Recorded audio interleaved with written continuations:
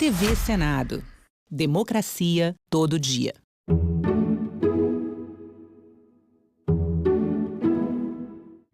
O programa a seguir é livre para todos os públicos.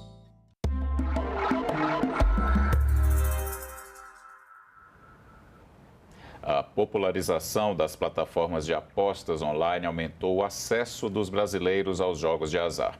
Com isso, casos de vícios cresceram expressivamente no país. Segundo dados do Senado Federal, a ludopatia é o terceiro vício mais frequente no Brasil. Ela atinge cerca de 3 milhões de homens e mulheres, ficando atrás apenas do álcool e do cigarro.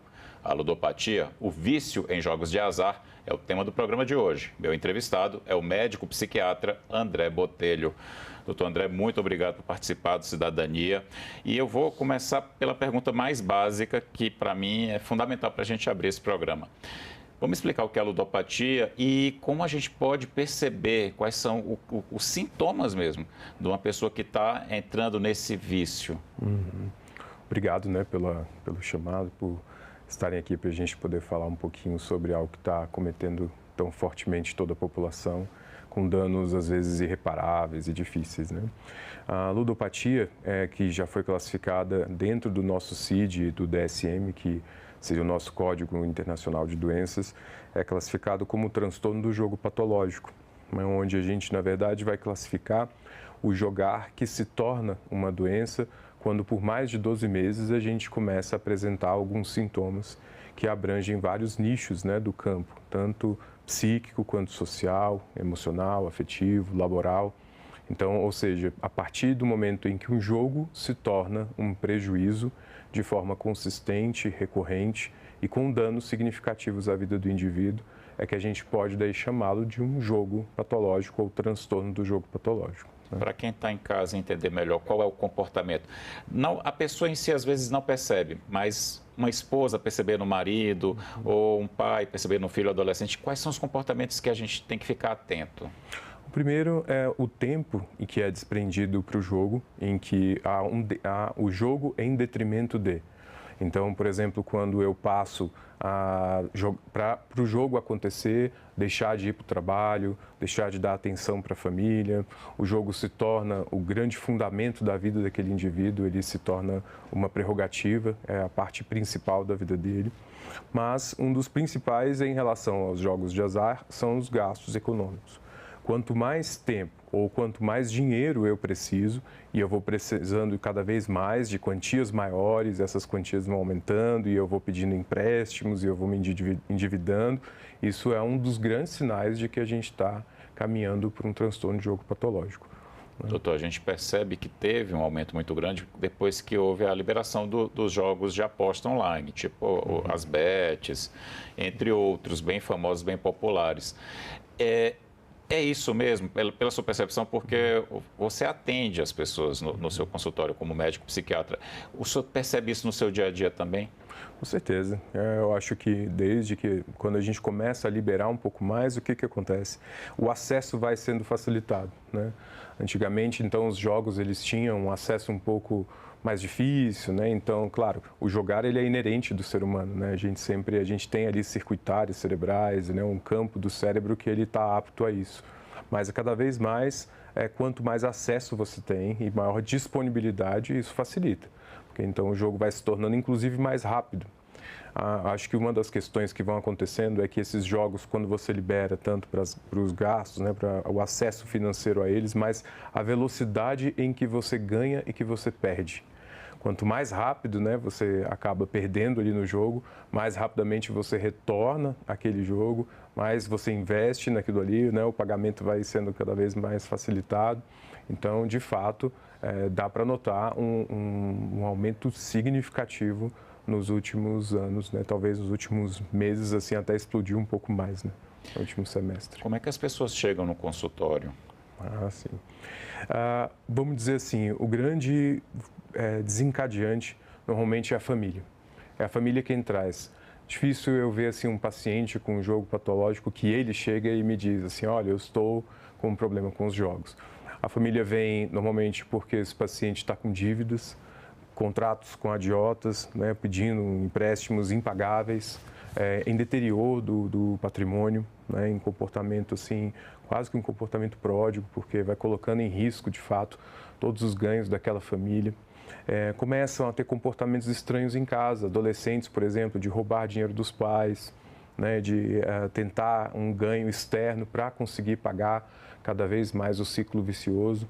Então ele chega nesse contexto familiar, muito preocupado, às vezes já surpreendido com todas as perdas, né? Então, às vezes jovens, como eu já tive casos de os pais descobrirem depois de um ano que não estão mais frequentando as aulas da faculdade, por exemplo, em detrimento do jogo, né? Porque ele vai paralisando a vida do indivíduo, né? Assim como nos adultos, né? Quando chegam também já porque não tem mais um bom convívio social em casa, há momentos de separação entre alguns casais por conta também disso. Então, às vezes, ali um casal que planeja todo um futuro, né, juntos, um ganho, né, planeja a sua vida, a sua história, e quando vê aquele comportamento se agarra e vai deteriorando todo aquele patrimônio, aqueles sonhos ali. Então, basicamente, quando eles chegam, é a família em desespero, às vezes, normalmente pedindo internação, né, pedem que, como uma forma de tirar aquela pessoa daquele ciclo vicioso, daquele ciclo social tão grave, né? É porque uma coisa que tem que ficar bem clara, afeta a pessoa, mas afeta também toda a família, todo mundo que está ali ao redor dela, inclusive com grandes perdas patrimoniais, né? Então, assim, coloca em risco, né, não só a saúde mental, mas a saúde financeira da família. Isso. O índice, inclusive, de tentativas de suicídio em pacientes que sofrem com o jogo patológico, principalmente no momento das perdas significativas, é altíssimo. Essas pessoas acabam ficando muito vulneráveis a pensar que a vida não tem mais jeito, de que elas não têm saída, né? Que em relação aos gastos se tornou impagável essa dívida, que elas estão distantes da estrutura familiar, da estrutura laboral, às vezes acabam perdendo o emprego também. Então, esse acúmulo de frustrações muito graves levam também essas pessoas a riscos significativos, né? Existe um recorte de gênero, um recorte de classe social? Por exemplo, uma ideia que são os homens que são mais propensos, ou até determinada idade, ou de determinada classe social. Existe esse recorte? Os extremos, tanto idosos quanto os jovens e adultos jovens, parecem ter um risco maior, né? São populações mais vulneráveis. Eu acho que acompanha um pouco. Nos jovens, de fato, a imposição tecnológica, né? Então, não é mais a exceção você ter acesso, né? Então, inclusive a nível social, como a tecnologia tem atingido cada vez mais áreas, né? Isso vem acompanhado da presença dos jogos, né, de azar que estão ali. Mas os jovens, por essa inerência cultural, né? O jovem vai jogar, né? Mas o idoso, pela solidão, pela falta, às vezes, de um suporte social, de uma rede de apoio, ele acaba sendo um alvo fácil, né, desses acessos, né, e o joguinho se torna aquela companhia agradável daquele dia a dia tão ocioso, sem nada. Então, são duas populações muito vulneráveis. Em relação a gênero, o sexo masculino parece ter uma predileção maior para o transtorno do jogo patológico. A gente pode tentar explicar isso através de questões mais genéticas, das vias da neurocircuitária cerebral e como também o homem está vinculado a esses comportamentos de risco, mas também a mulher, ela também tem muito acesso e, enfim, também acaba se tornando um risco, mas prevalece ali em homens um pouco a mais. A gente falou de jovens, né, homens em especial, pessoas idosas também, meio que para compensar determinadas carências e abandonos. E as crianças que têm um acesso tão facilitado, por exemplo, a aparelhos de telefone celular, a tablet, e com jogos como, por exemplo, vou nem falar em bet, mas o próprio jogo do Tigrinho, que é tão difundido aí, elas também estão em risco, né? Com certeza. E para as crianças, o jogo ele tem atrativos impressionantes, né? Acho que é um cuidado que os pais têm que ter, porque a oferta de telas como um subsídio de tranquilidade para as crianças, né? Então, eu vejo que as crianças cada vez mais cedo elas são estimuladas ao uso da tela pela galinha pintadinha, né? A musiquinha que toca ali é uma forma às vezes de acalmar aquela criança, porque a estrutura visual, as acomodações visuais, né, a luz, a cor, os sons, todos os estímulos, eles têm uma função de prender, né, aquela criança, aquele adolescente, aquele adulto, mas a criança se torna um alvo muito fácil. O que vai impressionando é que a gente vai vendo um aumento de número de crianças vinculadas aos jogos de azar também pelo acesso financeiro que elas vão tendo, né? Ficou mais fácil você anexar um cartão de crédito para o teu filho dentro de um jogo, né? Então, mas o que eu vejo é que as crianças, talvez os pais possam ter uma tentativa de um controle maior, desde que elas consigam, né, bloquear esses cartões ou botar um limite para eles, né? O que vai... Mas realmente é um atrativo significativo para as crianças, né? Existe uma diferença, a gente está falando muito do vício em jogos online, né? Seja por tablet, seja pelo celular ou até mesmo pelo computador, mas a ludopatia, esse vício, ele já existia antes, né? Com os antigos bingos, né? Máquina de caça-níquel e tudo mais. Existe uma diferença ou o mecanismo no cérebro do vício é o mesmo? Exato. Eles, na verdade, se a gente for entrando dentro do campo cerebral, o vício ele é o mesmo, ele é uma dependência comportamental, que é tão parecido quanto, se a gente fosse pensar assim, na dependência química, as circuitárias dos vínculos de recompensa, de dependência, do pragmatismo, da tua tentativa de erro, tudo isso fica acionado no cérebro na mesma circuitária, que a gente vai chamar ali de sistema de recompensa, né? Onde você, na aposta, é exatamente isso.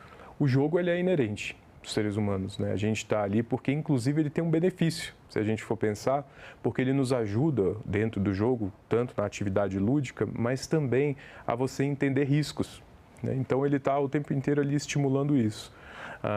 Quando você vai perdendo o controle e ele vai entrando num comportamento repetitivo, aonde o ganho comportamental, aonde esse boom que tem ali de dopamina, nessas regiões da via de recompensa, são estímulos tão significativos, o cérebro passa a entrar nesse estado dessa dependência. O comportamento, na verdade, independente do tipo de jogo, ele é aquele estímulo externo que vai, então, gerar um estímulo lá no cérebro, provocando esse alívio, esse prazer, né, que o jogo dá, essa tensão e alívio, que é o campo que ele coloca, porque nem sempre é prazeroso quando se perde, mas quando se perde, em seguida vem um grito de esperança interno de não, agora eu vou conseguir, eu vou ganhar, eu preciso dar conta, né? E aí você vai entrando num ciclo vicioso. Então não há tanta diferença, mas de fato os jogos por via do telefone, do tablet, eles têm, como eu disse, estruturas assim visuais, sonoras, muito mais atrativas, né? E que vão cada vez mais grudando a gente ali, né? Como é que é o tratamento? Como a gente consegue curar uma pessoa que está vivendo dentro dessa situação, que está viciada em jogos? A gente está falando de uma pessoa que, por conta do jogo, né, e de colocar esse jogo como a prerrogativa da vida, ela também vai perdendo muito da consciência de si. Ela vai perdendo a autoobservação, ela vai perdendo a capacidade de se amar, né, o amor próprio, o autocuidado, ela vai se isolando da família, dos colegas, do trabalho, né, ela vai entrando em vários acúmulos de perdas e não é incomum, e na verdade é uma das regras, a gente apresentar algumas comorbidades, transtornos de ansiedade, transtornos de adaptação e ajustamento, transtornos depressivos importantes que se associam, né? Então o tratamento ele parte por tratar também a comorbidade, mas dentro do jogo patológico, o primeiro é a isenção do jogo. A gente precisa afastar essa pessoa ao máximo que conseguir de dentro do jogo, né, da condição do jogar, né? Afastar dos riscos que já foram levantados socialmente, então, às vezes, pagar as dívidas e tentar reaver tudo isso, porque a pessoa coloca-se, né, num risco até... outros riscos, né, que a gente sabe, né, quando você vai pedindo empréstimos e enfim. Então, tratar a comorbidade e no jogo patológico o principal, a abstinência. A abstinência do jogo, o afastamento dessa rede, mas aliar com certeza a mudanças de estilo de vida, a uma rede social muito consciente, o que é o mais difícil, uma família também que trabalhe por tirar essas acomodações, né, que vão se colocando ali em relação ao jogo, para que a pessoa consiga sair desse movimento feroz que é o vício, né? Para ficar então claro para quem está em casa, é como a pessoa que é viciada em álcool. Ela não pode tocar no álcool, a pessoa viciada em jogo não pode jogar. Não vai poder jogar, exatamente. Até que ela possa recuperar muito mais, né, de si mesma, conseguir, tratando essas comorbidades, às vezes, entender o jogo e o lugar dele, mas até que se chegue nesse ponto, é muito importante não jogar, né, a abstinência de fato. Doutor, você falou um pouquinho do papel da família. Vamos reforçar, além do tratamento adequado com profissionais, óbvio, profissionais médicos e psicólogos também. A família pode ajudar como?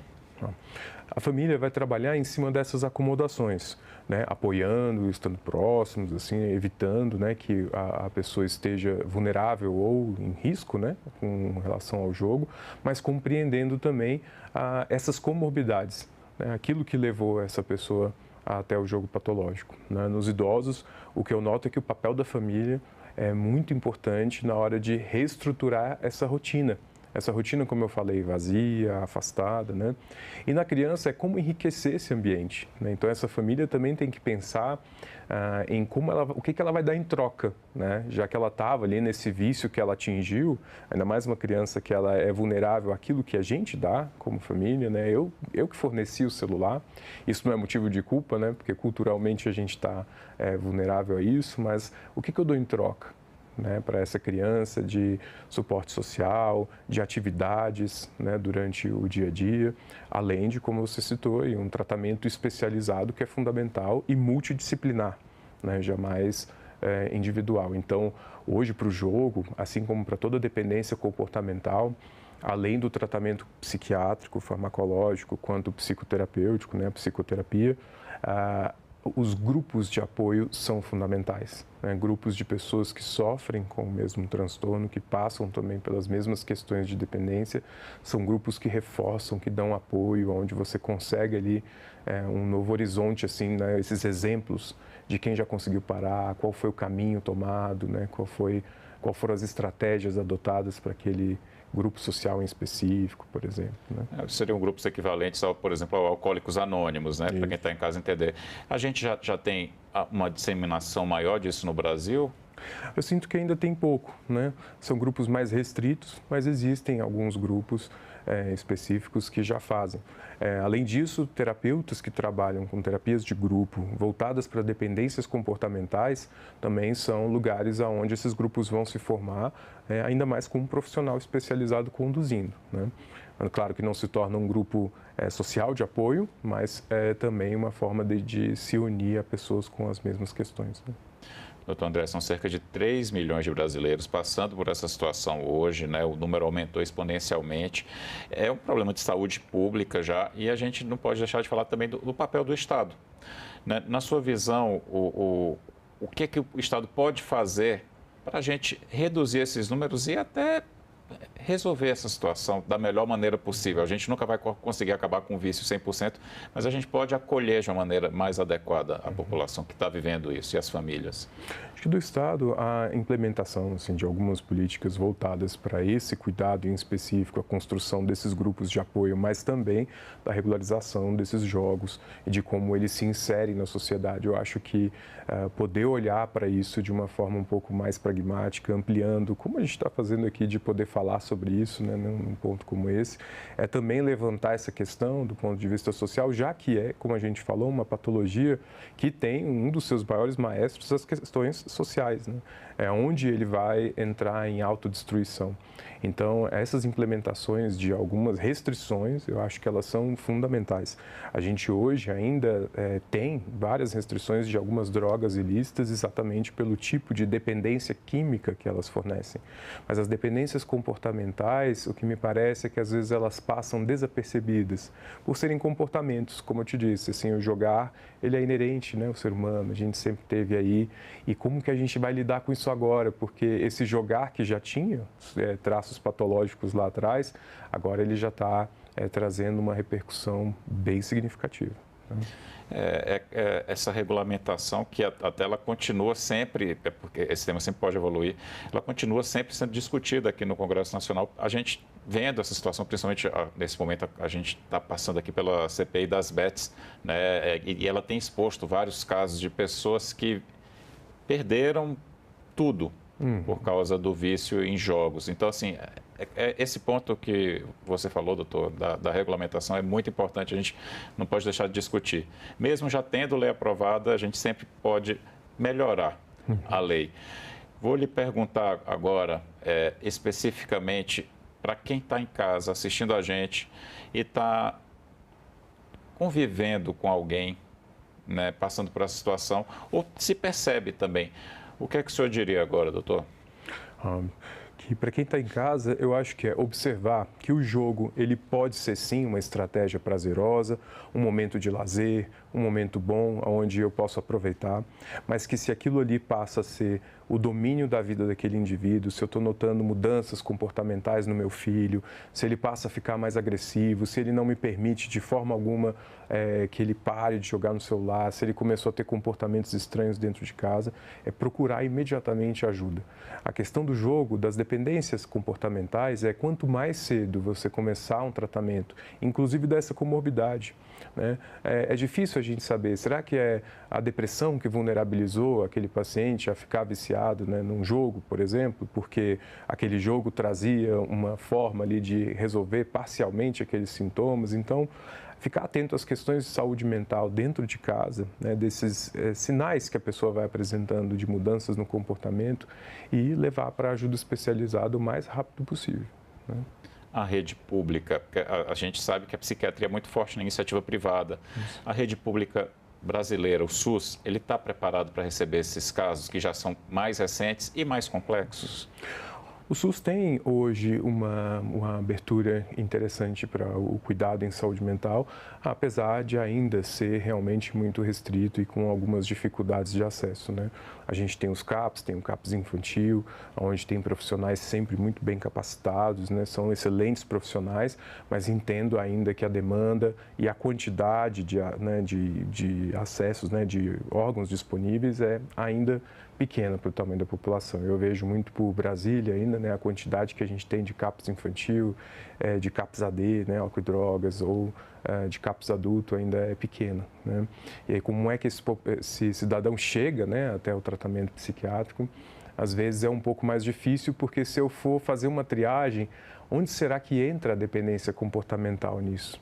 Né? Porque se passa à frente outros transtornos, né? Eu vou falar de uma esquizofrenia, de um paciente com um retardo grave, né? Um transtorno do espectro autista grave também, que precisa de muito suporte social, uma depressão severa. Então, acaba que esses transtornos eles passam muito à frente, o que eu noto ainda, né? Então, um ampliar das redes do acesso à saúde mental, acho que já está mais do que na hora da gente falar disso dentro do SUS.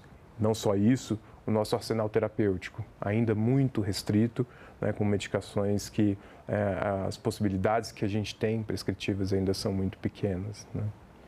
Doutor, algum ponto que seja importante a gente destacar antes de encerrar essa entrevista? Porque a gente falou muito, com certeza está ajudando muita gente que está em casa, que está passando por isso, ou que conhece alguém que está passando por isso, mas às vezes a gente deixou escapar alguma coisa. O que a gente deixou de falar que seria importante a gente ressaltar agora, antes de encerrar? Que a ludopatia, a gente teria que ampliar um pouquinho, não só para o celular, o tablet e tudo, até porque nem é só na tecnologia, mas que nesses inícios, né, da patologia, quando ela começa, se a gente fosse pensar em classificações, seriam por um período de 1 ano.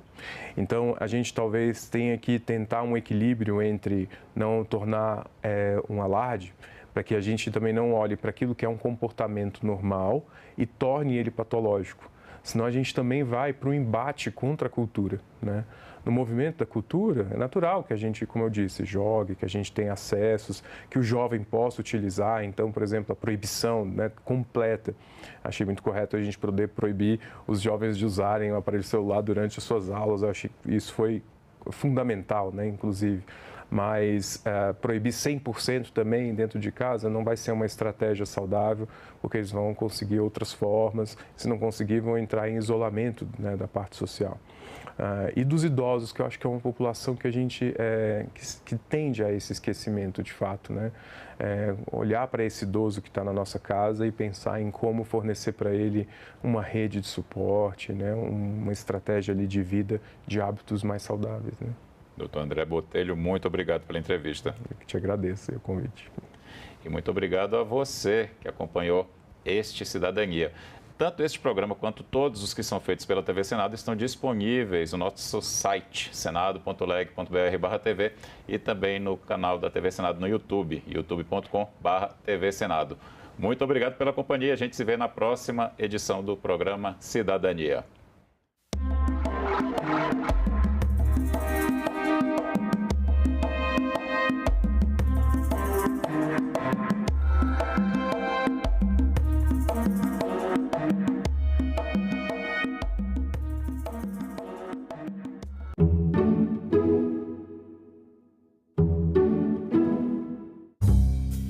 O Mato Grosso, por exemplo, nós conseguimos agora produzir mais do que a Argentina em soja.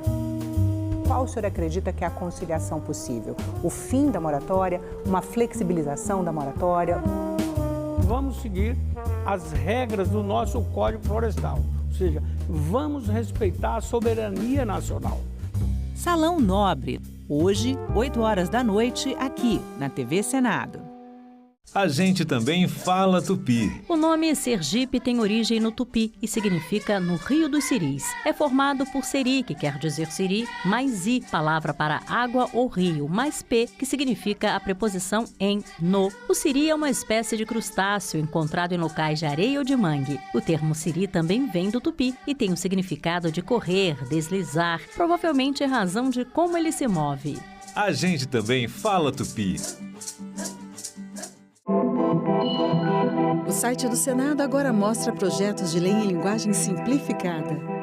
É o Senado Explica, uma ferramenta de inteligência artificial combinada com revisão humana que torna mais fácil entender e acompanhar as leis em debate aqui no Senado.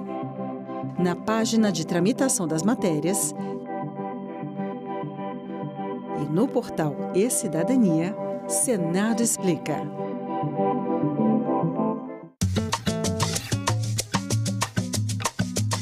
Amapá, bem no norte do país, já foi território federal e antes disso foi muito disputado. A bandeira do estado tem um símbolo geométrico para contar toda essa história. A figura geométrica na bandeira do Amapá simboliza o Forte de São José de Macapá. Essa fortaleza é considerada uma máquina de guerra, proteção de 360 graus, enfim... era muito avançada até para a época em que foi construída. Isso mesmo. Mas nunca foi usada? Não. Apesar de poder atirar balas de canhão para todas as direções, ela nunca foi usada. Essa região era estratégica porque fica na foz do rio Amazonas. Antes de Cabral chegar ao Brasil, um espanhol chamado Vicente Pinzón teria estado também no Amapá.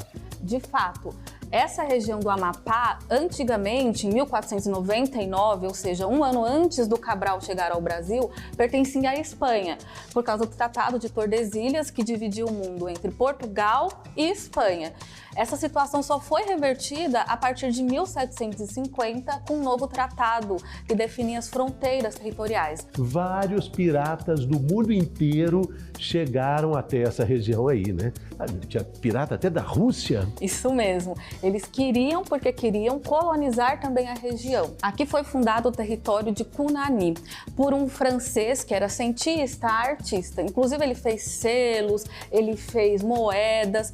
Só que esse território não foi reconhecido nem pelo governo português, nem pelo governo francês. O traço preto na bandeira significa as vidas que foram perdidas lutando pela independência da região. Aventuras e revoltas, disputas pelas riquezas da floresta e do solo. Sentinela brasileira lá no alto do mapa, Amapá. Essa bandeira tem história. As doenças, elas são raras porque elas são pouco conhecidas. Então, elas chegam uma vez no seu consultório. 2 meses depois que essa mancha apareceu, eu descobri uma gravidez. E aí piorou muito mais. Em uma semana eu já não enxergava mais. Se eu tivesse tido o diagnóstico cedo, eu não teria tantas consequências da doença. Em discussão, nesta quinta, 20h, aqui na TV Senado.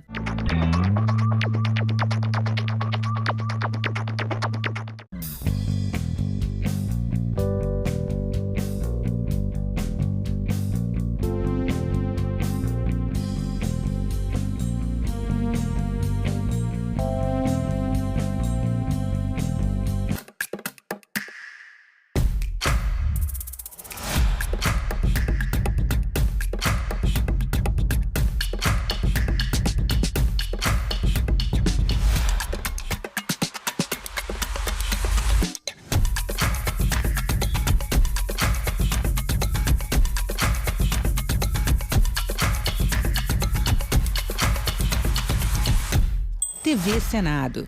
Democracia todo dia.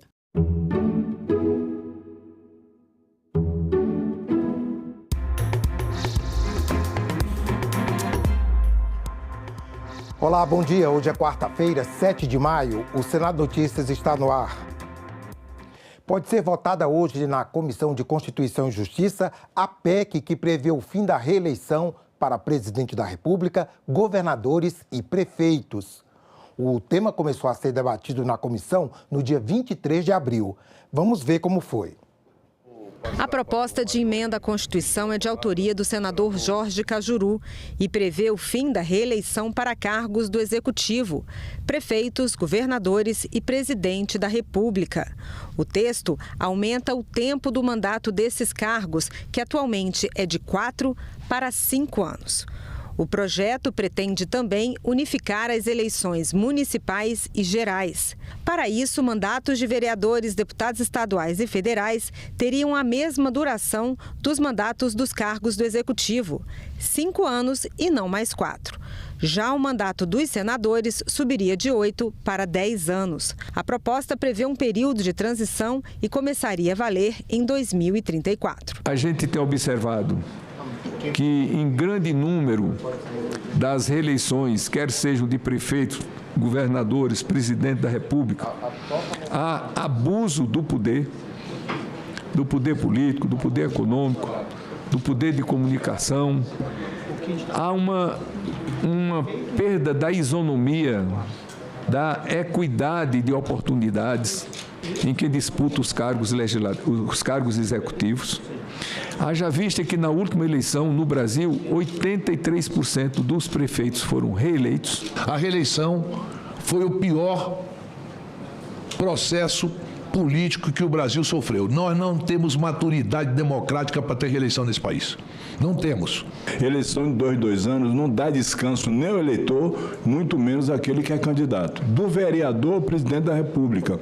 Nós tivemos eleição o ano passado para prefeito no meu estado e aqui no país. No meu estado não se fala em outra coisa, não ser a sucessão do governador que quer governar, mas a pressão política é tão grande que atrapalha às vezes governar. Muita gente imagina, senador Marcelo Castro, que sendo uma eleição municipal, os prazos e as limitações para os estados não vigoram, e não é verdade. Sendo uma eleição estadual, os prazos para convênios e todos os prazos administrativos ficam restritivos para a máquina pública. Então, o custo administrativo é muito alto com a eleição a cada 2 anos. De igual forma, o custo eleitoral, de toda a justiça eleitoral. Então, acho que são 2 elementos que existe um grande consenso da coincidência dos mandatos, dos processos eleitorais e, ao mesmo tempo, o fim da reeleição. Foi concedida vista coletiva da proposta e, apesar do apoio dos senadores ao projeto, houve várias sugestões de mudanças no texto, como um tempo menor de transição para acabar com a reeleição e houve críticas sobre o aumento do tempo do mandato para senador. 10 anos de mandato para senador, com todo respeito a quem pensa diferente, é um absurdo. É demais. A discussão aqui é, vamos procrastinar o fim desse instituto para 2034, sabendo que é um instituto que causa mal ao país? A gente pode chegar a um entendimento e encurtar um pouco. Então, o princípio, senador Otto, que eu, desde o início, tracei na minha relatoria, é não ferir o direito adquirido e até mesmo a expectativa de direito. Então, o governador, os deputados, o presidente da República, que forem eleitos em 2026, eles serão eleitos por 4 anos. O mandato termina em 2030. Na minha proposta, ele teria direito à reeleição para 2034. Mas nós podemos chegar a um acordo e dizer, não, em 2030 não vai ter mais reeleição. 14 reuniões de comissões, sendo uma de CPI e sessão deliberativa no plenário. Confira a agenda desta quarta-feira. Como vimos, daqui a pouco, às 9 horas, reunião marcada na Comissão de Constituição e Justiça. Um dos itens da pauta é a proposta de emenda à Constituição que acaba com a reeleição e eleva de 4 para 5 anos a duração dos mandatos de presidente, governador e prefeito. Também às 9 horas, a Comissão de Meio Ambiente deve se reunir com um único item na pauta, o projeto que trata de licenciamento ambiental, com alterações em algumas leis que tratam do assunto. Em seguida, a subcomissão temporária para acompanhamento dos preparativos para a realização da COP30 em Belém do Pará, ligada à Comissão de Meio Ambiente, deve ser instalada com eleição de presidente e vice. Também às 9, a Comissão de Assuntos Sociais tem reunião marcada. Na pauta, um dos projetos é o que determina que seja aferida a pressão arterial de crianças a partir dos 3 anos, o chamado teste do bracinho. Às 10 horas, a Comissão de Relações Exteriores deve se reunir e sabatinar embaixadores para representar o Brasil no Timor-Leste, Panamá, Sérvia e Montenegro, Bélgica e Luxemburgo, Belarus, Azerbaijão e na Guiné-Bissau. Também às 10 está prevista a reunião deliberativa da Comissão de Ciência e Tecnologia. Um dos projetos na pauta determina que 10% dos recursos do Fundo Nacional de Desenvolvimento da Ciência e Tecnologia sejam destinados à popularização da área. Às 10h30, a Comissão de Esporte deve se reunir. O primeiro item da pauta são 3 projetos que tramitam em conjunto e tratam de isenção tributária em casos de premiação de atletas. Às 11 horas, a CPI das Bets tem reunião marcada para tomar os depoimentos de Anderson Sicotoski, diretor executivo da empresa Pimbank Brasil, e do sócio Carlos de la Cruz Hipólito. Depois, a CPI examina requerimentos de convocação de depoente e de relatório de inteligência financeira do depoente. Também às 11, a Comissão de Direitos Humanos tem reunião prevista. Um dos projetos em exame é o que estabelece critérios para a concessão de gratuidade da Justiça. Às 12h30, a Comissão de Meio Ambiente deve fazer nova reunião. Dessa vez, uma audiência pública para discutir projeto que determina a transferência de bens e parte dos valores das multas por infração ambiental ao município onde ocorreu a infração. E logo mais às 14h, a Comissão de Educação tem audiência pública marcada. O tema: Plano Nacional de Educação para a Reeducação das Relações Étnico-Raciais e com Equidade. Também às 2, a Comissão de Agricultura tem reunião prevista. O primeiro item da pauta é o projeto que trata de mudanças no licenciamento ambiental. E ainda às 14 horas, o plenário do Senado deve se reunir em sessão deliberativa. Na ordem do dia, entre outros, o projeto que amplia a representação empresarial no Conselho Deliberativo do Desenvolvimento do Centro-Oeste. E 2 comissões mistas de medidas provisórias devem ser instaladas nesta tarde, com a eleição de presidente e vice. Às 2h30, a da MP 1291. Ela aperfeiçoa os mecanismos disponíveis ao Fundo Social para enfrentar os desafios socioeconômicos do país.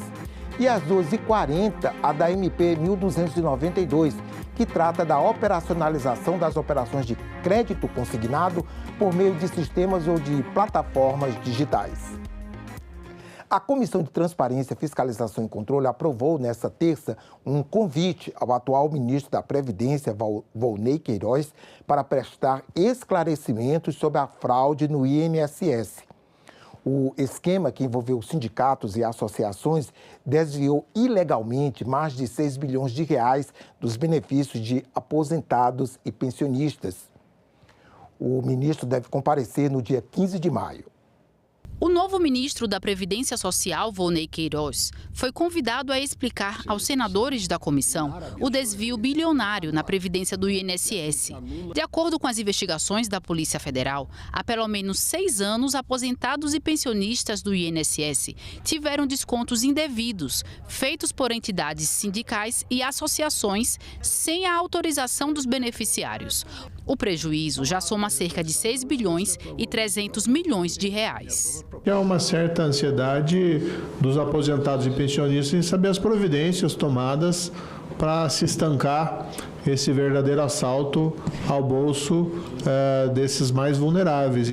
A informação amplamente divulgada de que houve reuniões do Conselho da Previdência Social já em 2023, nas quais o problema foi posto e, no entanto, o ministro da Previdência de então, Carlos Lupe, não tomou nenhuma providência efetiva. E, do outro lado, há também essa informação de que os beneficiários desses desvios são os sindicatos e associações de aposentados, muitas vezes com ligação com o governo federal, inclusive uma delas tendo por diretor o irmão do atual presidente Lula. O que me parece estranho, que o pessoal está falando de farra, quem é que botou um ponto final na farra? Foi o atual governo, quando mandou a CGU investigar, mandou a Polícia Federal investigar, tem gente presa, tem gente sendo investigada, tem gente demitida, o presidente do INSS e o ex-ministro Lupe, que eu não estou dizendo que tem culpa, estou dizendo que provocou isso. De acordo com o governo, um plano de ressarcimento excepcional para aposentados e pensionistas está em elaboração. E até a próxima semana deve ser apresentado à Casa Civil e depois à Defensoria Pública da União, ao Ministério Público Federal e ao Conselho Nacional de Justiça. Proteção ao idoso, educação inclusiva e integração de guardas municipais e agentes de trânsito ao sistema de segurança pública. Esses são os temas de 3 propostas de emenda à Constituição que foram discutidas nesta terça-feira pelo plenário do Senado. A proposta de emenda à Constituição coloca a proteção ao idoso entre as competências legislativas da União, estados e municípios. Os autores do texto alegam que muito ainda precisa ser feito pela população idosa e que as ações institucionais nesse sentido ainda são tímidas e limitadas. Com a mudança na Constituição, União, estados e municípios poderão criar leis para proteger os idosos, cada um dentro de sua área de interesse. O objetivo é garantir maior proteção e ampliar os direitos dessa faixa da população, com políticas públicas mais abrangentes e específicas. Os senadores também fizeram a primeira sessão para discutir a educação inclusiva como princípio constitucional. A medida abrange todos os grupos em situação de vulnerabilidade e níveis da educação, básico, médio e superior. Também foi a 4ª sessão de discussão em primeiro turno da inclusão de guardas municipais e agentes de trânsito no sistema de segurança pública. A regulamentação dos direitos de motoristas e entregadores de aplicativos foi debatida ontem na Comissão de Assuntos Sociais. Representantes da categoria, empresas e parlamentares discutiram regras e condições do setor. Falta de benefícios, segurança, remuneração deficitária. Essas são algumas das dificuldades apontadas por motoristas e motofretistas de aplicativos. Para debater a regularização de um dos setores que mais cresce, a Comissão de Assuntos Sociais discutiu os termos da ocupação por plataforma, que é o conjunto de regras e condições de funcionamento das plataformas digitais, como sites, aplicativos de transporte e entrega de alimentos e serviços de trabalho remoto. Hoje em dia, os trabalhadores plataformizados estão entregues à própria sorte. No entendimento do Ministério Público do Trabalho, a CLT ela já consegue regular o tema. Isso não impede regulações que venham avançar, que sejam além do que já está previsto para os trabalhadores com carteira assinada. Claro que nós sabemos a importância das plataformas, mas entendendo também que progresso não pode ser só para quem comanda as plataformas. Como o senhor falou, por trás das plataformas tem gente, tem pessoas que comandam essas plataformas. Então, assim, nós estamos tratando aqui de direito, de dignidade a esses trabalhadores. Profissionais da área ressaltam que a regulamentação da atividade é uma oportunidade de conquistar direitos básicos e melhores condições de trabalho. É muito importante que a pauta do BREC nacional, que as reivindicações de toda a categoria para o aplicativo é uma só. A gente pede um mínimo, né, que é o reajuste, né, um piso ali, uma taxa mínima, que é R$10, né, para nós termos um pouco mais de dignidade, valorização e de respeito. Ricardo Ribeiro e Alessandra Serrazes, representantes da Uber e da 99, respectivamente, falaram sobre a posição das plataformas em relação aos termos da ocupação por aplicativos. Esse modelo de trabalho por plataforma foi um modelo que trouxe muitos benefícios para a sociedade brasileira, para os trabalhadores de plataforma que não contavam com essa opção há 10 anos atrás. muito mais de 10 anos atrás, e que a gente precisa conseguir encontrar modelos regulatórios que mantenham os benefícios que esse serviço trouxe, que esse modelo trouxe, mas que repense o financiamento das políticas de bem-estar social que protegem o trabalhador, para que elas possam ser financiadas e que possam oferecer para eles os mesmos direitos e benefícios que existem para o trabalhador tradicional. Nós nos comprometemos e nos mantemos comprometidos com uma regulação que seja justa e equilibrada, levando em consideração esse tripé que eu havia mencionado, que é o motorista, o usuário e a empresa, para que esse modelo, nos moldes como ele se encontra, ele mantenha a sustentabilidade e consiga manter a geração de emprego e renda para muitos trabalhadores no Brasil. A segurança nas escolas foi tema de 2 projetos aprovados nesta terça-feira pela Comissão de Segurança Pública. O primeiro projeto torna crime hediondo todo homicídio ou lesão corporal gravíssima praticados em instituição de ensino. Os homicídios cometidos nas escolas passam a ter pena prevista de reclusão de 12 a 30 anos. Esta pena é aumentada de 1/3 à metade caso a vítima tenha doença ou deficiência e em 2/3 caso o autor tenha vínculo com a vítima ou trabalhe na instituição. O projeto é conveniente e oportuno porque endurece as penas dos crimes cometidos no interior de instituições de ensino, creches, pré-escolas, escolas, universidades, etc., públicas ou particulares, a fim de inibir sua prática e aumentar a segurança, a paz, a tranquilidade de alunos, professores, funcionários e pais nesses ambientes. Trata-se de circunstâncias absolutamente repugnantes que realmente deixam estarrecida a sociedade brasileira, por isso merecem um tratamento penal mais duro. Aumentar a pena faz a diferença, é importante sim. Não pode ser vulgarizado, mas existem razões que justificam o incremento da pena e esses ataques horrendos, atrozes, que nós temos visto nos últimos anos, mais do que justificam. Outra proposta permite que as escolas, públicas ou particulares, implantem medidas de segurança para combater a violência. O projeto original previa um vigilante em cada escola, mas a emenda apresentada pelo senador Sérgio Moro determinou que essas medidas sejam compatíveis com a estrutura, o orçamento e a capacidade de cada instituição de ensino. A ideia é que cada instituição de ensino implemente medidas de segurança que, de acordo com sua capacidade econômico-financeira, podem incluir a instalação de pórticos, detectores de metais e a presença constante de vigilantes nas entradas. Cabe, a partir da aprovação desse projeto, senador Mourão, que cada escola, cada instituição de ensino, estabelecimento, faça uma avaliação serena a respeito das melhores propostas de segurança compatíveis com sua estrutura, com o seu orçamento e com as suas peculiaridades. Porque a responsabilidade aqui está expressa, que essas medidas de segurança têm que ser tomadas. O primeiro projeto tem decisão final na Comissão de Constituição e Justiça, enquanto o segundo tem deliberação definitiva na Comissão de Educação. A Comissão de Segurança Pública também aprovou um projeto que aumenta a pena para o tráfico de drogas. A Comissão de Educação fez a 4ª audiência pública de um ciclo que está promovendo sobre o Plano Nacional de Educação. Desta vez, representações sindicais de professores e outros trabalhadores da educação debateram as diretrizes da educação nacional para os próximos 10 anos. O texto em discussão será o 3º Plano Nacional de Educação, mas os 2 primeiros não foram colocados em prática.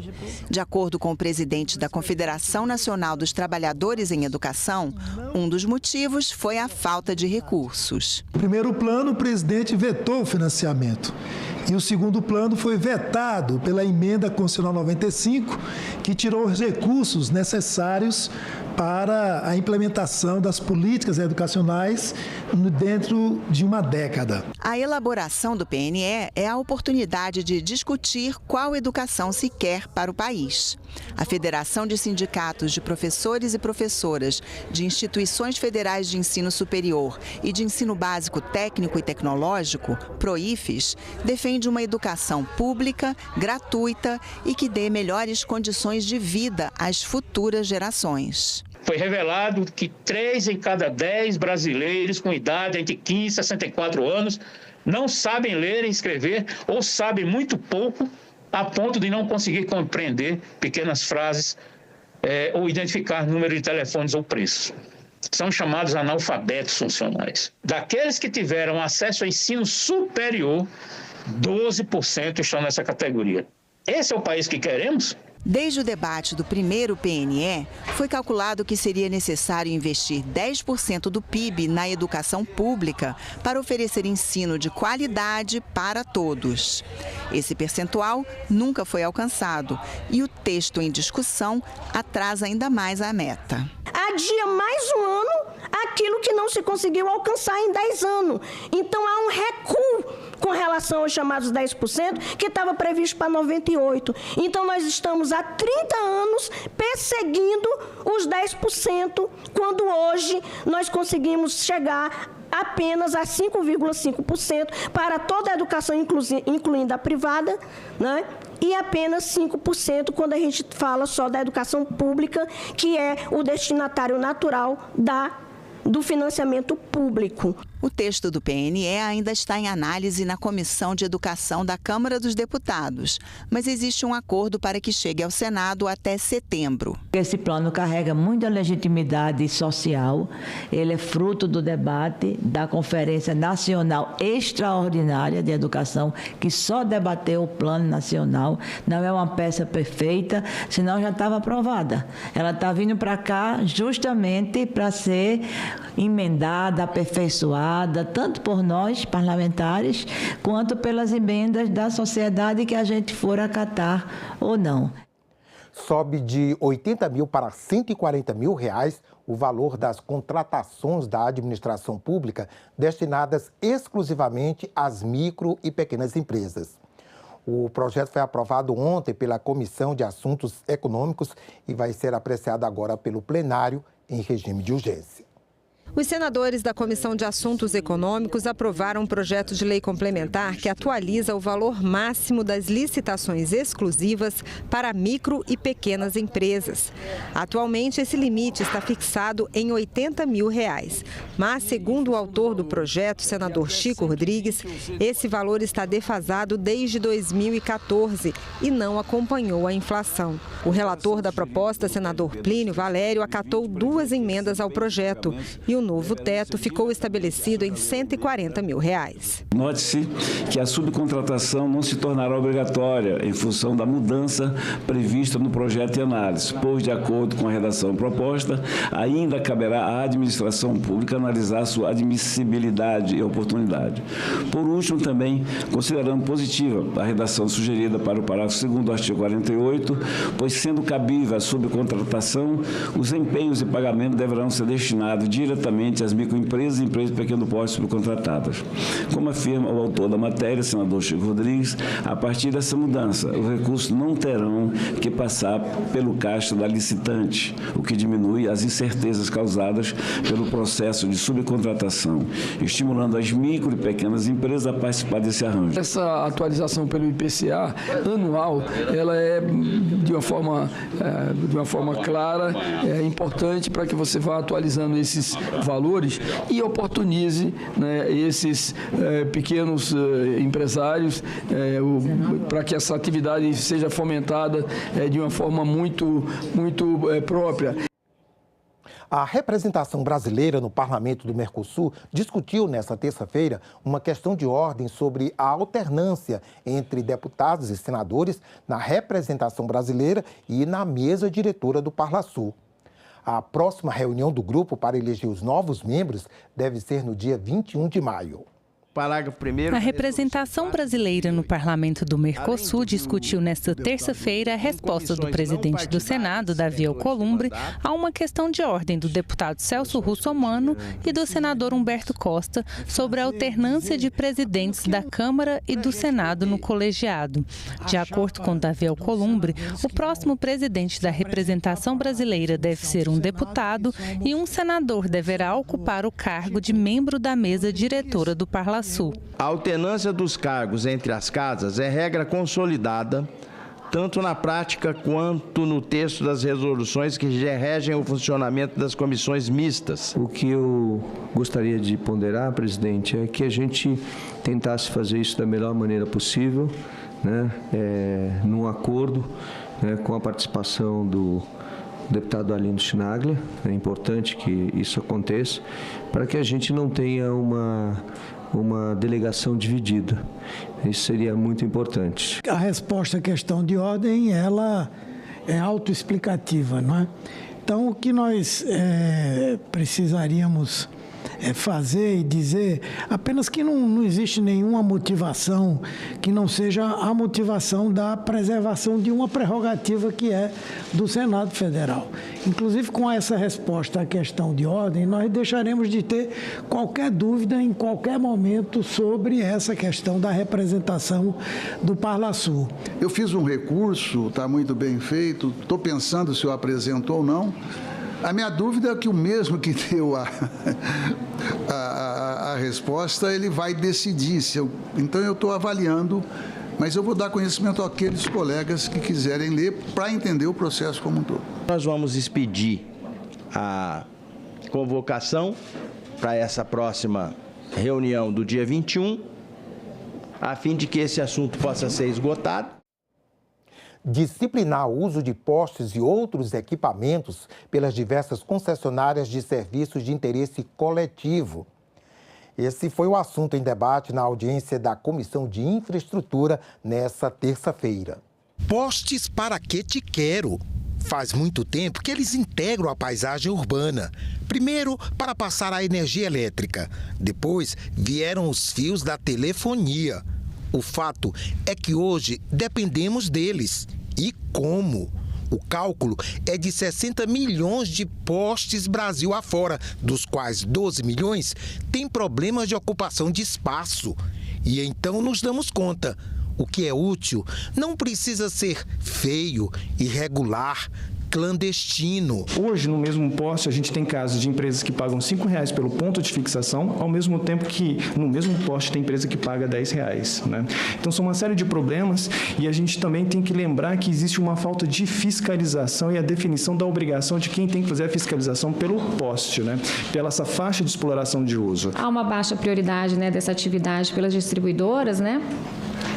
E o que causa uma elevação de custos e frustração de receita, né, nessas ligações à revelia e clandestinas.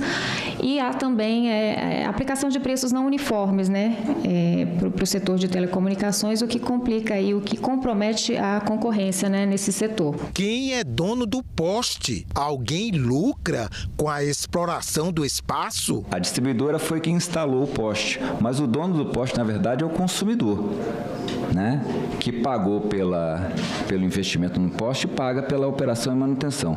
E é justamente por isso que existe a cobrança. E 60% desse valor que é cobrado das distribuidoras vai hoje para a modicidade tarifária. São cerca de 2,5 bilhões de reais. Os 40% que fica para a distribuidora é para todos os custos, inclusive o tributário, que é 34%. Ou seja, a distribuidora não ganha dinheiro com essa cobrança. Mas, por outro lado, a distribuidora é um ente privado. Ela não tem poder de polícia, né? Então não dá para cobrar que a distribuidora vai lá e vai fiscalizar o clandestino. Não é essa a função da distribuidora. Em Santa Catarina, provedores de internet se organizaram e têm apresentado alternativa para pôr ordem na situação e melhorar a paisagem. Há uma aplicação do nosso projeto. Então, do lado de cá temos o poste antes e do lá o poste depois. Ele fica muito mais compacto, causando um efeito visual muito mais bonito para as cidades. A parte de baixo são os cabos metálicos que estão em desuso e vão ser retirados.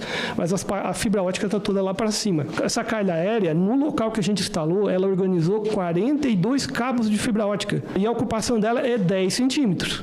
Certo? Esse é o material utilizado e vamos à aplicação dela no dia a dia. Esse é o antes, tá?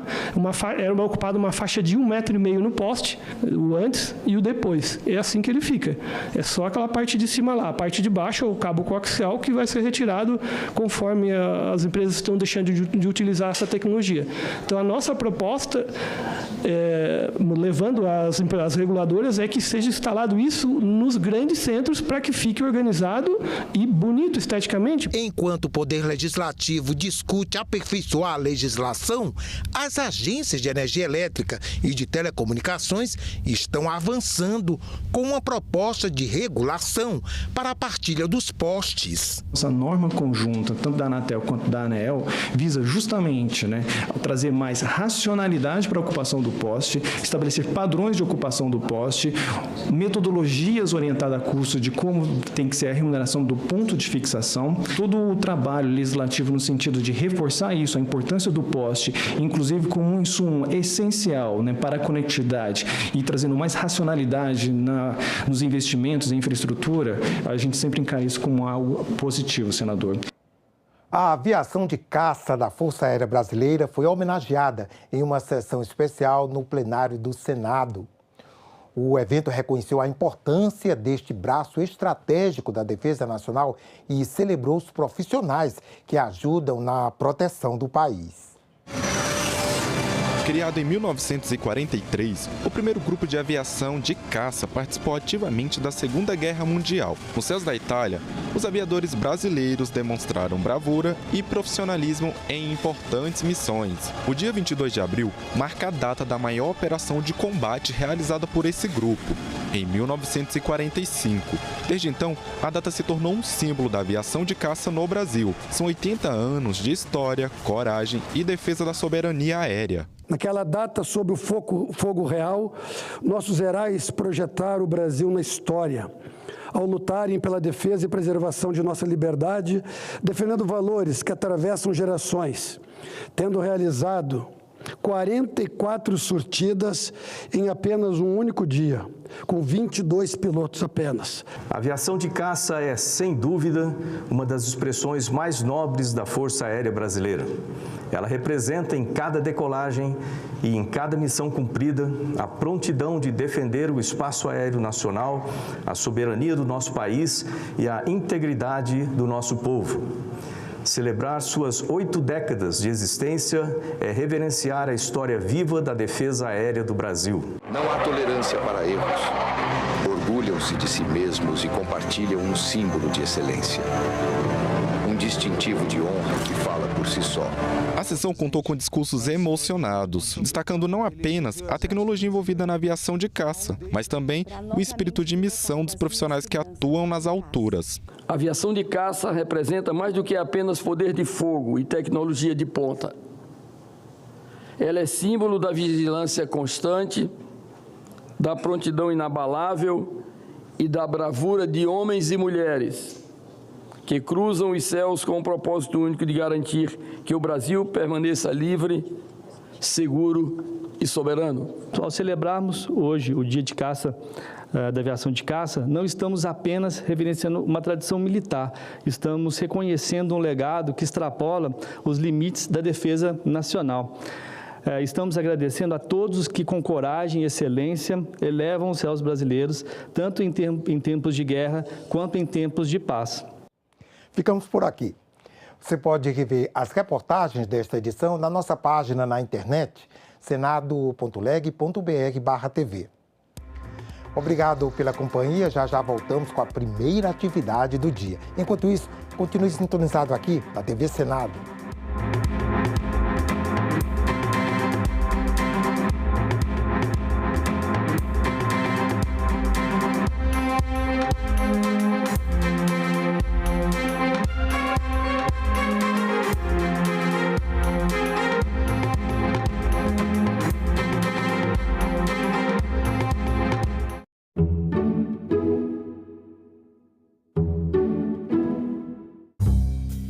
O Mato Grosso, por exemplo, nós conseguimos agora produzir mais do que a Argentina em soja.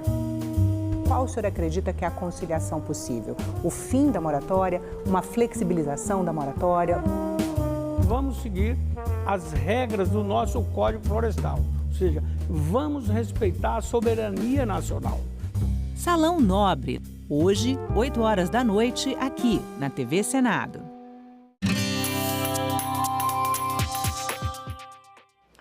Olá, eu sou a Carla Benevides e está começando mais um programa Argumento. O Senado aprovou um projeto de lei que determina novas regras para o transporte aéreo de animais domésticos. A proposta é conhecida como Lei Joca, nome do cão que morreu durante um voo em abril de 2024. A gente conversa agora com a senadora Margarete Busetti, que foi a relatora do projeto aqui no Senado e que é do PSD de Mato Grosso. Senadora, obrigada pela sua presença. Eu que agradeço, é um prazer estar aqui falando desta aprovação que, afinal, é um marco para o transporte dos nossos pets no transporte aéreo, né? Senadora, o transporte aéreo de animais domésticos não era obrigatório para as empresas aéreas. A partir desse projeto, eles tornam obrigatório, não é isso? Esse é o maior avanço da lei aprovada. Não existia a obrigatoriedade das companhias e agora sim existe a obrigatoriedade do transporte de cães e gatos na aviação. Como será feito esse transporte aéreo? Ele pode sim ser na cabine, né? Mas dentro da caixinha. Quem vai regulamentar isso, quem vai dizer isso, é o órgão regulador, que é a ANAC, que vai falar do peso, do tamanho. É isso, para que tenha tanto o bem-estar animal, que fique bem claro isso, e o bem-estar dos passageiros e segurança no voo. É isso. Senadora, há a possibilidade também dos animais serem colocados no porão do avião. Quais serão as regras se isso for necessário? Olha, o transporte de um cão de grande porte. Hoje ele vai no porão, né? Ele vai no transporte que é do passageiro, do pet, mas a gente determina que seja feito o monitoramento desse pet, que ele seja monitorado o tempo todo e que as condições desse compartimento de carga do pet seja bem feita, bem refrigerada, dentro das condições ideais para o bem-estar animal.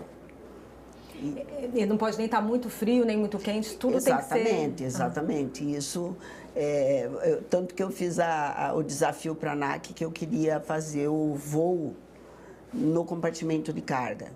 Porque se ele é bom para o meu pet, se ele é seguro para o meu pet, ele é seguro para mim. Aí a ANAC disse, não, mas não pode, senadora. Eu falei assim, não, mas acha uma brecha aí, vamos ver se pode. Para testar, né? Para testar.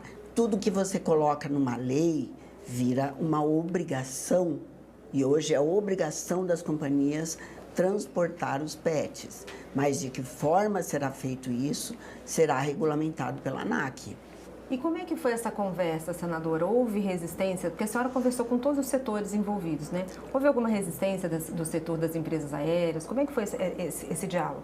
Desde o programa do MPOR, do PATAS, as companhias já começaram a se movimentar porque sabiam que viria uma lei aí, né? A lei que veio da Câmara, ela tinha muitas fragilidades.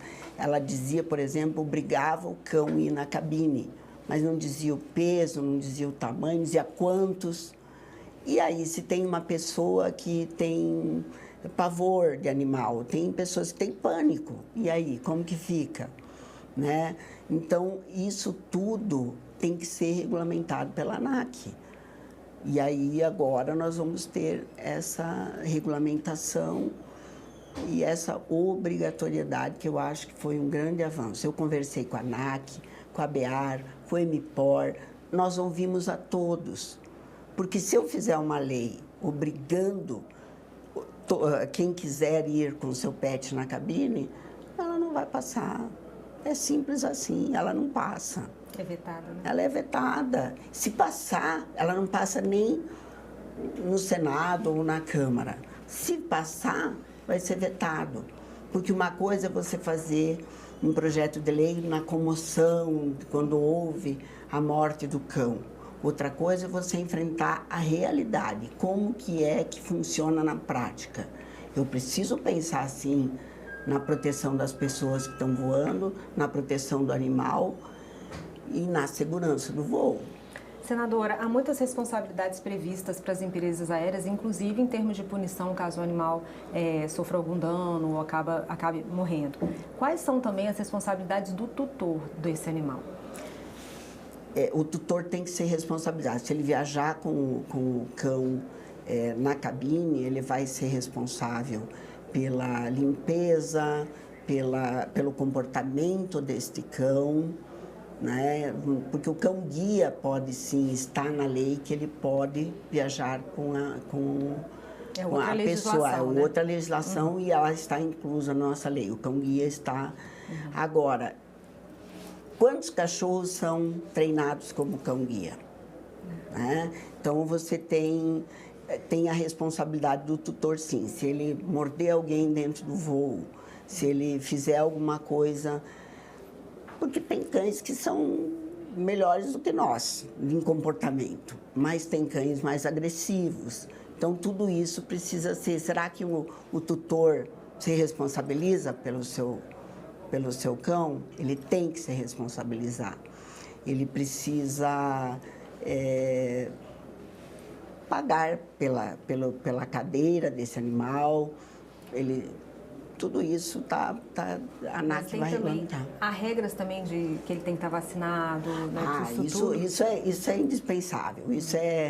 Ele tem que estar com todos os certificados de vacinas, ele tem que estar com um atestado de saúde, tem que estar com tudo isso. Tem que estar acompanhado do seu tutor, se ele vai na cabine.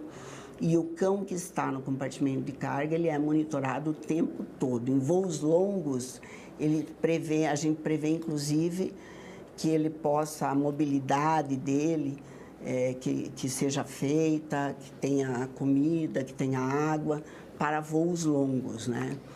E a companhia será responsabilizada por qualquer dano desse animal. Então, quando você faz uma lei, Carla, e você coloca na lei que ela será responsabilizada, eles vão fazer corretamente, eles vão fazer o certo. A senhora citou esses casos de pessoas que talvez tenham medo, tem também pessoas que têm alergia a algum tipo de animal, tipo gato, cachorro, pelo do animal. A ANAC que vai regulamentar todas essas regras, mas há a possibilidade de, por exemplo, um passageiro falar assim, se caiu dele sentar ao lado de um cão, ele poderia se recusar, falar, não quero, não posso, tenho medo, tenho alergia, isso é possível? Olha, eu acredito que sim. Como a companhia vai ter que dar publicidade aos voos que têm cães e gatos, vai ter que ter relatórios, e se ela ofertar um voo pet friendly, que o cão vai na cabine, isso será também publicado, que esse voo terá um cachorro, assim, assado. Então, eu acho que, como compra uma cadeira para esse cão, talvez fique uma disponível no meio e a outra seja usada pelo tutor. Quando é judicializado, é assim que está funcionando, né?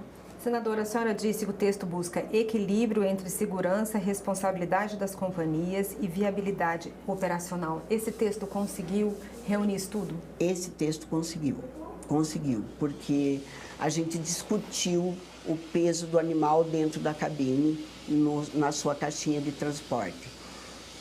Se é 10 quilos, se é 12 quilos, se é 9 quilos, a ANAC disse, olha, isso nós vamos regulamentar.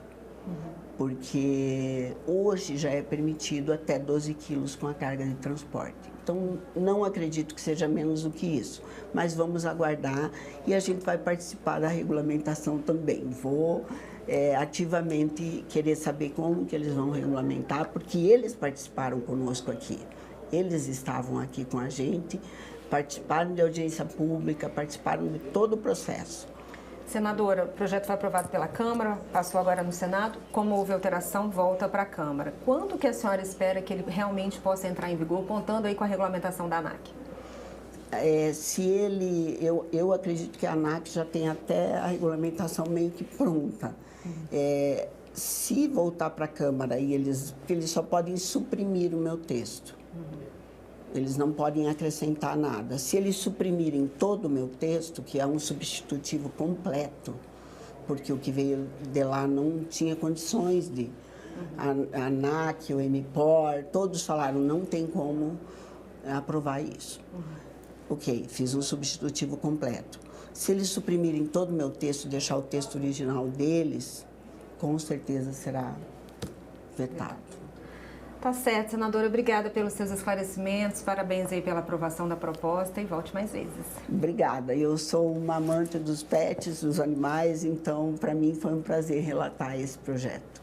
Com certeza. Obrigada, senadora. E eu agradeço a você também que nos assistiu. Se você quiser rever esse programa, é só acessar o nosso site senado.leg.br/tv ou o nosso canal no YouTube. Obrigada pela sua companhia e até o próximo argumento.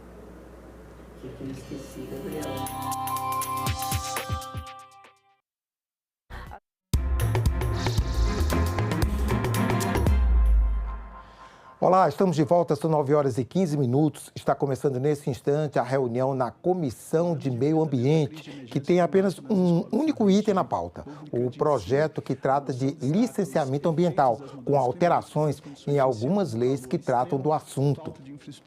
Acompanhe. De adequação como arborização, climatização, saneamento e acesso à água potável.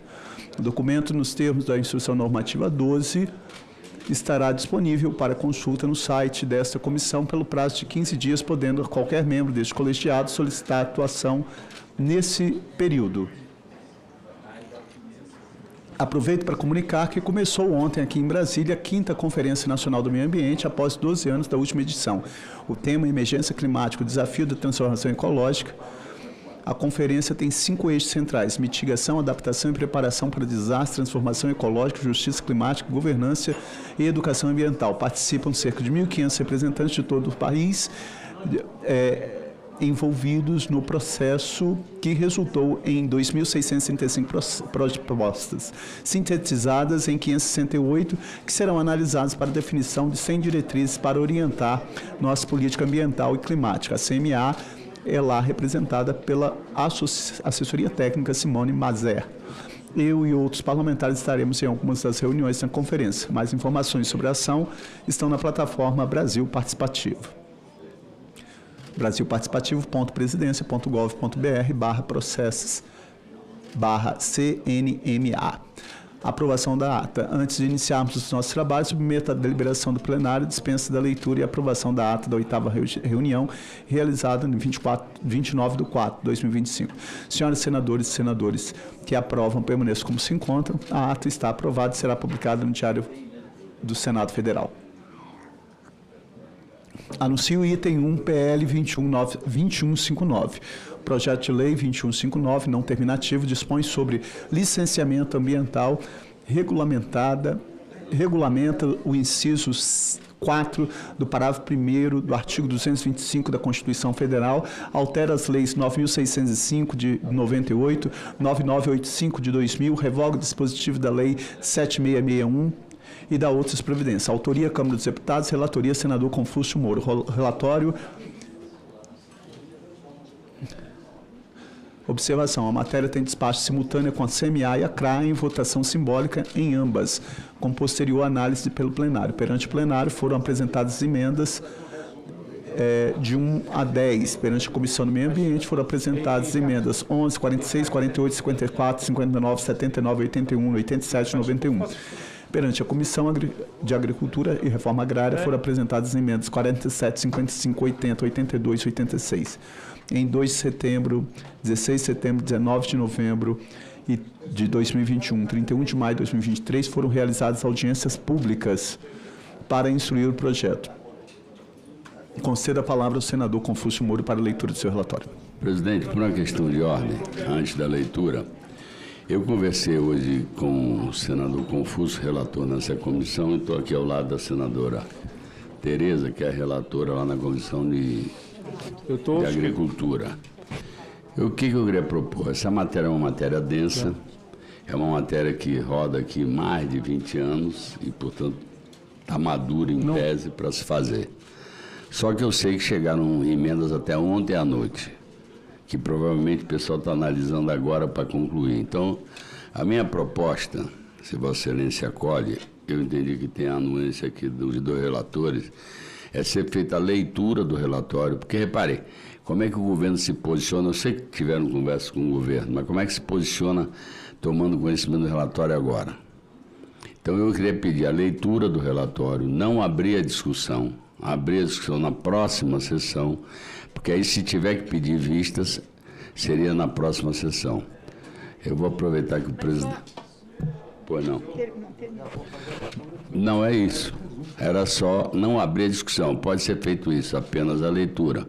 Regimentalmente é possível. Eu estou sendo objetivo, eu quero ganhar mais uma semana para poder, pelo menos, mergulhar em cima do relatório e estudar. Eu sei que foram feitas muitas negociações, estou acostumado com isso com a senadora Tereza. Então, eu sei também que o nosso presidente da Casa tem muito interesse que se vote rápido, mas algo que ficou aqui 20 anos não é possível que uma semana vá matar. Então, era a minha ponderação. Obrigado. Com a palavra, senadora Tereza. Obrigado. Bom dia, presidente. Bom dia. Bom dia a todos.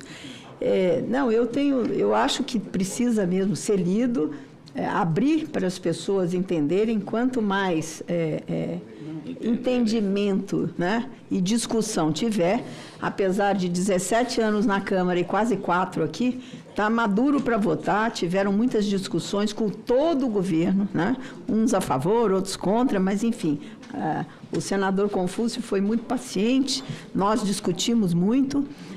O senador Contarato também, quando assumiu essa comissão, e nós colocamos a urgência de votar, né, esse projeto de lei, porque os empreendimentos maiores nós precisamos de modernização, agilidade, sem perder a eficiência e sem precarizar nada.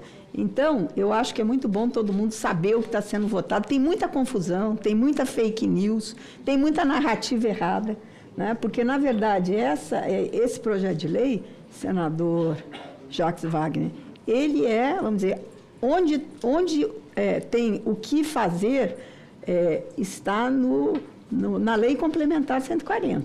Aqui, o que nós estamos votando é como fazer e onde fazer. Então, eu acho que é bom para desmistificar isso tudo. Só queria entender uma coisa. Então, nós leríamos nas duas comissões hoje os projetos. Abriria vistas ou não? Porque senão a gente perde mais outra semana. Porque se a gente lê hoje, aí abre para discussão só na semana que vem. E aí depois nós vamos ter mais uma, aí vai pedir vistas, aí essas vistas seriam o quê? Para outra semana. Para o dia 20, para a semana do dia 20. Na verdade, senadora Tereza, porque nós essa semana agora isso... é uma semana meia atípica, tem a viagem do presidente e tal. E a semana que vem não vai ter ninguém aqui também. Vai ter muito pouca gente, porque as pessoas têm um negócio em Nova York, tem outro negócio na China, sei lá. Virtual, não sei como é que vai ser o cenário. Bom. Então, semana que vem vai ser uma semana muito morna. Então, só para a gente se situar. Muito obrigada. Bom, eu vou manter minha proposta, porque a senadora Tereza sabe que a gente já fez exercícios de negociação aqui muito grandes. Eu, efetivamente, falei quando apresentei, o que eu quero é ganhar pelo menos mais uma semana. Mas eu teria 2 semanas. Pede vistas teriam 2 semanas. Não, porque a vista regimental é uma semana, certo? Mas como a gente está marcado para o dia 21, a gente leria... Então, seriam 2 semanas, praticamente. Nosso compromisso... Pode ser isso, senador Confúcio? Deixa eu ver aqui. Vai depender muito da urgência assim, do próprio presidente e do presidente da Casa, que pediu urgência para chegar lá no plenário. Não, sei que ele pediu urgência, mas... Olha, eu vou repetir uma coisa. Eu acho que esse tema é muito delicado. Estamos na porta da COP. Eu não estou querendo postergar, a senadora Tereza sabe que a gente superou coisas que foram frutas de fake news, inclusive consigo, a dos defensivos. E a gente acabou atravessando essa dificuldade, assim como no bioinsumo. Então, a minha prática aqui é de negociar e cumprir o acordo feito. Eu estou falando isso objetivamente para ganhar pelo menos mais uma semana, para o governo poder... Está pedindo uma, quero te dar duas. Não, estou pedindo uma mais do que uma que tinha. Bom dia. Bom, eu vou acolher a sugestão do senador Jacques Wagner. Nós vamos fazer a leitura desse relatório hoje. Semana que vem vai ter sessão, vai ter a Comissão de Meio Ambiente. Aqui eu quero deixar isso claramente, que nós vamos ter, independente da atuação, a comissão vai funcionar e vai ter pauta. Esse projeto vai entrar na pauta semana que vem, vai iniciar a discussão semana que vem, abre-se vista semana que vem. Está claro? Obrigado. Com a palavra o relator. Perfeito. Senhor presidente,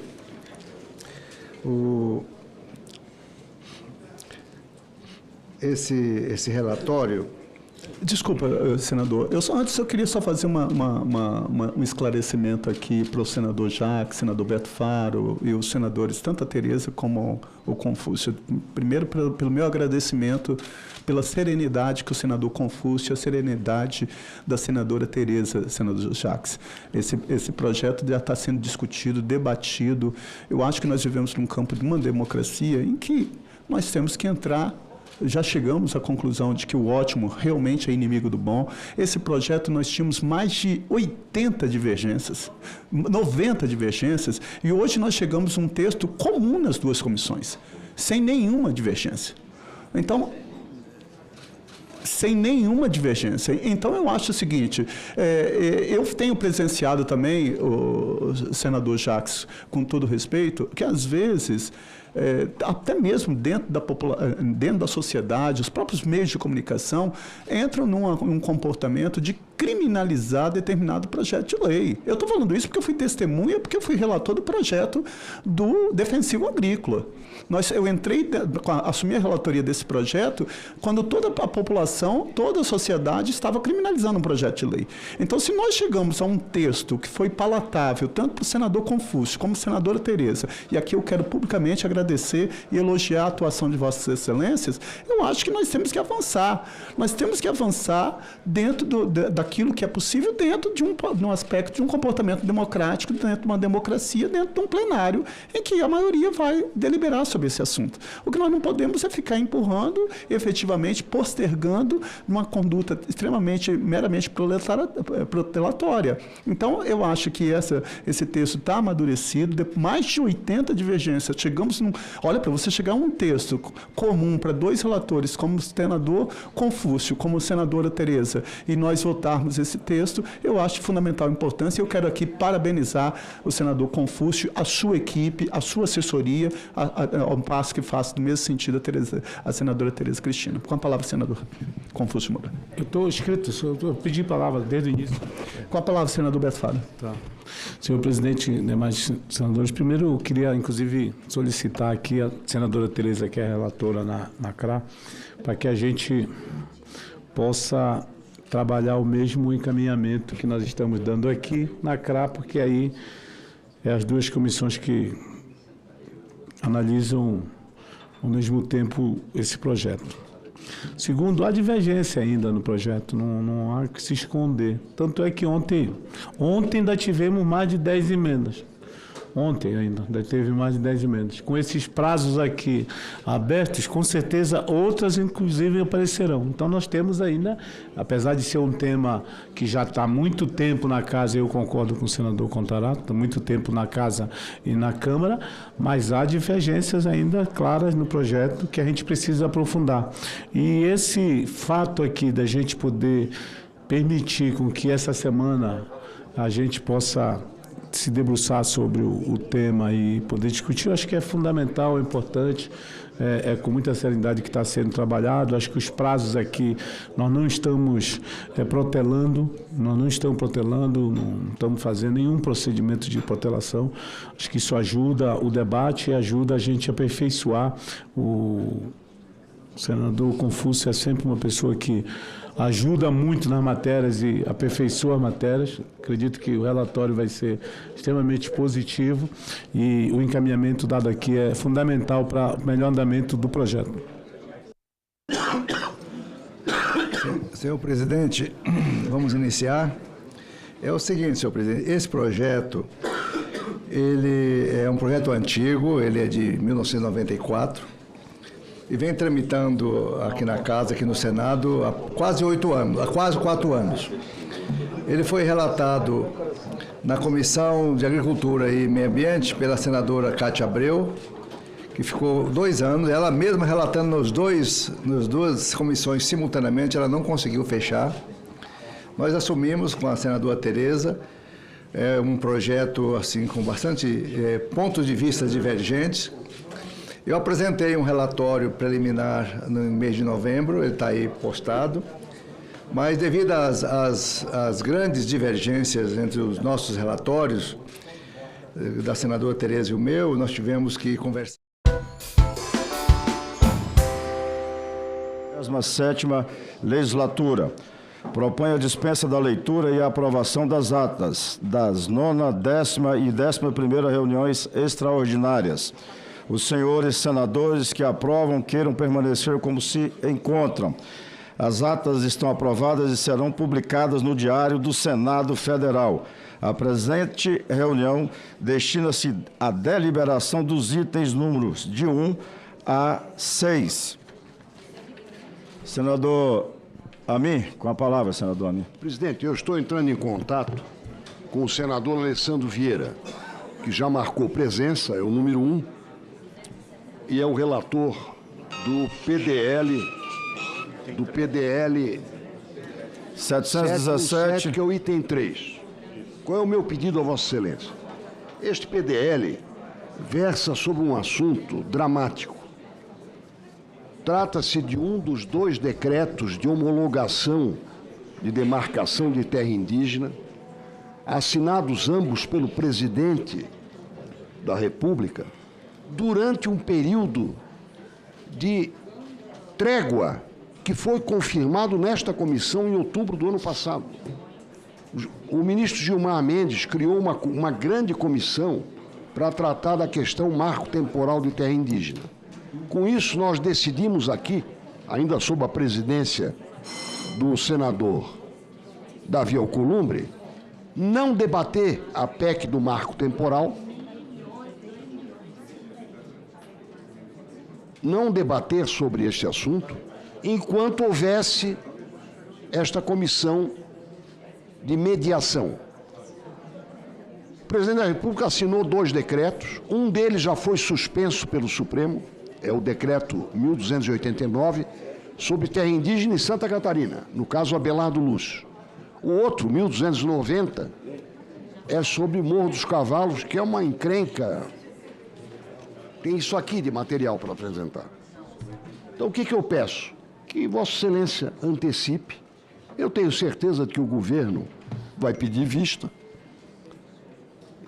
muito embora todos saibam desde já o seguinte: o presidente da República assinou um decreto homologando terra indígena, contrariando a lei em vigor.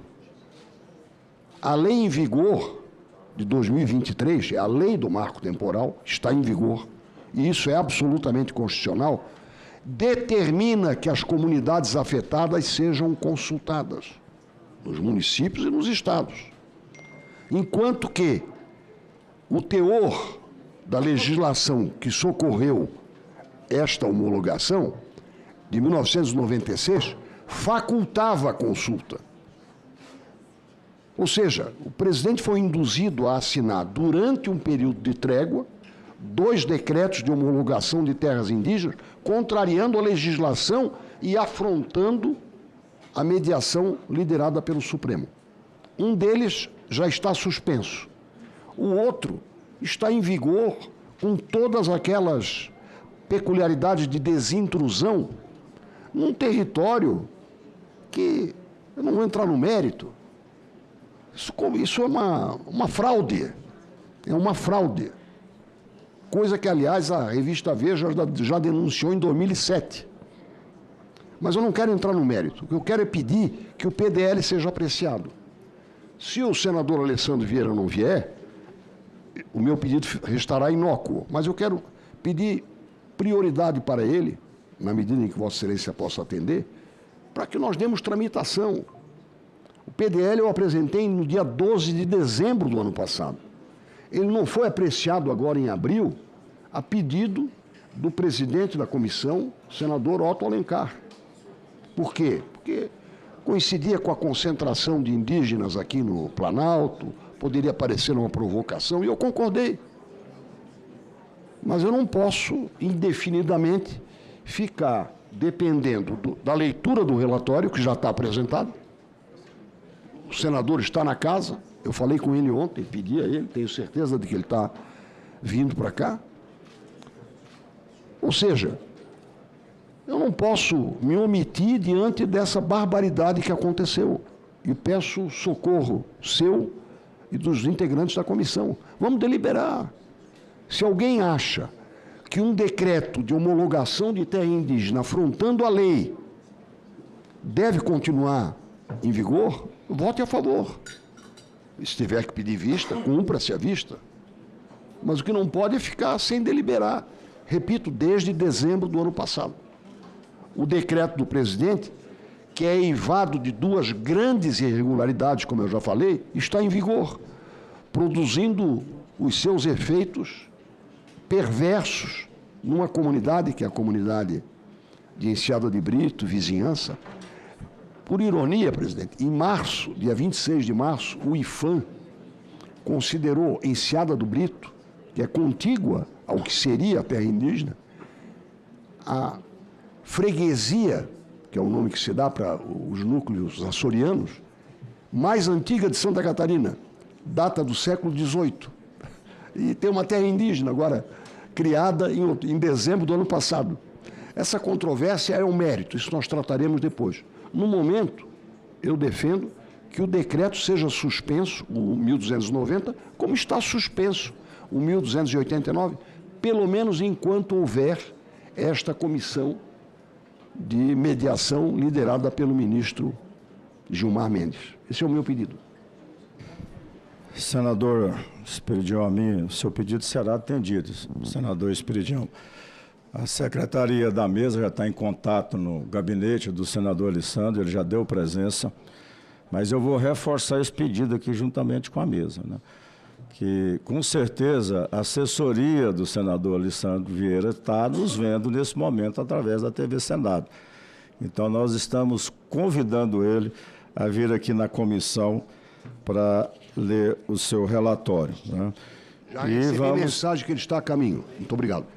Eu recebi mensagem que ele não vem.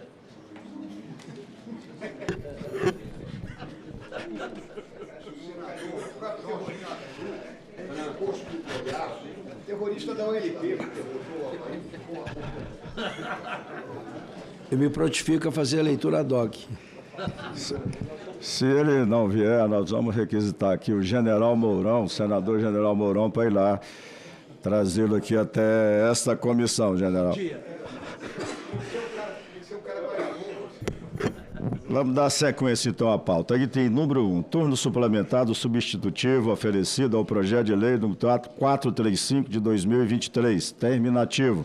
Altera a lei número 13.105, 16 de março de 2015, para conceder tramitação prioritária automática aos processos protocolados em qualquer juízo ou tribunal, cuja parte seja mulher, vítima de violência física.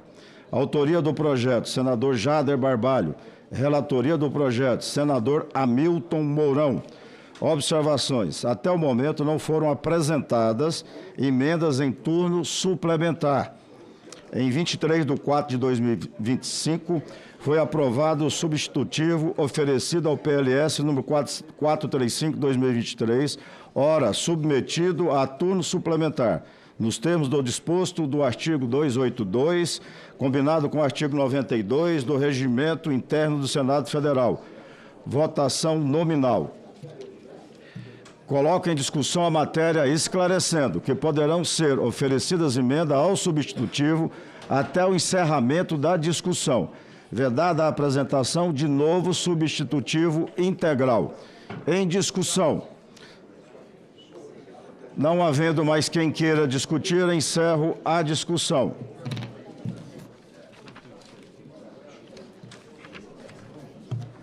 Não tendo sido oferecidas emendas, o substitutivo é dado como definitivamente adotado sem votação.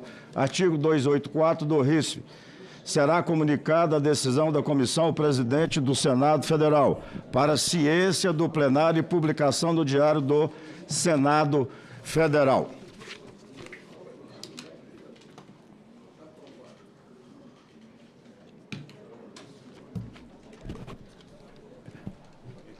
Item 2. Proposta de emenda à Constituição número 12 de 2022, não terminativo. Altera a Constituição Federal para determinar a inelegibilidade para o mesmo cargo dos chefes do Poder Executivo no período subsequente e definir seus mandatos em 5 anos. Autoria, senador Jorge Cajuru e outros. Relatoria, senador Marcelo Castro. Relatório favorável à proposta nos termos do substitutivo que apresentam e contrário às emendas números 1 a 8. Observações. Foram recebidas as seguintes emendas. Número 1, de autoria do senador Eduardo Girão. Número 2 e 3, de autoria do senador Rogério Marinho. Número 4, de autoria do senador Eduardo Girão. Número 5, de autoria do senador Sérgio Moro. Número 6, de autoria do senador Messias de Jesus. Número 7, de autoria do senador Eduardo Girão. Número 8, de autoria do senador Hamilton Mourão. E número 9, de autoria do senador Carlos Portinho. A última dependendo de relatório.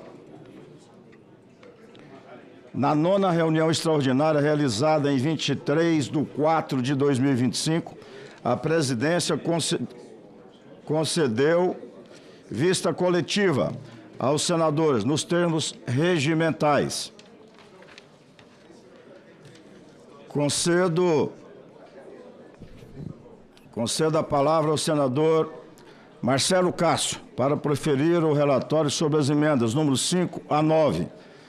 Com a palavra, senador Marcelo.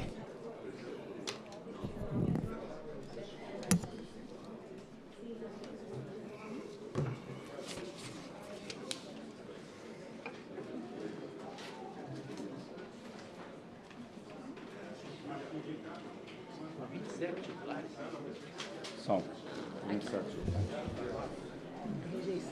23, Alcor. Estava com medo. Aí, ó, 23. Senhor presidente.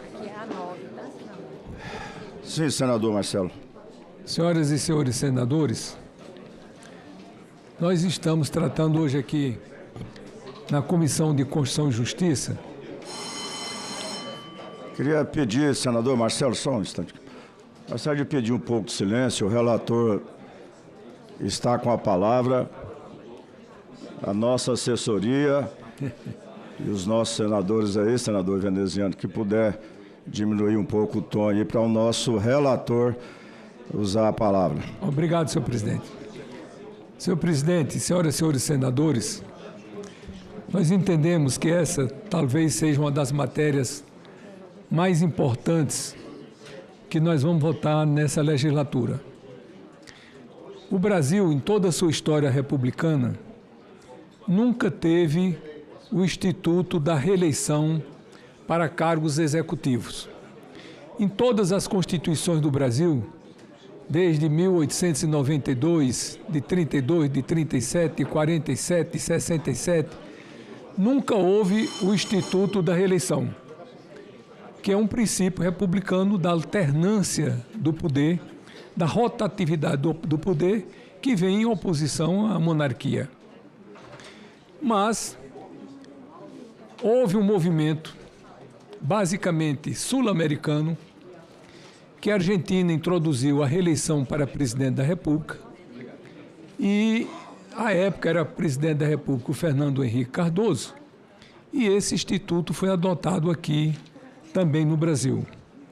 À época, eu era deputado estadual e eu fiz o vaticínio que isso não iria dar certo no Brasil. E de lá para cá, eu acho que só tem agudizado esse sentimento de que esse instituto não funciona bem no nosso país. E se nós pegarmos os exemplos dos países latino-americanos, que é onde nós temos mais regimes presidencialistas no globo, nós vamos ver que é uma divisão, que uma parte dos países permitem reeleição e outra parte dos países não permitem a reeleição. Por exemplo, o México não permite a reeleição, a Colômbia, o Chile, o Uruguai, o Paraguai, o Peru, a Costa Rica não tem reeleição para presidente. E o mandato no México são de 6 anos.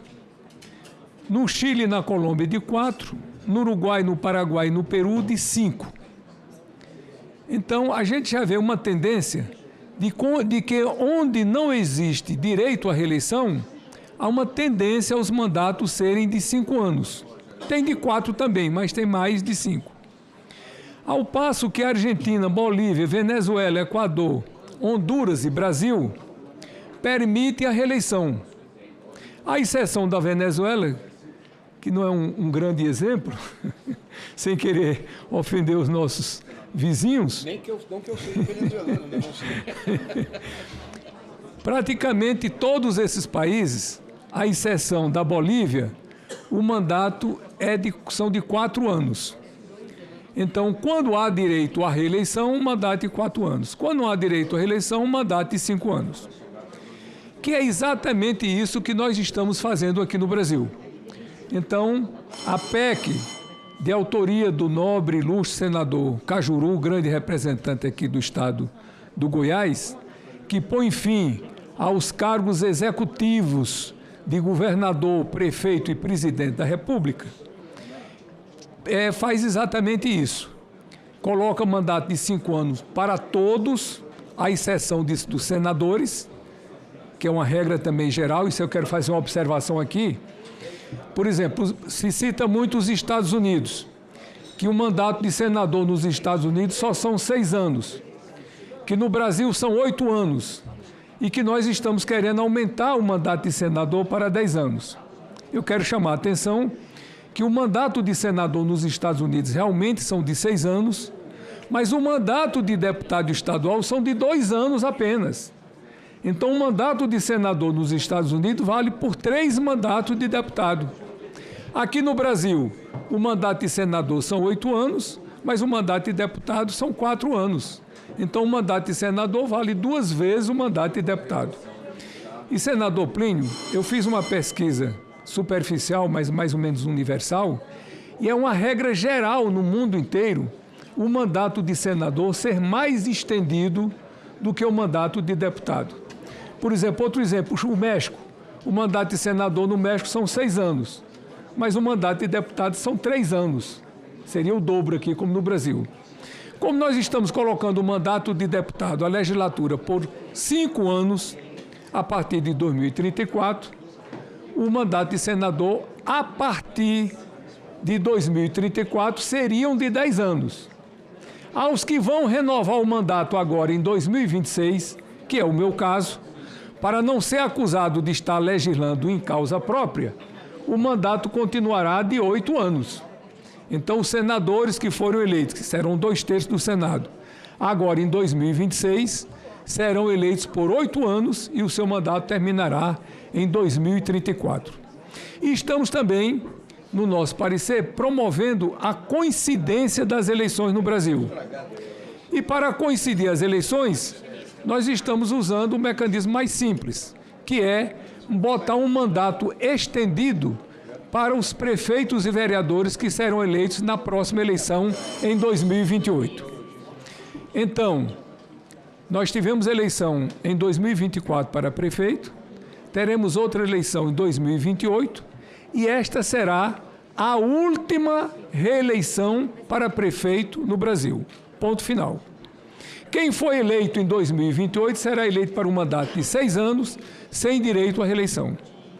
Como nós já estamos muito em cima da eleição de 2026, seria uma frustração de expectativa e uma frustração de expectativa de direito muito grande, nós estamos preservando a eleição de 2026 tal qual está na legislação eleitoral atual. E aí, estamos colocando a reeleição de 2030 como a última reeleição do Brasil. Então, 2026 nós não vamos falar nela, porque já está muito em cima.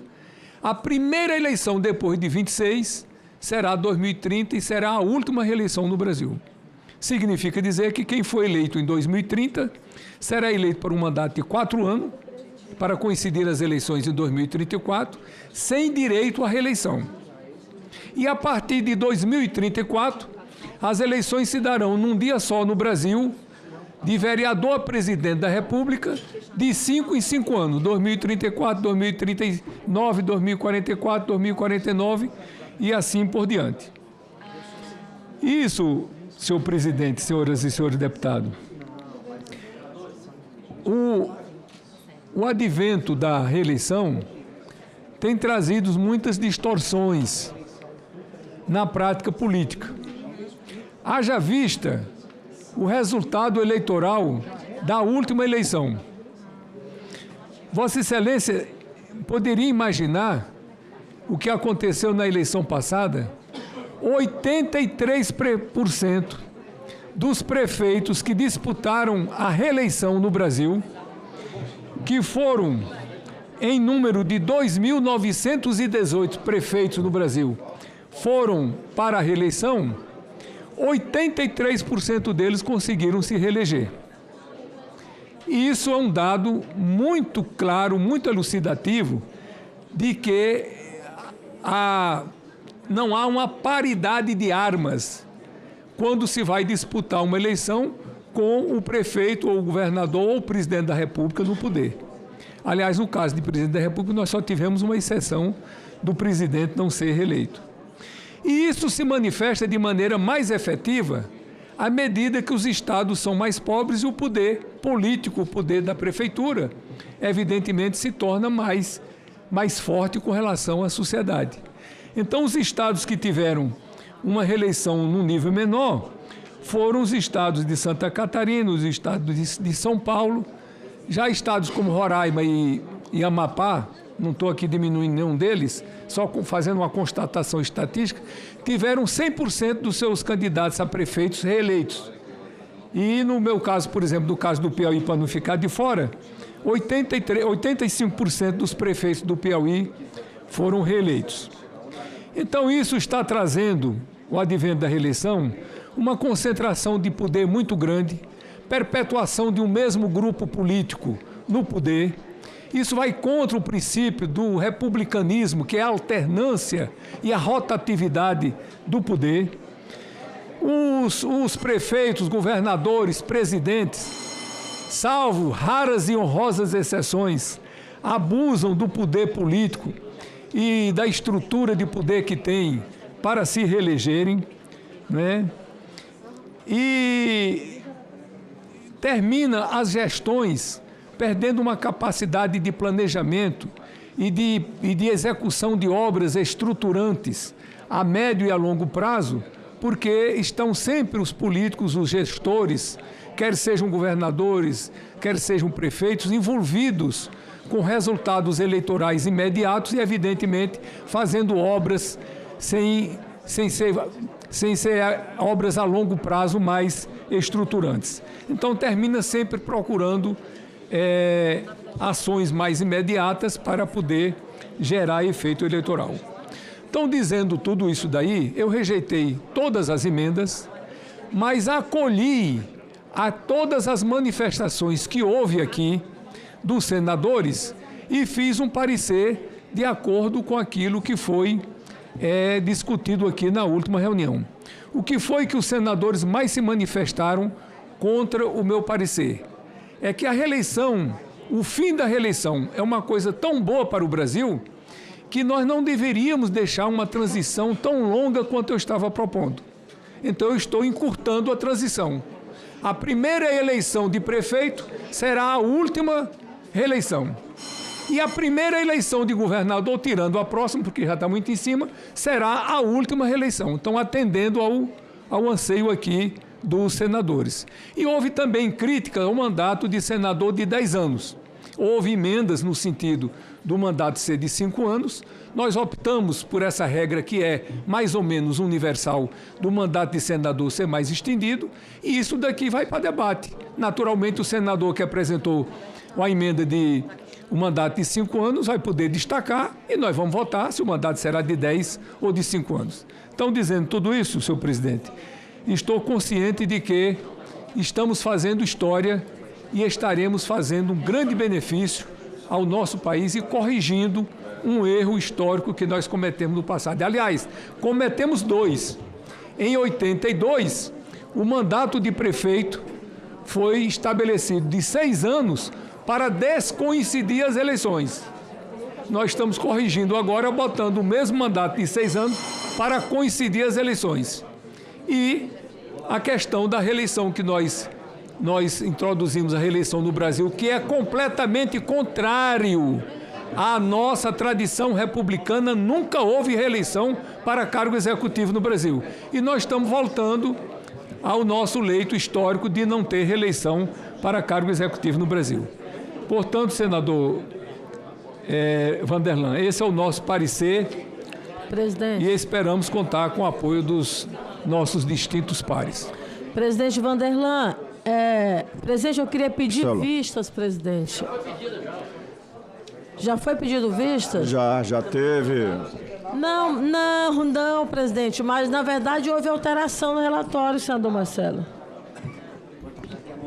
E tem espaço para vistas. Não tem espaço para vistas. Presidente, eu queria, até porque eu queria fazer uma fala aqui breve.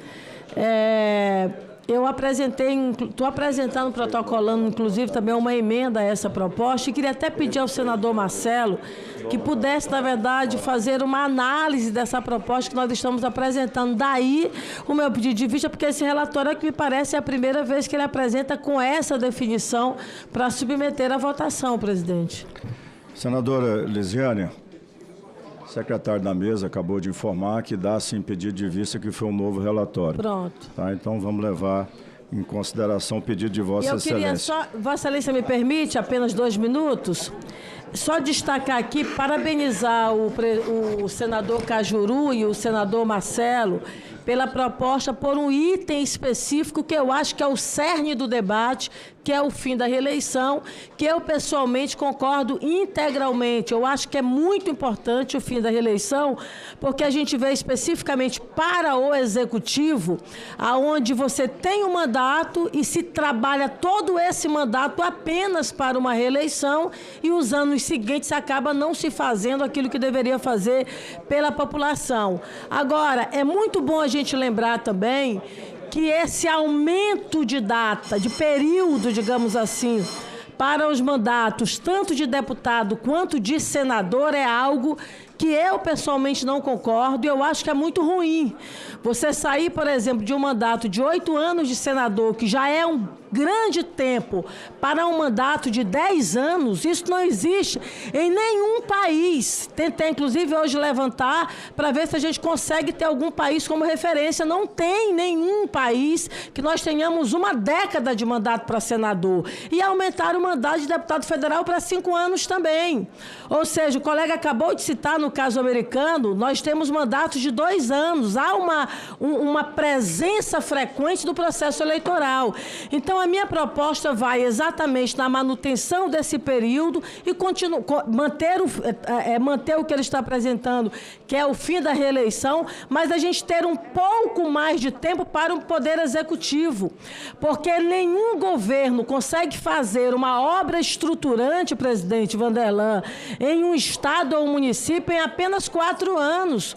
Ou até mesmo em 5 anos. Eu acho que o período de 6 anos, a gente trabalharia a coincidência das eleições, manteria um pouco mais de elasticidade para o Executivo, porque ele passa a ter mais condições de fazer obras estruturantes, deixar uma marca no Estado ou no município e manter o tempo de deputado federal e de senador. Não tem justificativa para você ter mais tempo para o Poder Legislativo brasileiro em relação ao período que nós temos hoje. O Parlamento faz o quê? Apresenta projetos de lei. O Parlamento ele tem ações que você resolve em 4, 5 meses. Claro, numa boa articulação, 1 ano, numa articulação mais demorada. Mas você, de fato, consegue executar nesse período. Mas eu queria lhe agradecer e vou fazer esse protocolo dessa emenda, já pedindo ao senador Marcelo que possa fazer uma avaliação mais criteriosa dessa nossa proposta. Muito obrigada. Vista coletiva, a matéria encerra a discussão. Pela ordem, presidente. Suspendo a discussão. Suspendo a discussão. Ainda bem que todos estão atentos aqui, corrigindo a falha do presidente. Então, vou falar algo. Pelo amor de Deus, gente, acaba com a eleição a cada 2 anos. Item 3 da pauta. Esse não é o do Amin? É o do Amin. O Alessandro está... Cadê o Amin? Sumiu. O Amin precisa do relatório. Ah, tá. Item 3. Projeto de Decreto Legislativo número 717 de 2024, não terminativo. Susto ao artigo 2º do Decreto número 1775 de 8 de janeiro de 1996, que dispõe sobre o procedimento administrativo de demarcação das terras indígenas e dá outras providências. O decreto número 12.289, de 4 de dezembro de 2024, que homologa a demarcação administrativa da terra indígena Todo Umbu, localizada no município de Abelardo, Luz, estado de Santa Catarina. E o decreto número 12.290, de 4 de dezembro de 2024, que homologa a demarcação administrativa da terra indígena Morro dos Cavalos, localizada no município de Palhoça, estado de Santa Catarina. Autoria, senador Esperidião Amin e outros. Relatoria, senador Alessandro Vieira. Relatório, favorável ao projeto com a emenda que apresenta. Concedo a palavra ao senador Alessandro Vieira para proferir o relatório. Senador Alessandro, com a palavra. Obrigado, senhor presidente. Peço licença para ir diretamente à análise. Nos termos do artigo 101, inciso 1, inciso 2, da linha M do Regimento Interno do Senado Federal, compete a essa Comissão de Constituição, Justiça e Cidadania opinar sobre a constitucionalidade, juridicidade e regimentalidade de matérias que foram submetidas por despacho da presidência, bem como emitir parecer quanto ao mérito sobre as matérias de competência da União, em especial...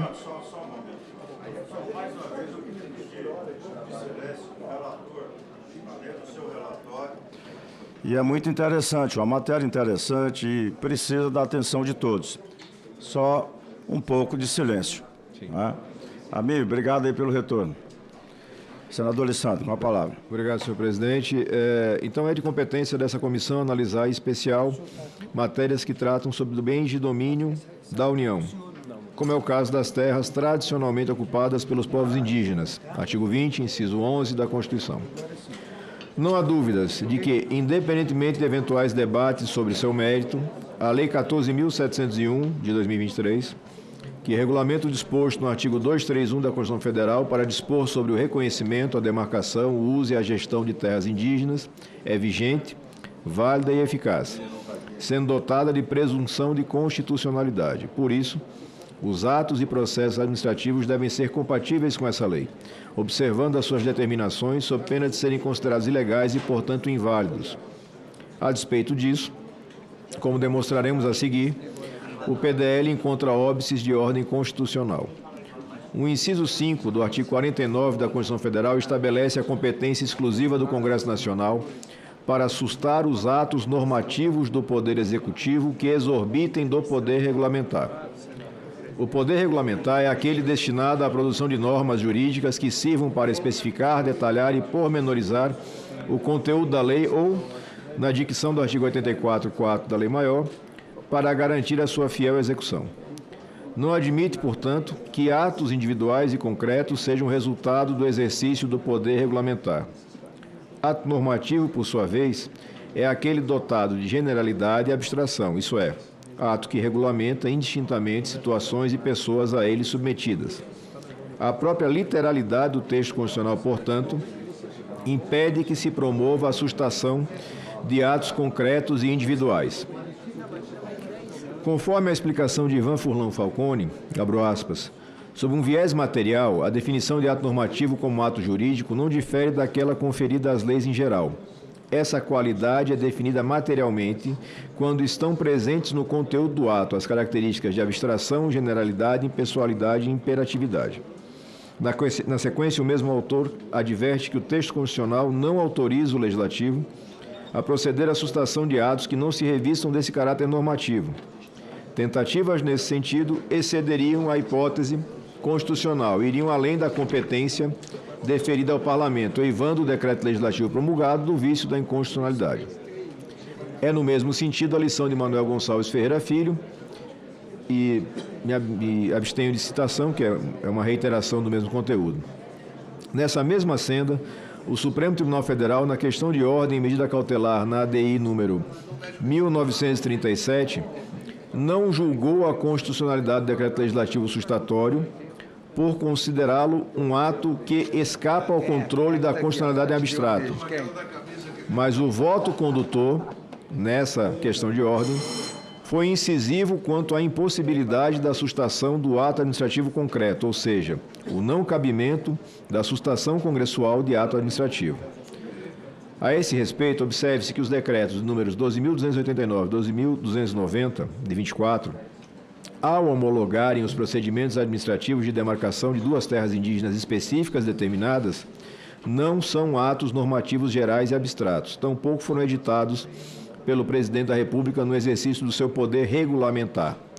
São atos individuais e concretos e foram praticados no exercício da competência administrativa, conferida pela Constituição para a demarcação das terras indígenas, função essa que é típica do Executivo.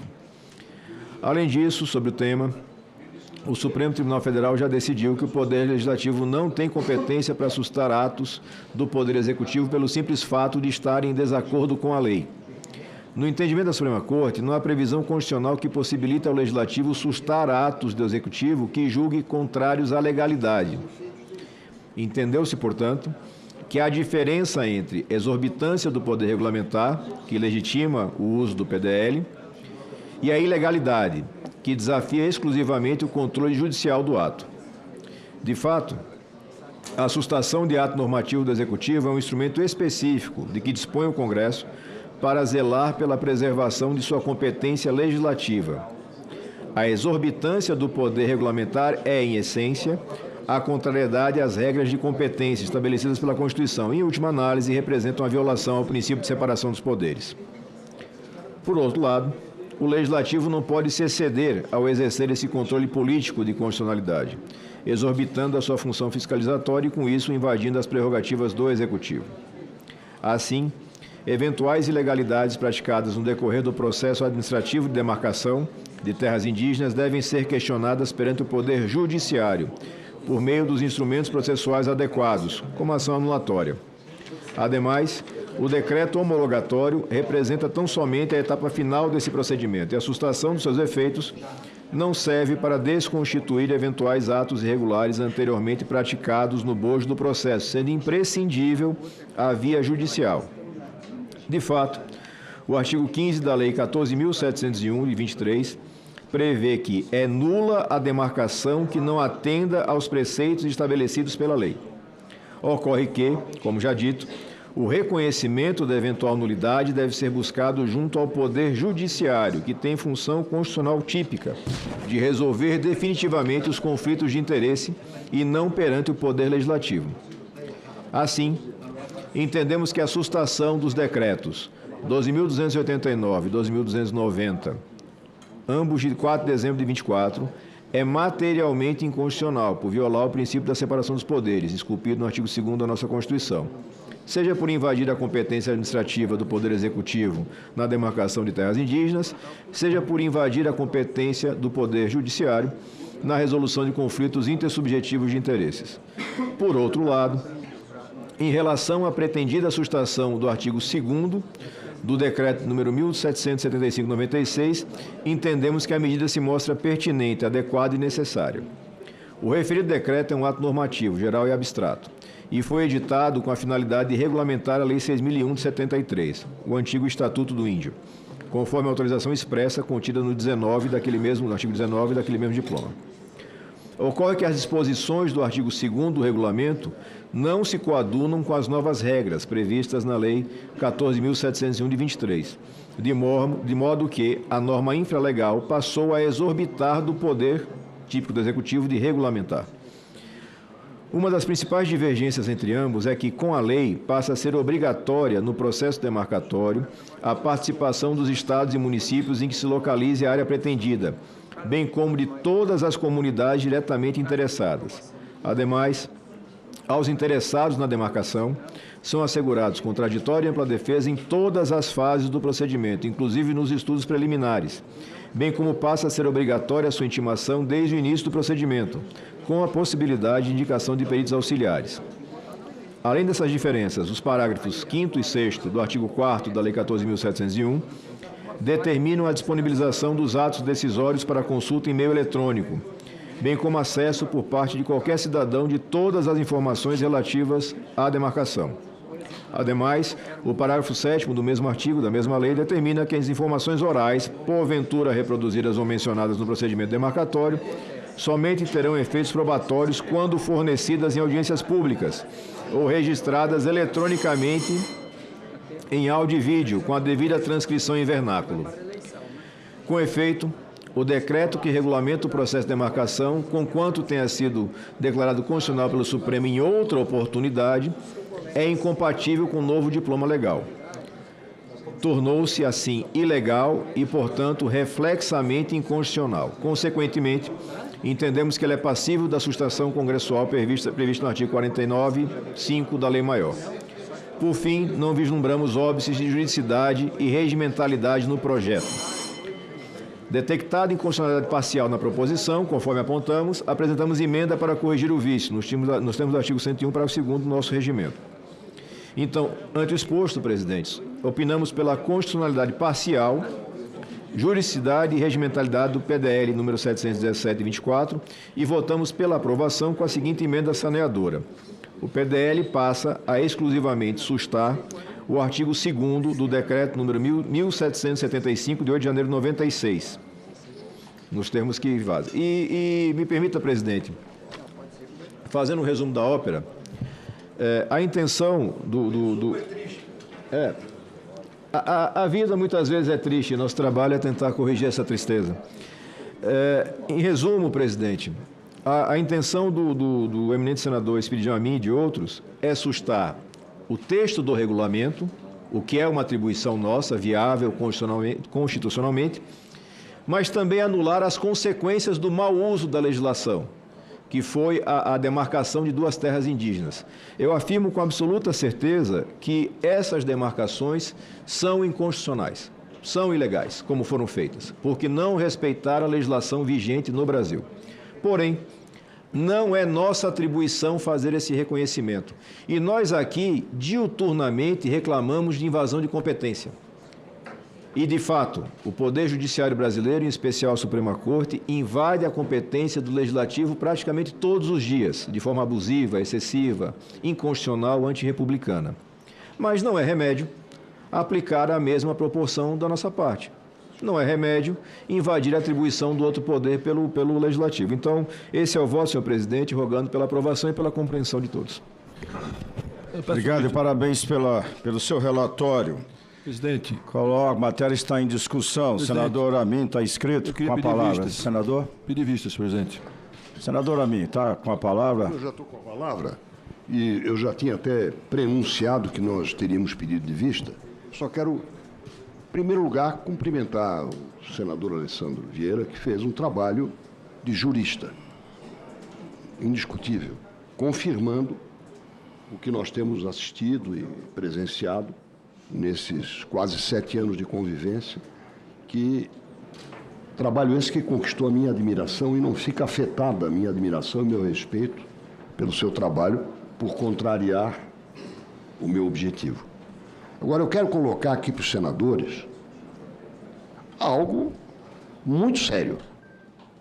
Recomendo a quem não assistiu que assista a entrevista feita pela grande jornalista Júlia do Ailib aos ex-presidentes do STF, Marco Aurélio Melo e Carlos Aires Brito, ontem às 9h30 da noite, na Globo News. Uma frase só. O ministro Alexandre Moraes se considerava ou não vítima do tal golpe? Bom, ele achou que era vítima, mas que isso não afetava a sua imparcialidade. Nós estamos vivendo esse tipo de interpretação. Se ele se acha imparcial, continua. E todo mundo sanciona. Ou seja, a autossuficiência de um poder, em ele próprio medir qual a autocontenção possível, e o dilema que nós temos aqui, que o querido amigo senador Alessandro Vieira nos traz. Veja bem, durante um processo de negociação, porque isso afeta a nossa comissão, nós sustamos, senador Alessandro Vieira, o debate sobre a PEC do marco temporal. A lei do marco temporal, 14.781, ela é constitucional, porque ninguém impugnou. E este artigo, que o senhor leu, consulta as comunidades, como se faz com terreno de marinha. Ninguém é considerado não mais ocupante de terreno de marinha sem notificação individual. É o respeito ao direito de propriedade e suas similitudes. Então, o decreto que embasa, o decreto de homologação está revogado por lei. Por lei. O decreto 1775 de 1996 não existe mais. E é com base nisto, que não existe mais, que se teceu um laudo antropológico, um estudo da FUNAI, não vou entrar no mérito. Tenho aqui essa maçaroca para mostrar. Isso é o mérito da questão. Formalmente, durante um período de negociação, em que nós aqui sustamos o debate sobre a PEC do marco temporal, na segunda quinzena de outubro do ano passado, por decisão do plenário homologada pelo então presidente Davi Alcolumbre, o governo federal, no dia 4 de dezembro, demarcou, homologa por decreto presidencial 2 terras indígenas de Santa Catarina. Decreto 12.289 já foi sustado pelo Supremo. Diz respeito ao município de Abelardo Luz.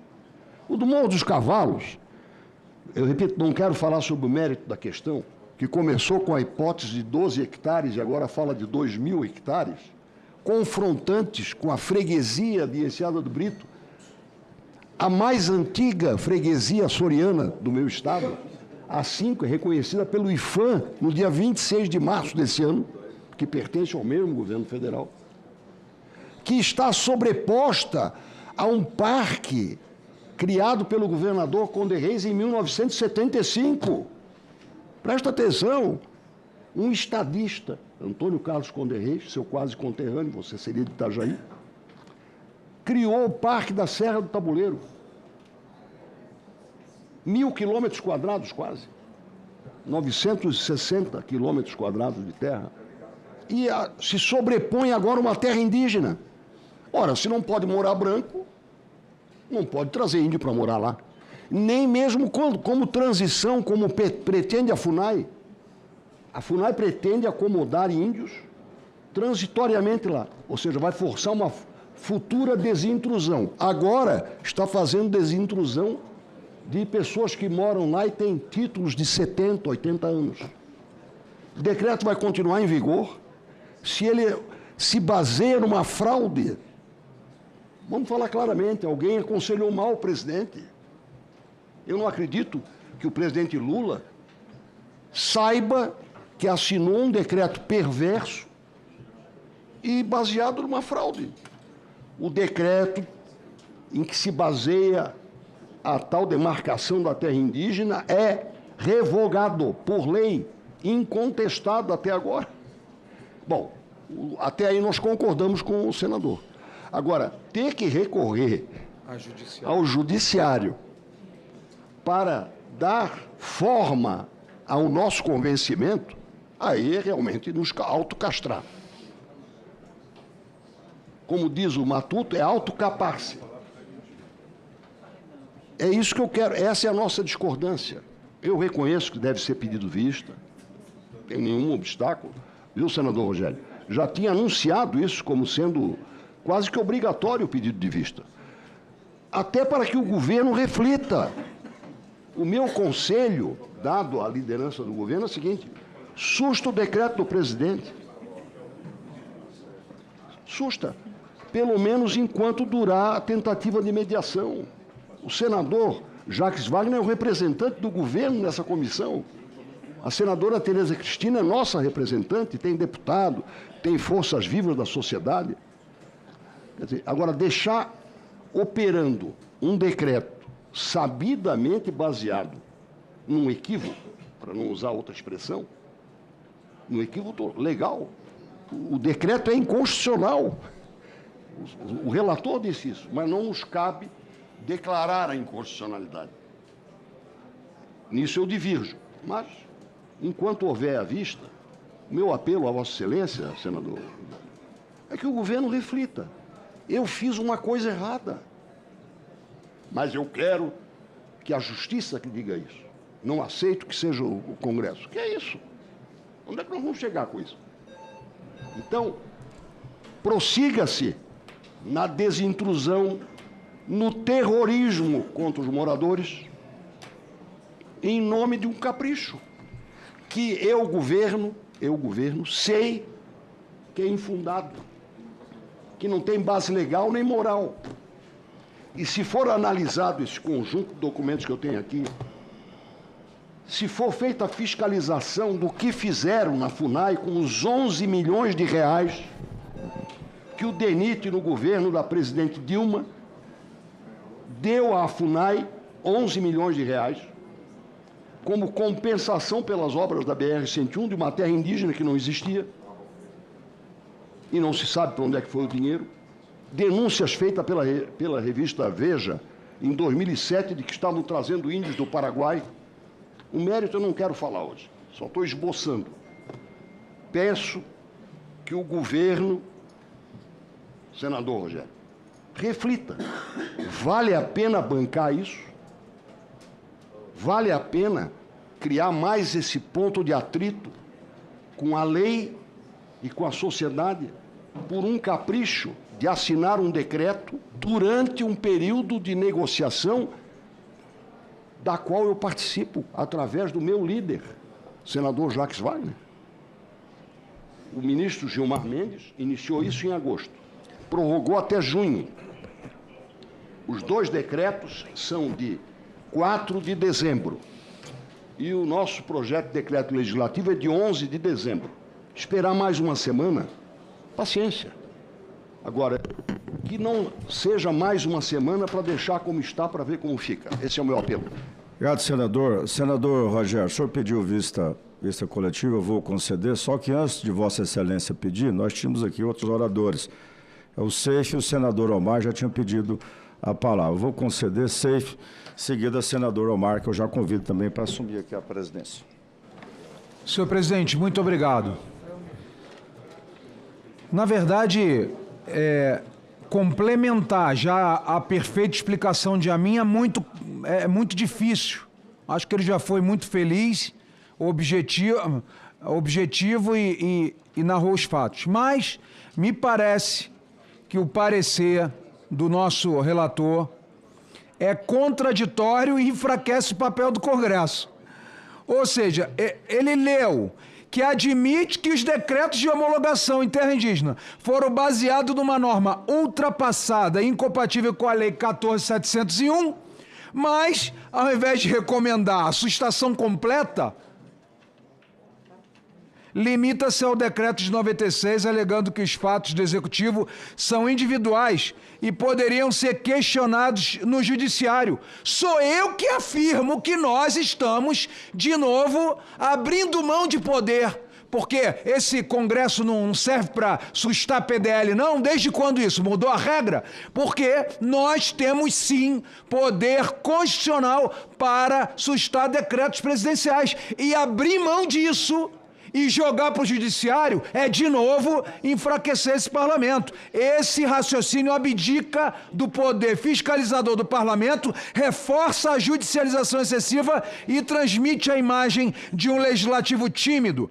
Se a própria base legal foi invalidada, por que recuar? O Congresso não só tem o direito, mas o dever de agir. Muito obrigado.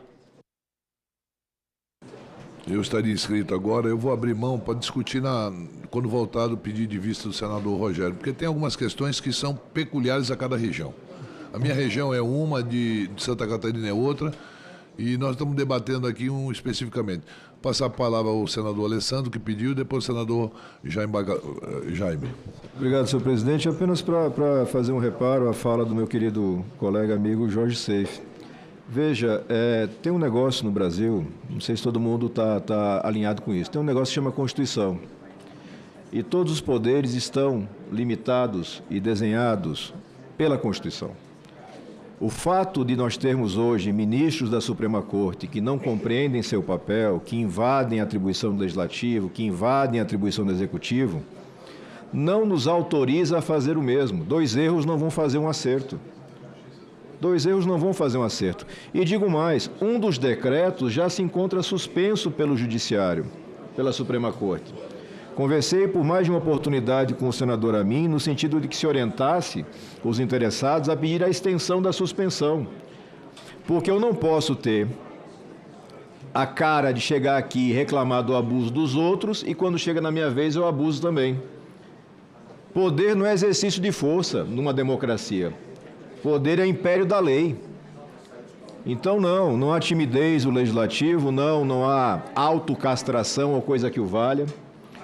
Pelo contrário, nós estamos aqui tentando conduzir, afirmando a força da Constituição, que foi redigida por essa casa.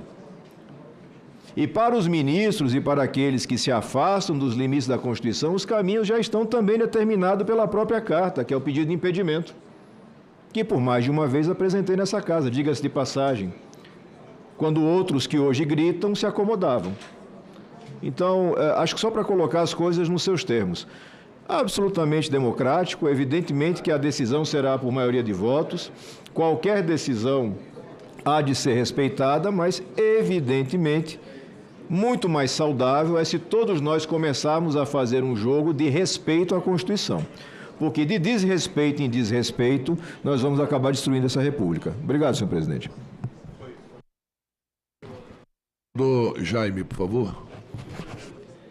Obrigado, presidente. Cumprimentar aqui o senador Amin, Santa Catarina, o senador Alessandro Vieira aí, mas nós precisamos analisar muito bem essa situação. Esse PDL, ele vem de encontro para resolver outras situações pelo Brasil afora. Eu vou citar um exemplo, senador Amin. Todos aqui conheceram aquela história na gleba corumbiária, do tal Índio do Buraco. Foi feito um interdito de 23 mil hectares devido a um índio, aonde que aquelas terras foram demarcadas pelo INCRA, e quando o INCRA fez a licitação e fez a reforma agrária, aquilo existia uma negativa que ali não existia nenhum indígena. E naquele daí começou a se procurar esse tal de Índio do Buraco. Esse índio veio a falecer agora, faz uns 2 anos, esteve aqui em Brasília, fez autópsia, fez tudo aqui em Brasília. Os 23 mil hectares continuam no mesmo interdito da mesma maneira que está aqui, que vinha acontecendo sem haver nenhum índio lá. E os proprietários das terras com escritura pública registrada não conseguem tomar posse nas propriedades. E isso foi parar também no Supremo. Então, eu quero dizer para vocês, o marco temporal foi aprovado nessa casa, foi aprovado no Senado, na Câmara dos Deputados, nada contra o Judiciário, mas eu acho o seguinte, o Senado e a Câmara dos Deputados, aquilo que nós votarmos nessas casas tem que valer, porque os poderes são independentes. Agora, se tudo que for, que alguém perder aqui, se achar com o direito de recorrer para o Judiciário e ficar na forma que está, como está acontecendo hoje também com o marco temporal, não dá. Nós não podemos mais aceitar. O Congresso Nacional, ele não pode aceitar que todos os três poderes realmente são independentes. Mas, o senador Amin, você que conhece, o senador já saiu, aquela situação de Santa Catarina, lá, não só ali do Morro dos Cavalos, mas a outra situação lá dos indígenas, lá do Choclen, que as escrituras são todas centenárias, a maioria são centenárias, mais de 100 anos. Eu nasci naquele município, conheço tudo aquilo. Não fui cacique não, mas conheço. E aí o que acontece? Tudo isso para na mão do Supremo. Lá são 850 famílias, tudo da agricultura familiar, com onde 80% das escrituras públicas são centenárias. Então, nós precisamos resolver. Esse PDL vem de encontro para nós darmos uma segurança jurídica também no campo, na nossa agricultura, no nosso produtor rural. Obrigado, presidente. Senador Moro, com a palavra, senador Moro. Senador Vanderlan, presidindo essa sessão, eu quero aqui elogiar primeiro o trabalho do senador Espírito Amin e também do relator, Alessandro Vieira, sobre esse tema, mas aqui até rogar ao senador Alessandro uma reanálise dessa posição em que se entende que há ilegalidade, há inconstitucionalidade, mas que nós não teríamos a competência para rever esses atos. O que eu vejo, senador Alessandro, é que vivemos tempos extraordinários. O Congresso aprovou uma lei que está sendo ignorada pelo Poder Executivo, uma lei que está sendo ignorada pelo Poder Judiciário. O cidadão não tem para onde recorrer. E, de repente, essa casa simplesmente vai afirmar: não é que o Congresso, o local, para que nós possamos reclamar sobre esse fato. Pois bem, o Congresso tem sido desrespeitado pelo Executivo e pelo Judiciário.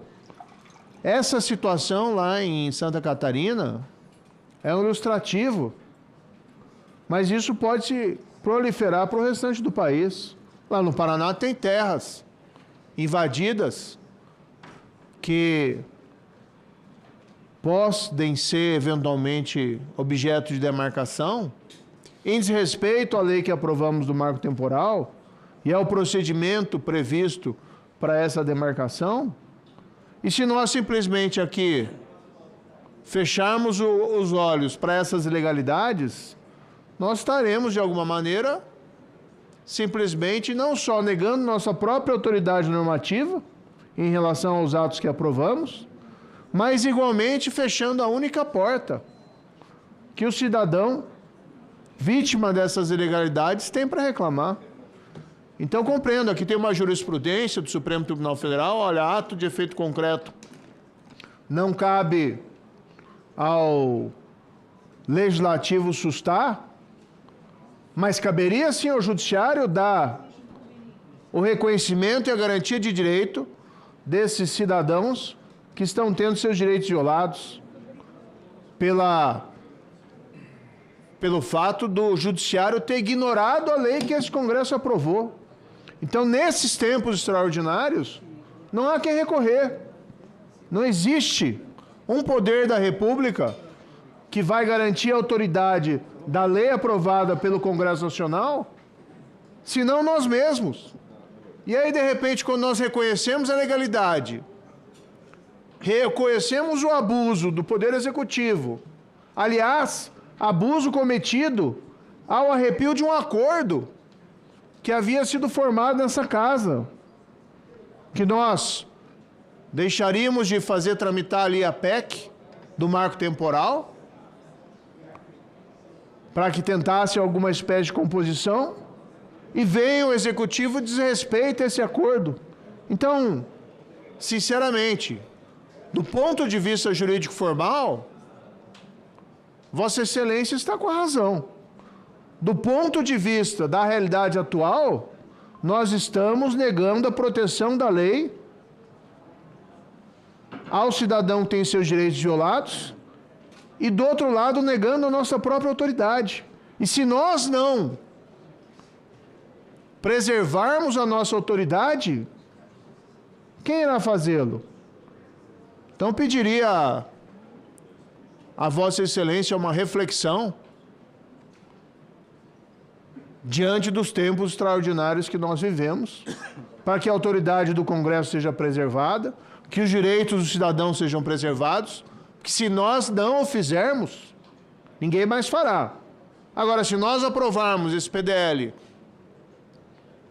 e adiante o Supremo vier afirmar que ele padece de alguma inconstitucionalidade, que instauremos então uma crise institucional. Ou que seja o ônus do Supremo Tribunal Federal dizer que a autoridade desse Congresso não vale para nada. Agora, nós não podemos aceitar essa situação de subjugação e simplesmente diante de uma norma que nos atribui, pelo menos uma interpretação literal, essa competência, levar em consideração uma jurisprudência do Supremo Tribunal Federal que ela mesma tem ignorado a autoridade desse Congresso, que ela mesma tenha ignorado o direito dessas pessoas de terem direito, pelo menos, ao devido processo legal num processo demarcatório. E num desrespeito a um cenário no qual se avançava por alguma espécie de acordo e, de repente, fomos todos aqui surpreendidos por esses atos demarcatórios ilegais. Então, foi pedido vista, senhor presidente, mas eu aqui me posiciono desde logo, vou conversar aqui com os pares para que nós aprovemos sim esse PDL. E gostaria, né, que houvesse uma reflexão do relator a respeito dessas questões que colocamos aqui, que vão muito além de uma questão jurídico-formal. E se o Supremo não respeita o Congresso com da forma como ele está fazendo, nós vamos respeitar essa jurisprudência do Supremo? E simplesmente dizer que não temos autoridade para fazer valer a lei que nós aprovamos, a meu ver, seria um caminho muito perigoso. Senhor presidente, só me permita um esclarecimento. Sim, por favor. Já foi concedido vista. Sim, perfeito. É apenas para repor. De novo, na democracia, toda argumentação é válida e deve ser respeitada, deve ser ouvida com atenção. Mas a mentira não. A mentira não. A mentira não merece respeito. Nós temos aqui 2 decretos em discussão, 2 atos concretos em discussão, 2 demarcações. Uma delas já foi suspensa pelo Supremo. Suspensa porque o procedimento é inconstitucional, relatoria do ministro André Mendonça. Então, não é verdade que não exista para onde recorrer, nem é verdade de que é preciso que esse Senado rasgue a Constituição, extrapole das suas atribuições para resolver o problema. Não é verdade. Então, é muito importante, porque senão a gente começa a construir na sociedade brasileira uma convicção de que nós precisamos de medidas de herói, que a Constituição não vale. Eu escuto algumas palavras aqui e me parece quase que um eco das palavras do ministro Alexandre de Moraes, tão criticado, quando ele diz que sim, ele pode ser vítima, juiz, promotor, investigador ao mesmo tempo, porque são tempos extraordinários. A Constituição vale para tempos ordinários e extraordinários. A Constituição tem que ser guia daquilo que a gente faz aqui. Deve ser guia daquilo que eles fazem do outro lado da praça também. Quando eles lá ultrapassam os limites, existem remédios. Não tivemos ainda a capacidade política de aplicá-los. Mas vamos chegar a esse momento de aplicação. Porque esse país já teve impedimento de presidente da República, já teve cassação de senador, deputado, governador, prefeito, vereador, e há de chegar a hora de ter impedimento também de ministro supremo, que são homens e mulheres como todos nós, eles erram também. E é essa casa aqui que tem como aplicar o remédio. Mas o remédio, eu repito, ele tem que estar na Constituição. Porque numa briga de força burra, vamos chegar aonde?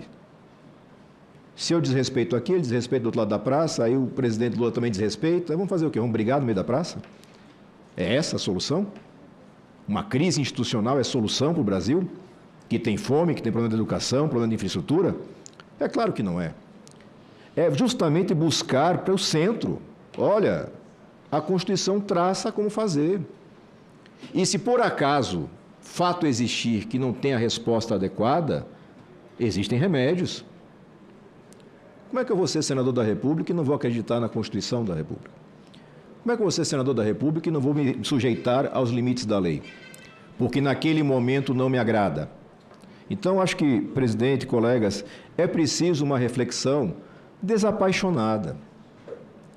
Todos nós nos sentimos agredidos, violentados por várias atitudes tomadas por ministros da Suprema Corte. É fato. Eu sou, talvez, a voz que há mais tempo nessa legislatura fala sobre isso. Com relação ao ministro Alexandre, que hoje é tão atacado, mas antigamente não era, por essas mesmas pessoas, eu apresentei pedido de impedimento, presidente, em abril de 2019. Porque eu entendia que aquele procedimento todo, que até hoje persiste, aquele processo inquérito interminável, era inconstitucional, como eu acredito de fato que é. Mas existem procedimentos. Então, esse apelo que faço de reflexão, acho que é muito importante. Apelar para a reflexão sempre é bom. É que a gente reflita que, de abuso em abuso, nós vamos acabar com esse país. O remédio para abuso não é mais abuso. O remédio para abuso é punir quem abusa e respeitar a nossa Constituição. Então, com essa reflexão, eu encerro minha participação nesse debate específico, presidente, para que a gente possa avançar na pauta, agradecendo pela sua tolerância. Obrigado, senador Alessandro. Item 4 da pauta. Faço uma reflexão aqui, eu estou divergindo do parecer de Vossa Excelência. Agora, não concordo com afirmar que mentira aqui. Ninguém está mentindo aqui. Existe um déficit por um apreço, existe um déficit Moro, de atendimento a precisão, de direitos a precisão e reconhecimento das prerrogativas parlamentares do Congresso. Então, eu divergi do parecer de Vossa Excelência. A meu ver, não autoriza Vossa Excelência de afirmar que eu menti. O que me autoriza, senador Moro, não é a divergência, que é técnica e respeitável. O que me autoriza a dizer que Vossa Excelência proferiu uma inverdade é afirmar que não há como recorrer desses casos ao Judiciário, porque já recorreram e já tiveram a decisão. Então, apenas estou repondo o fato para que a gente possa caminhar em cima de uma esteira sólida. Ok, senhores, colegas. Item 4 da pauta. Emenda de plenário número 6 ao projeto de lei número 2326 de 2022. Não terminativo. Altera o artigo 6º da lei número 10.826 de 22 de dezembro de 2003 para conceder o porte de arma de fogo aos integrantes da Fundação Nacional do Índio em atividades de fiscalização. Autoria do projeto, comissão temporária externa para investigar, in loco, as causas do aumento da criminalidade de atentados na região norte. Autoria da emenda, número 6, PLN, senador Jorge Seif. Relatoria, senador Fabiano Contarato. Relatório, favorável à emenda número 6, PLN, na forma de subemenda número 1, CSP-CMA, e contrária à subemenda número 2. Observações, a emenda número 6, PLN, bem como a matéria original, foram apreciadas pelas comissões de Segurança Pública e de Meio Ambiente. Em 30 de 4 de 2025, foi recebida a subemenda número 2, a emenda número 6 PLN, de autoria do senador Isalci Lucas. Concedo a palavra ao senador Fabiano Contarato para proferir o seu relatório. Com a palavra, amigo. Obrigado, senhor presidente. Eu vou direto para a análise. A modificação legislativa proposta pela emenda 6 opera-se pela modificação do inciso 12 do artigo 6º da Lei 10.826. Como decorrência lógica pela modificação da amplitude semântica dos parágrafos 1º e 2º que fazem alusão ao referido inciso 12. Assim, quanto ao ponto, o artigo 6º da Lei 10.826 passaria a ter a seguinte redação, na forma operada pela hora analisada emenda 6, que modifica a redação originalmente dada ao dispositivo pelo artigo 1º do PL, nos termos já delineados pela emenda 4, anteriormente aprovada.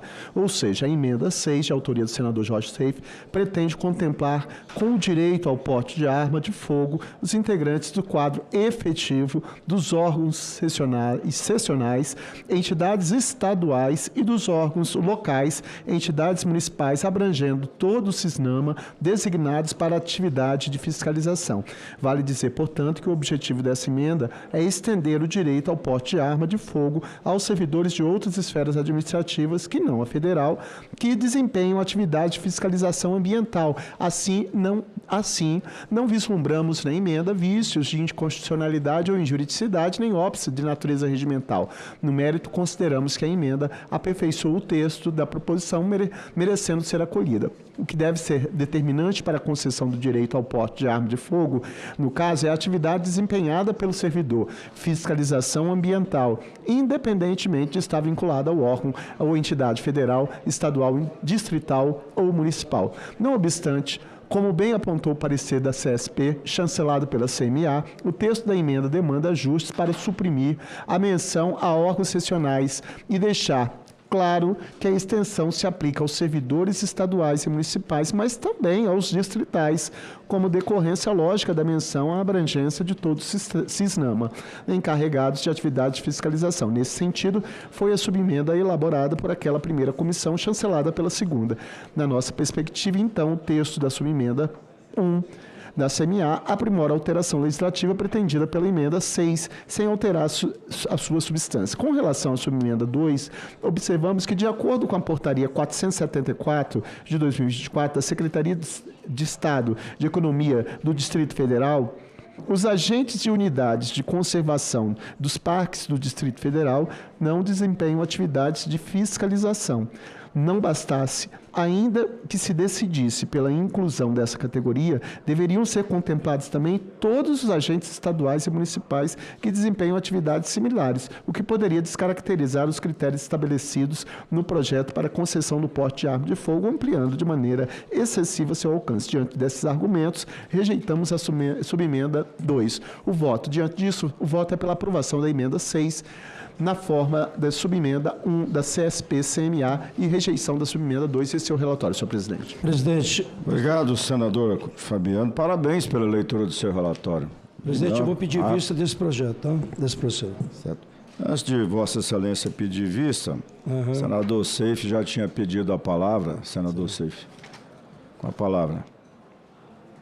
Na verdade, senhor presidente, eu queria agradecer ao senador Fabiano Contarato por ter acatado a nossa emenda, que contempla, não só os servidores federais fazem fiscalização, controle e combate a crimes ambientais e outros crimes que muitas vezes parecem que são crimes ambientais, mas que são, por exemplo, crime de tráfico de droga, tráfico de pessoas, uma série de questões, e que esses oficiais, essas pessoas, dos órgãos de meio ambiente, não se limitam aos federais. Então, preciso reconhecer a sensibilidade, agradecer ao senador Fabiano Contarato, que, quando nós apresentamos a emenda, a aceitação dessa emenda, voltaria o projeto dele lá para trás de novo, passaria por comissões de novo. Então, teve uma sensibilidade, e uma boa vontade muito grande do senador Fabiano Contarato. Eu preciso agradecê-lo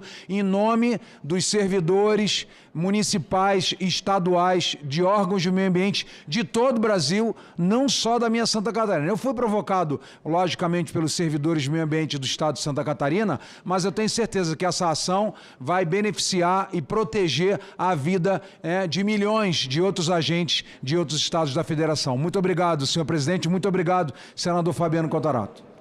Obrigado, senador Seif.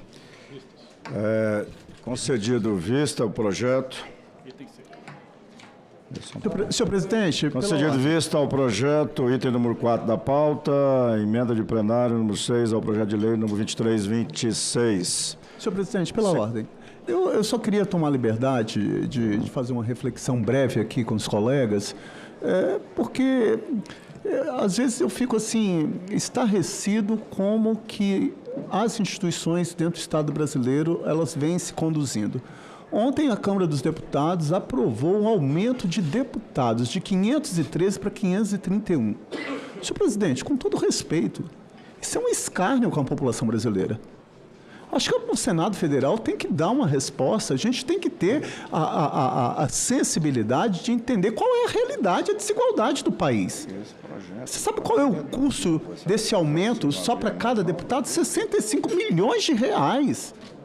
Nós temos que entender que nós vivemos com uma população que está na informalidade, que ganha R$ 1.518. Nós temos que entender que nós temos uma população que trabalha 44 horas semanais. Nós temos que entender que aqui, nesse Congresso, tanto no Senado como na Câmara, nós temos 2 recessos. Nós trabalhamos terças, quartas e quintas aqui, pela manhã. Nós temos que entender que nós temos que lutar para reduzir a desigualdade no país. Nós temos que entender que não está a letra da lei, ela não pode ser morta no artigo 6º, quando está expressamente, desde o dia 5 de outubro de 88, que são direitos sociais, direito à educação, saúde, habitação, lazer, vestuário, higiene, previdência, assistência social, e as pessoas estão morrendo nos corredores dos hospitais públicos.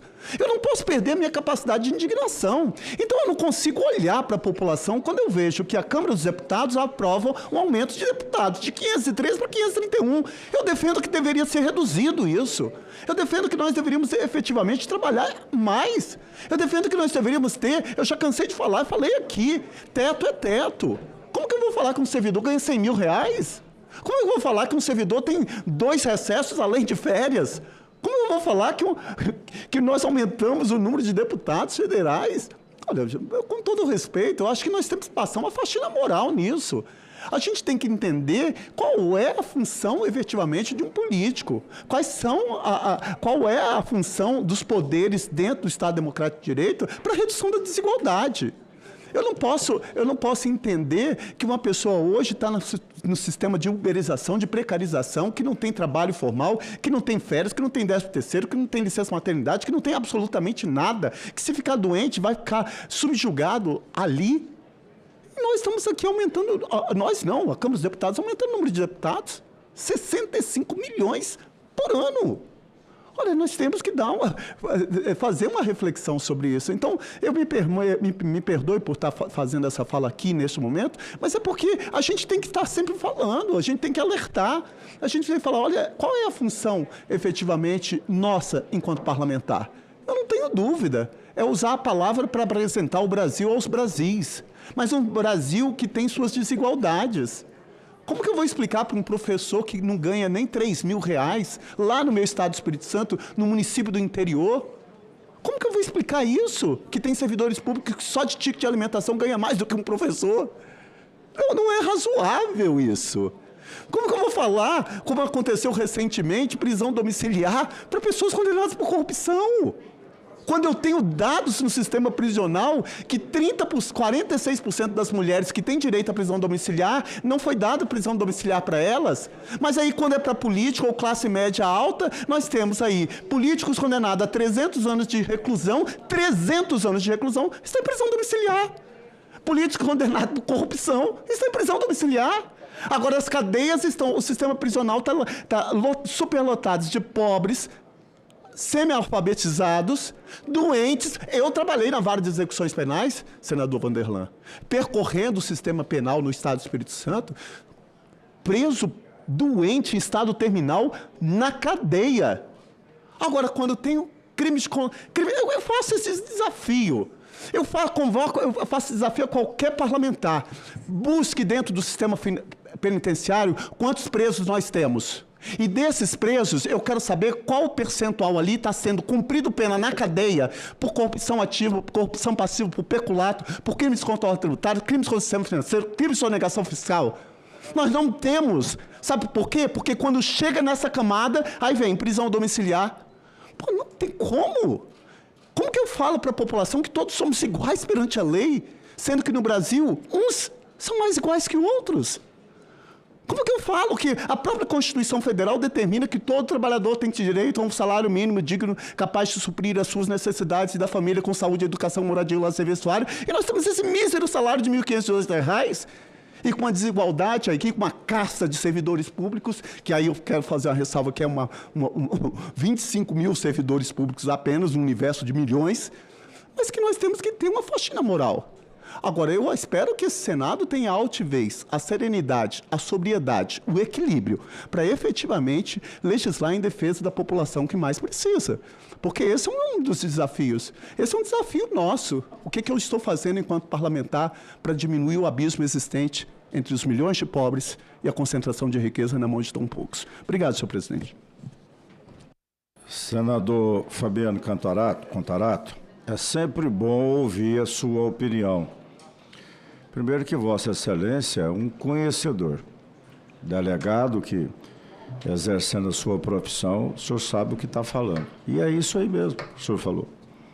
Esses crimes aí praticados, se for lá, não vai encontrar nenhum desses. Então é sempre bom aqui ouvir Vossa Excelência. Não precisa pedir desculpas pela sua opinião, não, viu? Nós, senadores e senadoras, o respeitamos muito, o senador Fabiano Contarato. Item 4 da pauta. Aliás, item 6. Obrigado, presidente. Obrigado mesmo. Desculpa. O item 5 foi retirado a pedido. O item 5 da pauta, o projeto de lei 6204, ele foi retirado da pauta a pedido do relator, senador Rogério Carvalho. Está retirado de pauta. Item 6 da pauta, o projeto de lei número 636/2023, não terminativo, altera a lei número 12.340, de 1º de dezembro de 2010, para dar mais efetividade ao plano de contingência de proteção e defesa civil. Autoria, deputado federal André Figueiredo. Relatoria, senadora Zenaide Maia. Relatório, favorável ao projeto com a emenda de redação que apresenta. Observações, a matéria será apreciada pela Comissão de Desenvolvimento Regional e Turismo.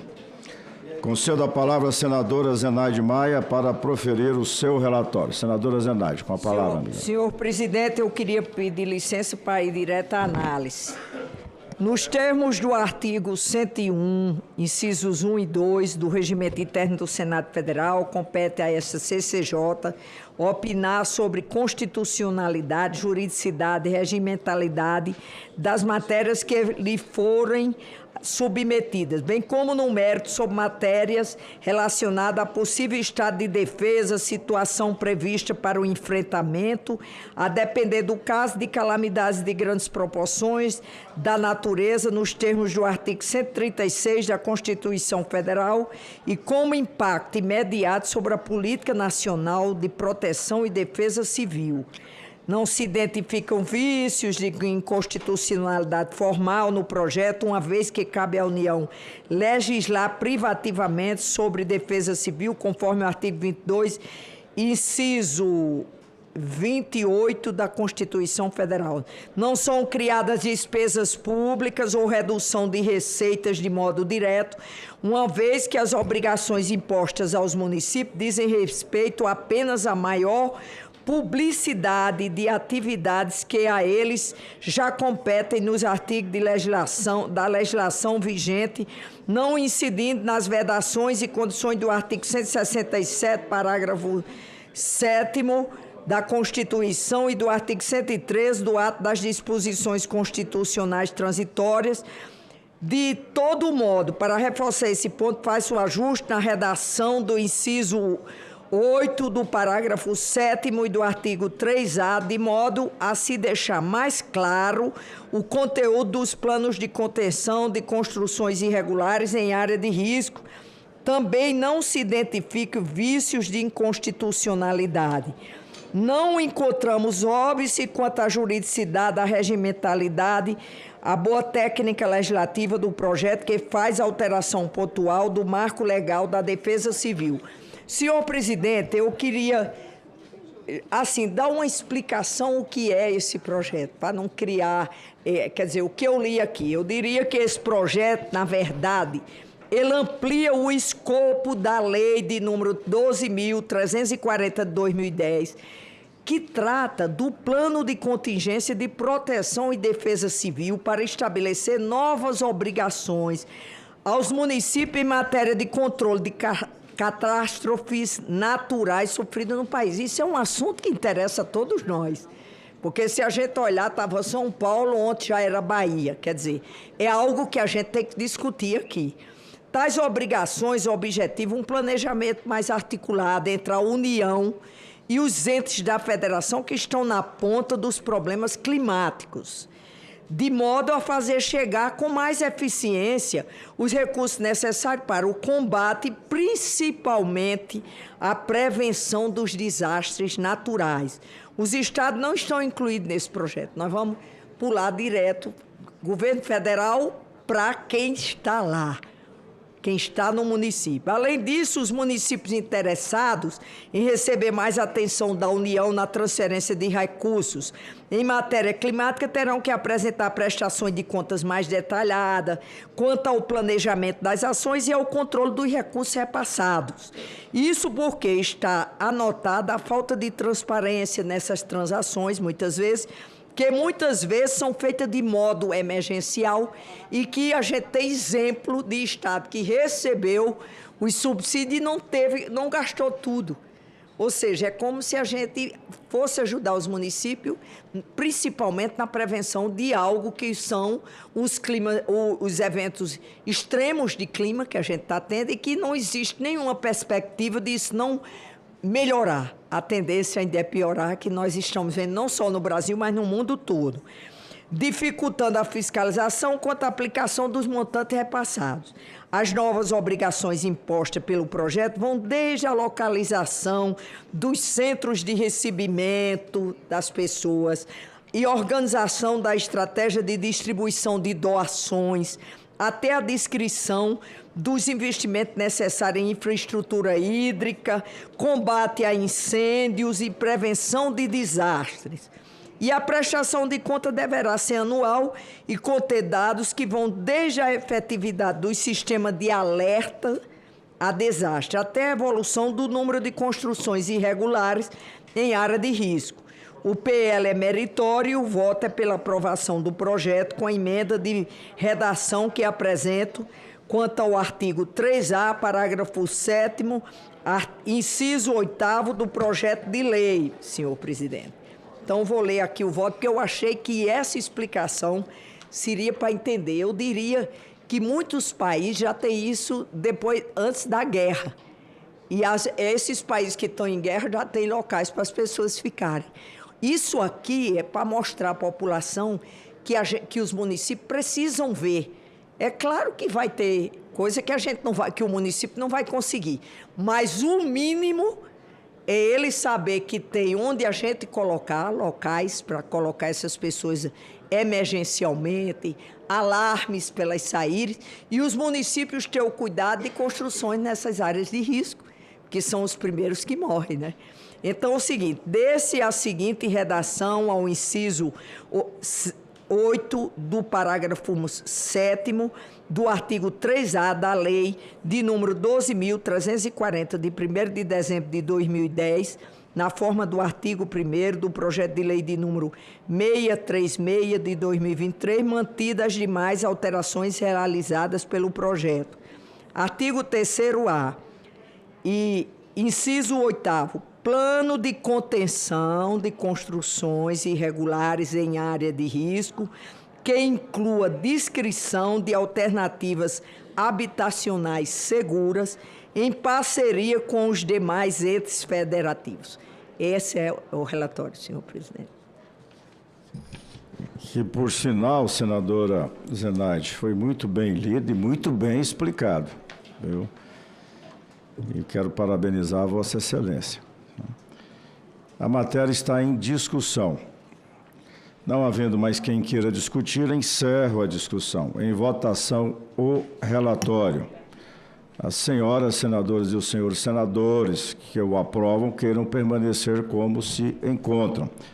Aprovado o relatório, que passa a constituir o parecer da comissão favorável ao projeto com a emenda número 1 da CCJ, a matéria vai à Comissão de Desenvolvimento Regional e Turismo.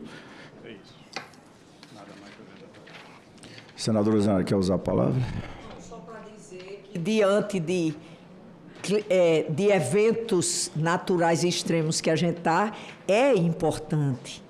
Por exemplo, isso aqui, quando eu vejo assim, dizer, o município não criou nada, você vê chover 400 milímetros em 48 horas, a gente sabe que não tem município preparado para isso. Mas que a gente pode, sim.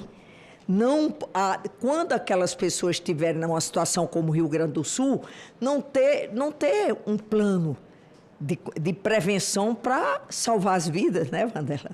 Locais onde devemos alocar as pessoas, sinais de alertas e evitar, porque eu sei que não é fácil você evitar as construções irregulares, porque muitas vezes passa por uma questão legal, mas aqui a gente também fala, vamos procurar colocar essas pessoas em locais seguros. Eu costumo dizer o seguinte, todos os poderes aqui, Vandela, a função da gente aqui é lutar para que o povo, que é a maioria da população, não seja um detalhe. O povo não pode ser um detalhe. 85% da população, ou 90% é um detalhe. Como foi falado aqui, contarato, ou seja, se for rico, a lei é diferente.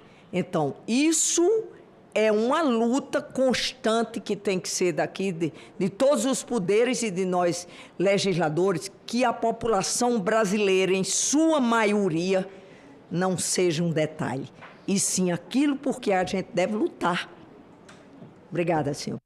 Obrigado, senadora. Nada mais havendo a tratar, declaro encerrada a presente reunião. Obrigado a todos.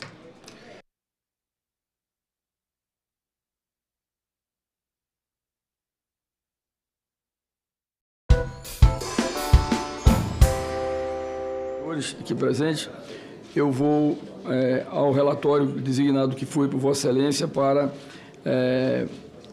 relatar a indicação do senhor Júlio César Fontes Laranjeira. Chega ao exame desta Casa a indicação que o Presidente da República faz do senhor Júlio César Fontes Laranjeira, ministro de segunda classe da carreira de diplomata do Ministério das Relações Exteriores, para exercer o cargo de embaixador do Brasil na República de Belarus. Conforme o artigo 52, inciso 4 da Constituição Federal, é competência privativa do Senado Federal apreciar previamente e deliberar por voto secreto a escolha dos chefes de missão diplomática de caráter permanente. Sendo assim, e atendendo ao previsto no artigo 383 do Regimento Interno do Senado Federal, o Ministério das Relações Exteriores encaminhou o currículo do diplomata. O indicado concluiu o curso de Direito na Universidade de Brasília em 1984. No Instituto Rio Branco, frequentou o curso de preparação para a carreira diplomática em 1986, o curso de aperfeiçoamento de diplomatas em 1998 e o curso de altos estudos em 2011, ocasião em que apresentou a tese As Negociações sobre Munições Agregadas no âmbito das Nações Unidas e a chamada Diplomacia Paralela, Processo de Oslo. Foram complementares ou antagônicos. O diplomata tornou-se terceiro secretário em 1987 e segundo secretário em 1994. Por merecimento, chegou a primeiro secretário em 2000, a conselheiro em 2006 e a ministro de segunda classe em 2014. O currículo enviado pelo Itamaraty dá notícia de que o senhor Júlio Laranjeira serviu, entre outros, como segundo secretário da missão do Brasil junto à Organização das Nações, Organização dos Estados Americanos, 1994 e 1997, como conselheiro na representação junto à Conferência do Desarmamento em Genebra, 2007 e 2010, e na Embaixada de Canberra, 2010-2013, e como cônsul-geral adjunto no Consulado-Geral de Milão, 2016-2021, e no Consulado-Geral de Vancouver, 2021 até o momento. Ainda em atenção às normas regimentais, a mensagem presidencial veio acompanhada do sumário executivo elaborado pelo Itamaraty sobre a República de Belarus. Há informações acerca das relações bilaterais com o Brasil, inclusive com cronologia e menção de tratados celebrados, dados básicos desse país, suas políticas interna e externa e economia. A República de Belarus está localizada na Europa Oriental e faz fronteira com a Rússia, com a Ucrânia, com a Polônia, a Lituânia e a Letônia. Conta com a população de 9.850.000 pessoas. Este contingente humano compartilha dois idiomas oficiais, o bielorrusso e o russo. O país possui índice de desenvolvimento humano, IDH, de 0,823 na 53ª posição. Essa ex-república soviética, que não tem saída para o mar, tem aproximadamente 40% do seu território coberto por florestas. Na esfera econômica, sobressaem a agricultura e a indústria manufatureira. Há ainda forte presença na produção de insumos para o setor agrícola, com destaque para fertilizantes potássicos. Em relação ao sistema político bielorrusso, ele é extremamente centralizado, tendo o presidente a prerrogativa de nomear todos os membros do Conselho de Ministros, bem como de dissolver o Congresso e designar os governadores das províncias. O Legislativo, por sua vez, caracteriza-se como órgão de legitimação dos projetos do Executivo. Desde 1994, Alexander Lukashenko tem sido seu presidente, após sucessivas vitórias eleitorais.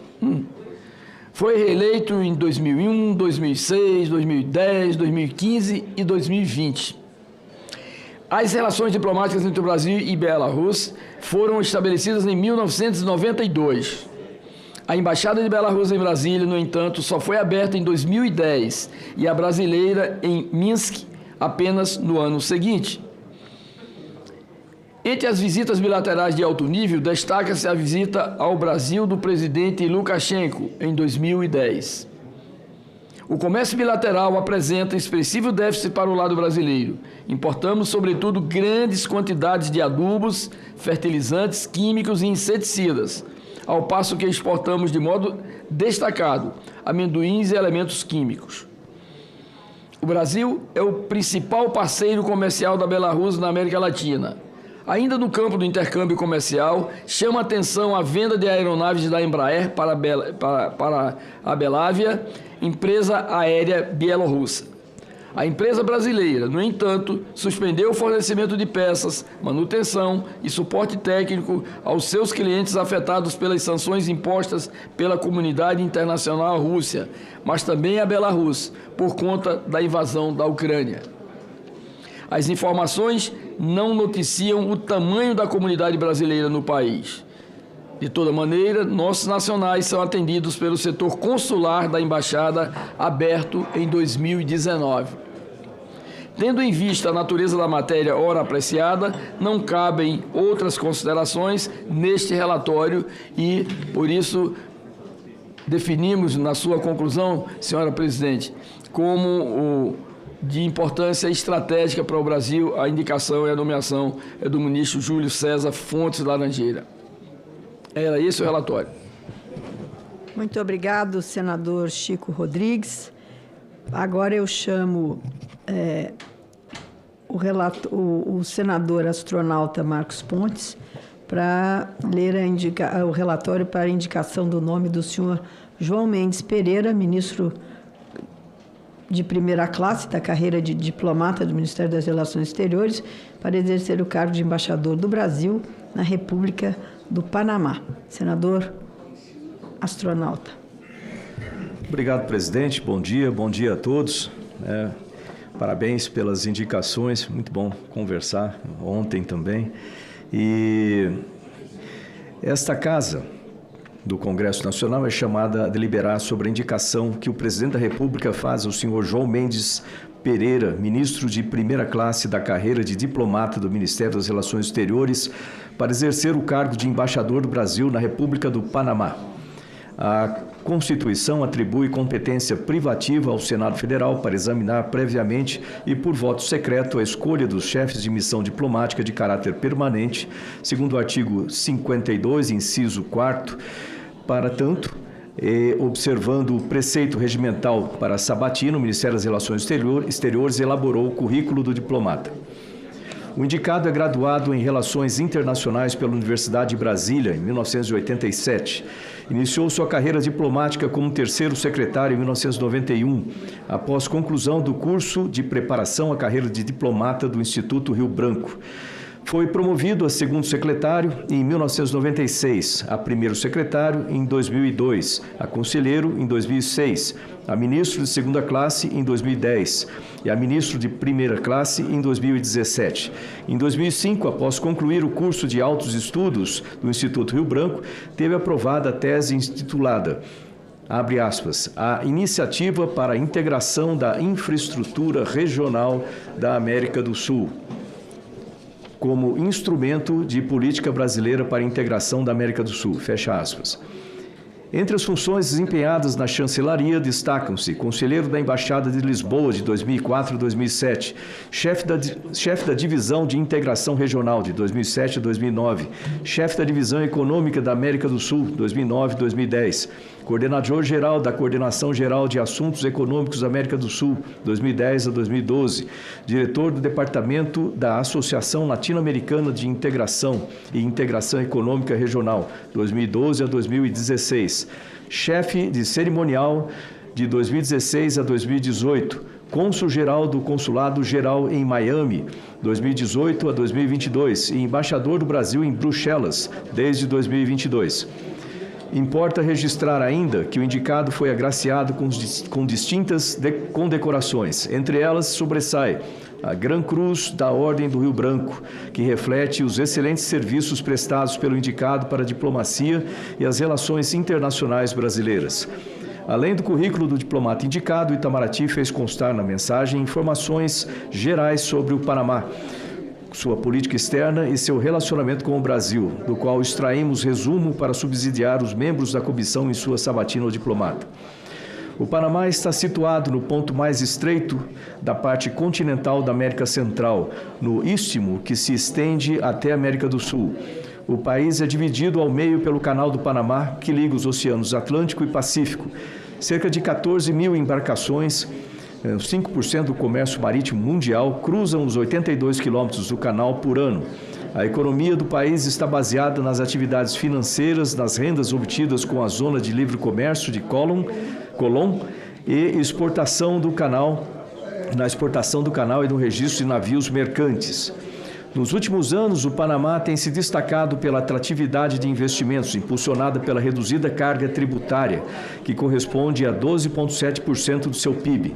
No entanto, o país enfrenta desafios para manter o ritmo de investimentos em razão da desaceleração do crescimento econômico e do aumento da dívida pública e do desemprego. No tocante às relações bilaterais, elas remontam de 1904, data do reconhecimento pelo governo brasileiro da independência do Panamá. Em 2007, ocorre a entrega de credenciais ao governo panamenho pelo primeiro representante brasileiro, então residente em Havana. No ano seguinte, é nomeado o primeiro representante diplomático panamenho junto ao governo brasileiro, o senhor Belisário Porras, que posteriormente seria, em 3 ocasiões, presidente da República. O relacionamento bilateral, apesar de tradicionalmente amistoso, só adquiriu maior projeção ao romper desse século, com as visitas oficiais dos presidentes Mireya Moscoso ao Brasil em 2001 e Fernando Henrique Cardoso ao Panamá em 2002. Desde então, têm sido frequentes encontros presidenciais, bem como de autoridades de elevado escalão de ambas as partes. Esse cenário tende a se ampliar à vista da circunstância de o Panamá possuir economia cada vez mais dinâmica, além de ser base logística de comércio e serviços. Além disso, desde a posse, o presidente panamenho José Raul Mulino tem manifestado interesse em aproximar-se do Mercosul, sendo o Panamá o primeiro país centro-americano a vincular-se ao organismo na condição de Estado associado. No tocante ao comércio bilateral, ele oscila entre crescimento e retração, mas é historicamente superavitário em relação ao Brasil. No total de 934,1 milhões de dólares apurados em 2024, as exportações brasileiras correspondem por cerca de 98% desse valor. Em termos proporcionais, trata-se de um dos maiores superávites da balança comercial brasileira. Nossa pauta exportadora é composta sobretudo por óleos combustíveis de petróleo ou de minerais betuminosos, produtos da indústria de transformação e medicamentos, incluindo veterinário. Importamos principalmente resíduos metálicos que correspondem a 51% do valor total da pauta exportadora panamenha ao Brasil. Em relação aos assuntos consulares, conforme estatísticas do Serviço Nacional de Migrações, o Brasil ocupou o 15º lugar entre os países com mais nacionais que atravessam irregularmente a floresta do Estreito de Darien em 2024. Autoridades panamenhas relatam que no ano passado, 1.075 cidadãos brasileiros se encontraram nessa situação, sendo em sua maioria filhos de haitianos nascidos em território brasileiro. Tendo em vista a natureza da matéria, essa apreciação cinge-se ao caráter do relatório, não cabendo aduzir outras considerações. Eu gostaria também aqui de anunciar também os elogios e o referendado pelo senador Eduardo Girão ao nosso indicado. Parabéns, espero que tenha muito sucesso lá no posto. Obrigado. Ao senador astronauta Marcos Pontes. Como o senador Hamilton Mourão já aqui se encontra, nós vamos propor a leitura do relatório da indicação do senhor Pablo Duarte Cardoso, que com isso finaliza os 7 relatórios. E a gente otimiza no tempo, para depois passar a palavra àqueles que já foram relatados. Indicação do nome do senhor Pablo Duarte Cardoso, ministro da 2ª classe da carreira diplomática do Ministério das Relações Exteriores, para exercer o cargo de embaixador do Brasil na República da Guiné-Bissau. Relator Hamilton Mourão. Pronto para deliberação. Passo a palavra ao senador Mourão por 5 minutos. Presidente, bom dia. Bom dia, senhoras e senhores embaixadores. Bom dia aos colegas e colegas aqui presentes. Vem a essa Casa Legislativa para ser deliberada a indicação do senhor Pablo Duarte Cardoso, ministro de 2ª classe da carreira diplomata do Ministério de Relações Exteriores, para exercer o cargo de embaixador do Brasil na República de Guiné-Bissau. O diplomata em apreço bacharelou-se em Direito pela Universidade do Estado do Rio de Janeiro em 1998 e ingressou na carreira diplomática no ano 2000, tendo feito todos os cursos necessários à sua progressão. Tornou-se ministro de 2ª classe no ano de 2018. Destaco a sua atuação como chefe substituto e chefe da Divisão Europa 2 entre 2011 e 2014, diretor de Assuntos Internacionais e Estratégicos da Secretaria Especial de Assuntos Estratégicos da Presidência da República em 2017 e como assessor no Gabinete de Segurança Institucional da Presidência da República entre 2017 e 2019. No exterior, serviu na Embaixada em Buenos Aires, Washington, Ottawa e na condição de ministro conselheiro em Lisboa e desde 2022, ministro conselheiro na Missão Permanente do Brasil junto à comunidade de país de língua portuguesa. A Guiné-Bissau é uma nação irmã que conquistou sua independência em 1974, mas vem enfrentando desafios relacionados à estabilidade político-institucional, vivenciando um contexto de transição e polarização política marcado por dissoluções parlamentares e disputas sobre a duração dos mandatos presidenciais. Nesse cenário, a atuação da nossa missão diplomática assume papel relevante na promoção do diálogo, da estabilidade e da defesa dos valores democráticos. O Brasil vem desenvolvendo estreita cooperação técnica com Guiné-Bissau em áreas como saúde, agricultura, educação e formação profissional. Essa cooperação ocorre em âmbito bilateral e multilateral por meio da CPLP. O Itamaraty nos mandou um documento que informa que a Guiné-Bissau já foi beneficiada demais com 3 projetos financiados pelo Fundo IBAS e que, acerca da cooperação educacional, entre 2000 e 2020, 1.426 bissau-guineenses frequentaram curso de graduação no Brasil por meio do programa Estudantes Convênios. No que concerne ao comércio bilateral, este foi de 6,6 milhões de dólares no ano de 2024. As exportações brasileiras são constituídas por óleos combustíveis de petróleo, álcools e seus derivados halogenados, e carnes de aves frescas, congeladas ou refrigeradas. As importações, por sua vez, compreendem frutas e nozes não oleaginosas. Uma das vertentes da parceria com a Guiné-Bissau é o intercâmbio de militares. O nosso Ministério da Defesa contribui para a formação de oficiais bissau-guineenses nas nossas academias militares, tanto na Escola Naval como na Academia Militar das Agulhas Negras. Desde 2009, diversos militares daquele país têm sido capacitados em cursos nas escolas das nossas Forças Armadas. A Armada de Guiné-Bissau tem participado de exercícios ao lado da Marinha do Brasil com o propósito de maior controle marítimo, que inclui exercício de prevenção e combate à pirataria e ao narcotráfico, em particular no âmbito das operações Guinex, a convite da Marinha do Brasil. Essa parceria também se estende à formação e capacitação de diplomatas. Desde 1976, mais de 2 dezenas de bissau-guineenses cursaram o programa de capacitação para diplomatas estrangeiros do nosso Instituto Rio Branco. Atualmente, uma funcionária do Ministério dos Negócios Estrangeiros e Comunidades da Guiné-Bissau integra a turma do Instituto Rio Branco. A participação de candidatos do continente africano e da CPLP alinha-se perfeitamente com a atual prioridade da política externa brasileira.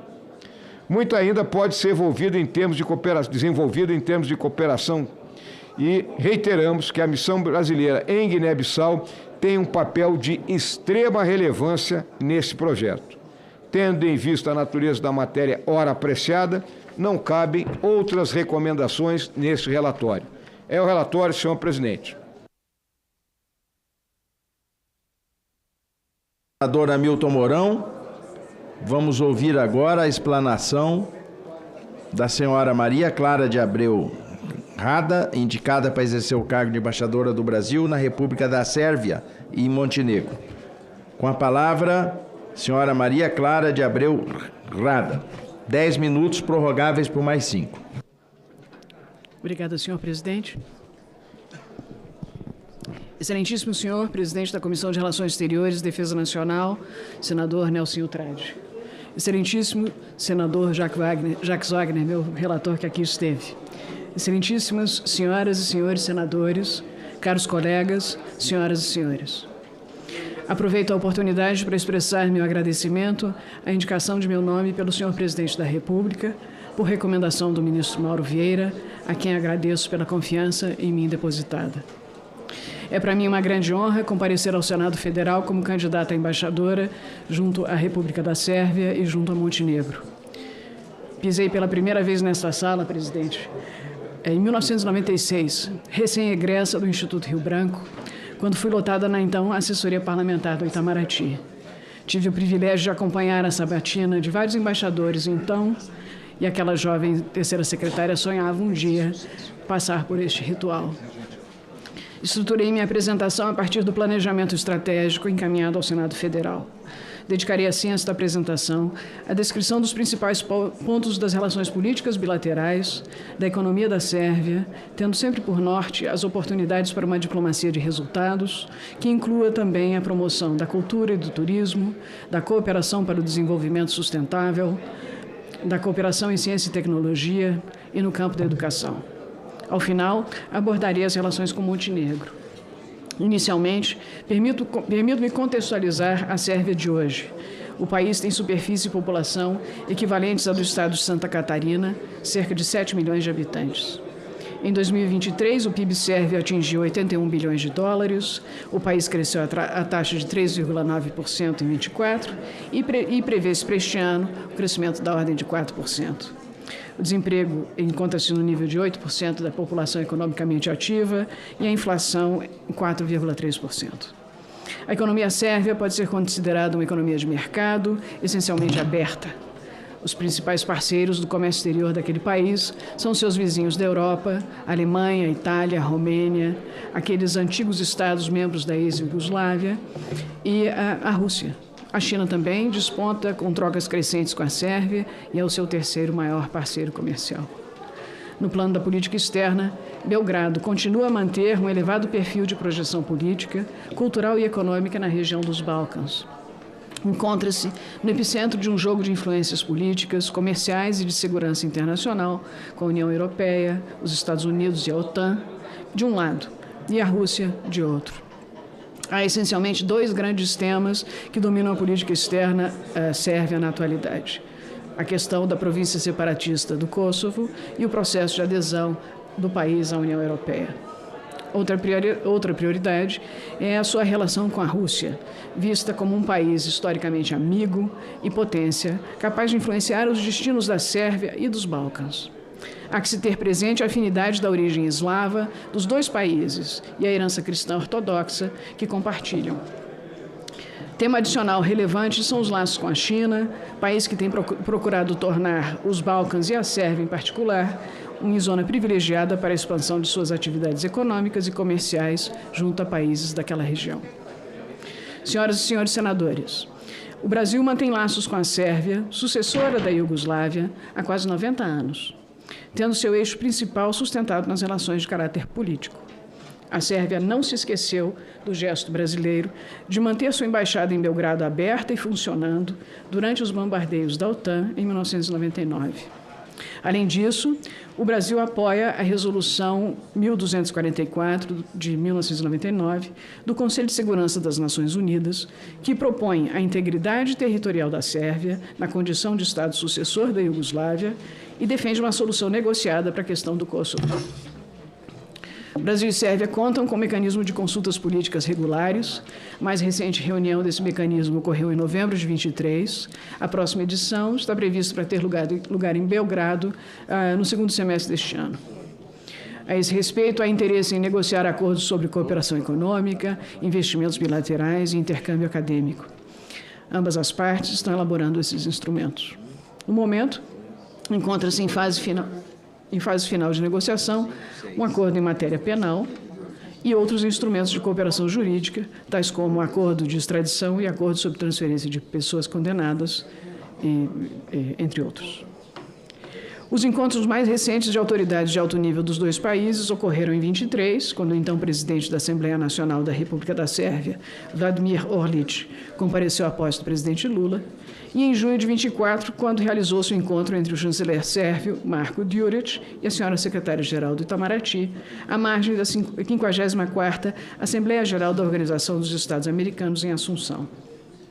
Também a cooperação parlamentar merece destaque.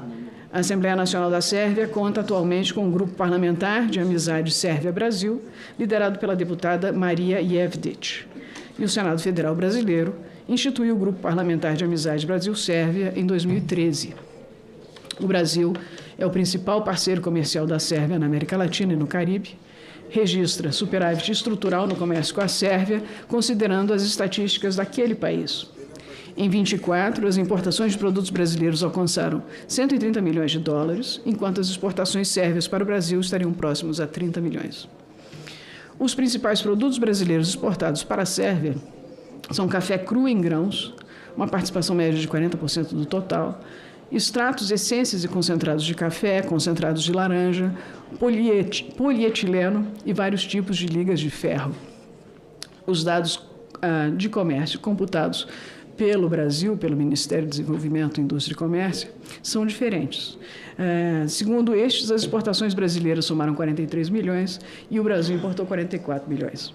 Vale destacar, essa diferença é tradicional e decorre de que a quase totalidade das importações sérvias de commodities brasileiras provém de terceiros países europeus, Itália, Eslovênia, Holanda e Croácia. Por isso se dá um ajuste na contabilidade das nossas exportações.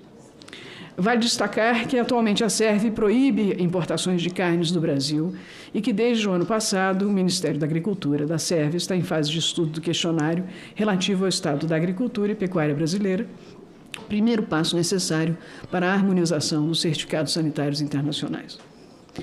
A pauta de importações brasileiras da Sérvia concentra-se em produtos industrializados, tubos, canos e mangueiras, autopeças e pneus. Cabe registrar ainda que, em junho de 23, foi inaugurada em Belgrado a primeira Câmara de Comércio Brasil-Sérvia, como uma associação empresarial independente, não governamental e sem fins lucrativos.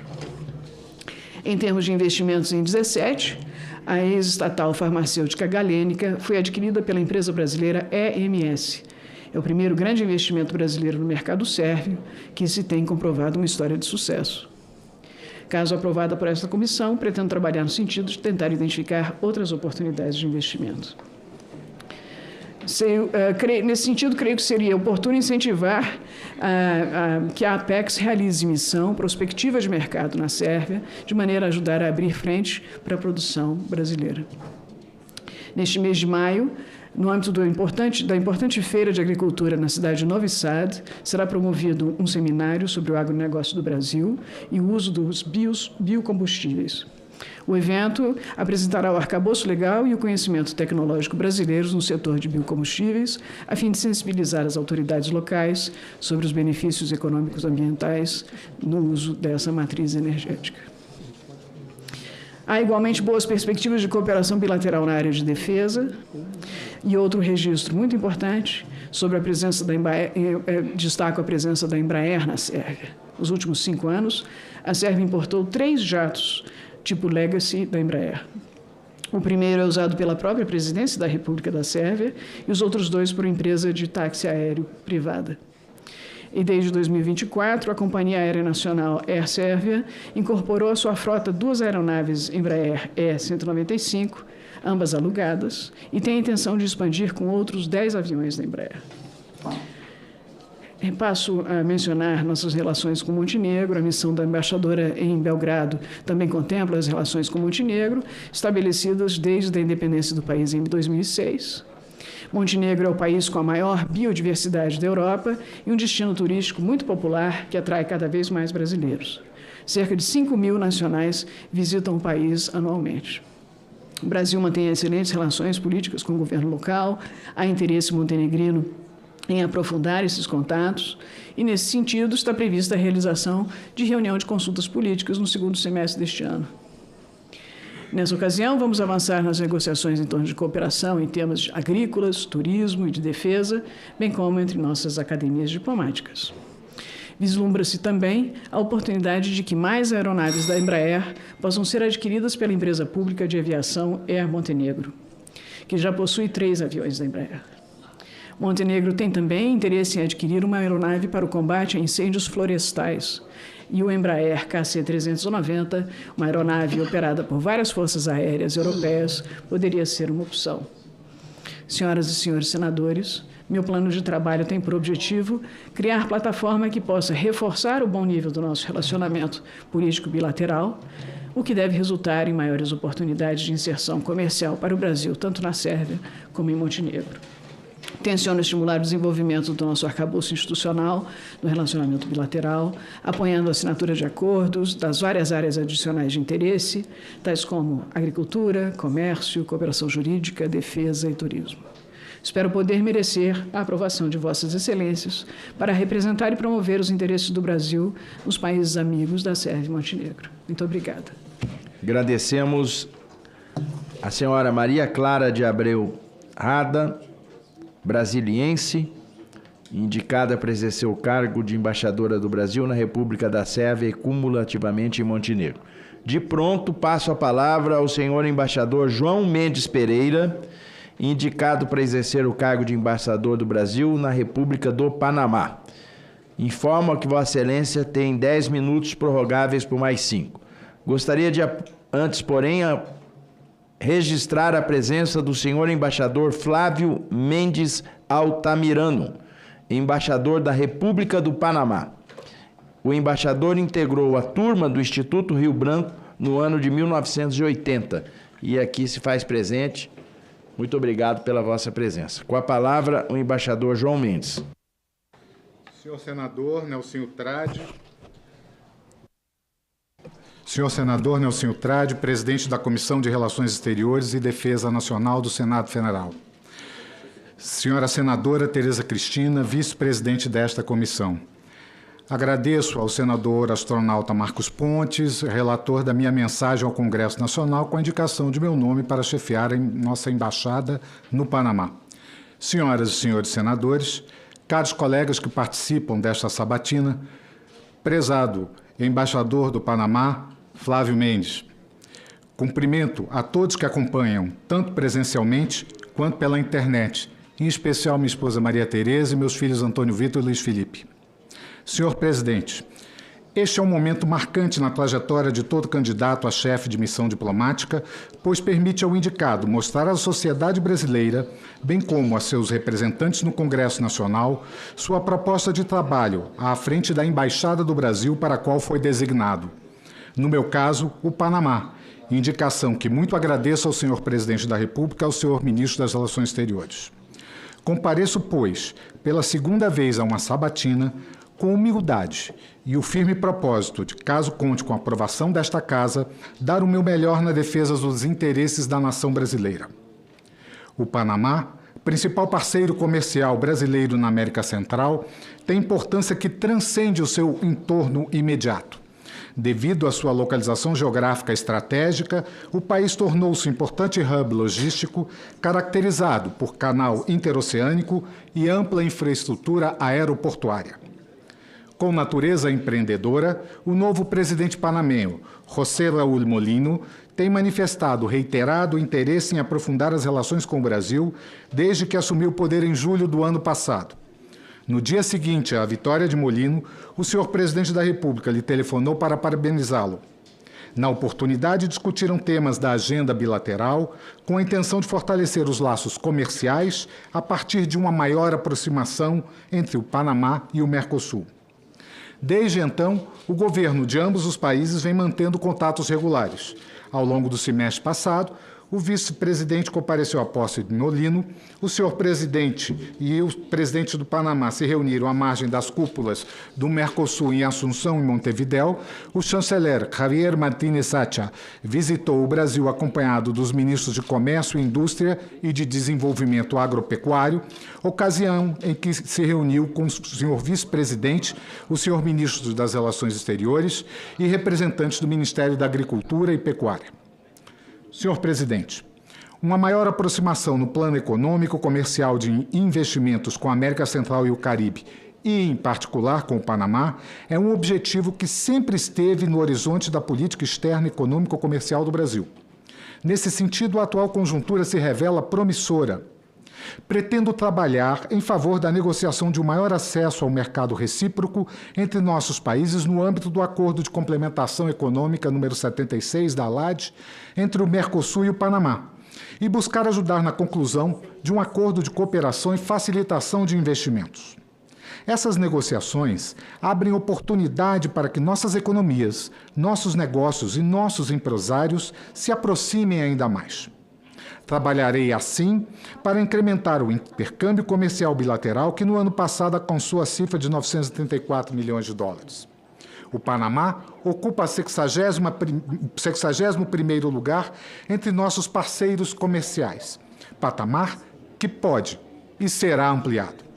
O investimento brasileiro no Panamá alcança a expressiva cifra de 9,4 bilhões de dólares e investimentos panamenhos no Brasil se aproximam de 1 bilhão de dólares.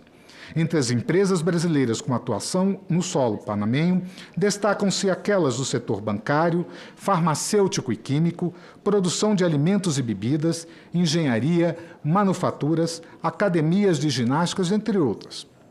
No Brasil, os investimentos panamenhos se concentram principalmente nos setores logístico e hoteleiro. Ainda na esfera comercial, merece registro a aprovação do projeto de compra pelo Panamá de 4 aviões Super Tucano e a possibilidade de compra de avião C-390 Millennium. Trata-se de importante acontecimento tanto do ponto de vista do negócio realizado, quanto da consolidação dos laços políticos mútuos. Estou convencido, senhor presidente, de que o diálogo e a cooperação nos campos da defesa e da tecnologia favorecem a aproximação e integração entre os países latino-americanos. Por sua vez, as rotas estabelecidas pela Copper Lines no Brasil criam espaço profícuo para a exploração de projetos de turismo em nosso país. Além das oportunidades de comércio, a consolidação do relacionamento em matéria de defesa e segurança permitirá um combate mais contundente às atividades ilícitas, como o crime organizado, o narcotráfico e o tráfico de pessoas. Por sua vez, a otimização logística do Canal do Panamá e do hub aeroportuário de Tocumen devem orientar, por igual, o horizonte de nossa atuação, sobretudo no tocante ao comércio com a Ásia. Hoje, somos o 15º usuário do canal e o aproveitamento dessa via deve ser avaliado em coordenação com as outras opções de escoamento de nossas exportações, conforme as necessidades logísticas e as avaliações de custo-benefício de cada operação. Senhor presidente, no plano político-diplomático, darei, caso venha a ser aprovado por esta Casa, sequência ao profícuo diálogo com o Panamá. Nesse sentido, trabalharei para dar novo impulso aos encontros no âmbito do mecanismo de consultas políticas entre os dois países. Buscarei aproveitar a sinergia alcançada no G20, em especial no chamado à ação sobre a reforma da governança global e a Aliança Global contra a Fome e a Pobreza, iniciativas brasileiras apoiadas pelo Panamá. Estimularei ainda a convergência maior possível nas demais ações ao amparo das Nações Unidas. Essa dimensão se aplica por igual aos temas vinculados ao meio ambiente. É uma área de cooperação pouco explorada pelos dois países, mas com grande perspectiva, seja pela vizinhança e similaridade entre a Amazônia e a selva tropical de Darién, seja pelo potencial considerável de cooperação bilateral em biocombustíveis, por exemplo. A Embaixada se engajará ainda na exploração de projetos de cooperação em ciência, tecnologia e inovação em matéria de fármacos e vacinas, entre outros. Essas atividades podem também se complementar com ações de coordenação e de cooperação para o desenvolvimento, segmento no qual merece destaque o trabalho da Agência Brasileira de Cooperação, ABC. Responsável no Itamaraty pela cooperação técnica e humanitária, a ABC tem uma longa e produtiva parceria de mais de 40 anos com o Panamá, com pelo menos 6 projetos em andamento. Em matéria de cooperação humanitária, temos um acordo com o Programa Mundial de Alimentos para projetos no Panamá, em especial nas questões de proteção civil e estocagem de medicamentos. Estamos trabalhando em distintas iniciativas visando a assegurar respostas rápidas, efetivas e eficazes a eventos naturais extremos na América Central e no Caribe, bem como a otimizar custos operacionais desse apoio. A cooperação cultural e educacional será igualmente priorizada. Intercâmbio de estudantes, ensino de português, assim como outras ações culturais capitaneadas pelo Instituto Guimarães Rosa e pelo Instituto Rio Branco, deverão ser exploradas e aprofundadas pela Embaixada. A assistência a brasileiros, por sua vez, receberá minha atenção direta e imediata, seja na produção de documentos consulares pela Embaixada, seja no apoio aos brasileiros que residem no Panamá ou que estejam em visita a esse país. Nesse domínio, buscarei assegurar também que os direitos humanos dos migrantes brasileiros rumo a outros países sejam, por igual, respeitados. O assunto me é muito caro desde que fui cônsul-geral do Brasil em Miami. Senhor presidente, a legitimidade desse plano de ação se assenta ainda sobre a estreita cooperação entre o Executivo e o Legislativo. Nesse sentido, estarei à disposição de Vossas Excelências para toda e qualquer ação em matéria de diplomacia parlamentar. Assim sendo, priorizarei o apoio à intensificação do diálogo interparlamentar através dos grupos parlamentares de amizade bilaterais nos dois países e da participação do Grupo Parlamentar do Brasil no Parlamento Latino-Americano. Manteremos ainda, em coordenação com o Senado Federal e a Câmara dos Deputados, canal de interlocução com a Secretaria Executiva do Parlamento Latino-Americano em apoio ao Grupo Parlamentar do Brasil no Parlatino. Agradeço, senhor presidente, a atenção a mim dispensada nesta oportunidade. Caso conte com o consentimento de Vossas Excelências, pretendo levar adiante o entusiasmo com que entrei na carreira há 35 anos atrás. o aprendizado que adquiri com meus colegas de trabalho nesse período, as melhores tradições da nossa chancelaria e minha experiência pessoal em proveito das boas relações com o país irmão Panamá. Muito obrigado. Agradecemos as palavras do embaixador João Mendes Pereira, a quem gostaria de também agradecer a recepção a nós realizada, ocasião da visita e da missão da Apex Brasil, na cidade de Bruxelas, na Bélgica, juntamente com a embaixatriz Maria Tereza. Espero que tenha chegado a tempo de ter participado do aniversário do vosso pai, situação essa que me foi colocada, e procuramos conciliar essa sabatina para essa feliz coincidência. Dizer a todos da mesa que a gente agradece muito a participação de vocês, peço que se dirijam até o plenário e que possam vir até aqui os embaixadores Bernard George, Júlio César Laranjeiras e Pablo Duarte Cardoso. São os três que estão faltando para posteriormente a gente solicitar se algum senador quer fazer alguma pergunta e já proferir o resultado da votação. Apenas para o informe, com esses 7 embaixadores e com os 5 últimos da última sessão, nós já sabatinamos na comissão 12 embaixadores. Não tem mais nenhum pendente para a gente poder sabatinar. Senador Nelsinho. Com a palavra, pela ordem, senadora Tereza. Enquanto os embaixadores se acomodam aí, eu fiquei encarregada de lhe entregar o requerimento do senador Esperidian Amin e senador Seife, e eu quero me juntar também a eles nesse requerimento para ouvirmos o nosso chanceler Mauro Vieira. Perfeito. Já está marcado para o dia 20 a presença dele. Confirmado. Me dê aqui, enquanto eles estão se ajeitando na cadeira, eu relembro o tempo de 10 minutos. Extra pauta, o requerimento do artigo 58, parágrafo 2º, inciso 2º da Constituição Federal, do artigo 93, 2º do Regimento Interno do Senado, que na audiência pública objeto requerimento 7 de 2025 seja incluído o tema a respeito do recente episódio da saída do grupo de opositores venezuelanos do governo de Nicolás Maduro, que estavam asilados na Embaixada da Argentina em Caracas e que foram resgatados pelo governo dos Estados Unidos. Assina senador Sérgio Moro, senador Hamilton Mourão, senadora Tereza Cristina. Em discussão. Não havendo quem queira discuti-lo, em votação. Votação simbólica. Os senadores e senadoras que concordam permaneçam como se encontram. Aprovado. Determina a assessoria que faça as tramitações legais. Voltando, o senador Amin também assinou, então que inclua o nome dele. Voltando, eu passo de pronto a palavra ao embaixador Júlio César Fontes Laranjeira, para que no prazo de 10 minutos, prorrogável por mais 5, possa apresentar a sua fala. Obrigado, senhor, excelentíssimo senhor presidente desta comissão, senador Nelson Tradinho, excelentíssima senhora senadora Tereza Cristina, vice-presidente dessa comissão, excelentíssimo senhor senador Chico Rodrigues, que tive o privilégio de ser meu relator, excelentíssimo senhor senador Hamilton Mourão, presente aqui nesta sala.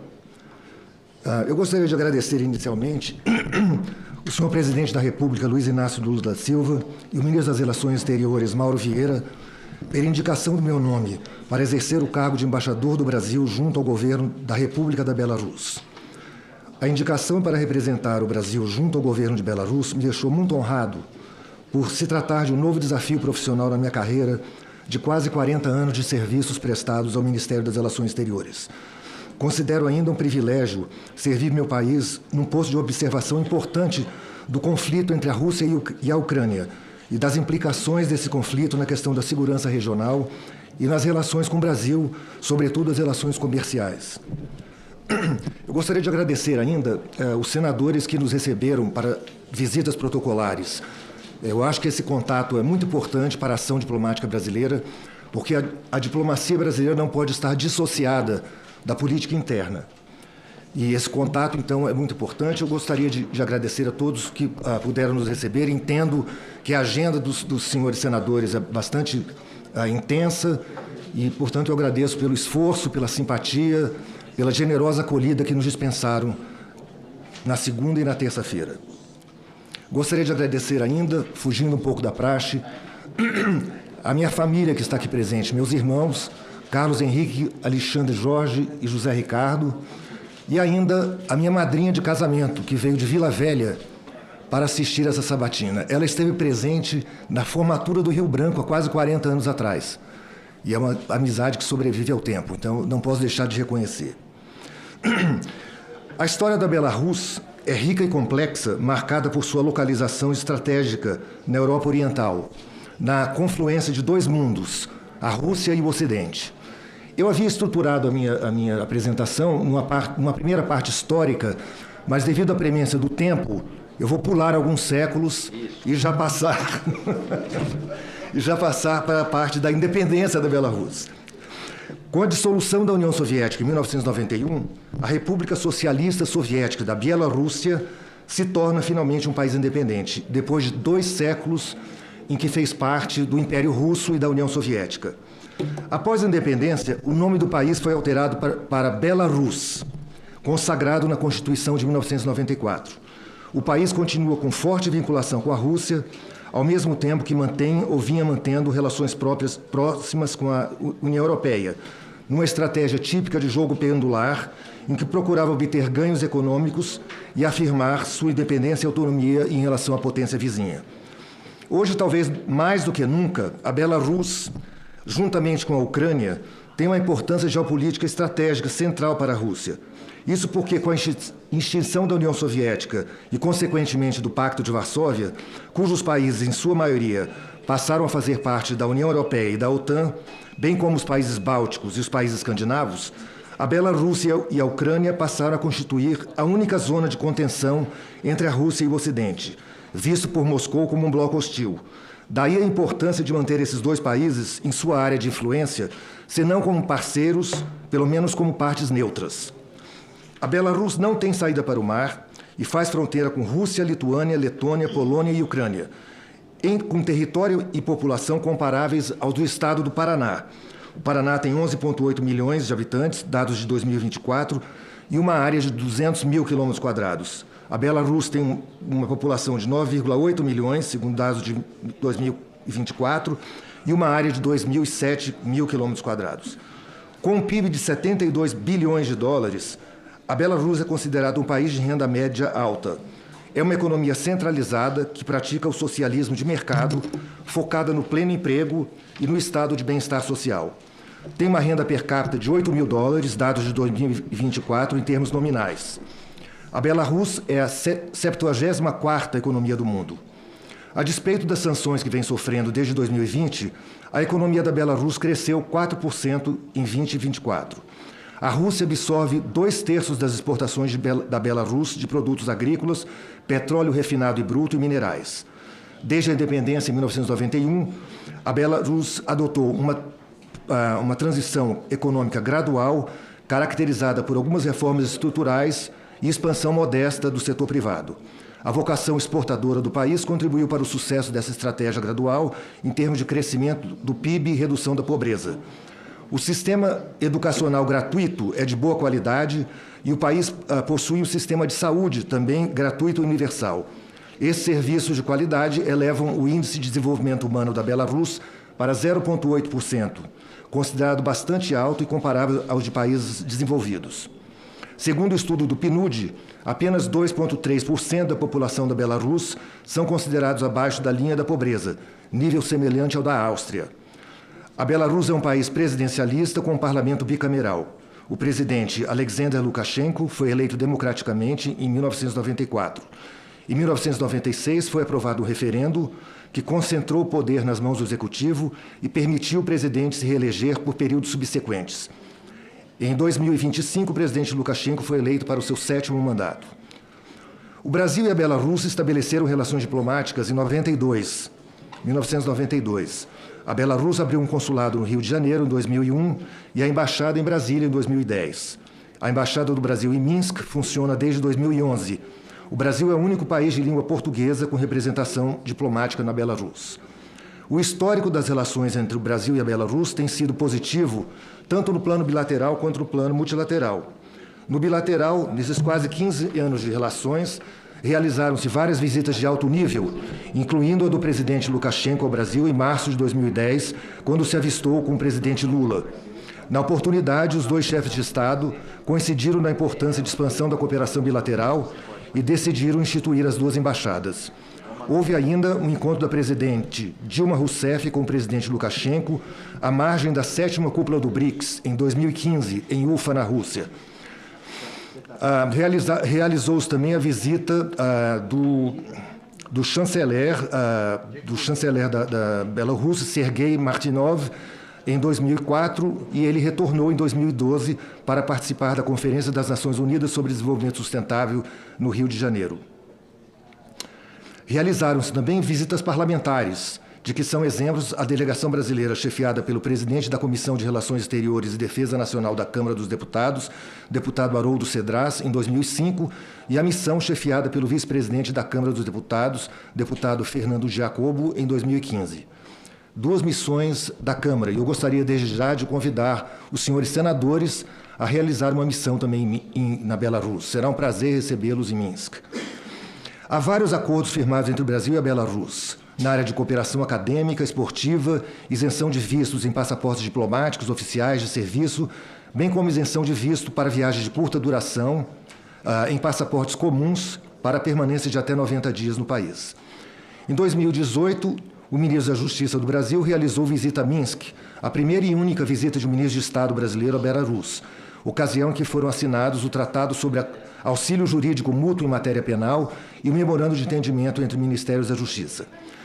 Existem algumas iniciativas ainda em curso na área cultural, como o Festival Vulica Brasil, que é um festival de arte urbana em que muralistas ou grafiteiros brasileiros pintam murais num bairro revitalizado da cidade, que se tornou uma área vibrante para jovens, com cafés, restaurantes, galerias e escritórios, e virou uma referência da cultura brasileira na cidade. A rua onde esses murais são pintados passou a se chamar Rua Brasil. Já foram realizados 5 edições desse festival, sendo a última em 2019. O Brasil é o maior parceiro comercial da Bielorrússia na América Latina. A Bielorrússia é um país estratégico para o Brasil por conta das importações de cloreto de potássio, que suprem cerca de 25% a 30% da demanda nacional pelo produto. Por essa razão, a balança comercial entre a Bielorrússia e o Brasil é altamente desfavorável ao Brasil. Antes da aplicação de sanções contra a Bielorrússia, o comércio bilateral era um pouco mais equilibrado por conta da aquisição de equipamentos e peças de reposição da Embraer pela Bielorrússia. A Companhia Aérea Nacional Belavia operava com 17 aviões da Embraer e 15 Boeing 737 antes da aplicação das sanções. Devido à impossibilidade de voar para a Europa, a Belarus reduziu sua frota para 15 aeronaves, 5 das quais da Embraer, e não se sabe ao certo quantos desses estão em condições operacionais devido à falta de peças de reposição e manutenção. No plano multilateral, Brasil e a Rússia possuem histórico positivo de atuação conjunta no quadro dos mecanismos de integração das regiões internacionais, das organizações internacionais. A Bielorrússia apoia o pleito brasileiro, um assento permanente no Conselho de Segurança e adota posições próximas às do Brasil. O relacionamento, finalizando, senhor presidente, o relacionamento Brasil-Bielorrússia é ainda jovem e, num contexto de guerras no seu entorno e aplicação de sanções pelos países europeus, encontra barreiras que dificultam a realização de seu potencial. Caso aprovado para o cargo de embaixador do Brasil junto ao governo de Bielorrússia, pretendo dar seguimento e aprofundar as iniciativas implementadas por meus antecessores e continuar a trabalhar criativamente com as autoridades belarussas, de forma a preservar o fluxo comercial entre os dois países, sobretudo as importações de cloreto de potássio, tão necessário ao nosso agronegócio, bem como explorar nichos de mercado juntamente com a Apex Brasil, em que produtos brasileiros de maior valor agregado possam se inserir. Muito obrigado, senhor presidente. Agradecemos ao embaixador Júlio César Fontes Laranjeira, de pronto ao embaixador Bernard George, para que ele possa fazer a sua apresentação, uma vez que foi designado para atuar na República do Azerbaijão. Com a palavra, embaixador Bernard. Obrigado, excelentíssimo senador Nelsinho Trade, excelentíssimo senador Hamilton Mourão. Eu gostaria de agradecê-lo pela oportunidade de estar aqui hoje. Eu sei que foi um esforço enorme organizar essa reunião. Gostaria de agradecer, em particular, à senadora Tereza Cristina, que teve que se ausentar, mas que fez a leitura do meu relatório, preparado pelo senador Carlos Viana. Eu gostaria de agradecer também ao excelentíssimo senhor presidente da República pela minha indicação, ao excelentíssimo ministro das Relações Exteriores, pela confiança em mim depositada. E gostaria de fazer uma menção especial. Eu volto a casa depois de ter trabalhado aqui 4 anos na assessoria internacional do presidente José Sarney, e eu devo dizer que foi um período de complementação enorme da minha formação no Instituto Rio Branco, no Itamaraty, porque essa casa é uma casa que tem uma relação muito forte com o povo brasileiro, e uma vez que você tem essa experiência aqui dentro, é como se houvesse ou se criasse uma identidade muito grande com as demandas, as urgências entre a atividade acadêmica, o aprendizado que a gente tem e as demandas diárias que o povo brasileiro traz e que os senhores senadores procuram atender da melhor maneira possível.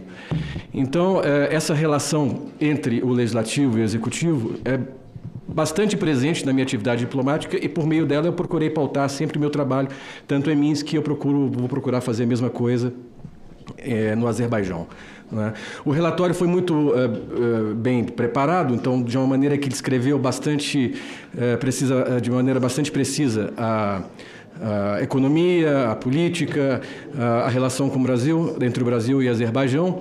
E eu, então, vou aproveitar para dar algumas pinceladas que me parecem importantes para que nós possamos entender qual que seria o foco da minha atuação no Azerbaijão. Né? Ficou claro que se trata de uma região estratégica no mundo. Ela fica entre grandes potências, né? Ela, ao norte tem a Rússia, ao sul tem o Irã, do lado do Oriente tem a China, do outro a Europa, e dentro de um contexto tão complicado geopolítico internacional, o Azerbaijão se tornou uma ponte estratégica e confiável para o envio de energia para a Europa. Esse dado é um dado determinante na relação hoje em dia do Azerbaijão com o mundo, porque ele deu uma nova projeção ao país. Né? O país ele foi o berço da produção de petróleo e, ao longo dos últimos anos, com a riqueza gerada pela exploração do petróleo, o país adquiriu uma nova projeção econômica. Né? É um país cuja economia ela tem funcionado de uma forma bastante redonda e, só para ter uma ideia, a relação dívida com o PIB é de 20%, 21%, é bastante baixa, para mostrar, quer dizer, o bom nível da saúde econômica do país. Mas isso também deu uma projeção bastante grande à atividade diplomática do Azerbaijão. O Azerbaijão tem procurado participar de grandes eventos de uma forma bastante construtiva, e um deles, que eu acho que vai trazer uma conexão muito grande com o Brasil, foi a COP29. Né? O Brasil hoje ele participa da COP30 e nós trabalhamos de forma bastante próxima em prol de iniciativas que tragam benefícios para a sustentabilidade do mundo, né, como o mapa da rota para 1,5 graus, né, você diminuir o aumento da temperatura global, como também a formação de um fundo de 1,3 bilhões de dólares para a utilização em países que procuram se desenvolver de forma sustentável. O Brasil ele tem trabalhado de forma bastante próxima com o Azerbaijão nesse sentido, e dos meus objetivos ao longo da minha gestão vai ser manter essa coordenação, aumentando o diálogo político que tem se caracterizado pela excelência nos últimos anos em relação ao Azerbaijão. Vossa Excelência esteve em Baku no ano passado, em 2024, foi testemunho do processo eleitoral no país. Em setembro também ocorreram eleições parlamentares. Essas eleições elas foram vencidas majoritariamente pelo partido de apoio ao presidente. É um presidente que tem um excelente nível de aprovação. É um país politicamente que é presidencialista, com uma Câmara unicameral. E as próximas eleições são só daqui a 7 anos, no caso da presidência, e 5 anos, no caso do parlamento. Mas eu pretendo, presidente, manter esse diálogo parlamentar. Como eu disse, eu acho que esse diálogo ele é essencial, porque ele é o termômetro que permite com que nós possamos identificar exatamente aqueles pontos que são de ambição da população de ambos os lados. Não é? Dentro dessa questão energética que determina, vamos dizer assim, a inserção internacional do Azerbaijão, eles estão trabalhando para buscar uma transição energética que seja sustentável e que seja adequada para o mundo do futuro. Não é? Isso tem acontecido nos países que são grandes produtores de petróleo e gás. É natural que aconteça também com o Azerbaijão. E o Brasil tem muito a contribuir nesse sentido, porque o Brasil é um país que produz energia limpa. Nós temos já projetos desenvolvidos em várias áreas, e um dos meus objetivos é procurar associar essas iniciativas que são desenvolvidas dentro do Brasil por grandes empresas, pelo governo, a iniciativas que estão sendo também trabalhadas e projetadas no Azerbaijão. Eu tenho pensado, quer dizer, que seria possível desenvolver várias modalidades dentro desse cenário, como assistência técnica e troca de experiências em políticas de longo prazo, né? Transferência de know-how sobre etanol, biodiesel, logística e blindagem. Como vocês sabem, Baku é um local onde existe talvez pela localização geográfica, pelo Mar Cáspio, né? Um sistema de baixa e alta pressão muito grande, o que propicia a utilização de energia eólica. Então, dentro desse quadro de transição, eu acho que seria possível trazer para o diálogo entre os nossos países várias dessas nossas experiências que nós temos no Brasil, né, na área de energia eólica, também solar, e, além disso, relativa à produção e utilização do hidrogênio verde. O tempo está sendo escasso, ele se esgota, mas eu gostaria de mencionar ainda um aspecto que me parece bastante importante também em razão da experiência que eu tive na Belarus, em Minsk, que é a aproximação cultural, sabe? A aproximação cultural é algo que permite que as nossas sociedades se conheçam melhor. E ainda que o Brasil tenha uma presença bastante positiva nessas repúblicas ex-soviéticas, né, como é o caso da Belarus e agora no caso do Azerbaijão, para onde eu estou indo, muito fruto de um soft power que nós desenvolvemos e que se beneficiou muito da televisão brasileira, do cinema brasileiro, que levou imagens muito positivas para esses países a respeito da nossa cultura.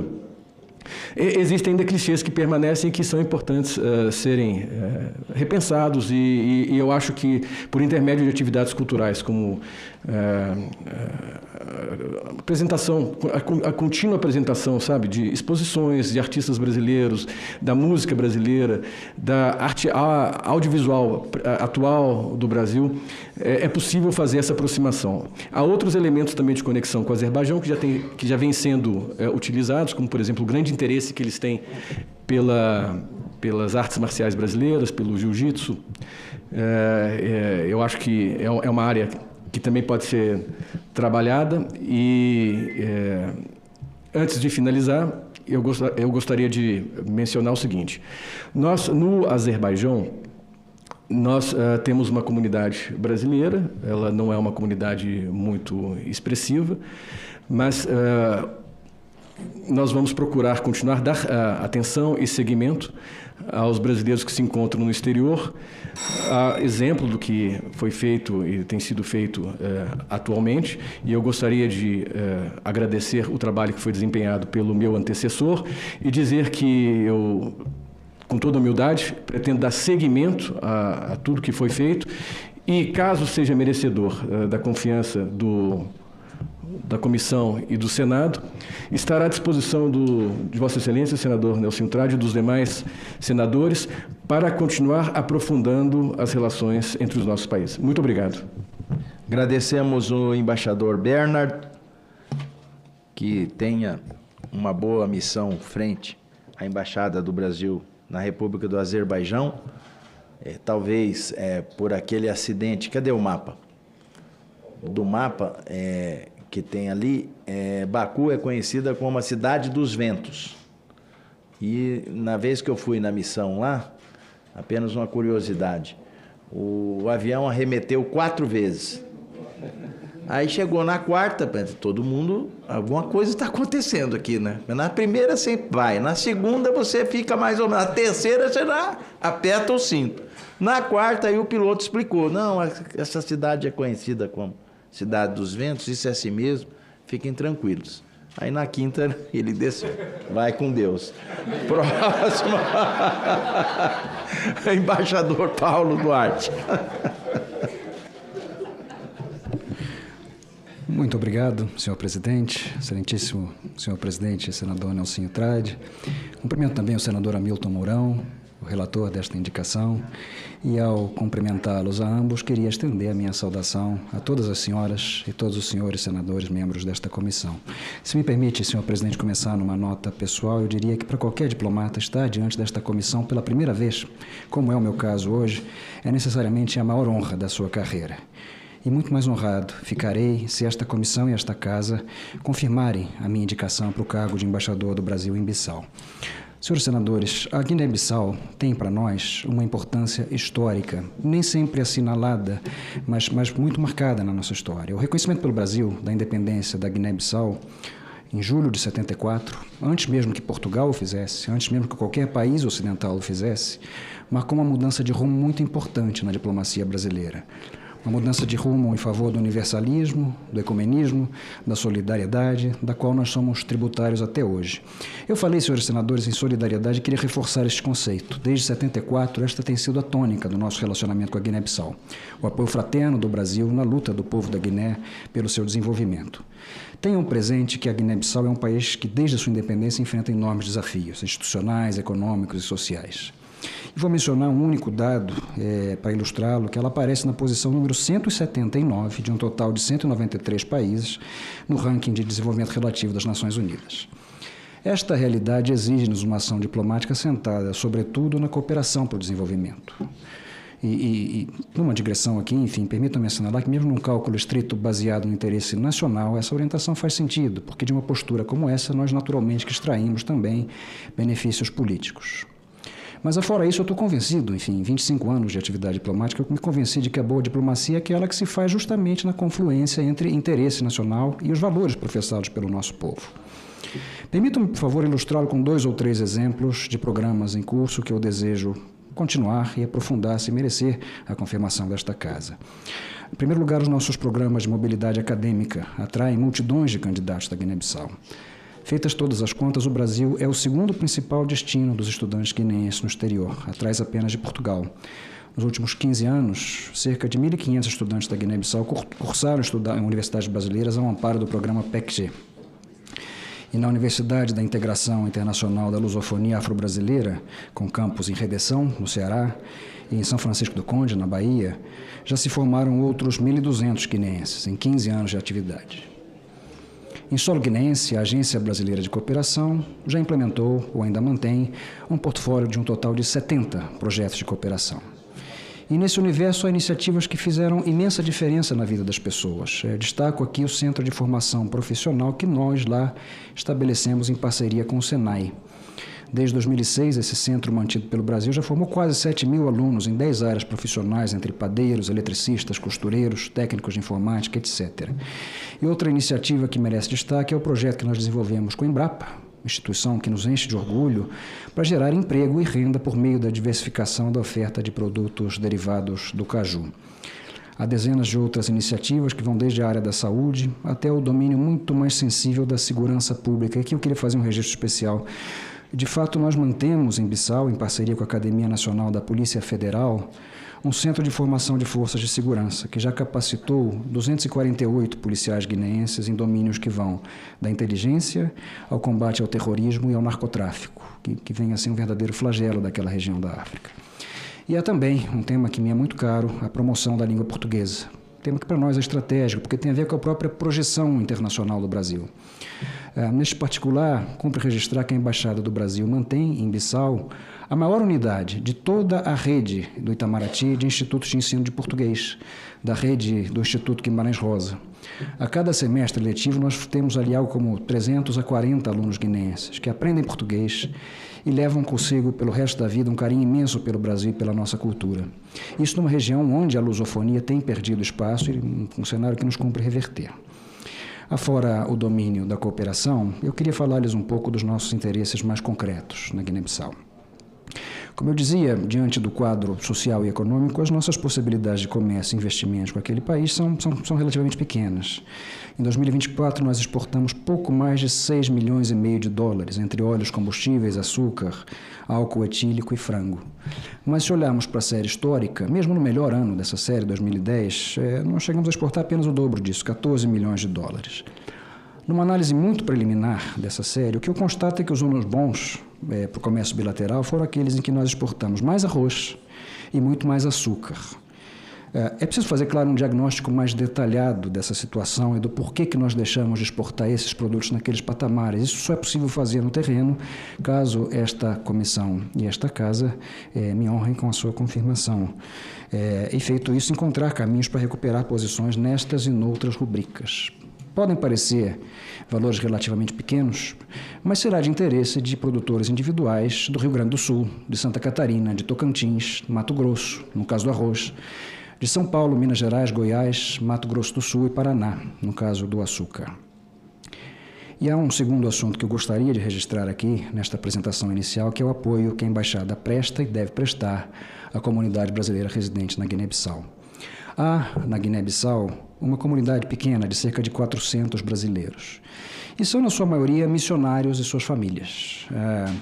Eu tenho recebido relatos do trabalho importantíssimo que esses missionários fazem naquele país, não só na área propriamente religiosa, como também e sobretudo na área social.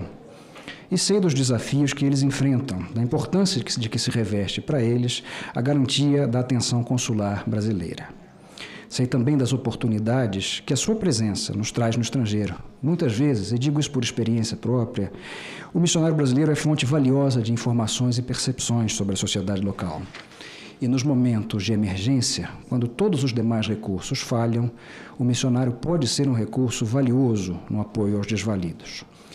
Por tudo isso, eu queria assegurar-lhe, senhor presidente, senhores senadores, que se essa casa me honrar com a sua confiança e confirmar a minha indicação, esses missionários brasileiros encontrarão sempre as portas da Embaixada do Brasil abertas, para que tenham segurança de exercer o seu trabalho e a sua vocação, sem nenhuma interferência do Estado brasileiro, mas com todo o apoio consular que lhes é garantido por lei.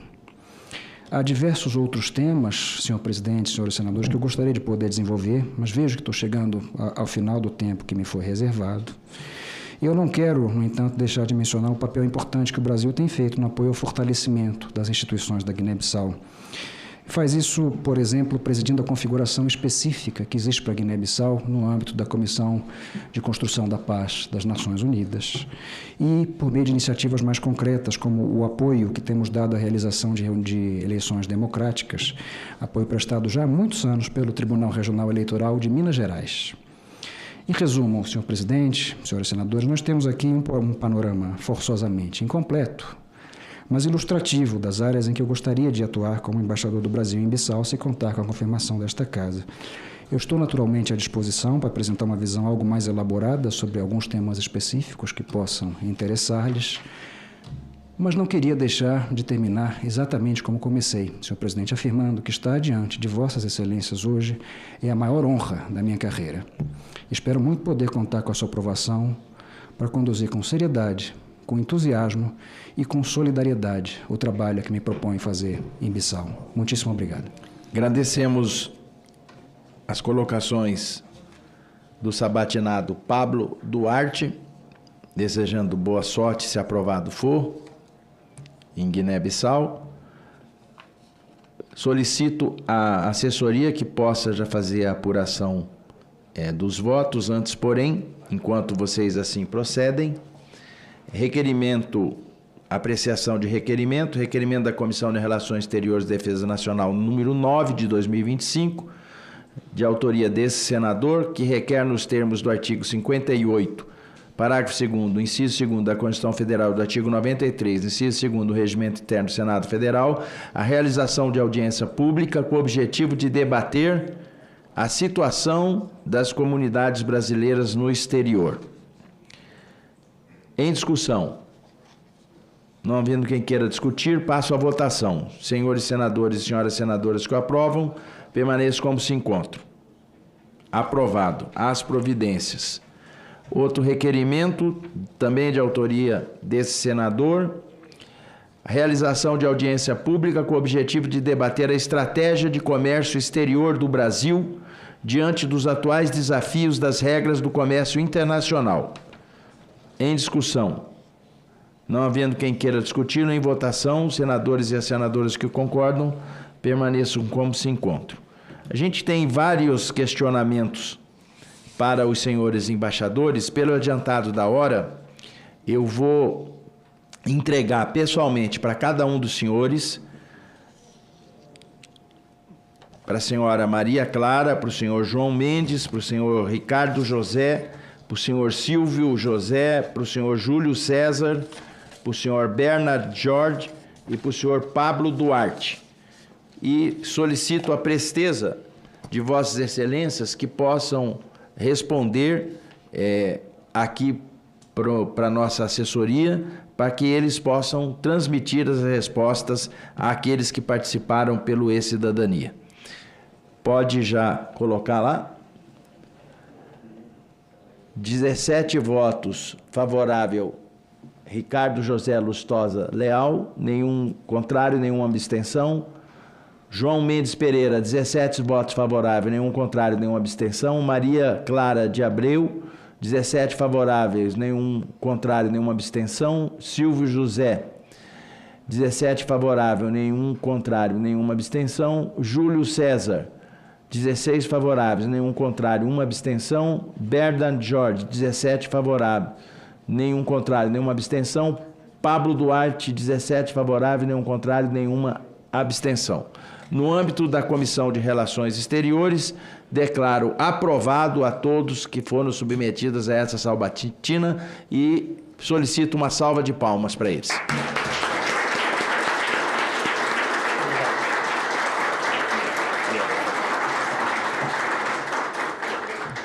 Peço ao senador Mourão para que junte-se a nós aqui na frente e os demais embaixadores para a gente fazer a foto oficial. Nada mais havendo a tratar, cumprindo a determinação e a missão dessa sessão, agradeço a todos pela presença, em especial pelas autoridades, desejando-lhes êxito, declaro encerrada a presente reunião.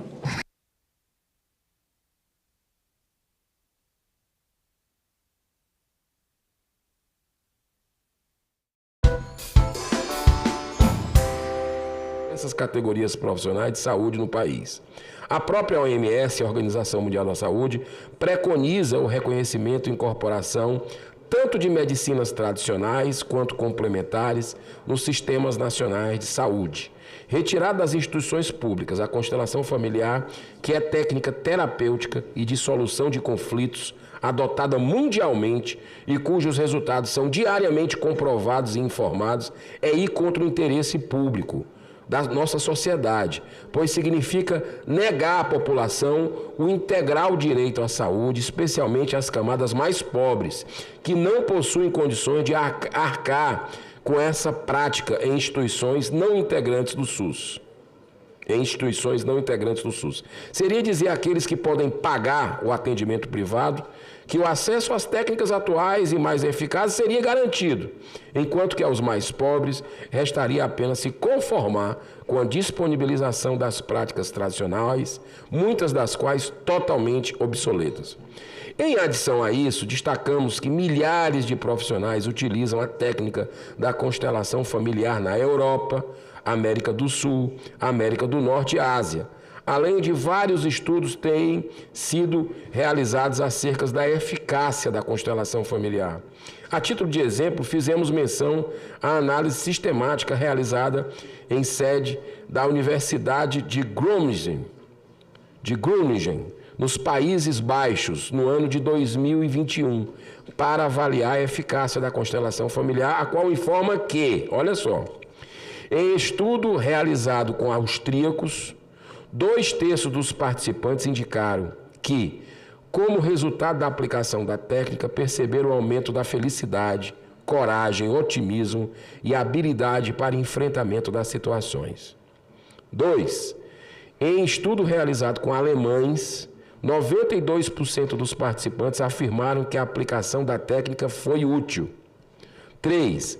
Em estudo realizado com participantes da língua inglesa, francesa e russa, 87% daqueles que buscavam tratamento para dificuldades interpessoais informaram que seus problemas foram resolvidos após a aplicação da técnica. 87%. Em estudo realizado com 209 húngaros, os participantes experimentaram significativa melhora em 23 das 26 áreas abrangidas pela técnica. 23 das 26 áreas abrangidas pela aplicação da técnica. E, finalmente, em estudo realizado a partir da amostra de 139 participantes sujeitos a tratamento para uso de substância tóxica, na Alemanha, verificou-se que 81% daqueles que se sujeitaram à aplicação da técnica completaram o tratamento de forma integral, em oposição a 50% daqueles que não a aplicaram. Senadora Damares, meu sonho é ver isso aqui um dia, e vai acontecer isso, porque está crescendo muito no Brasil, é um terreno muito fértil, que a gente veja nos bairros, sabe, ofertado de graça, problemas de brigas de família, sabe, e a gente tem muito isso, questão de droga, vizinhança, conflitos, né? Porque aqui é algo que eu já fiz várias vezes e vi o benefício em mim mesmo, né? E vi o benefício em outras instituições. É um negócio muito impressionante e eu fico feliz com a oportunidade, viu, senadora Damares, de ter tido essa iniciativa, porque nos ajuda, inclusive, a divulgar. Né? Mesmo a gente negando, né, quem propôs não vai gostar para o banimento, mas aqui está me propondo trazer dados, trazer estatísticas. E eu fico muito feliz, porque esse é algo que me toca profundamente a alma. Apontamos também que o Tribunal de Justiça do Distrito Federal, conhece? Do Distrito Federal e dos territórios, disponibilizou em seu sítio eletrônico dados que demonstram a eficácia da adoção da constelação familiar por meio do projeto Constelar e Conciliar, na realização de acordos em vara civil da família, órfãos e sucessões. Igualmente, o CNJ declarou que as varas de família estão conseguindo aumentar nas audiências seus índices de conciliação em processos judiciais com o uso da constelação familiar. Dessa forma, e considerando os debates anteriores acerca do tema, como realizado no âmbito da Comissão de Assuntos Sociais, em março de 2022, eu presidi essa sessão, não assiste razão à sugestão que foi proposta. Admitir essa ideia legislativa, além de constitucional, por afrontar a separação de poderes, equivale a admitir predileção pela manutenção nas instituições públicas apenas de técnicas obsoletas, aumentando a distância do atendimento realizado pelas instituições privadas. E também a negar os avanços obtidos, especialmente na área da saúde e de solução de conflitos no judiciário, promovendo, em vez desses avanços, o retrocesso. Então, meu voto, em razão de tudo que foi exposto, concluímos pela rejeição da sugestão número 1 de 2022. Muito obrigado, senhora presidente. Em discussão, senador Seife. Senadora Damares, é inacreditável que alguns parlamentares tenham como objetivo a luta contra a família, a união da família e a opinião da família em ambientes escolares, em ambientes judiciais, em ambientes sociais. É inacreditável.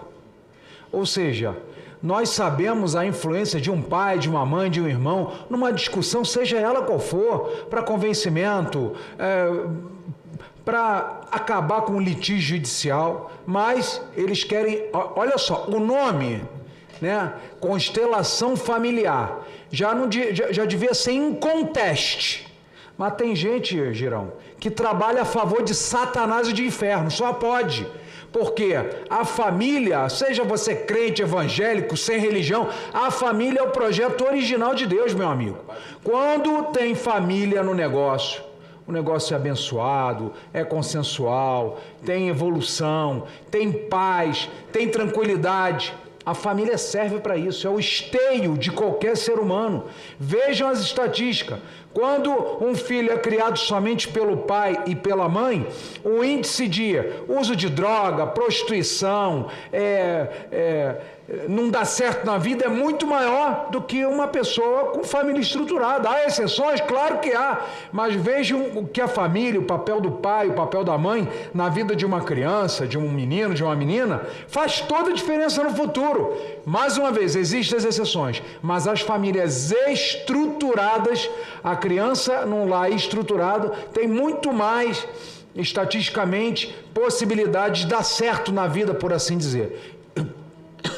Então quero parabenizar o senador Girão e já consigo no meu voto a favor da rejeição dessa proposição esdrúxula. Nós estamos aqui para combater isso mesmo. Não tem mais quem queira discutir. Em votação, aqueles que aprovam permaneçam como se encontram. Aprovado o relatório que passa a constituir o parecer da CDH pela rejeição da sugestão. Antes de passar para o próximo item, eu quero parabenizar o senador Girão pelo voto e quero fazer uma informação. Essa sugestão, ela nasceu no ano de 2021. Quem mandou a sugestão, quem cria a sugestão é Matheus Franca, e aqui ele entra com a ideia em 9/11/2021, e ele recebeu, senador Seife, 20 mil, em 16/11/21, em menos de 10 dias, 20.987 apoiamentos. A sociedade apoiou. Aí virou uma sugestão. Acredito que era um contexto diferente de hoje. Pandemia, todo mundo apavorado, todo mundo com medo. E acredito que é possível que o Matheus tenha encontrado não bons profissionais conduzindo a constelação familiar, que aconteceu sim. Muita gente saiu dizendo que era a constelação familiar sem o preparo. Mas dentro do SUS, a gente observa que o SUS tem todo um critério para escolher quem vai conduzir a constelação. Também dentro do judiciário. A constelação familiar, conforme pesquisas apresentadas, tem dado certo. Famílias estão sendo resgatadas, especialmente para os dependentes químicos. Então, a gente aqui diz ao Matheus que a gente respeita a ideia dele, foi colocado em votação, e a comissão decidiu por unanimidade que não vai ser um projeto de lei com a assinatura da comissão. Mas isso não quer dizer que nenhum outro parlamentar possa depois apresentar um projeto de lei, mas não terá como assinatura a comissão, porque o voto do senador foi aprovado na unanimidade e apoiado de forma tão veemente pelo brilhante senador Seife. Então, a gente conclui essa matéria. Parabéns ao senador Seife pela posição, senador Girão. E vamos para o item 7 da pauta. Senador Girão vai retirar da pauta o item 7? Eu queria retirar, senadora Damares, com compromisso de, na próxima semana, se a senhora puder, sim, colocar na pauta para a gente deliberar esse assunto. Retirado da pauta, a pedido do relator, volta para a pauta na próxima semana. E eu agradeço a todos que participaram da deliberativa. Eu vou para o momento de expediente. Há um movimento lá atrás que eu pedi que não se manifestasse, mas após a leitura do expediente, se os senhores quiserem me entregar algum documento, algum manifesto, eu estarei aqui para atendê-los, ok? Vamos aos expedientes. Denúncia número 118.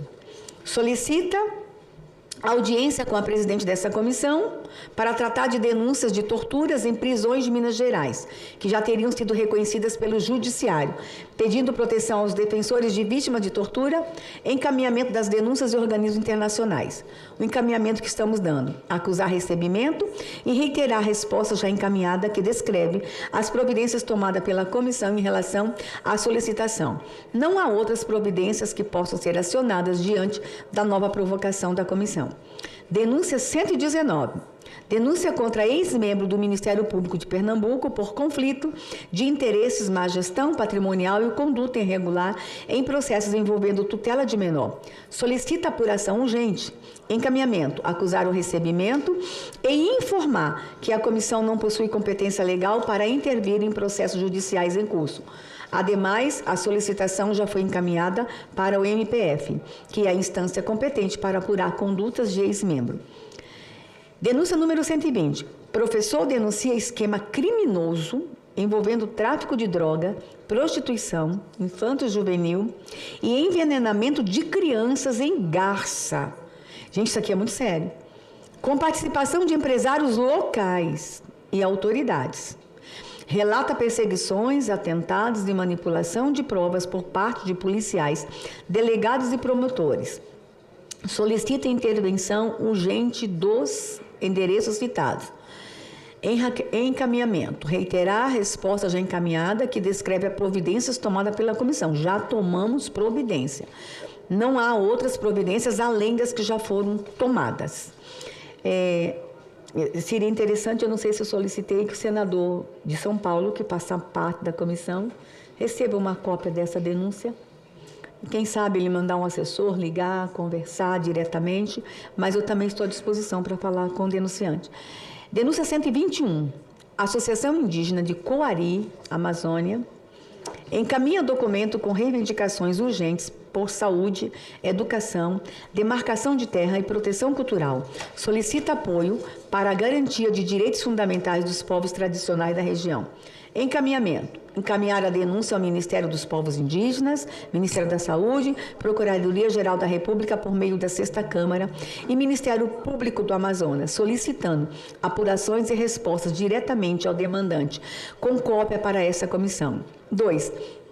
Encaminhar o ofício recebido ao gabinete do senador Plínio Valério para que tome ciência sobre a denúncia quanto à inexecução do convênio com a Prefeitura de Coari para projeto com os indígenas financiado por sua emenda parlamentar e informar os solicitantes sobre as providências tomadas por esta comissão. Denúncia número 122.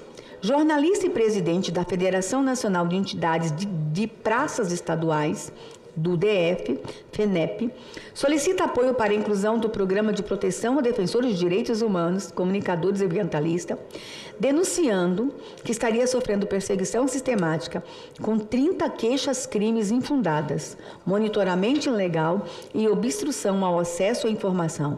Documentos enviados em anexo comprovariam retaliações por sua atuação na defesa de direitos humanos de militares estaduais. Encaminhamento. Encaminhar o ofício ao Ministério dos Direitos Humanos da Cidadania, solicitando informações do caso mencionado para acompanhamento da solicitação do demandante. Responder ao demandante o encaminhamento realizado. E pode me colocar à disposição se ele quiser falar pessoalmente comigo. Denúncia número 123. Meu Deus, quanto trabalho essa comissão teve, hein? Defesa de idosa custodiada no presídio feminino do DF, na Colmeia, denuncia supostas violações de direitos humanos, incluindo negligência médica, após queda, indícios de falsidade em laudo pericial e condições carcerárias degradantes, cela superlotada, com presas de perfil violento, uma idosa. Solicita medidas cautelares para nova avaliação médica independente da apuração dos fatos e informações ao Estado brasileiro sobre as condições da detenta. Encaminhamento. Acusar recebimento e informar que a comissão realizará diligência ao local tão logo seja autorizada pelo ministro Alexandre de Moraes. É uma das presas de 8 de janeiro. Ministro, libera a gente para visitar uma idosa, ministro. Uma idosa que caiu, está machucada. Deixa a gente ver se é verdade. Eu faço um relatório e mando para o senhor, ministro. Só quero ir lá confirmar.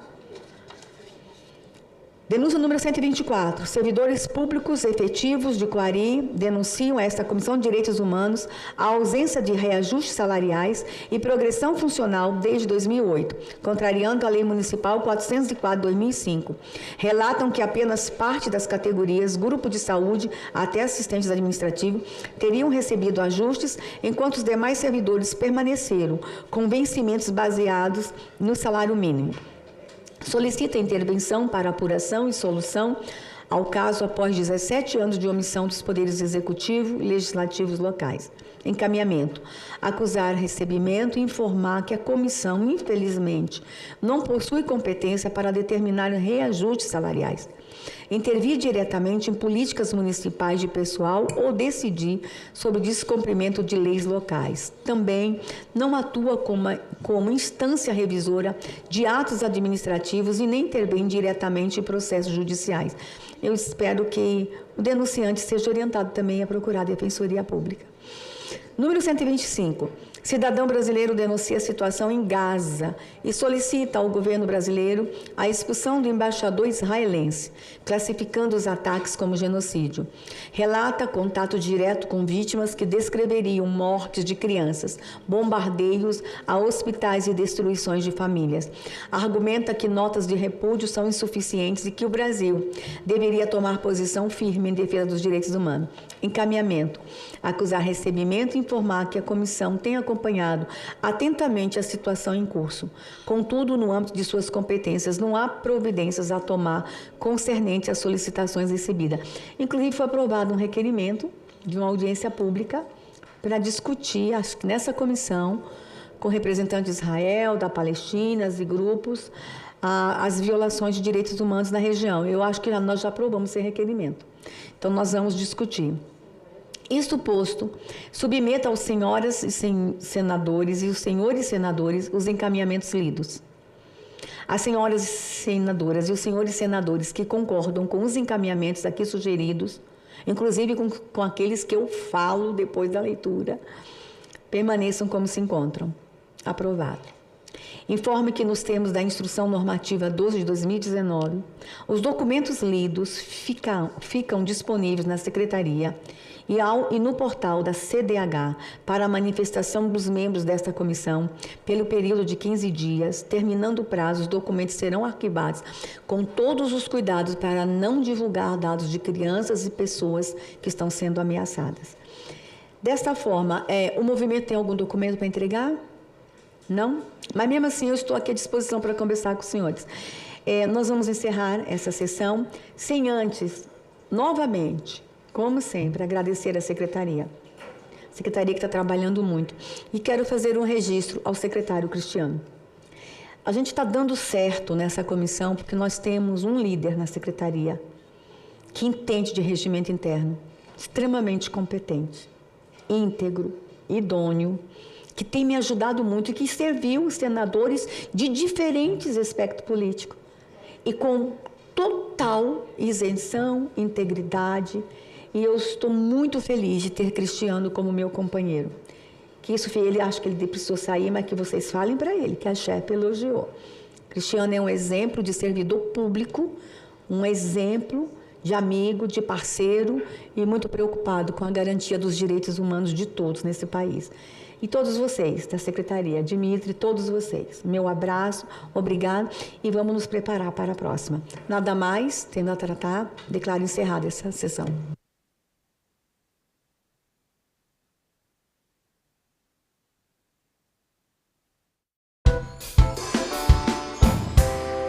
Acontecendo. Além disso, outro exemplo, a gente apreende um carvão ilegal que vai para alguma siderurgia em Minas Gerais. Onde se desmatou? O verdadeiro local do dano é onde houve desmatamento. Então, todas questões como essas, também da fauna, onde houve a caça, questões como essa, o critério meramente municipal pode trazer dificuldades para uma efetiva resposta de reparação do dano. Mais ainda, não se pode perder de visada o fato que o dano ambiental, muitas vezes, tem duas feições. Há uma contaminação de um rio. Esse é o bem ecológico puro, digamos assim. E os pescadores que não poderão exercer sua atividade naquele local, é um dano individual ambiental, ou por intermédio desse maior macro-bem. E isso parece que a justificativa do projeto não está considerando, porque menciona que as administrações municipais sofrem impactos que a população reclama, mas aí ele está falando de danos ambientais individuais. E para esse, vem o questionamento: o município já possui instrumentos para isso? Parece que sim. Porque se nós formos analisar a competência dos municípios na Constituição Federal, nós vamos ter que, legislativamente, ela não aparece em primeiro plano, não está no 24 da Constituição Federal, artigo. Mas se eu for no 30, ele pode, sim, legislar sobre interesse local, não está explicitamente falando de ambiental. Mas ele pode, na competência fiscalizatória e não legislativa, fiscalizar como qualquer outro. E isso está explicitado nessa lâmina. E vejam que um ministro que já esteve no STJ, Zé Augusto Delgado, salienta isso, que o município foi excluído propositalmente pela... 15 segundos. Obrigado. Essa exclusão também vai nos lembrar que, além de fiscalizar administrativamente, ele tem competência para propor ações civis públicas e celebrar ajustamentos para exigir a reparação do dano na órbita civil. Então vem o questionamento: os municípios são competentes para fiscalizar, para fazer as multas naquilo que de interesse local e também para fazer a reparação do dano, propor ações civil pública, celebrar ajustamento de conduta. Eles estão fazendo isso?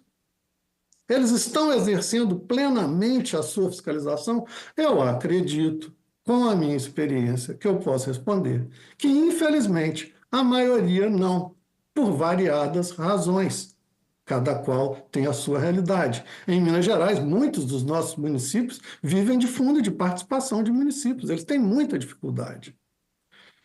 Além disso, e os municípios maiores? Vamos pensar ao revés. Que eles já são conveniados para fazer, muitas vezes, licenciamentos que seriam estaduais, aplicar multas estaduais. Eles têm necessidade disso? Em princípio, eles não têm necessidade disso. Então, se o município exercesse essas duas primeiras condições, haveria necessidade de... Se ele já exercesse o que ele pode fazer, se ele fizesse o que ele pode fazer, haveria necessidade desse projeto? Não. Então, parece que essa proposta, infelizmente, ela contempla o município que, podendo fazer, não o faz. Ele está, na verdade, em princípio, se omitindo na fiscalização. E agora, já no aspecto penal, da tríplice responsabilidade, que é muito importante. Essa é uma lâmina que depois quero salientar com muito vigor. Cada vez cresce o número das infrações ambientais no mundo em valor.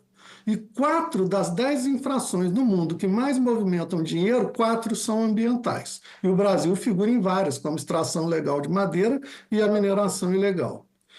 Temos, sim, a necessidade da sanção penal. E isso gera muito movimento para o Ministério Público. Os senhores vejam, em número de inquéritos, foram 60 mil em 2020, inquéritos policiais. Só que em número de TCOs no juizado especial, 160 mil em 2017. Então, juntando um com o outro, mínimo 220 mil. E esse número vem só crescendo, são dados do Conselho Nacional do Ministério Público.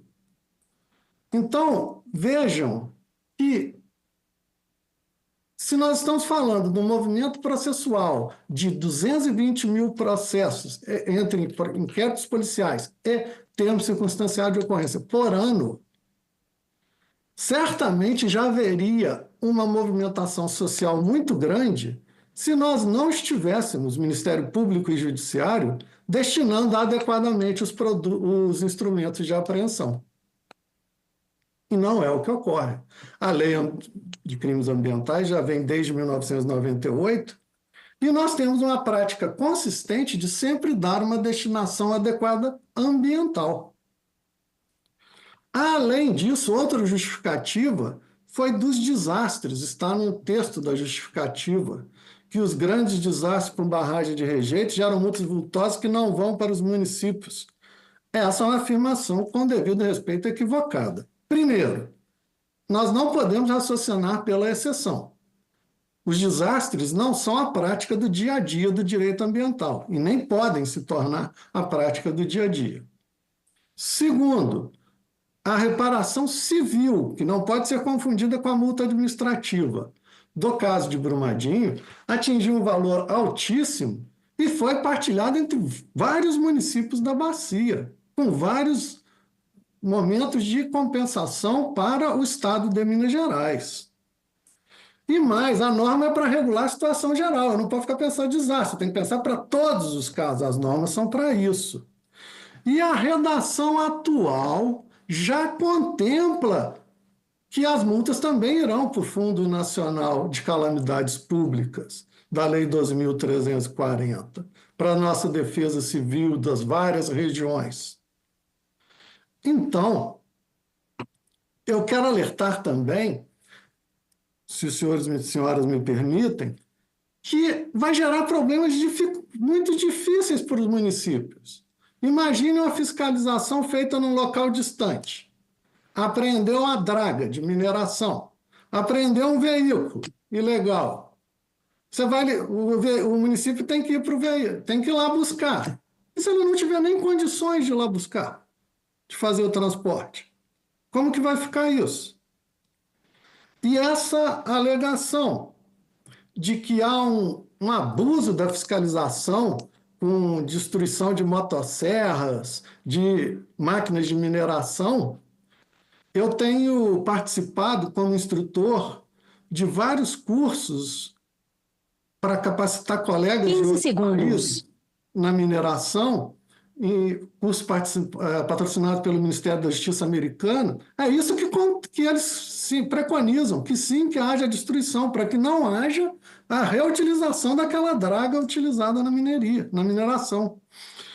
Outra questão, o carvão ilegal. Apreende aqui, mas às vezes o desmatamento, nas siderúrgicas de Minas Gerais, em Divinópolis, Sete Lagoas, mas o desmatamento foi lá no norte de Minas. É muito mais justo que essa verba vá para outro local, que é onde de verdade aconteceu o real dano ambiental. Por fim, a destinação para um Fundo Municipal de Assistência Social me parece um equívoco muito grande, com devido respeito, porque toda a destinação da Lei 9.605/98 tem que ser ambiental. Essa proposta, a meu sentir, é dotada de inconstitucionalidade, porque não efetiva a responsabilidade civil e penal, que é uma interlocução na Lei 9.605 e prevista no artigo 225 do Código da Constituição Federal. É incompatível com o espírito de reparação do dano ambiental que está em diversas passagens da Lei de Crimes Ambientais, como a transação penal, a suspensão condicional do processo e a sentença condenatória. E gera um prêmio para o município que se omitiu ao criar um fundo ambiental, ele não cria, aí vai para um fundo social. E muitos administradores se sentirão estimulados a não criar o fundo ambiental para utilizar em fundos sociais com qualquer destino. E aí, saliento aos senhores, nós temos o péssimo exemplo da Argentina, aqui do lado do nosso país, o país vizinho, que utilizou o dinheiro das multas ambientais para patrocinar transmissões de futebol em todo o país. Então, os senhores vejam, são riscos que nós não podemos permitir. E aqui, para finalizar, exemplos de destinação não são de multas, são de reparação. Doutor Alex, só pedindo que o senhor finalize por conta que o senhor já ultrapassou. Obrigado. São só 3 fotos aqui agora. Serra da Moeda. Toda essa unidade de conservação foi uma mineração com problemas, foi destinação de recursos que nós conseguimos transformar em unidade de conservação. Estação Ecológica Mata do Cedro. Financiamos a aquisição, a regularização fundiária com o dinheiro da siderúrgica, juntando todos. Se fosse por município, não conseguiríamos jamais fazer isso. Município de Juiz de Fora consegue fazer pequenas cirurgias. Agora um exemplo singelo, pequenas cirurgias no canil, que nós mandamos dinheiro para lá de ajustamento de conduta, conforme vem nas fotografias, ainda com baias em vidro temperado. Então vejam que esse é um detalhe que até hoje, se não é perfeito, vem funcionando bastante bem desde 1998. E a proposta, muito embora os municípios tenham muitas necessidades, da forma como concebida, ela traz mais problemas para o meio ambiente do que soluções, pelo que a posição da Abrampa, em um primeiro momento, é manifestar-se com todo o respeito e pedindo todas as vênias aos propositores, num sentido contrário a esse entendimento, e agradeço desde já a atenção e pelas desculpas à senhora senadora Elisiane pelo acúmulo do tempo. Muito obrigada, doutor Alex, pela sua exposição. Eu vou passar agora a palavra ao doutor Fábio, advogado, professor de Direito Ambiental, integrante da equipe técnico-jurídica do Observatório do Clima. Doutor Fábio. Muito obrigado, senadora. Eu gostaria de agradecer à Comissão de Meio Ambiente, a essa casa, pela oportunidade de participar dessa audiência pública em relação ao projeto de lei, né, 5.142 de 2019. A minha fala, ela não vai ter slides, né? Eu vou relatar aqui alguns pontos e muitos desses pontos foram trazidos, né, pelo Dr. Alex. Então, vou trazer algumas informações a mais, alguns argumentos a mais aqui para enriquecer a discussão.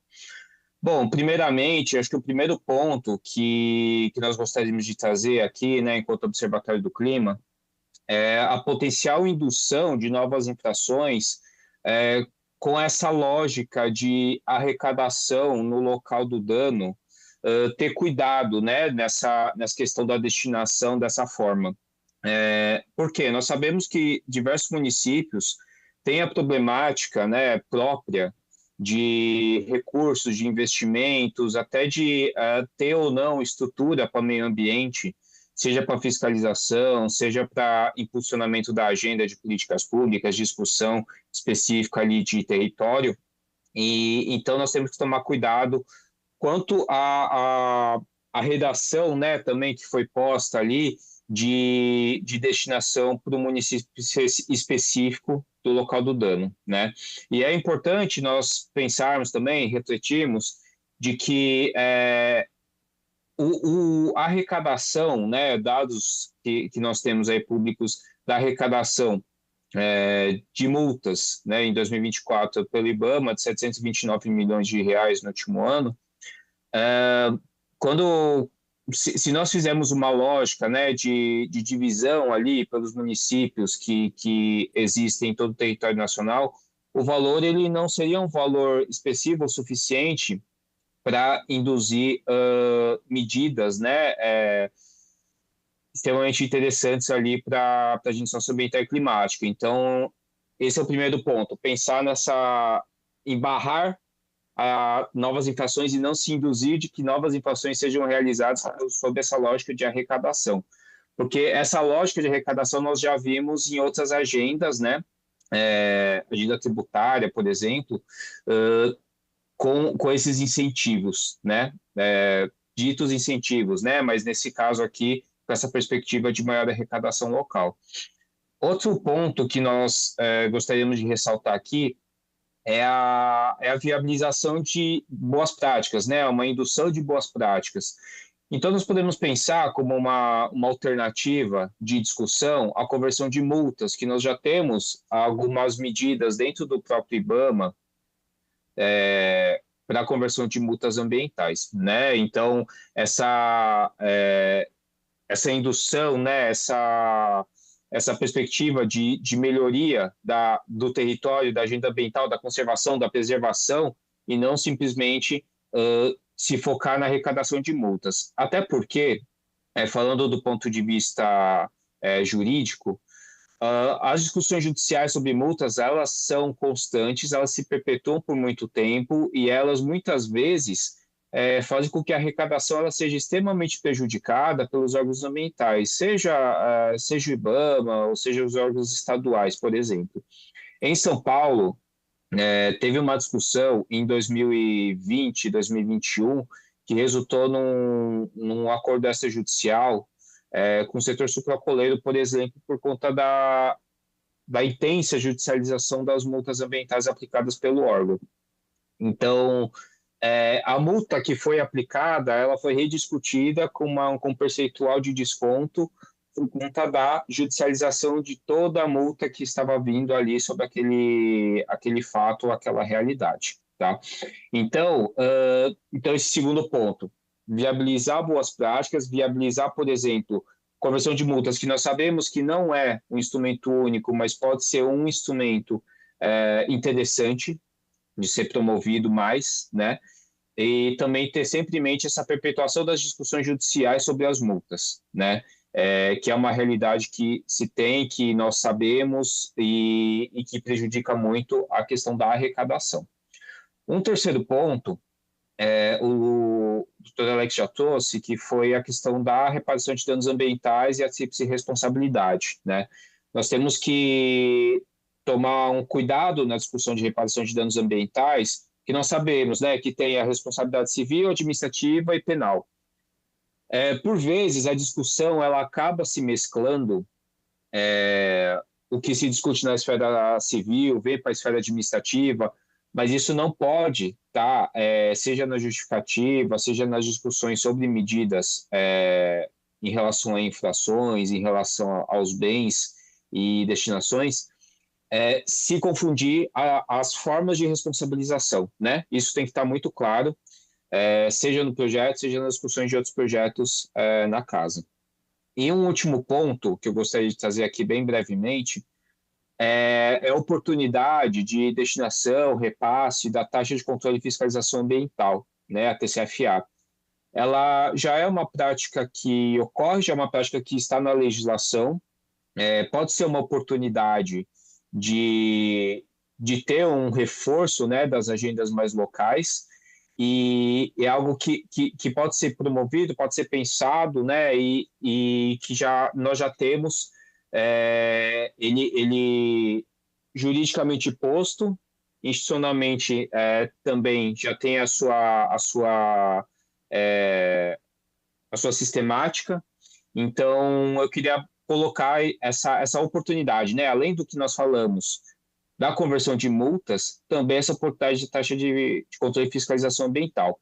Então, por diversos motivos, que também o Dr. Alex trouxe e 15 segundos. Coloquei aqui, eu gostaria de ressaltar, né, a inviabilidade de muitos pontos que foram trazidos no projeto, a discussão necessária mais aprofundada de diversos dos mecanismos e o cuidado com diversos pontos para a promoção real da agenda ambiental e não para a perpetuação, muitas vezes, de ações, atividades que são maléficas para a nossa agenda. Eu agradeço novamente a oportunidade, muito obrigado. Muito obrigada, Fábio, pela sua exposição. Agora nós seguiremos com a palavra o Dr. Jair Schmidt, que é diretor de proteção ambiental do IBAMA. Bom dia a todos. Em nome da senadora Elisiana Gama, eu gostaria de cumprimentar a mesa, todos os expositores, expositoras, os ouvintes que nos acompanham pela internet e também os presentes no Senado Federal. Eu vou compartilhar aqui a tela, vou fazer uma breve apresentação. Tá ótimo.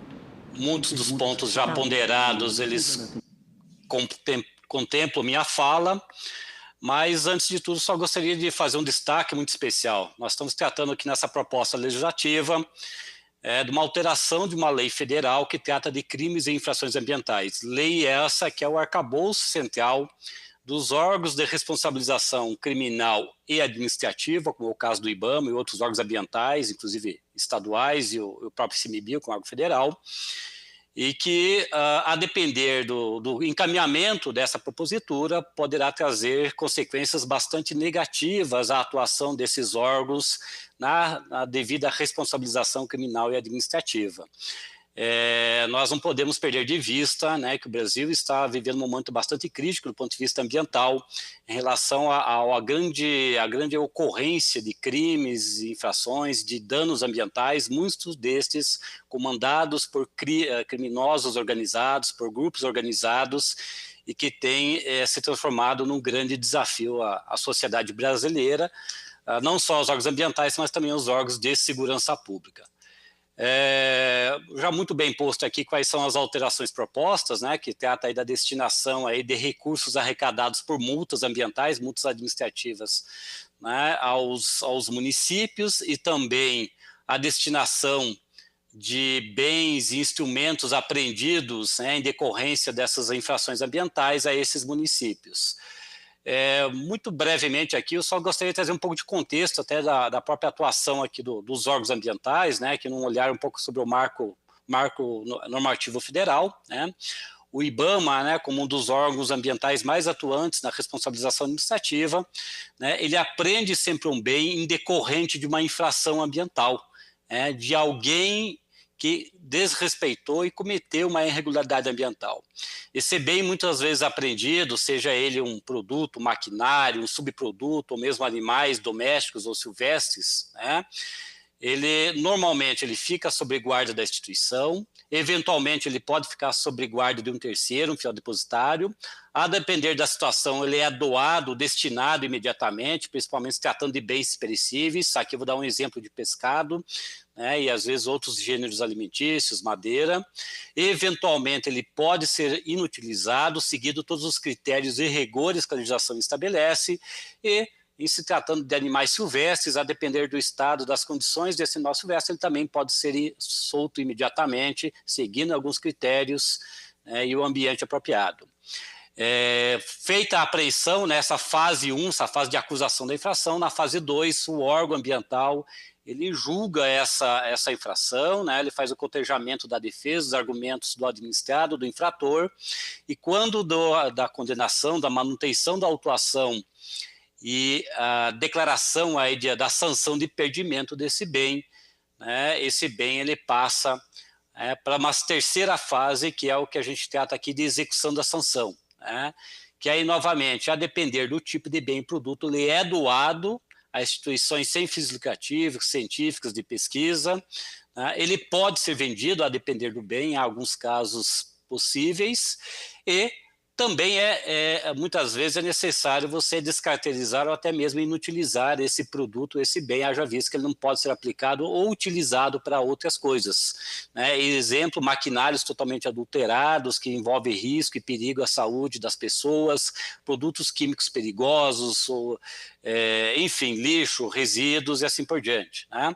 Novamente, animais, muitos daqueles que ainda necessitaram de algum tratamento, reabilitação nos centros especializados do IBAMA, eles também, após essa reabilitação, eles podem ser soltos ou eventualmente destinados para alguma instituição científica de pesquisa. Enfim, esse é um arcabouço geral. E em relação à multa, né, seguido todo o rito punitivo, né, o administrado ele é condenado a cumprir a sanção pecuniária, né, ou ele paga administrativamente, ou ele paga eventualmente por alguma ação judicial obrigando-o a pagar, né? E aí existem algumas excepcionalidades e outros instrumentos, como a própria conversão de multas, que são instrumentos alternativos para estimular o cumprimento da sanção. Tá?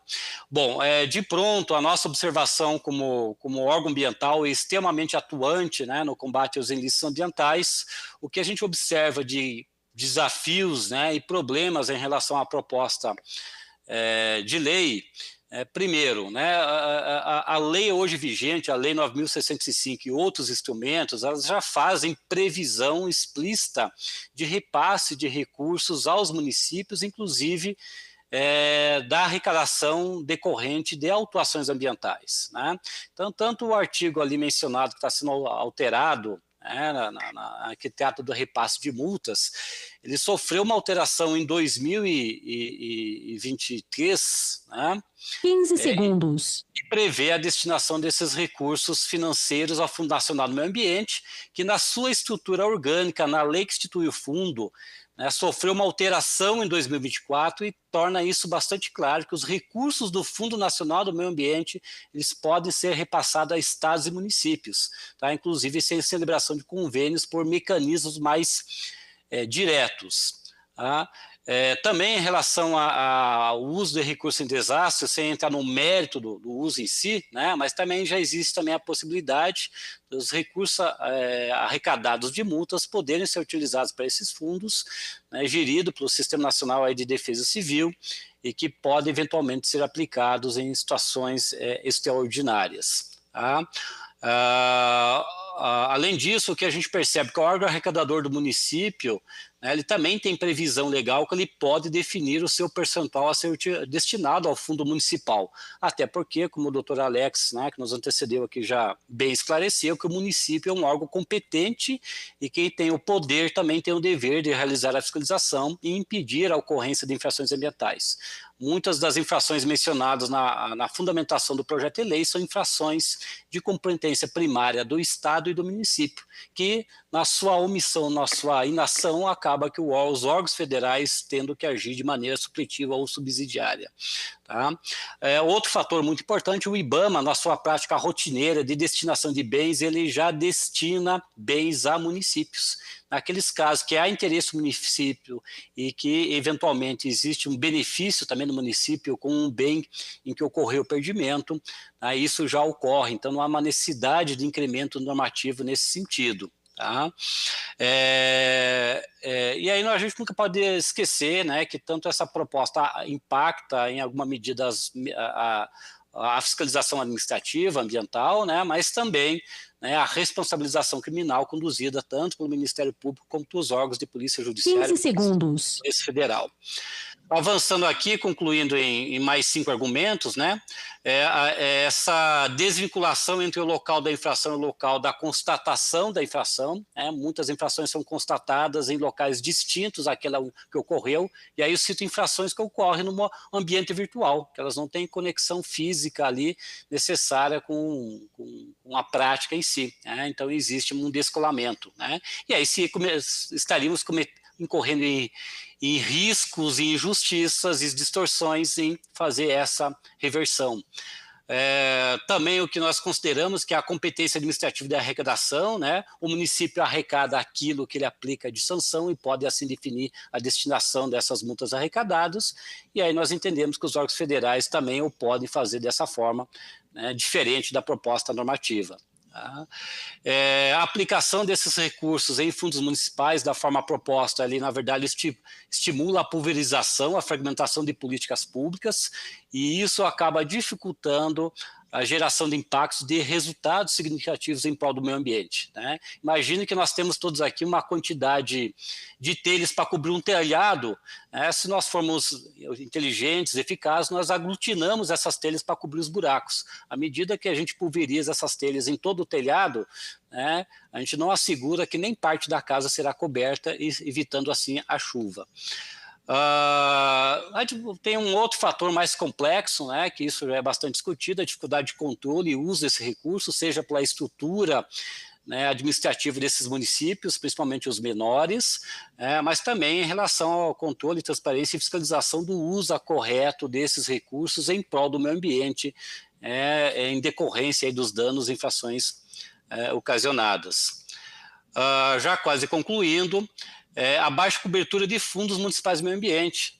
Isso também já mencionado, mas o próprio levantamento do IBGE, numa pesquisa em 2020, aponta que cerca de 41% dos municípios brasileiros não possuem fundo municipal de meio ambiente, e normalmente são municípios onde muitas das infrações são cometidas.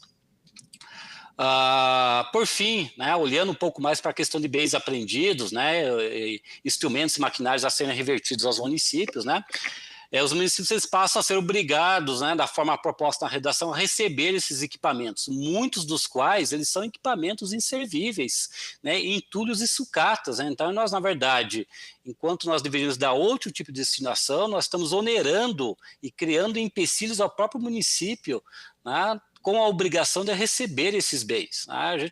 O IBAMA vai bater na porta do município e, certamente, né, aqui temos até uma imagem aqui de um conjunto aqui de produtos químicos, né, agrotóxicos adulterados que foram apreendidos, né, e que eles são tratados como instrumentos da infração e que, aprovada a norma, o município vai ser obrigado a receber esse instrumento da infração, né, e dar a devida destinação. Certamente não vai poder vender produto ilegal, e tem um grande problema de risco ambiental à sua mão. Né?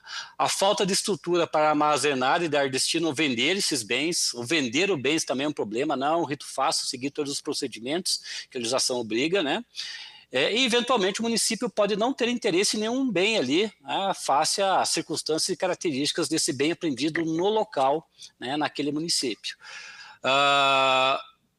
Pode haver recusa do município a receber esse bem, que cria um imbróglio para o órgão fiscalizador, né? Lembrando que bem apreendido, né, são medidas restritivas, né, cautelares, que causam restrição econômica e tem alto valor dissuasório em relação às infrações ambientais. Tá?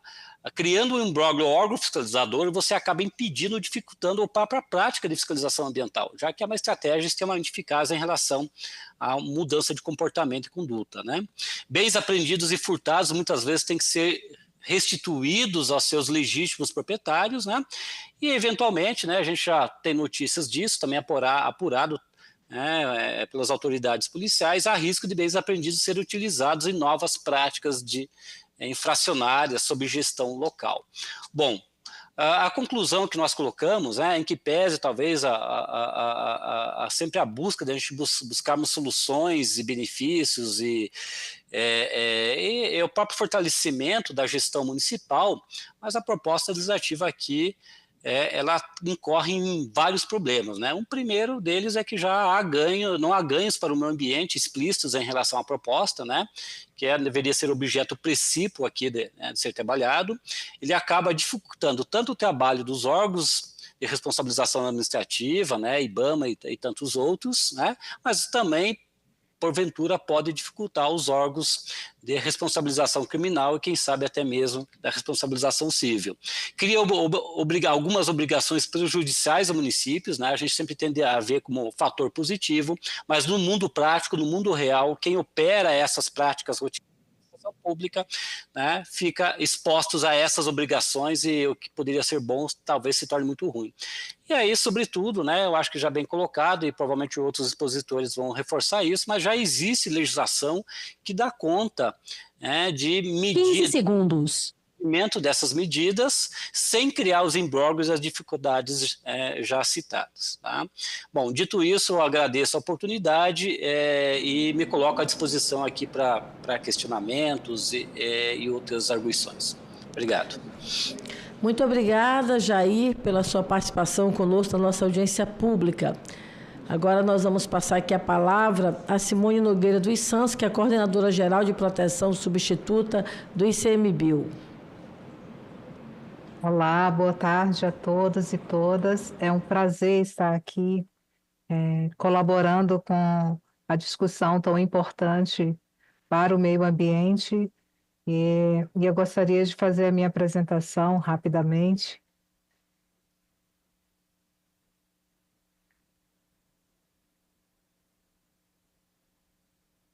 Senhores, estão visualizando? Sim, estamos. Ok. Primeiramente, nós entendemos que boa parte daquilo que nós já havíamos pensado e preparado para a nossa apresentação já está contemplado nas falas anteriores. Nós temos pensamentos que estão muito próximos, opiniões que se assemelham nesse aspecto, e eu gostaria de rapidamente passar pela minha apresentação, iniciando com o texto atual do artigo 73 da Lei de Crimes Ambientais, onde já prevê os valores arrecadados em pagamentos de multas por infração ambiental, que eles sejam revertidos ao Fundo Nacional do Meio Ambiente, ao Fundo Naval, ao Fundo Nacional para Calamidades Públicas, Proteção e Defesa Civil, e aos fundos estaduais ou municipais de meio ambiente ou correlatos, conforme dispuser o órgão arrecadador. Então, nós já temos aqui uma previsão legal que foi dada posteriormente ao projeto de lei, à criação do projeto de lei, que data de 2019, e a Lei 14.691, ela é de 2023. Então, nós já temos uma atualização importante. Além disso, reverterão ao Fundo, no parágrafo 1º, reverterão ao Fundo Nacional de Meio Ambiente 50% dos valores arrecadados em pagamentos de multas, percentual que poderá ser alterado a critério dos órgãos arrecadadores. Essa alteração também foi proposta em 2023. E aí nós encontramos, como já foi tão bem apresentado pelos colegas anteriormente, a proposta do projeto de lei 5.142 de 2019, que prevê que os bens apreendidos serão revertidos em benefício do município onde ocorreu o fato, podendo ser vendidos e essa verba ir para o Fundo Municipal de Meio Ambiente ou de Assistência Social. Além disso, a proposta traz também que 50% das multas ambientais aplicadas serão revertidas ao Fundo Municipal. Isso em clara contraposição àquilo que já prevê, né, a nossa Lei 9.605, atualizada em 2023. E nós apresentamos algumas razões para que nós possamos discutir isso, principalmente a falta de estrutura mesmo de muitos municípios no Brasil. Conforme o Jair comentou, aproximadamente 41% dos municípios do Brasil não possuem fundo municipal de meio ambiente, não tem estrutura necessária ou mesmo interesse em receber bens apreendidos. E aí nós temos desde gado, maquinário, ferramentas, equipamentos, petrechos de pesca e tantos outros itens que diariamente são apreendidos durante as operações de fiscalização ambiental. Também temos uma possibilidade de que nessas ações de entrega de bens apreendidos diretamente para a prefeitura onde ocorreu o fato, que por meio da venda, da doação ou de outro ato que a prefeitura hipoteticamente venha a fazer, esse bem apreendido possa retornar ao autuado, aquele que cometeu a infração ambiental, reduzindo assim o efeito dissuasório da fiscalização ambiental.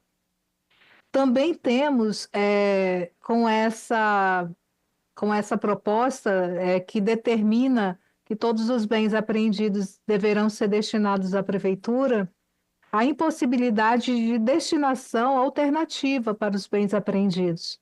Então, aquelas instituições que rotineiramente recebem pescado,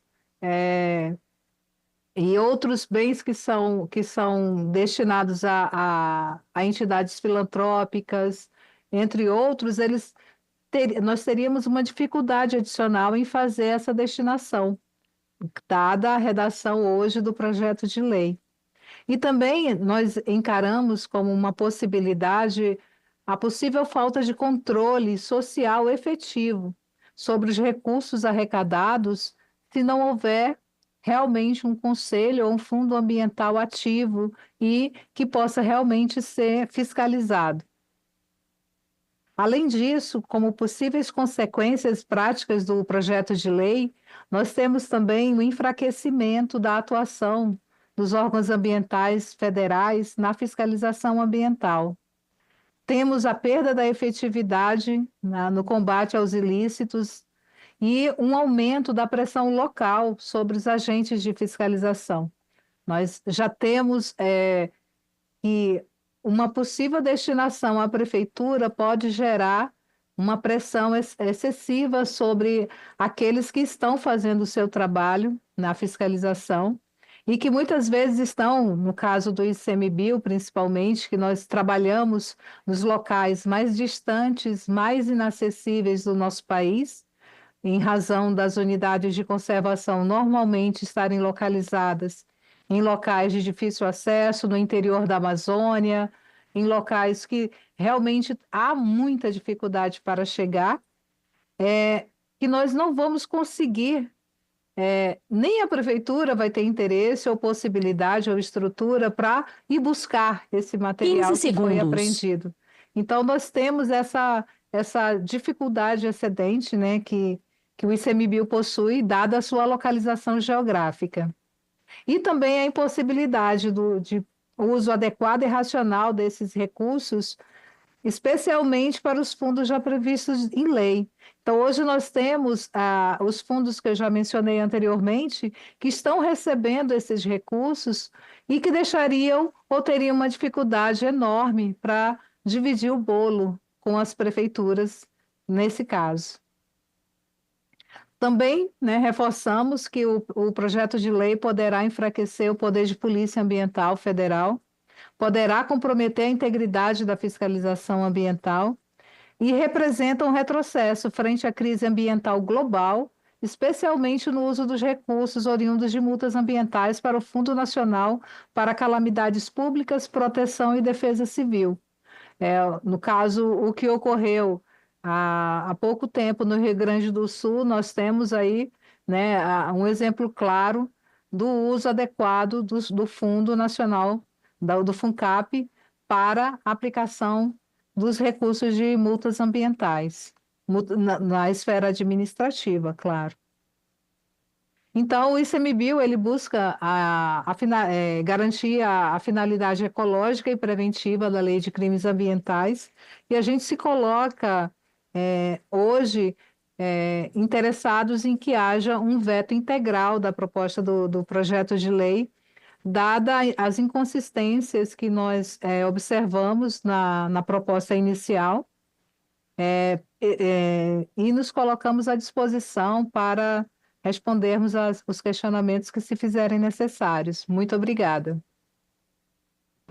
Muito obrigada, querida, pela sua exposição. Agora nós passaremos a palavra ao Dr. Wallace Rafael Rocha, que é diretor nacional da Associação Nacional de Servidores de Carreira e de Especialista em Meio Ambiente e do PECMA.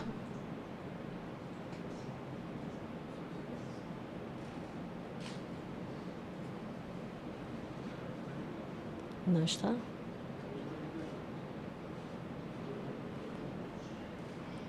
Não está disponível? Então, seguiremos com a palavra o senhor Marco Aurélio Vilar. O Wallace entrou? Sim, o Wallace entrou. Sim, eu estou compartilhando aqui a tela, senadora.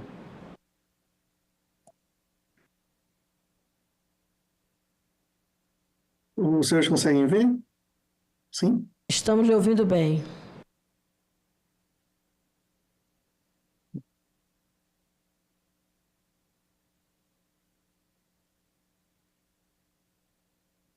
Eu estou com um probleminha aqui. Pode passar para o próximo, senadora, por gentileza? Tá, então, enquanto você se organiza, né? Vamos, então, passar aqui a palavra ao senhor Marco Aurélio Vilar, que é presidente da Associação Paraibana da Advocacia Municipalista. Desejamos desde logo uma boa tarde e da pessoa da senadora Elisiana Gama. Cumprimentamos à mesa, bem como os convidados, e acompanhando de perto e muito zelo tudo que foi muito bem colocado ao longo das manifestações. É importante trazer, nesse momento, acerca desse projeto de lei 5142, algumas informações que entendemos que merecem um maior cuidado da formação de uma opinião. Por exemplo, é fato que no ano de 2024 observamos um aumento alarmante nas queimadas em nosso país. Foram registrados, a título exemplificativo, quase 280 mil focos de incêndio, um crescimento vertiginoso de 46%. Pois bem, este foi o maior número já visto. Além disso, a área queimada de janeiro a novembro, mais um dado importante a ser trazido para a mesa de debate, quase dobrou em relação ao mesmo período do ano anterior, totalizando 29,7 milhões de hectares. Pois bem, nesse cenário, temos que o IBAMA, o Instituto Brasileiro de Meio Ambiente, dos Recursos Naturais Renováveis, sempre com a sua cuidadosa atuação, o seu zelo, aplicou multas, obviamente, significativas. Isso é fato. No primeiro semestre de 2024, foram mais de 6.258 punições financeiras, incluindo casos de desmatamento, venda ilegal de madeira. Só em uma operação no Cerrado foram aplicadas multas que somam mais de 200 milhões de reais de desmatamento ilegal. Apesar dessas ações, e aí trazemos aqui um fato muito, deve ser muito bem ponderado. Todas essas devastações, todas essas queimadas, enfim, toda essa operação quando tem o desmatamento de forma ilegal, que gera tantos prejuízos, temos que os municípios, na verdade, e aqui, como um advogado municipalista, como presidente de uma associação municipalista, temos que são os municípios que são sempre os primeiros a sentir os impactos dos crimes ambientais. É na porta do prefeito que vai bater o cidadão que não tem recurso sequer para pagar aquele foco de incêndio. E a prefeitura, já com seus poucos e escassos recursos financeiros, é que tem que, naquele momento imediato, não pode esperar pelo Estado, pela União, sob pena de causar uma tragédia ainda maior. E se utiliza já dos poucos recursos que dispõe em seus caixas para acudir a quem se faz necessário, ao momento que se está naquela devastação. Nesse caso, temos que esse projeto de lei, entendemos que em boa hora, busca, na verdade, fazer uma correção apresentada de forma concreta e viável. Importante registrar, concreta e viável. E corrigir essa injustiça, destinando percentual proposto de 50% dos valores arrecadados para as multas ambientais para o Fundo Municipal do Meio Ambiente das cidades. E, como dito anteriormente, não traz nenhum, ao contrário do que foi dito anteriormente, eu entendo que não traz nenhum prejuízo ao município que não tem esse fundo municipal criado. Ora, para criar um fundo municipal, mesmo no decorrer do exercício financeiro, é uma operação contábil simples de ser realizada. E que os municípios que não têm esse fundo municipal não têm porque simplesmente não têm recursos, muitas vezes não ingressam recursos.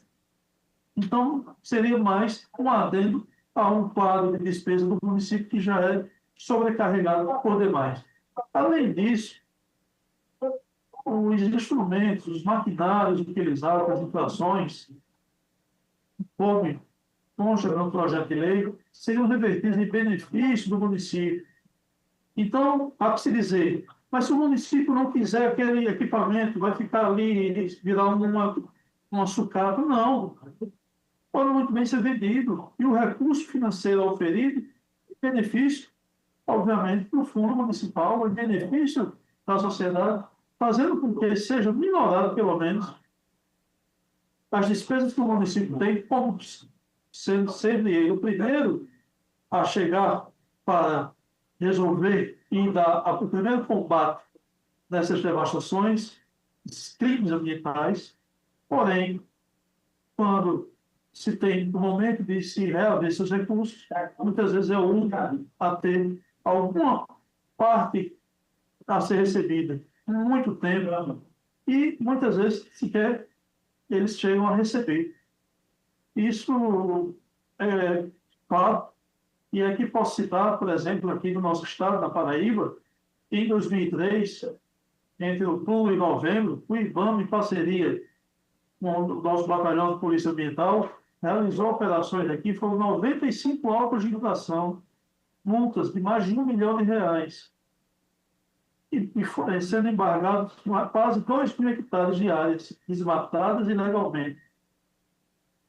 Qual o valor repassado aos municípios? 15 segundos. Nenhum. Em setembro, em 2024, foram mais quase R$500 mil. Enfim, achei por bem trazer esses dados para refletir a crescente preocupação com a preservação, mas também a necessidade de que, com essa medida, que seja promovida a justiça federativa, a eficiência na gestão ambiental e, obviamente, o fortalecimento dos municípios, seja do menor município do nosso país, que possui cerca de 854 moradores, ao maior município do estado de São Paulo, com mais de 11 milhões de habitantes. São esses dados que achei por bem trazer para o debate, agradecendo desde já o convite e colocar à disposição para qualquer indagação. Muito obrigado. Muito obrigada, Marco Aurélio, pela sua exposição. Vamos tentar aqui novamente o Wallace.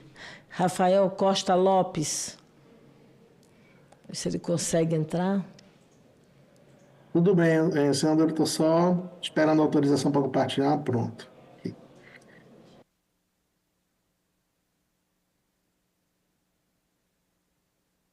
Bom, eu acho que agora vocês enxergam aí, né? Bom, boa tarde a todos, a todas. Eu gostaria já de agradecer antecipadamente, em nome dos servidores e das servidoras especialistas em meio ambiente, o convite da senadora Elisiane e da senadora Leila para participar dessa audiência pública, em nome das quais eu cumprimento os demais presentes, tá? Bom, eu, além de diretor da Semana Nacional, eu sou analista ambiental do IBAMA e atuo na linha de frente nas operações de fiscalização ambiental, nas suas mais diversas formas. E, atualmente, eu me dedico a pesquisar esse tema de proteção ambiental no programa de doutorado de desenvolvimento sustentável da UNB. Indo diretamente ao ponto, o que de fato propõe esse PL, né? Basicamente, uma leitura superficial, né, diria que é para possibilitar a reversão de maquinário, instrumentos instrumentos apreendidos em favor do município e a alteração do artigo 73 para promover um repasse aí de 50% das multas para o Fundo Municipal de Meio Ambiente, e quando não houver, que é o caso da maioria dos municípios, né, para o Fundo Municipal de Assistência Social, que já indica aí um desvio de finalidade, como já foi explicado anteriormente, né? Bom, mas o que de fato traz na prática é o que a gente vai comentar aqui hoje, mas antes disso, eu queria chamar a atenção para esse quadro aqui, que resume um pouquinho qual é a situação que nós temos hoje e o que esse PL está propondo, né? Então, hoje a gente tem, no parágrafo 5º do artigo 25 da Lei de Crimes Ambientais, a possibilidade da destruição de equipamentos, né, mediante critérios muito bem estabelecidos, quais estão regulamentados no Decreto 6.514, que regulamenta a Lei de Crimes Ambientais. E, na nossa visão, esse PL ele abre um caminho para revogar a destruição de equipamentos, a possibilidade de destruição de equipamentos pelos órgãos ambientais, uma vez que ele obriga essa reversão dos bens apreendidos ao município, como já foi também explicitado anteriormente. Então, para a gente, esse daqui é o principal motivo desse PL estar tramitando, né? Porque existe, sim, uma tensão muito grande, especialmente de alguns políticos, em torno desse assunto, né, de destruição de maquinários. No artigo 73 trata também de uma possibilidade, né, desse repasse de 50% de maneira obrigatória e indiscriminada, enquanto, na verdade, a lei que nós temos hoje, que foi alterada em 2023, ou seja, até posteriormente ao próprio PL, que é de 2019, então em 2023 já foi alterado para justamente permitir que haja um repasse desses recursos para os fundos municipais e estaduais, obviamente de maneira técnica e não de maneira obrigatória e indiscriminada, como o PL está propondo, né? Então, basicamente, a gente tem uma centralização atualmente, né, uma decisão centralizada e técnica e focada na proteção ambiental sobre o uso desses recursos, né, e os recursos das multas e os bens, e também a gente vê, na verdade, o PL como uma tentativa de politizar, né, e uma vez que não traz também garantias de que esses recursos vão ser utilizados de fato na proteção ambiental. Então, de que forma esse PL, então, pode comprometer as ações de proteção ambiental? Basicamente, ele retira da União o controle técnico sobre a destinação de bens apreendidos que ela mesma, apreendidos por ela mesma. Então, acaba prejudicando o uso estratégico dos valores arrecadados também, no caso das multas, né, com a execução de políticas públicas estruturadas para fiscalização e combate ao desmatamento, à degradação ambiental, que dependem basicamente desses recursos para poder serem executados, né? Então, isso... E aqui o mais importante para a gente, que é o recado que a gente queria deixar, é que isso fragiliza a segurança do servidor de fiscalização, esse PL. Por quê? Porque ele acaba criando uma obrigatoriedade de reversão desses bens aos municípios e uma vez que e isso acaba limitando a possibilidade de destruição do maquinário e obriga o servidor a dar o seu jeito para poder remover aquele bem daquele local. Então, isso acaba expondo os agentes à emboscada, retaliação, conflitos armados, né? E a gente tem inúmeros casos que isso já aconteceu com servidores, né? Obviamente que esse PL sendo aprovado, isso vai se intensificar, porque agora vai ter uma obrigatoriedade de reversão aos municípios. Então, esse provavelmente seja o principal motivo desse PL, né? Então, a gente tem um PL também que acaba premiando os infratores. E por que isso acaba premiando os infratores? Porque a gente tem os municípios com gestores públicos multados pelo IBAMA. Então, veja só, a gente tem os municípios de Altamira, Novo Progresso, São Félix do Xingu, todos esses gestores públicos desses municípios, né, os prefeitos, foram multados pelo IBAMA, e não faz nenhum sentido para a gente que os recursos das multas que eles levaram sejam depois retornados para a própria gestão deles, para eles destinarem como bem entenderem a partir do Fundo Municipal de Meio Ambiente. Então, para a gente isso não faz muito sentido, acaba premiando o infrator e incentivando o cometimento de crimes ambientais, né? Seria um desvirtuamento completo do objetivo, né? Da própria lei de crimes ambientais. Isso que já foi falado, né? Fragmenta e compromete o uso estratégico dos recursos, né? Com essa pulverização nos municípios. Isso não garante a eficácia da implementação das políticas públicas de proteção. Reduz a capacidade de resposta a emergências ambientais, isso já foi falado também. A gente tem aí casos de queimadas, né, de grandes proporções, rompimento de barragens e outras emergências, e é claro que esse recurso, num fundo nacional, é muito mais fácil de destinar para esse tipo de situação quando ele tiver, do que se ele tivesse pulverizado em outros locais, né? Então, há também como já disse, né, um desvio, uma possibilidade de desvio do uso desses recursos, né? Como acabei de dizer, né, algumas prefeituras sequer têm, como já foi dito, que as prefeituras sequer têm estrutura para poder gerir esses recursos, não tem fundo de meio ambiente, não tem nem conselho de meio ambiente estruturado. 15 segundos. Então, acaba que esse PL cria uma oportunidade para a captura política e clientelista, né, dessas verbas aí. Né? Bom, vou passar rapidamente aqui, só para concluir.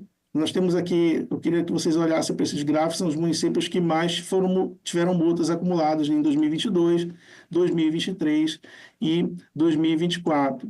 E aí, quais são os municípios que a gente tem figurando nas três tabelas? São Félix do Xingu, Apuí, Novo Progresso, mas também a gente tem Santos, Rio de Janeiro, Itajaí e Macaé, por exemplo, que são onde tem plataformas de petróleo, que também são autuadas, né? Então, será que destinar uma quantidade vultosa de recurso para o Rio de Janeiro, será que faria algum sentido, ou faria mais sentido a gente pegar esse grande recurso dessas multas do Rio de Janeiro e aplicar ela de uma maneira mais estratégica, né? Esse é o questionamento que fica. Aqui só algumas reportagens, né, que saem. Então, vejam, o candidato a prefeito multado em 11 milhões pelo IBAMA, né? Imagina, a gente ia destinar o recurso para essa própria pessoa gerir. E não é só um caso específico, né? O prefeito de São Félix do Xingu foi autuado em 2,5 milhões por destruição ambiental, né? O de Novo Progresso em 4 milhões, o de Apuí também. Então, todos esses estão na lista de municípios que mais recebem multas, né? E são os prefeitos que vão gerir esse recurso, que também foram autuados pelo IBAMA, né? Aqui um exemplo, rapidamente, só para explicar, de desvio desse uso dos recursos do Fundo Municipal de Meio Ambiente. Isso acontece rotineiramente. Eu participo dos conselhos aqui de Palmas e do Estado também. Isso direto é assunto, né? Aqui, o recurso do Fundo Meio Ambiente sendo utilizado para a construção de parquinho. O próprio Ministério Público da Bahia já fez uma nota técnica orientando os promotores a atuarem nesses casos de desvio de finalidade para o uso dos recursos do Fundo Meio Ambiente. Aqui, senhoras e senhores, é só para mostrar rapidamente, olha só essa imagem e veja o tipo de maquinário que a gente apreende. Isso aqui foi na terra indígena Yanomami. Isso aqui é um helicóptero, tá? Completamente adulterado. A gente chama de Frankenstein esses equipamentos. Então, veja que ali tem um remendo na hélice com arame, né? O equipamento, a aeronave é totalmente modificada para o cometimento de crimes ambientais e está num local onde não tem acesso de carro, só é aéreo, como é que a gente faz para tirar esse maquinário daí, mantendo a segurança dos servidores, né? Como é que eu levo para o município? O que é que o município vai fazer com esse helicóptero que nem sequer poderia estar voando, né? Nem sequer tem a certificado de aeronavegabilidade. Esse aqui é uma outra aeronave apreendida por nós no mesmo dia, dentro da terra de Yanomami. Olha a situação dessa aeronave. Quer dizer que um servidor agora vai ter que pegar essa aeronave aí e levar para entregar para o município, se submeter a voar num negócio desse, né? Veja só a condição que está. Todo remendado, né? Totalmente inadequado, não tem certificado de aeronavegabilidade. É esse tipo de situação que a gente conta. Essa aqui foi uma outra aeronave que a gente já tinha apreendido, já tinha deixado o município como depositário e acabou ela voltando para o infrator e a gente apreendeu ela uma segunda vez. E aí está a situação da aeronave também. 15 segundos. Essas 3 aeronaves, senhores, foram apreendidas no mesmo dia, tá? Então, para vocês verem que se a gente tivesse parado lá na primeira para poder ir e entregar para o município, a gente não teria impedido essas outras aqui de estarem voando ilegalmente também e cometendo infrações, né? E uma coisa, só para concluir, interessante, né? O silêncio dos infratores. A gente pega esses equipamentos, a gente apreende, a gente muitas vezes até destrói esses equipamentos, mas ninguém entra judicialmente, ninguém vem questionar administrativamente ou reivindicar a devolução ou o ressarcimento. Por quê? Porque em todas as situações eles estão em locais onde tem infração cometendo. Então, ele teria que assumir o cometimento da infração para poder reivindicar. E o que ele acaba fazendo? Acaba indo nos políticos para poder fazer com que as leis mudem, para poder isso não ocorrer mais. Que é o caso que a gente acha que está acontecendo aqui nesse momento, tá? Então, o encaminhamento que a gente propõe é, de fato, o arquivamento, né, dessa proposta por perda do objeto, uma vez que já foi alterado em 2023 e já atendeu o objeto principal, né? E a manutenção atual do que está descrito na Lei de Crimes Ambientais, no artigo 73, quanto à destinação dos valores das multas. Obrigado. Muito obrigada, Wallace, pela sua exposição. Nós vamos agora ouvir a Raquel Martins da Silva, que está conosco aqui presencialmente. Ela é analista de meio ambiente da Confederação Nacional dos Municípios.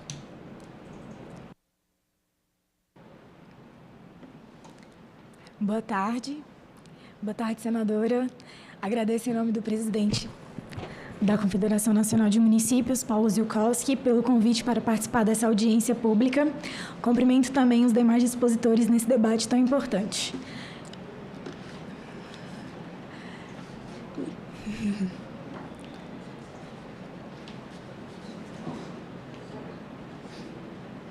Perfeito. A Confederação Nacional de Municípios, né, ela representa mais de 5.200 municípios brasileiros, dos pequenos aos grandes, incluindo 22 capitais, e há 45 anos atuamos de forma permanente em defesa do fortalecimento da gestão municipal. Sabemos que as políticas públicas aprovadas aqui no Parlamento só se concretizam, de fato, lá na ponta, lá no município onde o cidadão vive. Então, a gente faz esse evento anual também, a Marcha, que a gente vai realizar a 26ª edição esse ano, que em 2023 reuniu mais de 11 mil participantes, gestores municipais de todo o país. A CNM ela tem uma representação público-institucional dos municípios junto ao governo federal.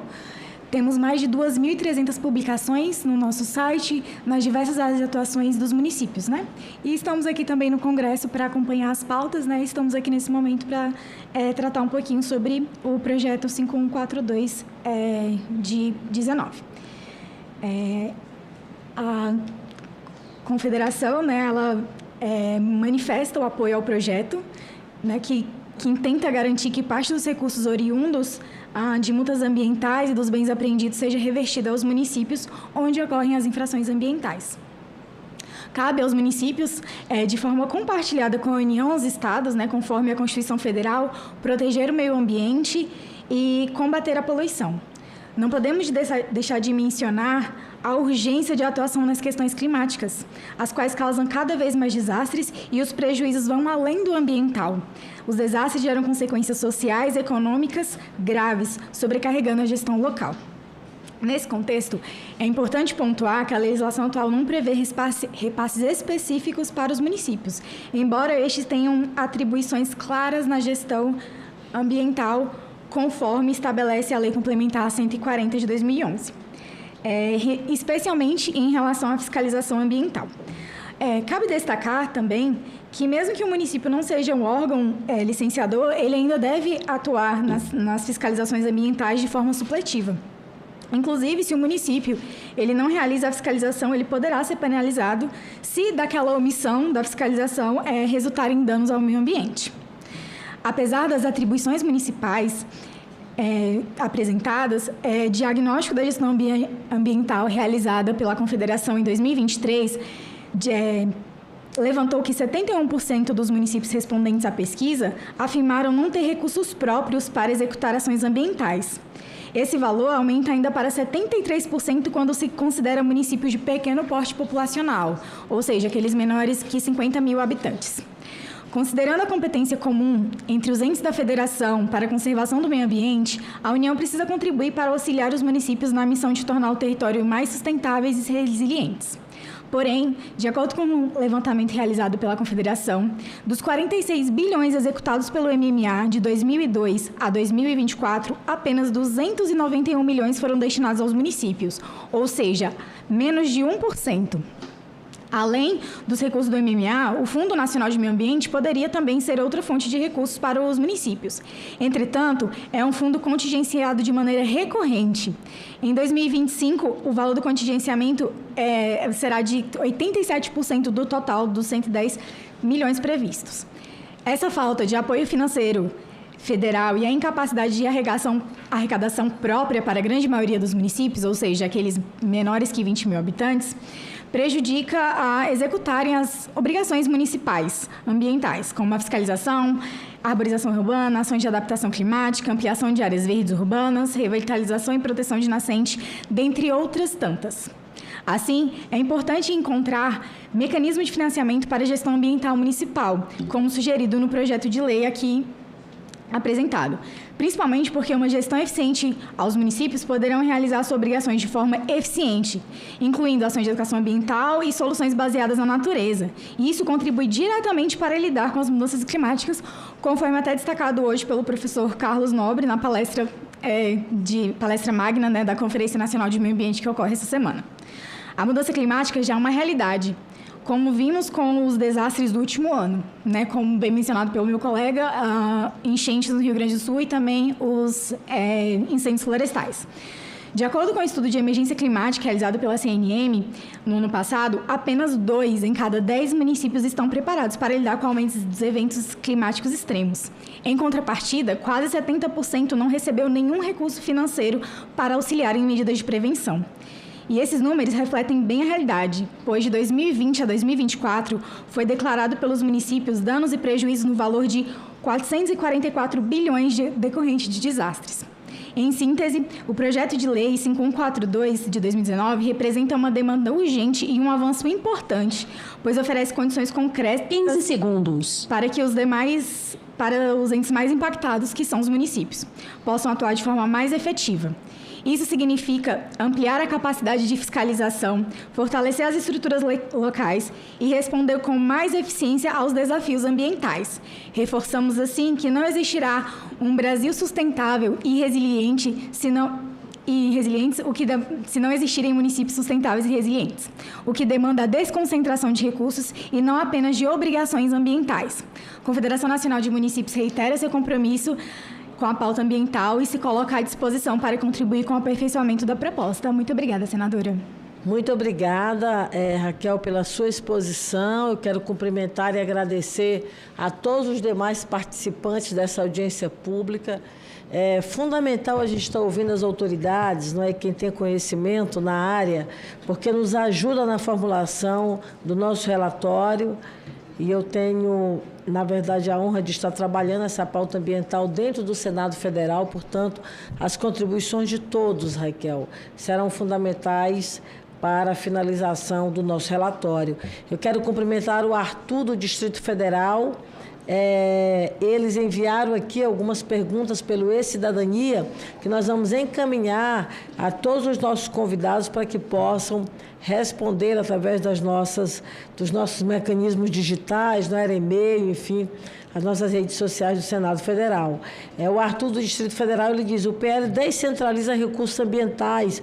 Como garantir que os municípios os usem, de fato, na reparação dos danos ecológicos locais? Teólis da Bahia: bens e multas ambientais devem financiar ações de fiscalização e recuperação de áreas degradadas, ampliando a proteção ambiental. Daniel de São Paulo: é possível incluir incentivos para que os municípios invistam os recursos de multas ambientais em ações de educação ambiental? Kelly de Minas Gerais: o projeto prevê conselhos ou mecanismos de transparência para o acompanhamento da destinação dos recursos. Dimas do Rio Grande do Sul: quais critérios seriam utilizados para a distribuição dos recursos entre municípios de diferentes portes e capacidades técnicas? Como eu falei, nós vamos estar encaminhando esses questionamentos a cada um dos nossos convidados. Eu quero agradecer a presença de todos e de todas nessa importante audiência pública. E aí, portanto, nós não temos a presença aqui e a solicitação de questionamento por parte dos nossos senadores e senadoras. Portanto, nada mais havendo a tratar, eu agradeço a presença de todos e todas e declaro encerrada essa audiência pública. Muito obrigada.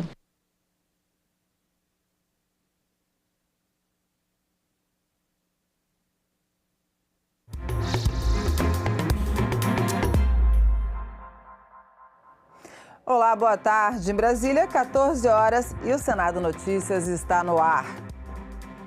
Fim da reeleição para presidente, prefeito e governador? O assunto está em debate na Comissão de Constituição e Justiça. A proposta também aumenta o mandato de senadores e deputados, mas não é consenso entre os integrantes da comissão. A proposta de emenda à Constituição que prevê o fim da reeleição para cargos do Executivo voltou à pauta da CCJ, mas como houve uma mudança no parecer apresentado pelo relator, senador Marcelo Castro, um novo pedido de vista foi concedido. O relator manteve a proposta de eleições gerais e municipais no mesmo dia, mas antecipou o período de transição, antes previsto para 2034, para 2030. O que foi que os senadores mais se manifestaram contra o meu parecer? É que a reeleição, o fim da reeleição é uma coisa tão boa para o Brasil que nós não deveríamos deixar uma transição tão longa quanto eu estava propondo. Então eu estou encurtando a transição. A primeira eleição de prefeito será a última reeleição. E a primeira eleição de governador, tirando a próxima, porque já está muito em cima, será a última reeleição. Ele manteve o tempo dos mandatos previsto no relatório: 5 anos para cargos do Executivo, vereadores e deputados e 10 anos para senadores. Mas esse tema ainda não é consenso entre os parlamentares. Eu acho que é muito ruim você sair, por exemplo, de um mandato de 8 anos de senador, que já é um grande tempo, para um mandato de 10 anos. Isso não existe em nenhum país. Tentei, inclusive, hoje levantar para ver se a gente consegue ter algum país como referência. Não tem nenhum país que nós tenhamos uma década de mandato para senador. E aumentar o mandato de deputado federal para 5 anos também. A suspensão da demarcação de terras indígenas em Santa Catarina foi outro tema debatido na reunião de hoje da CCJ. Um pedido de vistas adiou a votação. O projeto de decreto legislativo pede a sustação de decretos do Poder Executivo que demarcam terras indígenas em Santa Catarina. Segundo o autor da proposta, os decretos contrariam a lei do marco temporal. A lei do marco temporal, 14.781, ela é constitucional, porque ninguém impugnou. E este artigo que o senhor leu consulta as comunidades como se faz com terreno de marinha. Ninguém é considerado não mais ocupante do terreno de marinha sem notificação individual. É o respeito ao direito de propriedade e suas similitudes. Então, o decreto que embasa o decreto de homologação está revogado por lei. O relator do projeto, o senador Alessandro Vieira, explicou que, nesse caso, cabe ao Poder Judiciário sustar os atos do Poder Executivo. De fato, o artigo 15 da Lei 14.701, de 23, prevê que é nula a demarcação que não atenda aos preceitos estabelecidos pela lei.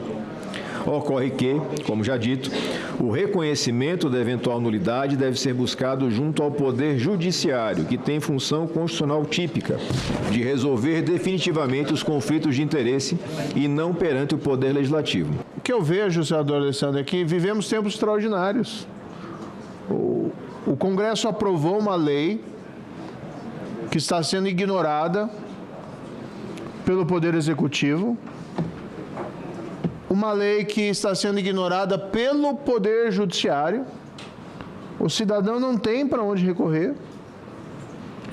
E, de repente, essa casa simplesmente vai afirmar: não é que o Congresso, o local, para que nós possamos reclamar sobre esse fato. A Constituição vale para tempos ordinários e extraordinários. A Constituição tem que ser guia daquilo que a gente faz aqui. Deve ser guia daquilo que eles fazem do outro lado da praça também. Quando eles lá ultrapassam os limites, existem remédios. Não tivemos ainda a capacidade política de aplicá-los. Mas vamos chegar a esse momento de aplicação. Porque esse país já teve impedimento de presidente da República, já teve cassação de senador, deputado, governador, prefeito, vereador, e há de chegar a hora de ter impedimento também de ministro supremo, que são homens e mulheres como todos nós, eles erram também. Se eu desrespeito aqui, ele desrespeita do outro lado da praça, aí o presidente Lula também desrespeita, vamos fazer o quê? Vamos brigar no meio da praça? É essa a solução? Uma crise institucional é solução para o Brasil? Prazo para execução de dívidas trabalhistas e contribuições sindicais. O texto de autoria do senador Stevenson Valentim foi um dos 4 votados hoje na Comissão de Assuntos Sociais.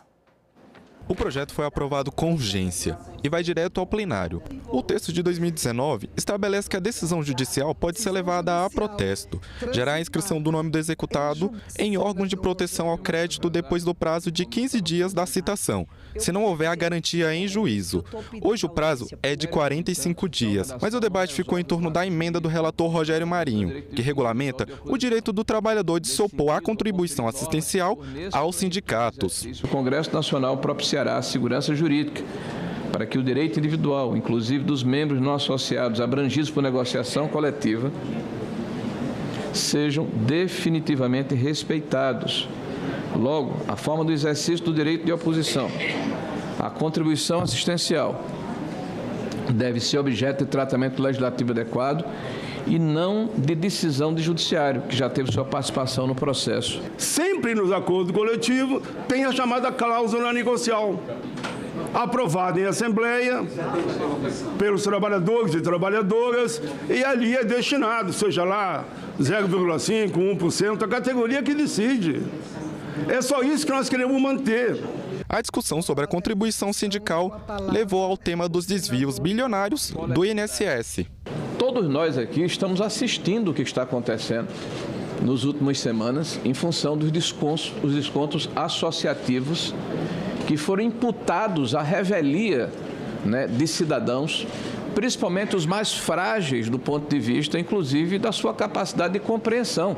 Agora, misturar com a covardia criminosa dos bandidos que roubaram os aposentados e pensionistas, eu não gostaria de misturar. Faremos esse debate no momento adequado ali no plenário. Eu acho que não seria legal nós entrar nesse debate aqui agora. Outros projetos foram aprovados na reunião de hoje. Entre eles, o que institui o Dia Nacional de Prevenção e Combate à Hipertensão Arterial. A lei incluirá medidas de conscientização sobre a detecção precoce e prevenção da hipertensão em crianças e adolescentes. Inclusive, alerta sobre a importância da aferição da pressão nas consultas pediátricas. A doença também vem aumentando na população infantil e na adolescência, principalmente associada ao sobrepeso e à obesidade, mas muitas vezes é identificada tardiamente. Nesse sentido, diagnosticar e tratar a hipertensão arterial sistêmica pode reduzir o nível de complicações clínicas, melhorar a qualidade de vida e contribuir para a formação de adultos mais saudáveis. Foi instalada essa manhã a subcomissão temporária do Senado que vai acompanhar os preparativos para a COP30. A conferência climática vai acontecer em novembro, em Belém, no Pará. A subcomissão foi criada a partir de um requerimento da senadora Leila Barros, que vai presidir o colegiado, a vice Augusta Brito e o relator Beto Faro. Precisamos atuar com protagonismo, acompanhando de perto os preparativos, fiscalizando, debatendo, propondo e contribuindo para que a participação do Brasil seja à altura do papel global, do seu papel global. A realização da conferência na Amazônia carrega um simbolismo poderoso. A região amazônica é, ao mesmo tempo, esperança e alerta para a humanidade. O mundo nos observa. Leila Barros destacou alguns pontos que vão orientar os trabalhos da subcomissão. O diálogo com o presidente designado da COP30, o embaixador André Correia do Lago, e com a diretora executiva Ana Toni, para compreendermos as diretrizes e desafios centrais da conferência, a análise da infraestrutura de Belém e da logística necessária para receber um evento desta magnitude, debates sobre os maiores desafios da COP, como financiamento climático, justiça ambiental, transição energética e a implementação dos compromissos climáticos, o papel da sociedade civil, em especial das comunidades indígenas e tradicionais, e ainda as perspectivas do Brasil para a conferência e para a agenda climática global. Proteção aos símbolos dos clubes esportivos, recursos para autonomia na produção de vacinas e fortalecimento do desenvolvimento tecnológico da nossa agropecuária. Projetos aprovados hoje na reunião da Comissão de Ciência e Tecnologia. Um Sistema Nacional de Ciência, Tecnologia e Inovação voltado para a produção do campo. E, com isso, alavancar o desenvolvimento de pesquisas e de novas tecnologias que assegurem ao país posição de ponta na produção agropecuária e na competição pelos mercados internacionais. Como ferramentas para melhor aproveitar as possíveis sinergias de conhecimentos e recursos financeiros, humanos e de infraestrutura nas instituições integrantes do SNPA, assim como nos conhecimentos contidos nos bancos de dados nacionais e internacionais de patentes, a necessidade de aumentar a produtividade e a sustentabilidade da produção agropecuária num contexto de mudanças climáticas e de demanda mundial e nacional crescente por alimentos, fibras e agroenergia. A comissão também aprovou o projeto que destina recursos a programas, projetos e pesquisas de imunobiológicos, com vistas a fomentar a autonomia brasileira na produção de vacinas. É fundamental diversificar nosso complexo industrial da saúde, construindo laboratórios modernos e capazes de enfrentar crises de saúde pública e prevenir o ressurgimento de doenças que já foram erradicadas ou controladas. A Oxfam Brasil revela que o Brasil importa cerca de 90% da matéria-prima necessária para a fabricação de suas vacinas com tecnologia nacional, como realizado durante a pandemia. O Brasil não pode depender de investimentos em vacinas apenas em momentos de crise e estar dependente de tecnologia do exterior. O projeto tem o grande mérito de criar um mecanismo de investimentos contínuos e perenes, desde que bem administrado para pesquisa e desenvolvimento na área de imunobiológicos. Outro projeto aprovado visa proteger os sinais distintivos das organizações esportivas. A Organização Mundial da Propriedade Industrial, a MPI, afirma que o bom desenvolvimento da indústria esportiva depende da proteção eficiente dos direitos de propriedade intelectual, pois parte relevante das receitas obtidas pelas entidades esportivas e pelos atletas deriva da comercialização do uso de sua imagem e de seus sinais distintivos, abrangendo símbolos, logomarcas, nomes, etc. Fortalecer a proteção dos direitos de propriedade intelectual pode impactar significativamente este importante setor da economia. É o clube, o escudo do seu clube, a bandeira do seu time, que são bens que merecem essa proteção legal. A Comissão de Esportes aprovou na manhã de hoje um convite para que o presidente da CBF, Edinaldo Rodrigues, explique denúncias de irregularidades em sua gestão. A comissão também aprovou o projeto que concede isenção do imposto de renda para os prêmios recebidos pelos medalhistas olímpicos pagos pelos comitês olímpico e paralímpico brasileiros. A proposta altera a legislação do imposto de renda para dar isenção aos prêmios em dinheiro pagos aos atletas pela conquista de medalhas. A isenção constou de medida provisória enviada ao Congresso no ano passado, mas que não foi votada e perdeu a validade. Quando a gente está no pódio recebendo a medalha, a gente vê o nosso hino, ou a gente está no pódio recebendo qualquer medalha olímpica, o que a gente mais pensa naquele momento? Pensa em todo o sacrifício na nossa família e o quanto a gente está fazendo o nosso país feliz. Isso não tem preço. Então, o que nós estamos fazendo aqui é muito importante. Certamente o setor esportivo será muito grato e é merecido a esses atletas que representam e carregam. E nós tivemos que encerrar o VT e vamos ficar por aqui, porque teve início agora a Comissão de Agricultura. Muito obrigada pela sua companhia e acompanhe. Item de número 3, bora caminhando, para que depois a gente volte ao início. Item de número 3, projeto de lei número 3684 de 2024, não terminativo, institui o Programa Nacional de Cooperativas de Crédito e Seguros para a Agricultura Familiares. Autoria, senador Messias de Jesus, do Republicanos de Roraima. Relatoria, senador Hamilton Mourão, Republicano do Rio Grande do Sul. Relatório pela aprovação do projeto. Observações. Em 30 de 4 de 2025, lido o relatório, a presidência concede vista coletiva nos termos regimentais. A matéria vai...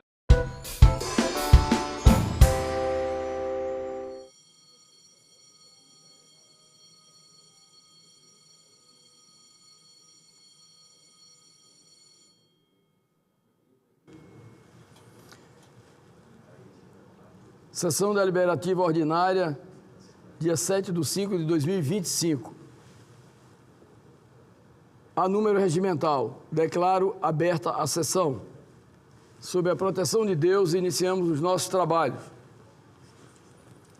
As senadoras e os senadores poderão se inscrever para o uso da palavra por meio do aplicativo Senado Digital, por lista de inscrição que se encontra sobre a mesa ou por intermédio dos totens disponibilizados na casa. A presente sessão deliberativa ordinária é destinada à apreciação das seguintes matérias, já disponibilizadas em avulsos eletrônicos na ordem do dia eletrônica de hoje. Proposta de emenda à Constituição número 52 de 2023, do senador Marcelo Castro e outros senadores. Proposta de emendas à Constituição número 37 de 2022, do senador Veneziano Vital do Rego e outros senadores. Proposta de emenda à Constituição número 81 de 2015, do senador Wellington Fagundes. Projeto de Lei Complementar 257 de 2020, do senador Isalci Lucas. Projeto de Resolução número 10 de 2025, do senador Cid Gomes. E projeto de Decreto Legislativo número 109 de 2025, das Comissões de Relações Exteriores e de Defesa Nacional da Câmara dos Deputados. Passamos aos oradores inscritos, que terão prazo de 10 minutos para o uso da palavra. Como primeiro orador inscrito, convido o senador Jorge Cajuru, ainda não está presente, senador Lucas Barreto, senador Eduardo Girão, do Novo do Ceará. Senhor presidente, pela ordem. Pela ordem, concedo a palavra a Vossa Excelência.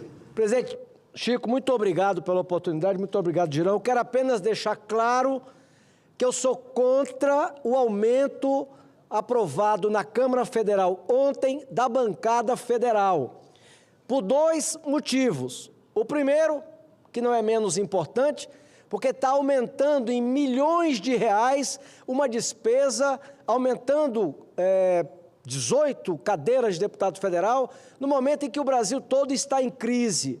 A carestia chegou nos lares brasileiros. Portanto, não é hora de aumentar o número de cadeiras, aumentando uma despesa. Ponto.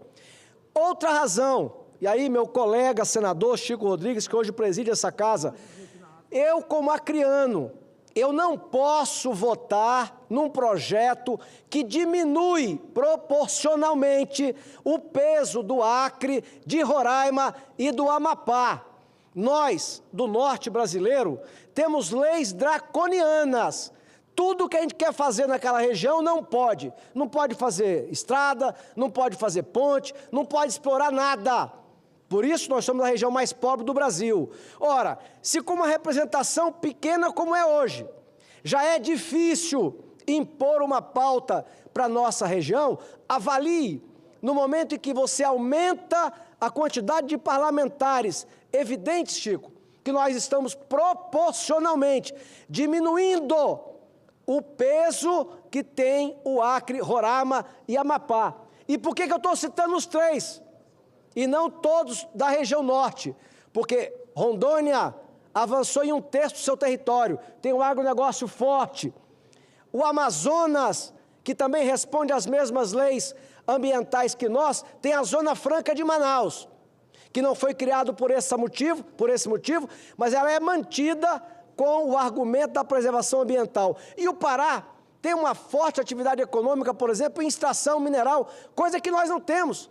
Então, os 3 estados do norte brasileiro mais prejudicados e que não tem nenhuma compensação é o meu estado, o vosso estado e o estado do presidente Davi Alcolumbre. Portanto, eu não posso nunca votar a favor de um projeto que vai diminuir ainda mais, proporcionalmente, o peso da representação que os nossos estados têm. Portanto, quero deixar claro hoje que vou votar e trabalhar contra o projeto que a Câmara ontem aprovou, apertada a votação, mas aprovou e ela vem para o Senado. Portanto, eu queria deixar aqui claro a minha posição. Muito obrigado, presidente. Muito obrigado, Girão.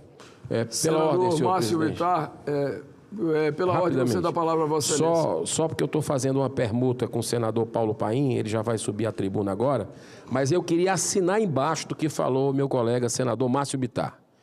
É um tapa na cara da sociedade o que aconteceu ontem, lá na Câmara dos Deputados, na calada da noite. Né? O Brasil acordou hoje com mais esse presente de grego, do cidadão que paga imposto. Não tem nem cadeira, senador Márcio Bittar, lá que caiba, que dê os 513 deputados federais, só tem 300 cadeiras. E os caras aumentam de 513 para 531. E o senhor colocou os argumentos claríssimos. É proporcionalidade, gente, é cumprir o que está lá. Então estão pegando artifício aí para aumentar o custo do contribuinte. Eu vou votar não também. Pode fazer campanha, só tem um jeito de a gente barrar isso aqui, senador Márcio Bittar. É a população brasileira, de forma ordeira, pacífica, reivindicar para os seus senadores da República que não aceitem, até porque é outra, no meu modo de entender, interferência do STF que determinou que se resolvesse isso, ainda deu prazo. Então, voto contra, trabalharei contra e, com a graça de Deus, a gente vai evitar mais esse prejuízo para o Brasil. Senhor, antes de convidar o próximo orador inscrito, o nobre senador Paulo Paim, que já pode se dirigir à tribuna, em permuta com o senador Eduardo Girão, eu quero fazer minha as palavras muito bem colocadas do senador Márcio Bittar, do Acre, e também reforçada agora pelo senador Eduardo Girão, e que acredito, por aproximação, vejo aqui o aceno do senador astronauta Marcos Pontes também discordando. Ou seja, numa amostragem, e acredito que o senador também, Paulo Paim também discorda dessa tese. Ou seja, por amostragem, 5 dos 81 senadores aqui presentes são literalmente contra.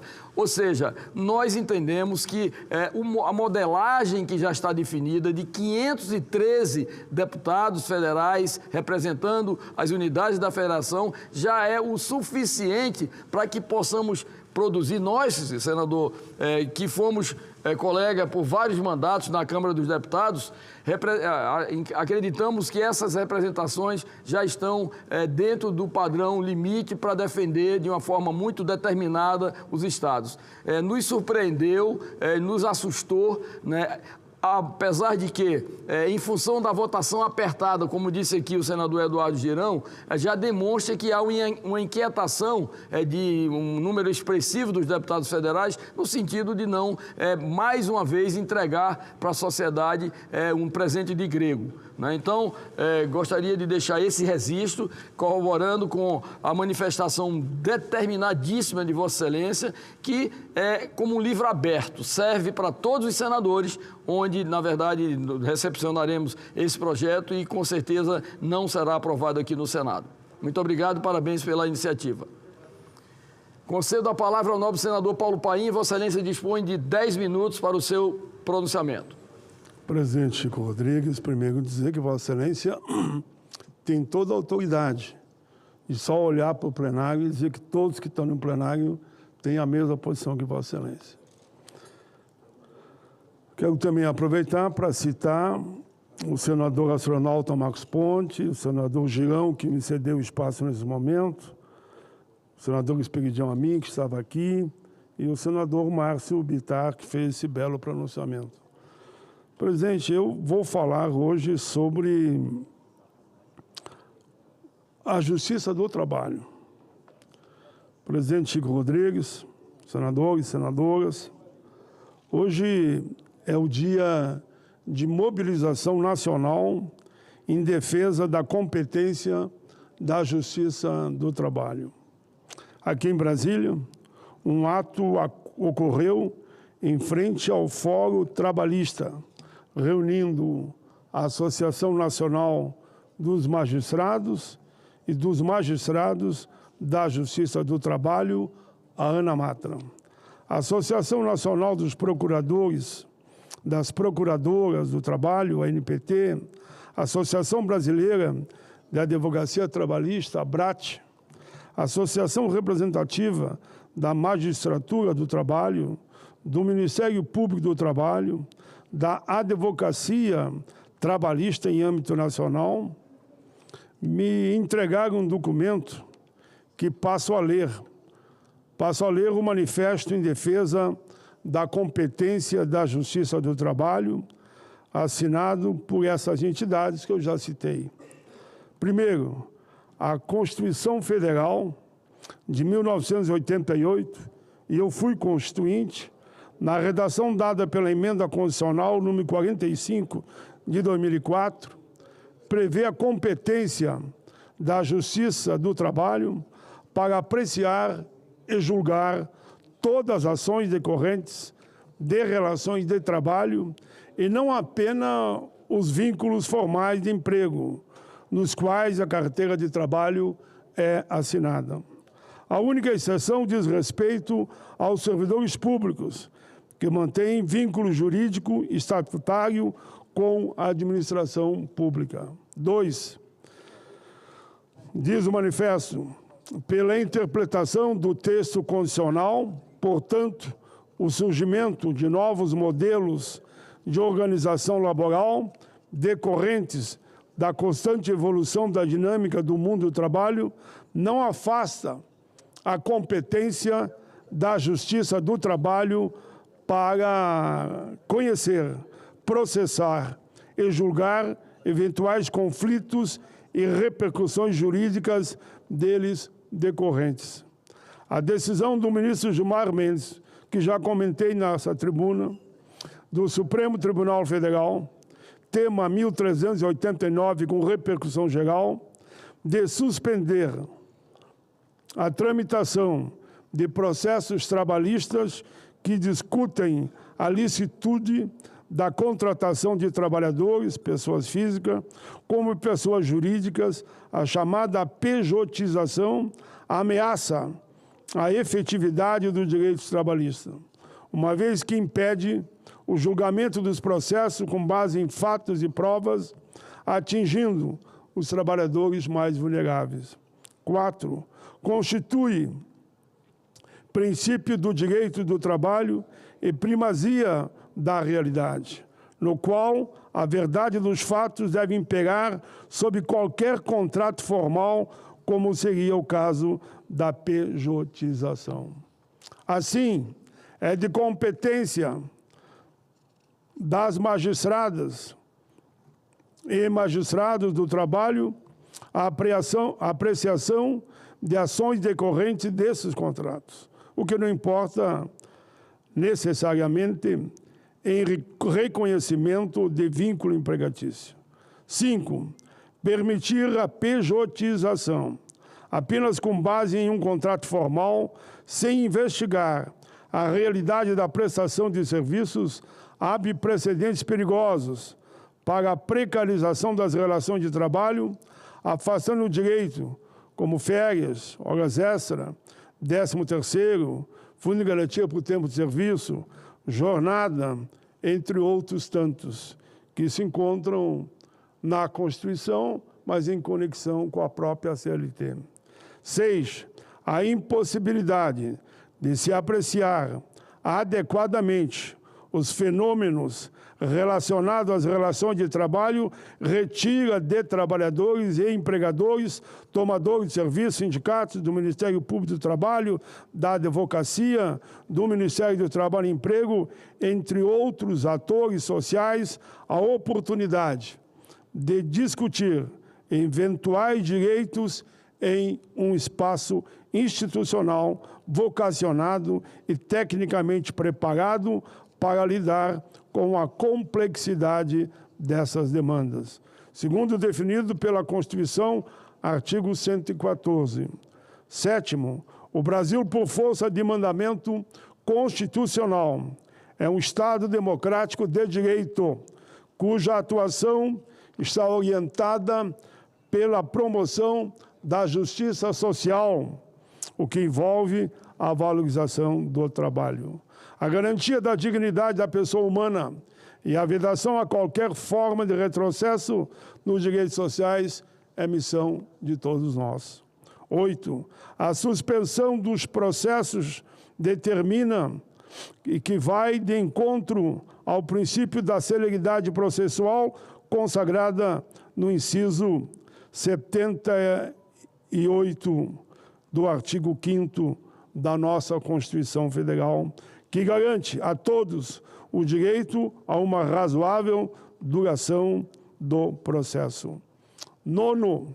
É preocupante a evasão decorrente da pejotização no que se diz respeito aos recolhimentos previdenciários, fiscais, FGTS, que financia, por exemplo, o Sistema Público de Habitação, do Sistema S, responsável pela capacitação e qualificação dos trabalhadores, entre outras atividades. 10º, as magistraturas e magistrados do trabalho, as magistradas, membros do Ministério Público do Trabalho e advogadas e advogados trabalhistas em todo o Brasil, representados por suas associações nacionais e congêneres, reafirmam o seu compromisso com a democracia brasileira, balizada no diálogo público, na Constituição, no respeito irrestrito à força normativa, repito, da Constituição brasileira. Esse manifesto que aqui li, senhor presidente, manifesto em defesa da competência da Justiça do Trabalho, está sendo, nesse momento, com certeza, divulgado em atos públicos em todas as capitais, como já li, inclusive aqui em Brasília.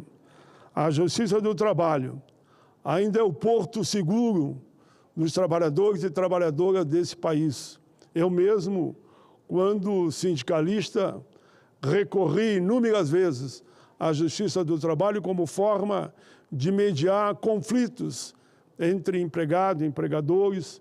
Eu agi como mediador, mas, claro, me socorri da Justiça do Trabalho, que sempre esteve à disposição de ouvir as partes e encaminhar para o bom entendimento, inclusive em momentos de greves que já se alongavam por semanas.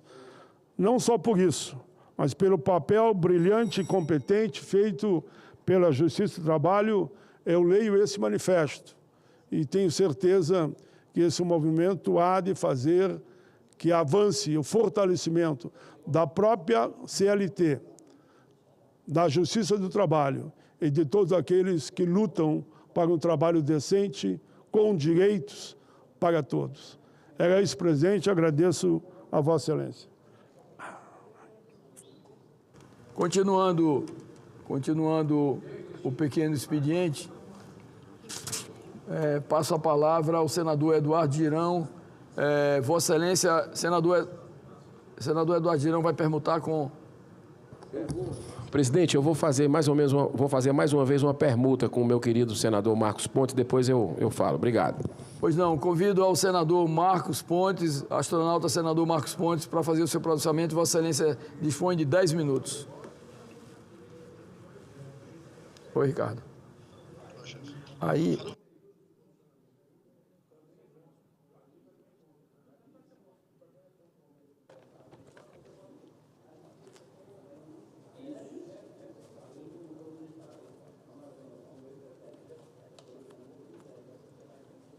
Tá aqui.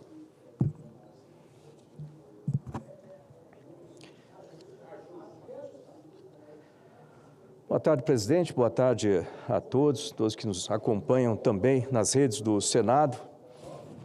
Inicialmente, antes de passar aqui diretamente ao discurso, eu gostaria de também colocar uma consideração a respeito dessa ideia, né, aprovada na Câmara dos Deputados, do aumento do número de deputados, que também coloco aqui a minha posição contra. Eu tenho certeza que isso vai ter muita resistência aqui no Senado, e com razão. Nós não temos que ter mais gastos, a gente tem que ter mais eficiência, o que é muito melhor para o país e para todos nós. Por falar em gastos, então, deixa eu seguir aqui com o tema que eu trago hoje, que é extremamente preocupante. Não é segredo para ninguém, né? Nós sabíamos que os resultados das eleições em 2022 trariam consequências econômicas severas aqui no país. A história já mostrou que a forma de gestão do atual governo, em governos anteriores, em instâncias anteriores, sempre foi baseada no aumento descontrolado dos gastos públicos, alimentando o Estado com a irresponsabilidade de quem não mede consequências. Eu já alertei aqui inúmeras vezes sobre o risco de colapso econômico com o crescimento galopante da dívida pública em relação ao PIB. Mas o que essa semana nos mostrou vai muito além da incompetência ou da irresponsabilidade. É algo muito mais cruel. É algo desumano, na verdade. Foi, de certa forma, esfregado na nossa cara o que eles verdadeiramente pensam do povo brasileiro. Eles não só não se importam, mas eles usam, abusam e roubam. Roubam os nossos pais, as nossas mães, os nossos avós, os nossos avós, depois de uma vida inteira de contribuição, justo no momento que mais precisam, na velhice, né, na doença, na vulnerabilidade, eles roubam esse recurso. Roubar um aposentado é covardia em última categoria, última instância. É maldade em estado bruto. Não estamos falando de um erro técnico, estamos falando de um esquema criminoso, massivo, articulado, operado dentro do próprio sistema. Os últimos dados revelam uma movimentação absurda de bilhões de reais em empréstimos consignados em apenas um ano. E já se sabe que pelo menos 6 bilhões, exatamente 6 bilhões, como diz o senador Girão, 6 bilhões com B de bola, né, foram efetivamente desviados em fraudes. É impossível não se revoltar. 6 bilhões, senhoras e senhores, com esse valor, né, eu anotei algumas coisas, e com esse valor nós poderíamos entregar 60 mil moradias populares, tirando famílias da lama e da miséria. Podíamos alimentar 2 milhões de famílias durante um ano inteiro com cestas básicas mensais. Podíamos construir 300 postos de saúde completos, salvando vidas que hoje, num lugar que só há abandono. Podíamos garantir a educação em tempo integral para 300 mil crianças, transformando o futuro de uma geração. Podíamos também assegurar um salário mínimo por mês para mais de 600 mil idosos e pessoas com deficiência por um ano inteiro. Enquanto o governo estiver no poder, o povo brasileiro não pode nem morrer em paz. Isso é triste de falar, mas não dá nem para morrer em paz agora no país. A cada dia que passa, mais um direito é esvaziado, mais um benefício é corroído, mais uma vida é desprezada. Diante desse escândalo inaceitável, já iniciei a elaboração de um projeto de lei que torne crime hediondo qualquer tipo de fraude, roubo ou desvio de recursos do INSS. Se for contra o sistema ou contra um segurado individual, que se aplique a pena máxima, sem dó e nem piedade. Não estamos falando de crimes comuns, estamos falando de crimes que arrancam comida da mesa de quem já não tem praticamente o que comer, crimes que causam atrasos, cortes e colapso nos benefícios de idosos, de doentes, de pessoas com deficiência, de brasileiros esquecidos. Reconhecer esses atos como crimes hediondos não é apenas uma formalidade jurídica, é a justiça social, é a decência, é o mínimo que a gente pode fazer. É o Estado dizendo que não aceita e que vai punir com o máximo rigor e que vai agir com a máxima firmeza para proteger os mais frágeis. E o que significa transformar esses crimes em crimes hediondos? A gente não sabe o significado disso. Então, vamos lá para alguns desses detalhes. Significa que o criminoso não poderá começar a pena em regime aberto ou semiaberto, vai direto para o regime fechado. Significa que não terá indulto, não terá fiança. Significa que, se for preso, não vai sair da cadeia como quem passa um fim de semana no hotel, que a gente tem visto muito nesse país. E tem mais. Quem for condenado por crime hediondo só pode progredir de regime após cumprir pelo menos 40% da pena, se for réu primário. Se for reincidente, o tempo sobe para 60% da pena. Ou seja, acabou essa história de cumprir 2 anos e já sair de tornozeleira. Quem roubar o INSS com essa nova proposta vai amargar uma boa parte da pena atrás das grades, em regime fechado, sem privilégios, sem benefícios, sem nenhuma moleza, que a gente vê tanto por aí. Isso não é exagero, isso é proporcional à destruição que esses criminosos causam na vida de milhões de brasileiros. A legislação dos crimes hediondos é a mais dura que existe no país e precisa ser aplicada contra quem destrói a confiança da população no seu sistema de seguridade social. Esses bandidos não estão apenas desviando dinheiro, estão atrasando aposentadorias, deixando famílias sem sustento, pessoas sem remédios, idosos sem dignidade. Quem faz isso tem que realmente ficar muito tempo na cadeia, tem que apodrecer na cadeia. E é isso que vamos garantir com esse projeto, porque mexer com idosos, roubar de quem já deu tudo de si durante tanto tempo na vida, não é só crime, não, isso é uma monstruosidade. E mais, esse projeto de lei vai ser um recado direto para os bandidos que, dentro e fora do sistema, utilizam-se das fragilidades para roubar um aposentado, roubar uma pessoa que precisa tanto desse recurso. Ou seja, o recado é: isso vai ficar muito caro daqui para frente com a aprovação desse projeto. Esse projeto não é um ajuste legal, ele é urgente e proporcional. Ele é necessário para o nosso país e é necessário para garantir o futuro daqueles que lá na frente vão depender, uma hora ou outra, dessas aposentadorias. E geralmente, principalmente, são as pessoas que estão em maior fragilidade no país. Então, eu tenho certeza que eu vou contar com o apoio de todos os nossos senadores e congressistas para que realmente crimes como esse, contra o INSS, sejam considerados como crimes hediondos aqui no país. Obrigado. Caro senador astronauta Marcos César Pontes, Vossa Excelência trata desse tema que vem, na verdade, tomando o noticiário nacional e, logicamente, inquietando a sociedade brasileira. E essa sua proposição, ela tenho certeza que terá praticamente a unanimidade de senhoras e senhores senadores.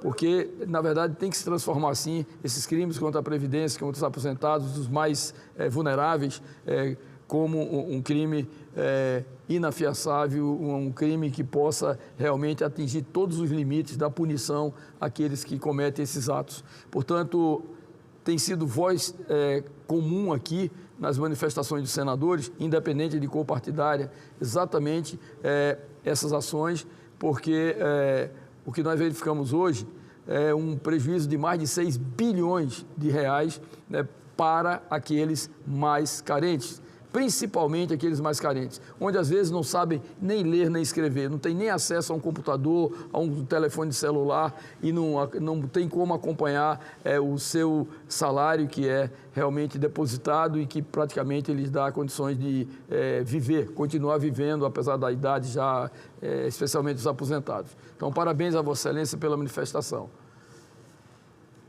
Continuando o pequeno expediente, passo a palavra agora ao senador Eduardo Girão. Vossa Excelência dispõe de 10 minutos para o seu pronunciamento. Depois quem é? Na sequência, o senador Plínio Valério. Paz e bem, presidente dessa sessão, senador Chico Rodrigues, senhoras senadoras, senhores senadores, funcionários dessa casa, assessores, você, brasileiro que está nos assistindo, nos ouvindo, pelo trabalho honrado da equipe da TV Senado, Rádio Senado e Agência Senado. Senhor presidente, eu subo essa tribuna com um grito de indignação, porque é impossível que o que aconteceu com a casa ontem aqui ao lado da Câmara dos Deputados não tenha deixado os brasileiros de bem extremamente consternados com o exemplo péssimo, onde eles aumentaram o número de deputados federais de 513 para 531, como se 513 já não fosse demais. Nem cadeira tem, como eu falei há pouco, nem cadeira tem para 300. O meu projeto, senador Exalci, é para reduzir para 300 o número de deputados federais. Tem um projeto aqui na casa. E a turma faz o inverso. Eu fico muito feliz com uma coisa: a reação dos senadores, pelo menos que estavam presentes até pouco tempo atrás, que se manifestaram aqui. Eu estava contando com o senador Paulo Paim, foram 8 senadores que estavam nessa casa, agora há pouco tempo, e que se manifestaram contra, que vão votar contra. Então, 100% dos presentes, a gente já vê que o Senado não vai ser fácil o negócio aqui. E se a sociedade entrar em campo de forma ordeira, pacífica, respeitosa, e colocar o seu posicionamento, sua reivindicação, aí que a gente vai conseguir reverter esse escárnio que foi feito pela Câmara dos Deputados. Eu quero chamar a atenção dos senadores, senador Marcos Pontes, senador Plínio Valério, os demais senadores aqui presentes, que cuidado, porque enquanto o olho da gente está lá no peixe, o gato aqui está querendo aumentar o mandato de senador para 10 anos, uma década. Uma década, que é a PEC que nós devemos votar semana que vem, foi pedido vista hoje, a PEC do fim da reeleição, que é ok, é importante, mas tem essa jogada aí, tem essa... para ter a coincidência das eleições, que também eu sou favorável, tanto ao fim da reeleição no Executivo, como uma coincidência para acabar com esse negócio de ter eleição de 2 em 2 anos, que a previsibilidade é 0. Então, para ter um calendário único de eleições, mas colocaram lá esse jabuti para aumentar o de senador para 10 anos. Não. Tem que ser 5, igual como vai ser deputado federal, se passar essa PEC, deve passar, e vamos trabalhar para passar. Tem que ser 5 igual o governador, 5 igual a prefeito, igual a presidente da República. Isso é o que nós vamos trabalhar para acontecer. Agora, aumentar para 10 é legislar em causa própria. É legislar em causa própria. Eu estou aqui há 6 anos e sei que é uma tendência natural do ser humano, uma acomodação, 6 anos na mesma casa, né? E quase fica impossível você, com 80 milhões de emendas por ano, você não se perpetuar no poder. E muitos senadores estão pensando que vão ganhar com 10 anos. E se perder, vai passar 10 anos para voltar. Então, a política precisa de oxigenação, a democracia precisa dessa troca, dessa alternância, muito importante. Mas, senhor presidente, a Câmara dos Deputados acabou de aprovar, na calada da noite, o aumento do número de deputados federais de 513 para 531, com 270 votos favoráveis e 207 votos contrários.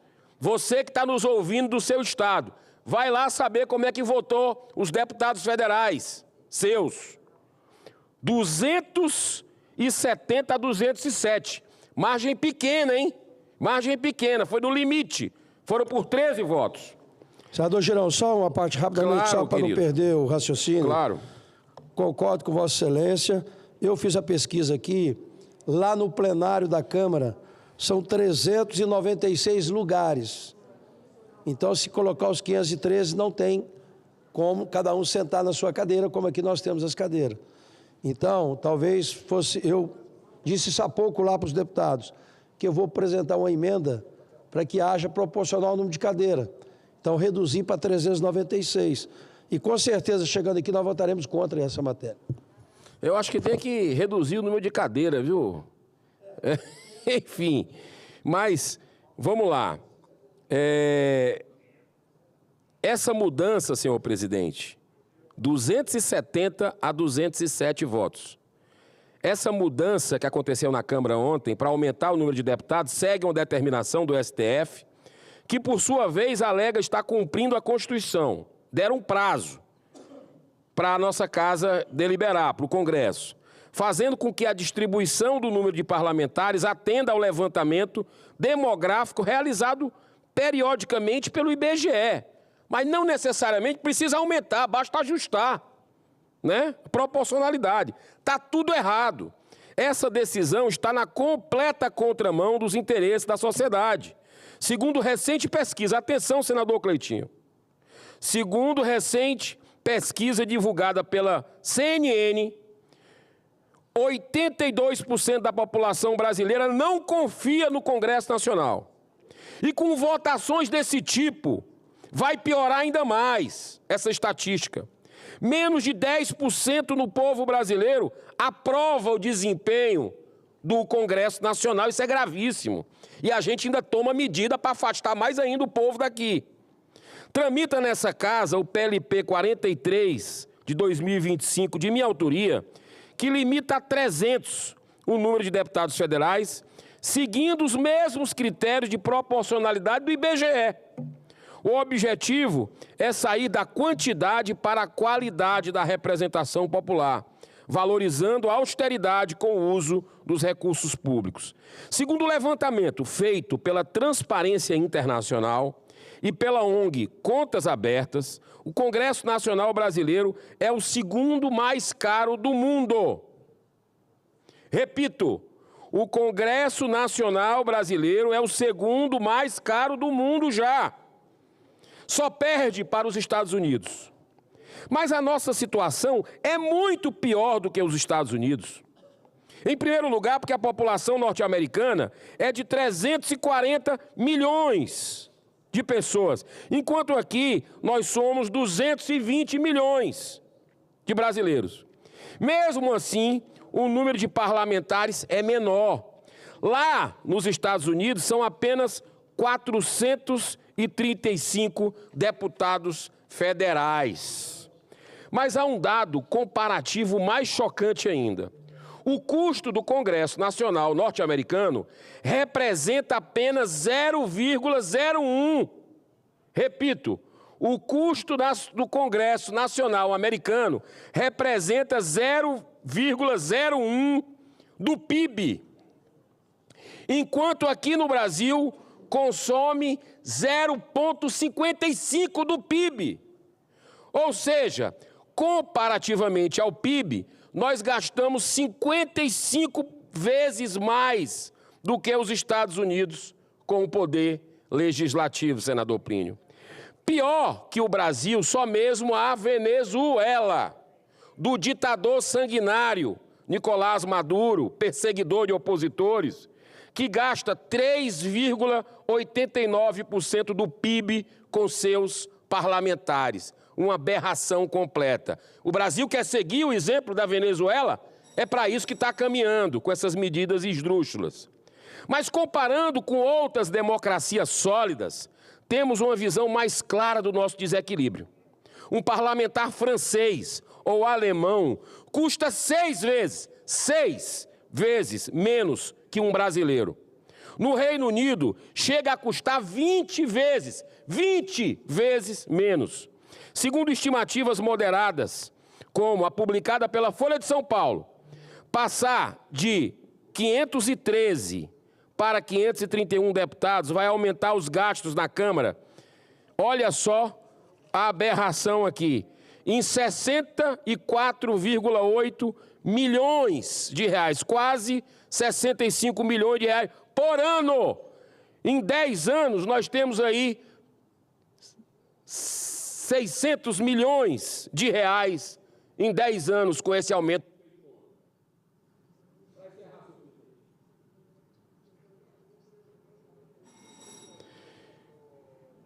Esse dinheiro seria suficiente para custear, só de um ano, só essa diferença de um ano com esse aumento ontem, o que vai incrementar de custo para quem paga imposto, que já não é pouco nesse país, daria para custear um ano de estudos para 200 mil alunos do ensino médio. Um ano de estudo para 200 mil alunos. E ninguém leva em conta que, além de todas as despesas com gabinetes e mordomias, cada parlamentar ainda tem o direito, né, às emendas, né, que totalizam aí 50 B de bola e de índio. É uma indecência que deveria acabar ou pelo menos diminuir. Além disso, outra consequência negativa será o aumento de deputados estaduais nas assembleias legislativas. Senhor presidente, o último minuto, eu prometo encerrar. É muito importante que a população entenda a gravidade disso aqui. Porque quem vai pagar é você, brasileiro que está nos assistindo. Então, eu quero repetir. Esse aumento vem em efeito dominó. É um efeito cascata, certo? Ele vai ter outra consequência negativa se o Senado não der o exemplo, o dever moral de acabar com esse aumento, de não aceitar esse aumento de deputado federal. E se Deus quiser, nós vamos conseguir isso com a ajuda da população. A consequência negativa será o aumento de deputados estaduais também, nas assembleias dos estados que tiverem um aumento da bancada federal. Somente. Agora, o Senado da República pode dar um bom exemplo e corrigir essa distorção, reduzindo o número de senadores para no máximo 2 por estado, que é mais do que suficiente para garantir o equilíbrio da federação. Eu tenho isso. Então, além de negar esse aumento da Câmara que nós temos que rejeitar, podemos também fazer outra parte para equilibrar, que é diminuindo o número de senadores, que querem aumentar o mandato para 10 anos. Repito, cuidado, porque vota semana que vem. Eu encerro com esse profundo pensamento deixado há mais de 1.500 anos por Santo Agostinho, um dos maiores teólogos e filósofos do cristianismo. Abro aspas. A esperança tem 2 lindas filhas, a indignação e a coragem. A indignação nos ensina a não aceitar as coisas como estão, e a coragem nos ensina a mudá-las. Deus abençoe a nossa nação. Muito obrigado pela tolerância, senhor presidente, senhores colegas aqui presentes.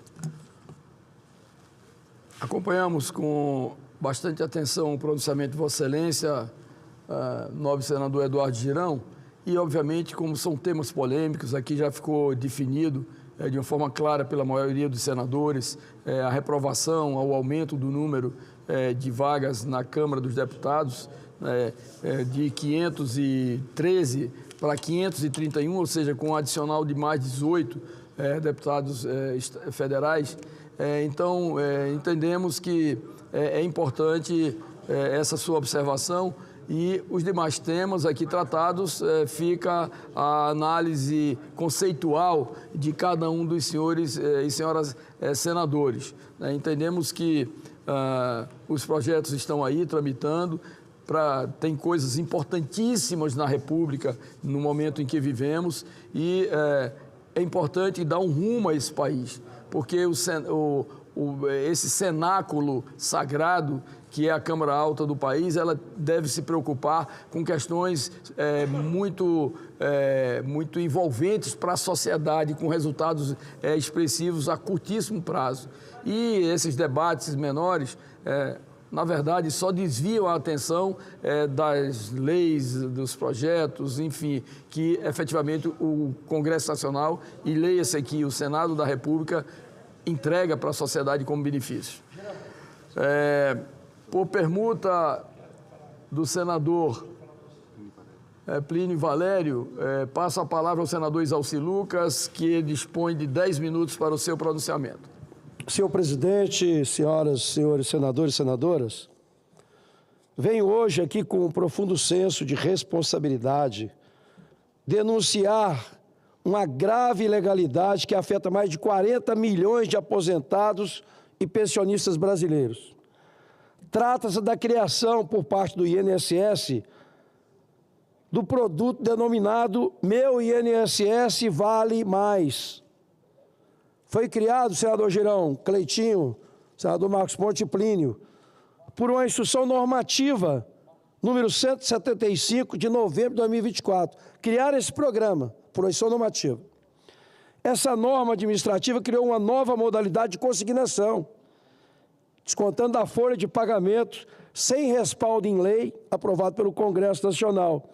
Não houve qualquer projeto de lei debatido no Parlamento que autorizasse a criação de uma nova rubrica de desconto automático dos beneficiários previdenciários, o que configura, de fato, uma violação à Lei 10.820 de 2003, que disciplina a forma taxativa e os limites e hipóteses de consignação. Trata-se, portanto, de uma norma infralegal que extrapola os limites da legalidade, criando obrigação aos beneficiários sem previsão legal, em total afronta ao princípio da reserva legal, artigo 5º da Constituição Federal. E para agravar isso, essa medida desrespeita e esvazia o leilão das folhas de pagamento do INSS, que foi realizado em outubro de 2024. Fizeram o leilão em outubro, do qual os bancos comprometeram bilhões de reais mensais para obter o direito de operar os consignados. Menos de 30 dias após o certame, o INSS, por meio de uma simples portaria, criou uma alternativa paralela e ilegal, desviando o objeto do edital de concorrência. O caso é ainda mais escandaloso, porque apenas uma instituição, senador Girão, uma instituição, criar a instituição normativa, contrariando o edital de 30 dias antes, e simplesmente na portaria, uma instituição ganhou isso.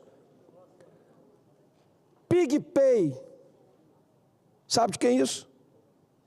JBS. Essa instituição foi autorizada a operar um novo produto. Essa autorização fere os princípios da isonomia, transparência e impessoalidade da administração pública, além de ignorar totalmente o resultado do leilão. O PicPay, inclusive, sequer participou do leilão. Mais grave ainda, mesmo autorizada ilegalmente, essa instituição não cumpre os critérios da instituição normativa e impõe aos beneficiários juros abusivos de até 20% ao mês, ou mais de 250% ao ano, com o espírito do crédito consignado, cujo teto atual é 1,8 ao mês. O resultado é desumano. com 45% do salário comprometido com consignado tradicional, mais 30% do Vale Mais, o beneficiário do INSS pode ter até 75% do seu benefício descontado na fonte. Em muitos casos, sobram menos de R$300 mensais para a sobrevivência, o que caracteriza clara violação à dignidade da pessoa humana. Tudo isso foi feito às pressas, sem transparência e com influência de servidores que foram posteriormente afastados por corrupção, mas que deixaram rastro administrativo que hoje alimenta esse escândalo. Eu estou apresentando um PDL cancelando essa normativa, mas é absurdo. Já tem mais de 500 mil aposentados, eles antecipam o salário da aposentadoria. Muitas vezes o cara nem tem conhecimento, eles botam na conta do cara e depois descontam com juros até 20%. Mesmo faltando 5 dias, 10 dias, 20%. Então, quando surgiu, eu fui ver no inteligência artificial, qual é a composição desse PicPay aqui? JBS. Não podia ser diferente, que não participou de licitação, de leilão, de nada. Simplesmente da calada da noite para o dia, passou a ser o único operador do meu INSS Vale Mais. É uma coisa absurda. Então, não é apenas o escândalo da questão dos descontos associativos. Agora tem os consignados e mais ainda esse Vale Mais. Então, é assim, desumano, descontar dos velhinhos, dos aposentados, cara. E ainda escolheram quem ganha o mínimo. O analfabeto, o indígena, que é aqueles que não conferem o contra-cheque. Então, só na INSS foi 6,3 bilhões. Esse consignado pode surpreender com valor muito, mas muito maior do que o escândalo dos descontos. Era isso, quero agradecer aí o presidente. E outra coisa, quando eu vinha para cá, eu vi uma orientação do governo para estender essa questão dos descontos. Então, eu quero sugerir a todos os senadores, senadoras, inclusive do governo, que assinem a CPMI. É simples. Vamos apurar tudo. Era isso, presidente. Muito obrigado. Senador Plínio, obrigado. Passo a palavra ao senador Chico Rodrigues para o seu pronunciamento por 10 minutos. Na verdade, era eu, né? Senhor presidente Humberto Costa, colegas senadores e senadoras, trato hoje de um tema extremamente relevante para o país e é importante que, principalmente, os micro, pequenos empreendedores fiquem bem atentos para este pronunciamento que faremos agora. É com grande satisfação que me dirijo a todos para falar sobre um dos pilares mais sólidos e promissores da economia brasileira, as micro e pequenas empresas e os micro e pequenos empreendedores individuais, MEI. Hoje, no Brasil, temos cerca de 9 milhões de micro e pequenas empresas em atividades e mais de 14 milhões de MEI. As micro e pequenas empresas representam 27% do produto interno bruto do nosso país. Esse número, por si só, já revela a força dos pequenos negócios. Mas quando olhamos para os impactos mais amplos, percebemos que estamos diante de um verdadeiro motor de desenvolvimento. Essas empresas são responsáveis por mais da metade dos empregos formais no Brasil. 52% da mão de obra com carteira assinada, percebam, 52% dos empregos com carteira assinada da mão de obra e por 40% da massa salarial nacional, 40% da massa salarial nacional. Ou seja, elas apenas não geram riquezas, mas também promovem inclusão social, distribuem renda e sustentam milhões de famílias brasileiras. Nos últimos 10 anos, a participação de pequenos negócios na economia cresceu significativamente. os valores da produção saltaram de 144 bilhões para 599 bilhões, segundo dados do SEBRAE. Isso demonstra um avanço sólido e contínuo, resultado de melhorias no ambiente de negócios, como o Simples Nacional e também do espírito empreendedor do nosso povo. É fundamental reconhecer que os pequenos negócios não são apenas alternativa para tempos difíceis. Pelo contrário, hoje 7 em cada 10 novos empreendedores abrem seus negócios por oportunidade e não por necessidade. Com isso, mostra que o brasileiro está cada vez mais atento às demandas do mercado e prontos para inovar.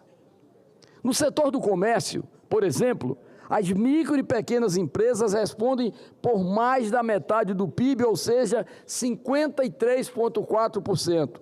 Na indústria, essa participação já se aproxima das médias empresas, com 22,5%. E no setor de serviços, representam 36,3% da produção nacional. São números que mostram a diversidade e a relevância desses empreendimentos em diferentes áreas. Mais do que números, estamos falando de sonhos, de história de vida e de pessoas que, com coragem e dedicação, contribuem para um Brasil mais próspero, mais justo e, acima de tudo, mais empreendedor. Por isso, é nosso dever continuar investindo, incentivando e desburocratizando o caminho de quem decide empreender. Precisamos garantir o acesso ao crédito, a capacitação, a inovação e políticas públicas que reconheçam o papel estratégico dos pequenos negócios para o crescimento do Brasil. Por esse motivo, apresentei o projeto de lei complementar número 234 de 2020, aprovado ontem na Comissão de Assuntos Econômicos, sob a relatoria, diga-se de passagem, primorosa, do senador Plínio Valério, que está aqui presente, a quem eu dedico, na verdade, grande parte do êxito da aprovação desse projeto de lei complementar 234. Esse projeto busca estimular a contratação de micro e pequenas empresas e empreendedores individuais em processos de licitação pública. Para isso, ajustamos o limite máximo que obriga o poder público a contratar e comprar exclusivamente com pequenos negócios, hoje fixado em 80 mil. Com a aprovação do meu projeto, esse limite passará a mais de 125 mil reais, ou seja, compras e contratações realizadas pela administração pública de até 125 mil reais passarão a ser realizadas exclusivamente com micro e pequenas empresas. Garantimos também a atualização desses valores anualmente pela inflação, para que não fiquem defasados como está hoje na faixa de 80 mil reais. Para o MEI, o projeto estabelece que a administração pública poderá contratar exclusivamente microempreendedores individuais em compras e contratações de até 12 mil, garantindo também a atualização anual desses limites pela inflação. Além disso, o projeto determina que a administração pública exija de empresas de médio e grande porte, percebam agora, acompanhem com detalhe, né? Além disso, determina que a administração pública exija de empresas de médio e grande porte que vencerem licitações com valores maiores a subcontratar micro e pequenas empresas quando cabível. É importante lembrar que o governo é o maior comprador do país. É importante lembrar que o governo municipal, estadual e federal são os maiores compradores do país. Direcionar uma parte das compras e contratações públicas para os pequenos negócios significa usar o poder de compra do Estado como instrumento de política pública, com impactos diretos na geração de renda, na formação de empreendedores e no fomento ao empreendedorismo e a novas oportunidades. Além disso, Essa medida incentiva a profissionalização e a qualificação de pequenos empresários, pois participar de processos licitatórios exigirá capacitação e regularização fiscal, atributos que elevarão o padrão desses empreendimentos e contribuirão para a longevidade desses negócios. O Brasil que queremos construir passa inevitavelmente pelo fortalecimento de micro e pequenas empresas e pequenos empreendedores individuais. Fortalecer os pequenos negócios e, acima de tudo, fortalecer o Brasil.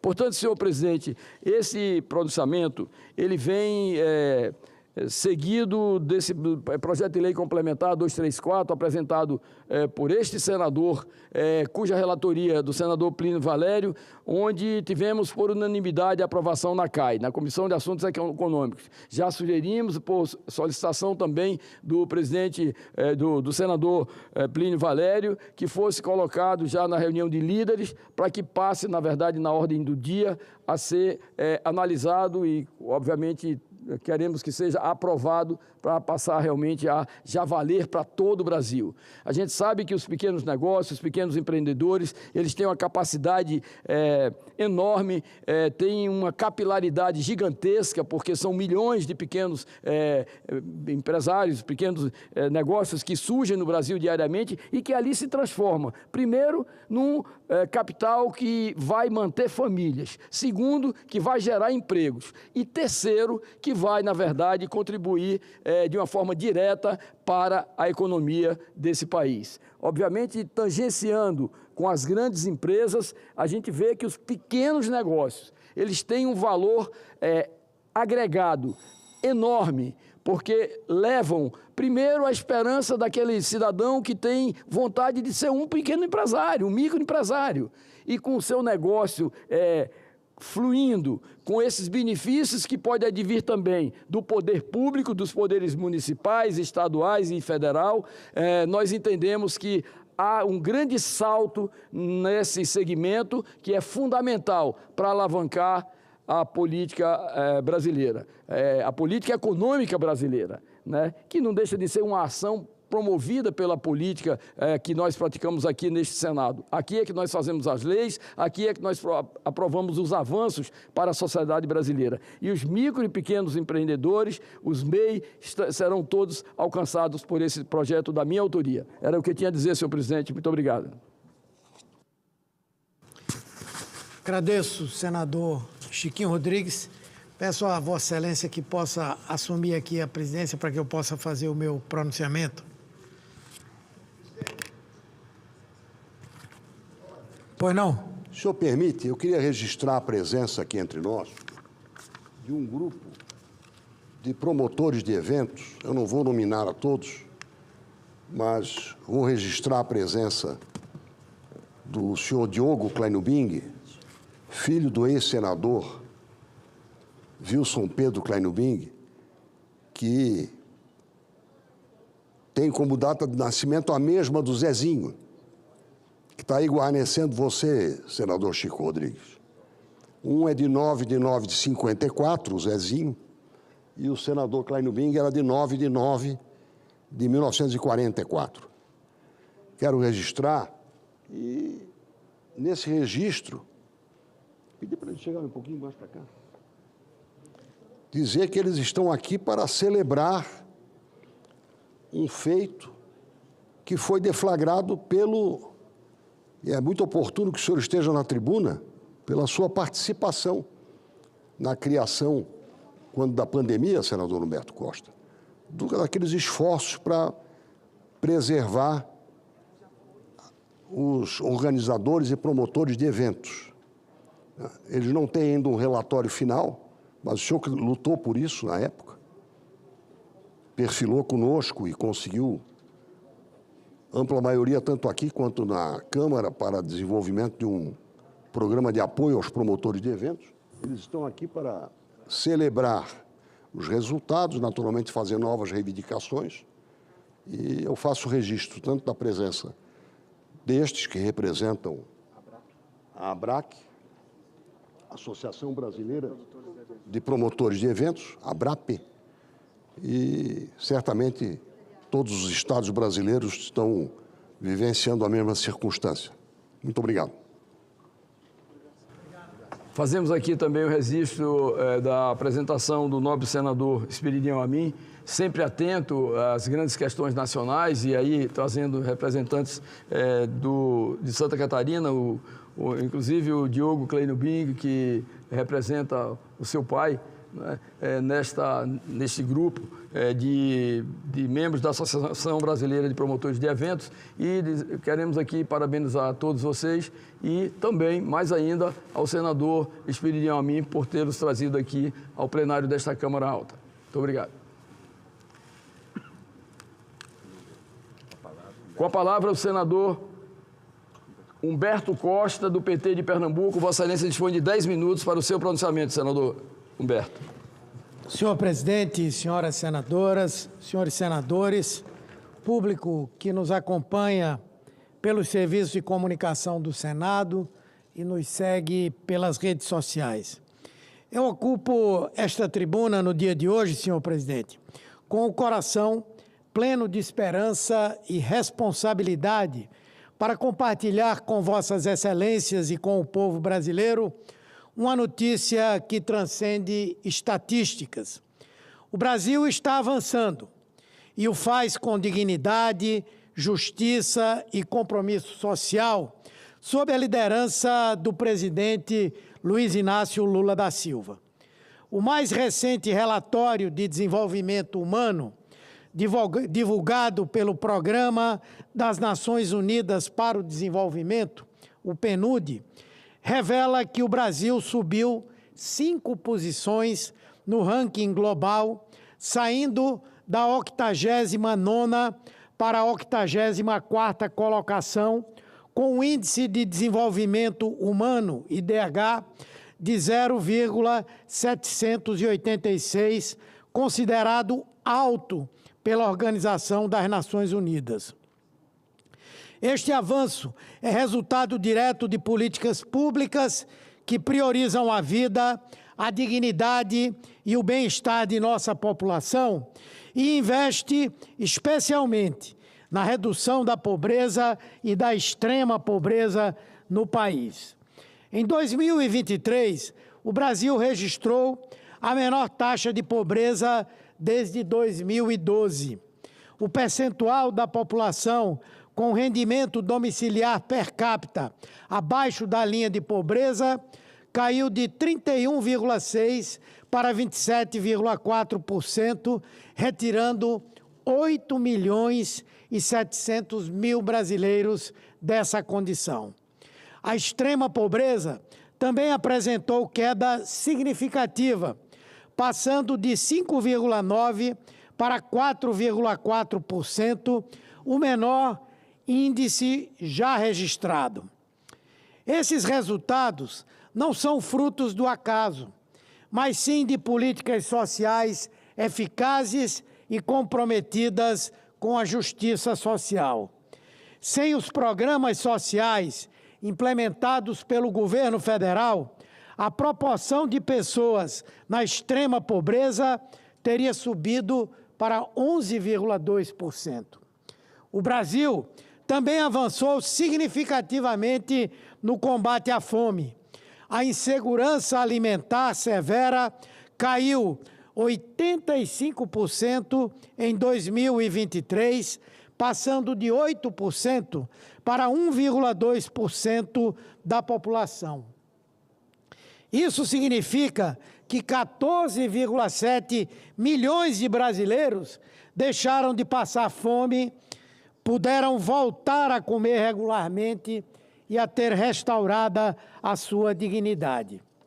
Este resultado é reflexo de ações concretas, como a retomada e o fortalecimento de programas de segurança alimentar e nutricional, que garantem o acesso à alimentação adequada para milhões de famílias em todo o território nacional. Outro fator crucial a esse resultado são o firme combate ao desemprego e a abertura de novas oportunidades para a população. A taxa de desemprego no Brasil caiu de 7,8% em 2023, o menor patamar desde 2014, representando uma queda de 1,8 ponto percentual em relação a 2022. Além disso, o número de empregados com carteira assinada atingiu 37,7 milhões de pessoas, o mais alto da série histórica. A renda média mensal domiciliar per capita também apresentou crescimento, atingindo R$ 1.848 em 2023, o maior valor já registrado pelo IBGE. Entre os domicílios que recebiam benefícios como Bolsa Família, o rendimento médio per capita cresceu 42,4%. O governo Lula demonstra com ações concretas seu compromisso inabalável com a justiça social. Ao priorizar políticas que promovem a inclusão, a equidade e o desenvolvimento humano, o Brasil avança na construção de uma sociedade mais justa e mais solidária.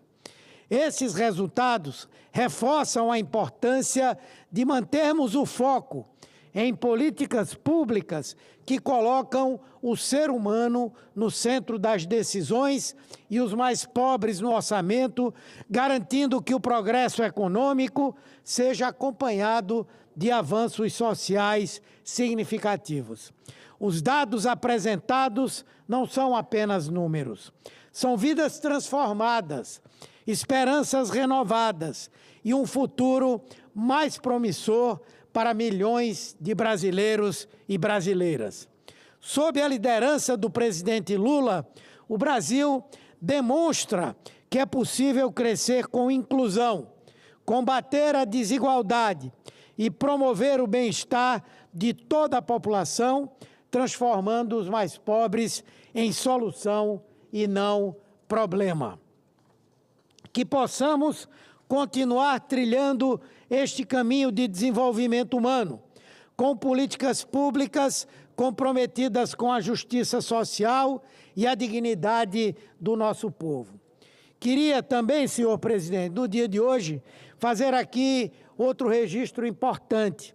Na próxima sexta-feira, estaremos, creio que boa parte da bancada pernambucana, participando da inauguração do Hospital da Mulher no município de Caruaru.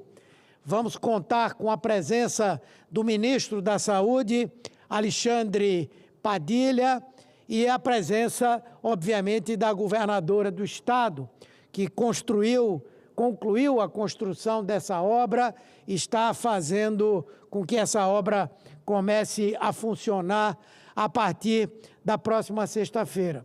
E eu faço esse registro porque participei diretamente dessa parceria, por intermédio de uma emenda constitucional que apresentei, contribuí para o processo de equipagem do hospital com 5 milhões de reais que garantiram o equipamento que faltava para a inauguração e a abertura daquele hospital.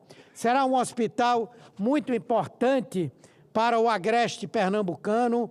As mulheres, nós todos sabemos que são hoje vítimas de doenças que, se forem bem acompanhadas, se forem cedo diagnosticadas, elas podem ser perfeitamente evitadas ou controladas. E, portanto, esse hospital vai cumprir um papel muito importante. Quero parabenizar a governadora do estado de Pernambuco, Raquel Lira, pela conclusão dessa obra, aos parlamentares que participaram desse esforço também e ao ministro da Saúde, nosso companheiro Alexandre Padilha, que lá estará para inaugurar essa obra tão relevante para Pernambuco, especialmente para as suas mulheres. Muito obrigado, senhor presidente.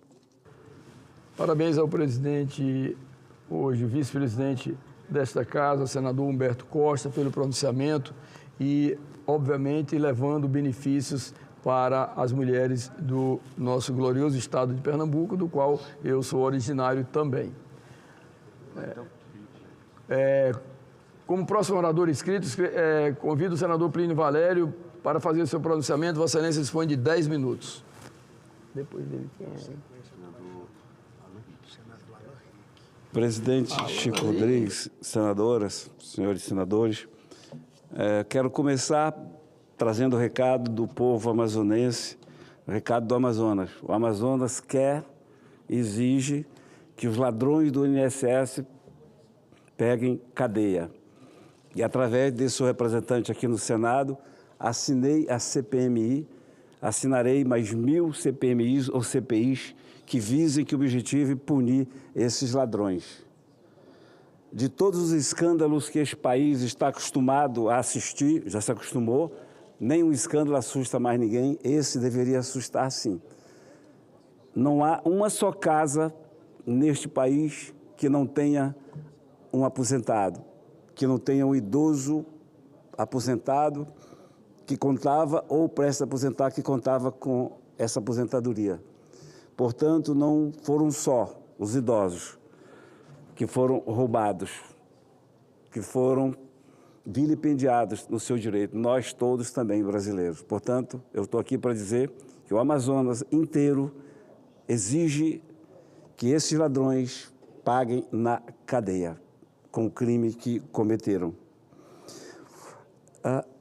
Porque este crime ele se torna ainda mais cruel porque atinge uma população de extrema vulnerabilidade, que já não podem se defender. Aqui no Senado tem funcionários, Manaus conheço, que foram atingidos com isso, com golpe, mas que podem se defender. Falam com a gente, o advogado, e contratam. E aqueles que vivem distantes, que não têm condições nem de se deslocar, nada podem fazer. Então, que nós possamos cuidar deles. E a forma que a gente tem de cuidar, presidente, é de colocar esses ladrões na cadeia.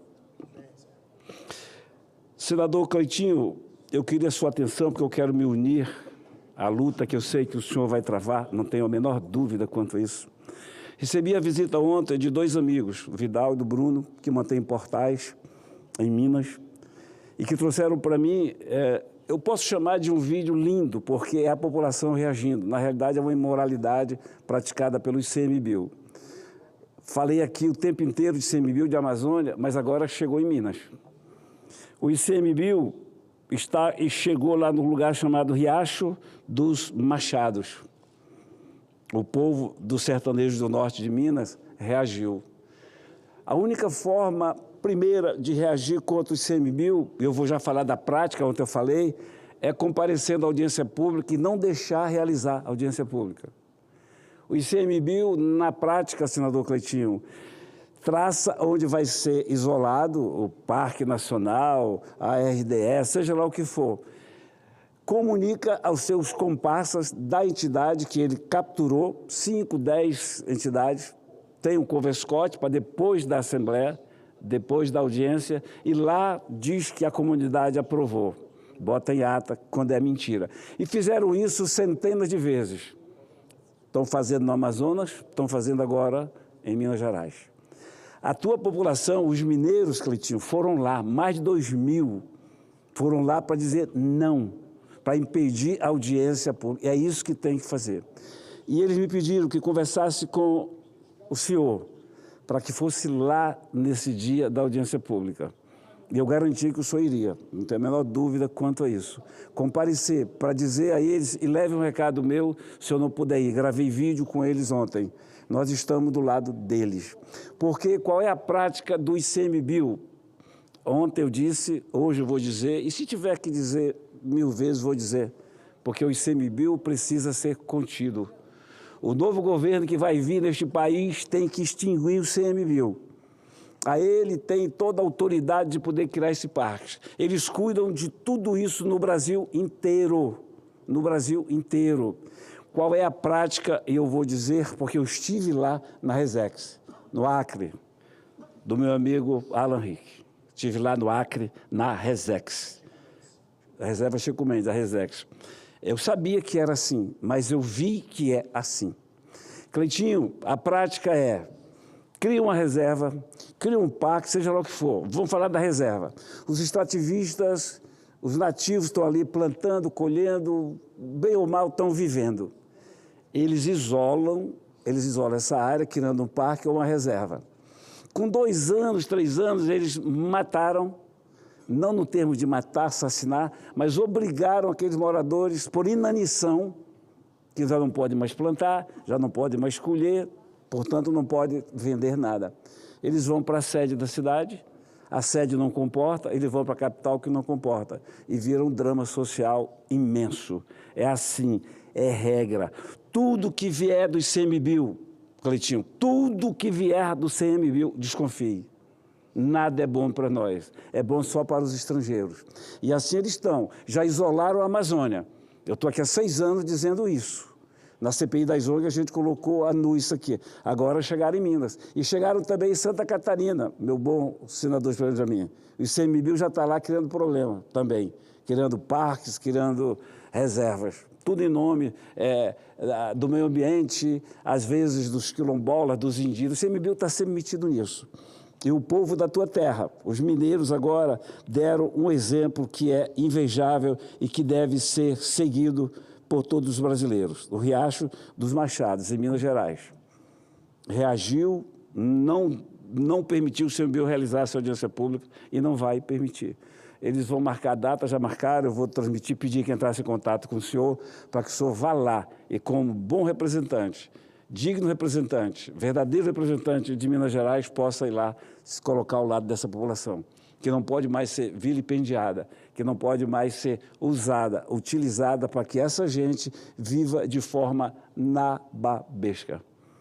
Esses milhões que eles arrecadam, esses milhões que eles não ganham, que eles recebem, são usados para atingir a nossa soberania nacional. Posto que, ao isolar, a não permitir, ao expulsar o nativo, estão cometendo um crime também. E aqui a gente protesta todos os dias. No Amazonas, estamos lá com uma questão séria.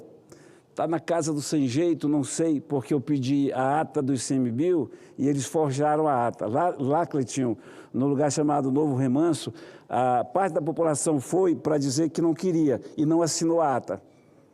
E eles expulsaram essas pessoas e forjaram uma ata. Eu estou com essa ata forjada. Só que o presidente Lula já homologou e o representante federal no Amazonas é um militante ambientalista. Mas a gente continua lutando, continua mostrando essa hipocrisia que permeia, que reina nesse mundo ambientalista. Portanto, senador Cleitinho, estou passando para o senhor essa tocha, essa missão. Eu sei que o senhor vai cumprir. E se eu puder ir, irei com o maior prazer com o senhor lá, porque eles sabem da nossa luta. E encerro, senhor presidente, dizendo o que disse lá no começo. Estou aqui, mais uma vez, como representante do Amazonas, legitimamente eleito, com quase 1 milhão de votos, para dizer ao Brasil inteiro, em nome de cada um dos amazonenses, temos que botar na cadeia os ladrões do INSS, que essa CPMI venha, que ela não seja boicotada, que o governo não boicote, que não introduza, que não capture, colocando lá a maioria. E CPMI, ao contrário do que o presidente do Senado pensa, do que o presidente da Câmara pensa, não depende deles. Depende só das assinaturas dos senadores e deputados federais, o que já foi conseguido. E eu, de forma prazerosa, porque age em nome do Amazonas. Fui o terceiro a assinar aqui no Senado. Não consegui ser o primeiro, mas o terceiro fui. E vou assinar pelo Amazonas, porque eu não vim aqui para envergonhar o Amazonas. Eu estou aqui pelo Amazonas para lutar pelo nosso Estado e pelo Brasil e pela República. Assim é a história dos amazonenses. Obrigado, presidente. Nobre senador Plínio Valério, Vossa Excelência, mais uma vez, se refere aqui a 2 temas importantíssimos para o país. Essa questão do ICMBio, né, que, na verdade, tem desestabilizado a produção desse país, tem atormentado, assustado e afastado a produção do campo. inclusive com as suas determinações, nosso Estado, por exemplo, o Estado de Roraima, padece dessas pressões inomináveis praticadas pelo ICMBio. Concordamos com Vossa Excelência em todos esses aspectos que Vossa Excelência se referiu e também com relação à questão do INSS. Essa questão praticamente se tornou unanimidade entre os senhores e senhoras parlamentares aqui do Senado. Portanto, parabéns a Vossa Excelência, mais uma vez, pela oportunidade do pronunciamento e o foco em temas que são de inquietação nacional. Continuando o pequeno expediente, passo a palavra ao nobre senador Alan Rick, do Acre. Vossa Excelência dispõe de 10 minutos. Senhor presidente, senador Chico Rodrigues, representando o glorioso estado de Roraima, querido amigo senador Plínio Valério Amazônida, que nos orgulha, reitero as palavras de Vossa Excelência, diante deste escândalo que envergonha a nação brasileira, não pelo povo brasileiro, mas pelos larápios que, se utilizando da posição de poder, violentam aqueles que deveriam estar sendo protegidos pelo Instituto da Aposentadoria. Esta é uma preocupação, senhor presidente, que ultrapassa os limites partidários, senador Cleitinho. Ela nos convoca, como representantes da sociedade, a um posicionamento muito claro e responsável. As gravíssimas denúncias que já estão sendo apuradas pela Polícia Federal, pelos órgãos de controle, precisam ser apuradas pelo Congresso, na Câmara e no Senado. Por isso, senador Cleitinho, exatamente como Vossa Excelência, como senador Plínio, como senador Chico, eu também, senador Amin, que está aqui nesse plenário, assinei a CPMI do INSS. Precisamos investigar, dar uma resposta à sociedade brasileira, fazer com que os larápios que se aproveitaram da fragilidade dos nossos aposentados sejam punidos e os cofres públicos, na pessoa desses cidadãos, eles que foram roubados, sejam restituídos. Homens e mulheres que trabalharam a vida inteira e que agora, nesta etapa da vida, onde precisam ser protegidos, são vilipendiados. Segundo a investigação conduzida pela Polícia Federal, senador Plínio, em conjunto com a CGU, entre 2019 e o ano passado, sindicatos e associações. Veja, a importância de nós combatermos esta máscara perversa, covarde, da associação ou da sindicalização obrigatória compulsória. Isso é para esconder os objetivos perversos de grupos que querem se utilizar desta compulsoriedade para saquear pessoas frágeis como os nossos aposentados. Foram roubados aí os primeiros números, 6 bilhões de reais, mas se for computado também os desmandos na área dos consignados, que são aqueles empréstimos que ninguém pediu, mas que constam ali na folha de pagamento, que estão ali sem nenhum tipo de manifestação desses aposentados, cobrados os juros, chega-se a um número estapafúrdio de 90 bilhões de reais em desvio. Isso é um crime, um abuso, e esses bandidos, além de ser presos, todos os seus bens tomados para o ressarcimento, os bens deles não, que foram adquiridos fruto dessa roubalheira desenfreada dos nossos aposentados. Foram 211 mandados de busca e apreensão em 13 estados e aqui no Distrito Federal.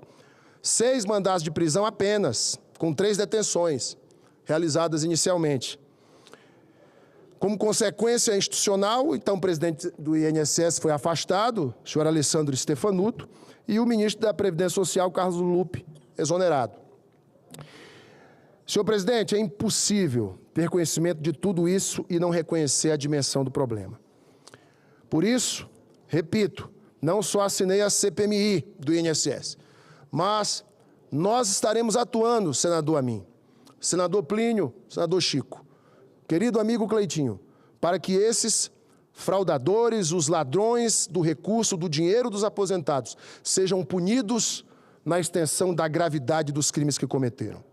É um crime social e um crime moral que precisa de uma resposta do Brasil, da polícia, mas também do parlamento brasileiro. Não há democracia sólida sem a responsabilidade com os recursos públicos. Não há justiça sem proteção aos mais frágeis. Reitero aqui o meu compromisso com a apuração rigorosa desses fatos e com o devido processo legal. Reafirmo com convicção, onde houver a corrupção, não pode haver omissão. Não cabe a nenhum presidente da Casa Legislativa, da Câmara dos Deputados ou do Senado a decisão de instaurar ou não CPMI. É uma decisão que cabe aos senadores que assinaram o requerimento e alcançaram o número regimental. Aos aposentados brasileiros, a minha solidariedade e, mais do que isso, o meu compromisso. Ao Ministério da Previdência, aos órgãos de controle, a expectativa de respostas céleres, técnicas e transparentes ao povo brasileiro. O momento exige firmeza, responsabilidade, coragem de enfrentar o que precisa ser enfrentado. E é com essa convicção que atuo e seguirei atuando nesta casa. Muito obrigado, senhor presidente. Pois não, senador Plínio. Uma parte só. Você tocou no assunto e é bom clarear realmente, só para fazer parte do seu discurso, clareando.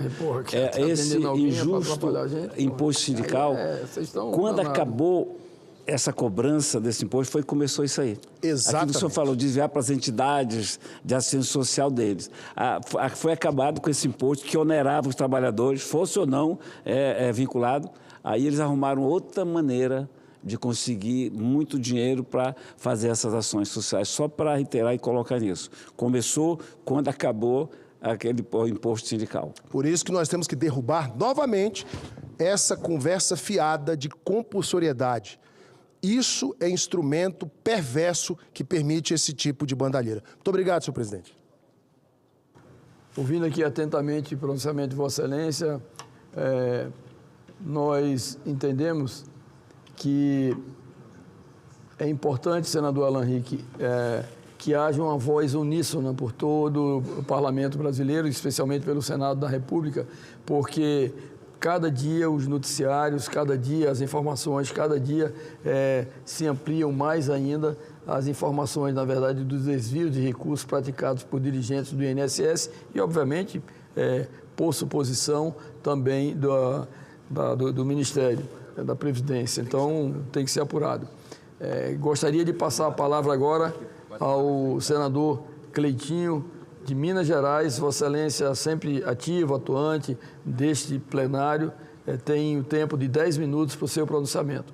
Obrigado, senhor presidente. Uma boa tarde a todos os senadores, às senadoras, à população que acompanha a gente pela TV Senado, ao público que está presente aqui. E Deus abençoe vocês aí. Conta com nosso apoio para a PEC, tá? Vocês têm nosso apoio. No final, depois eu vou deixar meu posicionamento aqui a respeito de todos os agentes de trânsito que estão aqui hoje aqui. E também aos servidores dessa casa. Nosso senador Plínio Valério, pode contar, viu, Plínio Valério? Se puder ter a honra de receber lá em Minas Gerais, queria muito que você fosse lá comigo, que você é um professor para mim.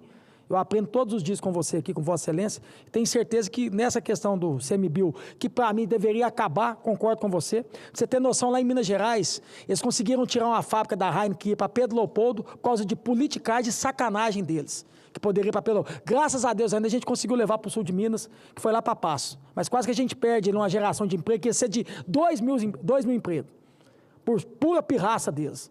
Essa turma não está com nada, não resolve nada. E se um dia eu fosse presidente da República aqui, a primeira coisa que eu ia acabar com o CNBio. Pode ter certeza disso. Agora eu queria falar aqui para a população brasileira que está me acompanhando. Eu vi aqui, chamar a atenção de vocês, que essa questão do consignado do INSS pode chegar a 220 bilhões. Daqui a pouco, daqui uns dias, até o final de semana, vai chegar a 1 trilhão. Vai ser o maior escândalo de corrupção que já esteve nesse país aqui, roubando dinheiro de aposentados. E ainda não instaurou essa CPMI. E eu espero que possa ser instaurado. E sabe o que eu estou escutando aqui? Eu acabei de ver uma matéria. falando que a base governista está fazendo um dossiê para mostrar que veio também do governo Bolsonaro. Que ótimo! Por que vocês não assinaram a CPMI ainda? Assina a CPMI. Vamos investigar todos os governos. O governo do Temer, o governo da Dilma, o governo do Lula, o governo do Bolsonaro. Todos têm que ser investigados. O país é grande, gente. Eu não vou aqui apontar o dedo para algum presidente como é o Lula hoje, como o Bolsonaro, não. Que a gente não consegue fiscalizar a consciência dos homens. Os homens são falhos. E os que frequentam aqui ainda o Congresso Nacional, que frequenta a porta de INSS, que frequenta a porta de Congresso Nacional, são os piores. O que mais tem aqui dentro de Brasília, aqui no Congresso Nacional, não quem mora em Brasília, tá, que fica claro, mas que o que frequenta aqui, gente, é um bando de lobista, de vagabundo, que fica por conta de roubar dinheiro 24 horas. E é isso que a gente tem que ter um ponto final. Independente de que governo que seja do Lula, que foi do Bolsonaro, que seja o próximo presidente, não se rouba dinheiro público. Além de desviar vários dinheiro público, agora roubando dinheiro de aposentado. Olha como é que a gente fica perante a sociedade. E a nossa função de senador e deputado federal é fiscalizar, independente de que governo que seja. Que se for do Bolsonaro, que se for do Lula. Como eu estou sendo justo aqui, eu acredito que tem coisa que como o Bolsonaro, o Lula, o Temer, a Dilma, nem fica sabendo. Você não fiscaliza a consciência de ser humano. Você pode colocar ali um ministro, um secretário da maior boa fé. Os caras vão lá e sacaneia. E faz sacanagem. E eu queria aqui, antes de passar uma parte para o senador Cajuru, já que vocês querem fazer um dossiê do governo Bolsonaro, eu vou fazer vocês tremer a base agora. Sabe por que vocês não querem muito assim, que tenha essa CPMI? Porque isso pode dar impeachment. Isso pode dar impeachment. E eu queria mostrar aqui um dossiê para vocês de 2023 para cá, né, do governo Lula. Vamos lá. Mais de 4 milhões de idosos prejudicados. O prejuízo estimado já ultrapassa 6 bilhões. Eu já falei para vocês, se conseguir nada agora, gente, 6 bilhões já está até atrasado, vai chegar a mais de 200 bi. A maioria das vítimas estão no Norte e Nordeste. Um relatório da CGU revelou algo mais escandaloso. Mais de 35 mil denúncias de fraude no INSS em 2023. Quem que era o presidente? Lula. Já falei, CPMI é para investigar todos. Sabe quanto dinheiro foi movimentado nesse ano? 90 bi. Vai vendo. 90 bilhões de reais desviado. Dinheiro que deveria estar no bolso de quem já deu tudo por esse país. Isso não é um escândalo, é um assalto. O golpe era covarde. Falavam aposentados a sindicatos sem ele saber. Descontavam valores diretos dos benefícios. Empurravam empréstimo que o idoso nunca pediu. É o que mais acontece. E quando o aposentado percebia e reclamava, nada acontecia. Era como gritar dentro de um poço. O sistema sabia e ignorava. O mais curioso é que desde 2019 havia um mecanismo para conter essas fraudes, o MP 871. Ela obrigava sindicatos a aprovar o que o aposentado realmente autorizava o desconto. Essa medida era um escudo contra fraudes, mas em 2022 não estava aqui, viu, gente? Com o apoio da esquerda, essa proteção foi derrubada no Congresso. Resultado. A porteira foi aberta. Em 2023 e 2024, o roubo explodiu. Simples. É só ver o gráfico de quanto que subiu, viu, gente? Vou mostrar aqui depois. E tem mais. Ministro do governo e o presidente do INSS, da época, fizeram 15 reuniões com entidades que agora estão sendo investigadas por participação no golpe. A organização que mais participou das reuniões foi a mesma que mais meteu a mão no dinheiro dos aposentados, na tal de CONTAG, 2 bilhões. A CGU encontrou casos absurdos, pessoas com deficiência que nem podiam assinar, indígenas que nem sabem ler, brasileiros que nem vivem mais no país, todos eles com autorizações falsas para desconto. Roubar qualquer um já é criminoso, roubar um idoso doente em silêncio é desumano. Isso foi um erro, foi uma escolha. E sabe o que é o pior? O próprio INSS admite que sabia do problema desde 2023. O TCU também sabia, mas ficou quieto. O processo ficou parado por mais de um ano. E adivinha quem travou o julgamento? O ministro do TCU, indicado por Lula. O sindicato envolvido? O irmão do Lula. E um dos advogados de defesa é filho do Lewandowski. Parece que o roteiro da série do Netflix, mas é um Brasil real. Eles sabiam reunir com os envolvidos, foram avisados e mesmo assim deixaram rolar. A resposta do governo foi uma piada. Demitiram o ministro e só. Nenhuma prisão, nenhuma devolução de dinheiro e nenhuma CPMI ainda aprovada. Pois eu espero que essa CPMI possa ser aprovada o mais rápido possível. E todos que roubaram dinheiro público, devolvam esse dinheiro e vão direto para a cadeia. Tanto de esquerda, tanto de direita, quem não é nada, que pague por ter roubado dinheiro de aposentado. Fica à vontade, Cajuru. Não, amigo Cleitinho, em nenhum momento quero aqui discordar do seu pronunciamento, o acompanho. mesmo sendo da base do governo, até porque todos sabem da minha independência. Neste momento aqui no plenário, Cleitinho, temos apenas um exemplo de homem que foi do Executivo, Espiridião Amin, que foi o maior governador, na minha opinião, da história de Santa Catarina. O Amin sabe. E eu quero falar para você, porque eu amo Minas Gerais, trabalhei lá há muito tempo, você sabe disso, vou sempre lá e falo com amigos e amigas, fui casado em Minas, e eu vejo o teu nome muito falado lá para o Executivo, para ser governador de Minas Gerais. Estou te contando isso pela primeira vez, porque eu estou vendo e estou ouvindo. Sabe por que eu, Cajuru, nunca aceitaria o Executivo? Por causa de algo que você falou durante o seu discurso, mostrando a sua isenção. Porque é muito difícil um presidente da República, um prefeito, um governador, com tanta gente, tanto secretário, tanto ministro, tanto empregado, ele saber de tudo. Então, uma coisa que eu não estou defendendo aqui o presidente Lula, até porque eu e ele não estamos bem. Eu aqui não tenho nada a esconder, correto? Mas eu acho muito difícil, e isso aí na CPMI vai ser impossível provar que o Lula sabia. Agora, tem uma coisa para mim, o ministro sabia. Eu sei que tem gente do governo chateado comigo, porque eu falei isso já na imprensa, para mim ele sabia. Eu não consigo acreditar jamais. Agora, o presidente, se houver essa prova, e tudo para mim é questão de prova, é igual falar em condenar o Bolsonaro. Para condenar o Bolsonaro, você tem que apresentar prova cabal, prova irrefutável, senão vai haver uma injustiça e vai haver uma comoção, evidente. Mas nesse quesito, se houver essa prova, para mim será uma decepção, até porque já no final de sua vida pública, não é possível que o presidente cometeria um erro tão primário, né, de encerrar a sua vida pública com uma mancha em função do que ele já passou por gente que o cercava em governos anteriores. Parabéns, como sempre. Cajuru, eu quero deixar bem claro aqui, ser extremamente homem e justo, é igual eu acabei de falar. Eu não estou aqui para apontar o dedo para o atual presidente da República, achando que ele já sabia de tudo, como o Bolsonaro, como o próprio Temer. Se tivesse ganhado a Simone, tivesse ganhado o Ciro, sabe, é o que eu falei, a gente não consegue fiscalizar a consciência de seres humanos. E isso aqui, infelizmente, parece, desde a Constituição ou depois da Constituição, parece que foi feito para não funcionar. Parece que o negócio aqui é levar vantagem, é só fazer negócio em favor de corrupção, de sacanagem. Isso aqui parece que assim, já foi feito para tudo dar errado. Por mais que a gente está aqui com o maior banho, eu canso de falar isso para algumas pessoas, eu entrei num lugar que, infelizmente, gente, é um mundo de prostituição, de corrupção, de pecado, é isso aqui. Infelizmente. Parece que o redor que fica aqui é para fazer negócio, é para fazer rola, é para fazer bagunça, é o tempo inteiro. Ontem um baixinho no corredor, tava, não sei o que, eu vou baixinho, você tem cara de picareta, você deve ter feito... meu assessor, pergunta se é mentira, você tem cara de picareta mesmo, você está frequentando aqui, você deve ter feito, foi coisa errada mesmo, sai fora. Eu saio fora de gente aqui toda hora aqui, porque eu sei que aqui a maioria que está aqui é para fazer negócio, para levar vantagem a alguma coisa.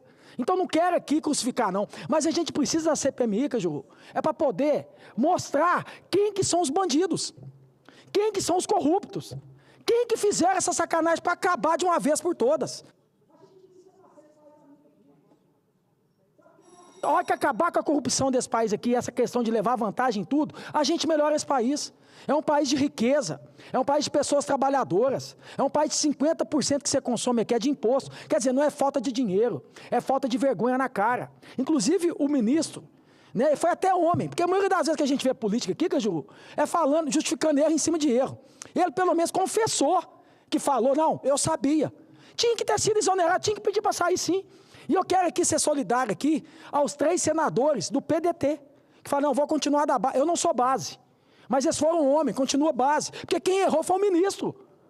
Aí vem o PDT lá na Câmara e fala, não, eu não sou base, mas que canseira, me dá nojo ser político ver uma coisa dessa. Sabe por quê? Porque quando foi lá negociar no início do mandato do Lula, não sentou lá, não foi para ajudar o povo, não. Foi para ter cargo, foi para ter ministro em governo, nunca é para o povo. Nunca é para ajudar as pessoas. Se um dia eu for sentar com... Eu fui vereador, eu nunca sentei com o prefeito lá e falei assim, eu quero cargo. Eu quero isso para poder ajudar. Com o governador Romeu Zema, nunca sentei com ele, eu preciso de secretaria, eu preciso de... Nunca quis levar vantagem. Quando eu fui para sentar com o prefeito, com o governador, um dia sentar com o presidente, é para negociar para o povo. Não era para negociar para mim. Eu já estou feito aqui. Eu virei senador da República. Eu tenho que ajoelhar e agradecer a Deus. Eu tenho que contentar com os assessores que eu já tenho, que já é muito, já me enche o saco. Eu não quero ter mais. Então, assim, que vergonha eu ver uma situação dessa do PDT. E quero aqui dar todo o meu respeito aqui aos 3 senadores aqui. Porque assim tem que ser política. Se foi lá na época, lá não sou base, quem errou foi o ministro. Não foi o governo que errou, não. Agora não está mais, porque ele pediu para sair porque ele errou. Não vou ser base mais, não. Que política que é essa? Política de negócio? Política para encher o saco? Presidente, eu vou finalizar e só pedir aqui, quem é da base, quem não é quem é oposição, assina a CPMI. E o Davi não está aqui, eu acho que está viajando, o presidente Davi, instaura a CPMI, Davi. A gente precisa, sim, passar esse país a limpo aqui. A gente precisa mostrar quem foram os lobistas, que inclusive tem um tal de Careca. Olha a diferença de quem é de direita aqui, hein? Tem um tal de Careca do INSS aí que doou dinheiro para a campanha do Bolsonaro. Chame ele, convoque ele. Traga ele na CPMI. É assim que você faz política, é assim que você traz transparência. Pega cada um bandido, vagabundo, ladrão que roubou dinheiro e põe na cadeia. Tanto que é de esquerda. Quem é apoiador do Lula, quem foi apoiador do Bolsonaro, roubar dinheiro é errado, gente. Desviar dinheiro é errado. É isso, e ponto, acabou. Então, espero que o presidente Davi Alcolumbre, se está vendo esse discurso meu, se vai chegar para ele, presidente, instaura a CPMI, para a gente passar esse país a limpo aqui e pegar cada um que roubou dinheiro público, desviou dinheiro público. Eu peço isso, o presidente Davi Alcolumbre. E eu queria aqui finalizar sobre a questão, que eu acredito que o Cajuru já é contra, o nosso presidente também já disse que é contra, é a questão do aumento. O Cajuru está com a PEC aqui, gente, para poder acabar com reeleição. Quer dizer, a gente precisa fazer uma reforma política urgente aqui. Os caras lá na Câmara, ontem, quase meia-noite, quase de madrugada, teve a audácia de aumentar os números de deputados, se eu não me engano, para 531, com um custo de 60 milhões. Guardem isso. Isso é um efeito cascata, que depois as próprias assembleias legislativas vão querer aumentar para mais deputados. Câmara de vereadores vão querer aumentar mais. Quer dizer, colocar mais parasita na política. Já não basta nós que está aqui dando prejuízo para o povo, tem que colocar mais. Quer dizer, a gente tinha que estar aqui sentados, senadores, deputados federais, tratando de reforma política, de reduzir, para reduzir os custos, os gastos do Congresso Nacional. Não, os caras vão lá ontem, quase de madrugada, para ninguém ver, e vota para aumentar. Ô, Hugo Mota, sabe o que era prioridade para votar? É a isenção de imposto de renda de quem ganha até R$5 mil. Coloca lá para vir para cá também, para a gente votar a favor disso. Isso que é prioridade para o povo. Aumentar para deputado aqui nunca será prioridade. Então, espero que os 80 senadores aqui tenham consciência e derrube esse tipo de projeto. E lembrando, foi orientação do STF. Ô, gente, faz o seguinte, STF. Ô, Hugo Mota, pega de mão dada a turma do STF e sai na rua e pede a orientação do povo. Você teve a orientação do STF, né, Hugo Mota? Faz o contrário. Vai na rua e pede a orientação do povo. E pergunta se o povo, que é o patrão que paga nosso salário, quer ter mais deputados federais lá na Câmara, que nem cadeira suficiente tem. Faça isso, Hugo Mota. Finaliza aqui, presidente, falando aqui para todos os agentes de trânsito, que tem uma PEC que está sendo estudada aqui dentro do plenário aqui, hoje vai ser discutida novamente. Olhando nos olhos de vocês aqui, e deixar bem claro, eu vou votar favorável, mas eu tenho um projeto aqui para simplesmente vocês não multarem. Se vocês são agente de trânsito, na minha humilde opinião e com todo respeito, com todo carinho que eu tenho por vocês, tá? Vocês tinham que orientar o trânsito. E não estou aqui generalizando, não, mas eu já vi muita gente sendo injustiçada no trânsito, por falta de bom senso dos agentes de trânsito. Não estou aqui falando que foi vocês, mas de agentes de trânsito. Lá da minha cidade, então, eu cansei de ver. Então, assim, eu tenho um projeto aqui também para tirar essa autonomia de vocês de multarem, de vocês orientarem. Vocês estão ali para orientar o trânsito. Contem comigo, mas comece a ajudar o povo também. O povo é muito sofrido. O povo não merece, não tem bom senso na rua.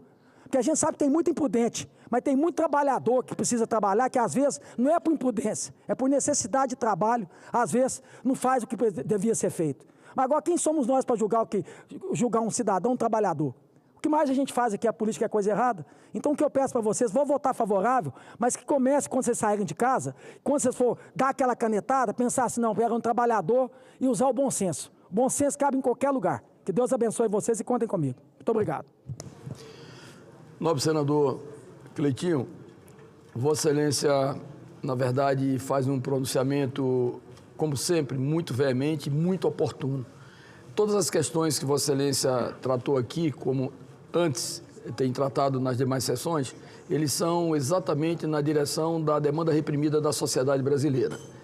E mostra, inclusive, essa capacidade que Vossa Excelência tem de reverberar o sentimento da população brasileira, inclusive com a franqueza e uma transparência de uma janela sem vidros. Porque Vossa Excelência agora, apesar de mostrar o apoio à PEC dos agentes de trânsito, Vossa Excelência também tem a coragem cívica, diga-se de passagem, de mostrar os excessos cometidos, que não são eles que devem praticar, mas generalizando para toda a população brasileira que, na verdade, se vê muitas vezes perseguida por alguns agentes de trânsito que não tem aquele bom senso que Vossa Excelência se referiu. Vossa Excelência se referiu aqui também à questão desse crime hediondo, que é o caso específico do INSS com o roubo do dinheiro dos trabalhadores aposentados, aqueles que, na verdade, passaram a vida dedicando com o suor do seu rosto, com sofrimento nas suas vidas para ajudar esse país e criar suas famílias, etc. E foram surpreendidos por ações tão absurdas como nós estamos presenciando agora, motivo pela qual deverá se abrir esta CPI, com a nossa assinatura.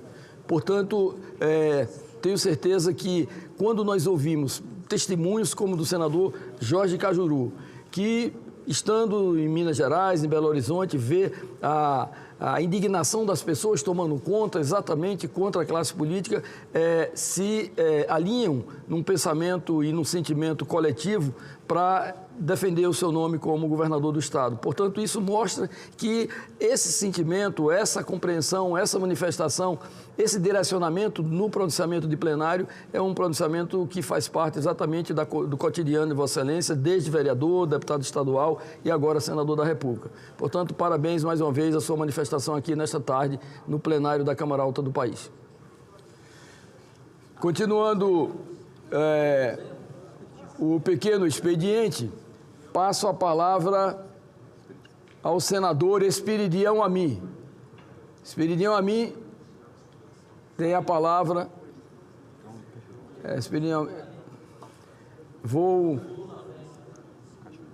Passo a palavra passo a palavra agora então ao senador Jorge Cajuru, já que o senador Espiridião Amin está em uma entrevista aqui no plenário de uma forma paralela.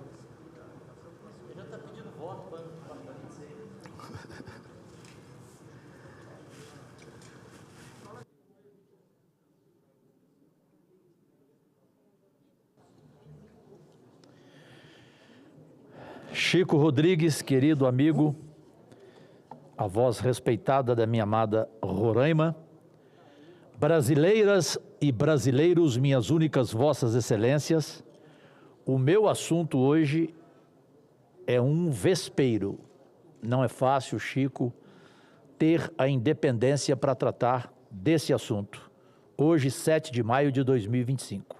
É para mim, senhoras e senhores, meus únicos patrões, um dos pontos da proposta da reforma do Código Eleitoral que está em debate nesta casa. Trata-se da mudança no sentido de permitir manifestações político-partidárias em templos religiosos. Todos que estão na galeria, por gentileza, entendem a gravidade disso. Em templos religiosos. No artigo 476 do projeto em discussão, um de seus parágrafos, o terceiro, diz textualmente, abre aspas, com o intuito de assegurar a liberdade de expressão, as manifestações proferidas em locais em que se desenvolvam atividades acadêmicas ou religiosas, tais como universidades e templos, não configuram propaganda político-eleitoral e não poderão ser objeto de limitação. Fecha aspas. Entenderam onde vou chegar? Daí a palavra vespeiro. Quem tem essa coragem? O primeiro reparo que eu faço é a colocação num mesmo patamar de espaços para ensino e de estabelecimentos religiosos. Eu falo de todas as igrejas. Aqui não estou individualizando. Além do mais, eu não considero nenhum nem outro ambiente para propaganda político-eleitoral. Nos locais de ensino, pode-se até discutir política como atividade didática. Já o espaço religioso, por definição, é para orações, vigílias, retiros espirituais, e não para padre, pastor, seja quem for, pedir voto, levar candidato para fazer discurso numa missa. Eu já fui convidado para fazer isso em Goiás. Evidente que eu não fui. Isso é um tapa na cara da sociedade brasileira. Nós somos, desde a proclamação da República, um Estado laico. Isso para deixar claro que o Estado não privilegia nenhuma religião ou visão de mundo em detrimento de outras e para que nenhuma crença possa ser usada como atalho para se chegar ao poder. Especialistas vêm advertindo que o princípio de laicidade inscrito na Constituição fica ameaçado com a permissão para que espaços religiosos isentos de impostos, alguns bilionários não pagam impostos em igrejas, instrumentalizados em favor de candidatos a cargos eletivos. A gente sabe como é que é isso. O curioso é que o controle a sindicatos, associações e organização não governamentais não muda, permanecendo como está hoje com restrições. Um outro detalhe, pátria amada, o projeto do novo Código Eleitoral prevê multa para o abuso do poder econômico ou político, mas não o faz para o poder religioso. Quase uma licença para que padres, pastores, pais de santo e líderes espirituais em geral possam pressionar indevidamente, canalhamente, seus fiéis em favor de candidaturas. Sem esquecer que permitir a transformação de púlpitos em palanques também fere a igualdade dos candidatos, pois nem todos terão o mesmo acesso às audiências religiosas. É preciso, então, destacar que a legislação em vigor proíbe propaganda eleitoral em templos, considerando que são bens de uso comum do público, e tal fato não tem significado óbice ao processo eleitoral. Para concluir, cito aqui o trecho de artigo publicado recentemente no jornal O Globo, de autoria de Fábio Miesse, professor da Fundação Getúlio Vargas, e Rafael Corbi e Melisa Marinelli, pesquisadores da Universidade de São Paulo, USP.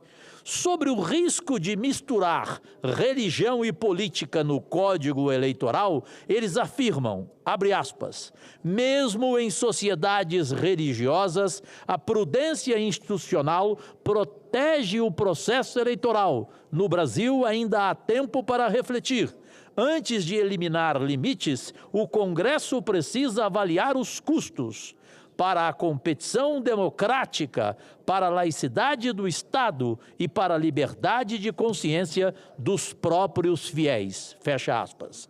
Os estudiosos ainda alertam, abro aspas, misturar devoção e eleição pode custar caro para a democracia, para o Estado e também para a religião. Eu concordo 100%. Agradecidíssimo, e a todos que estão na tribuna em relação à PEC do trânsito, é evidente, óbvio, que eu e toda a minha bancada do PSB votaremos a favor. Agradecidíssimo, presidente Chico. Nobre senador Jorge Cajuru, Vossa Excelência sempre traz assuntos relevantes para este plenário e a gente percebe exatamente pelo seu conhecimento, pela sua liderança e, acima de tudo, pela sua experiência. Não apenas a experiência política, que é de poucos anos, mas a experiência de vida, ela agrega e abriga todo um arco de entendimento em relação a essas questões sociais que são fundamentais. E como Vossa Excelência transita no Brasil de A a Z, tem essa autoridade para defender determinados projetos. Esse caso especificamente que nós ouvimos, acabamos de ouvir aqui dos agentes de trânsito, Vossa Excelência fala com uma serenidade monumental. Mostra, inclusive, que a receptividade deles a essas manifestações são alinhadas exatamente com o desejo deles de serem bem atendidos e seu projeto ser aprovado. Então, tenho certeza que como líder da nossa bancada, vice-líder, que é um líder informal, né? Vossa Excelência sempre conduz na direção de haver um equilíbrio, uma unanimidade, acima de tudo, um respeito com a posição individual de cada um dos colegas. E isso, na verdade, faz Vossa Excelência crescer muito aos olhos dos colegas senadores e senadoras. Parabéns.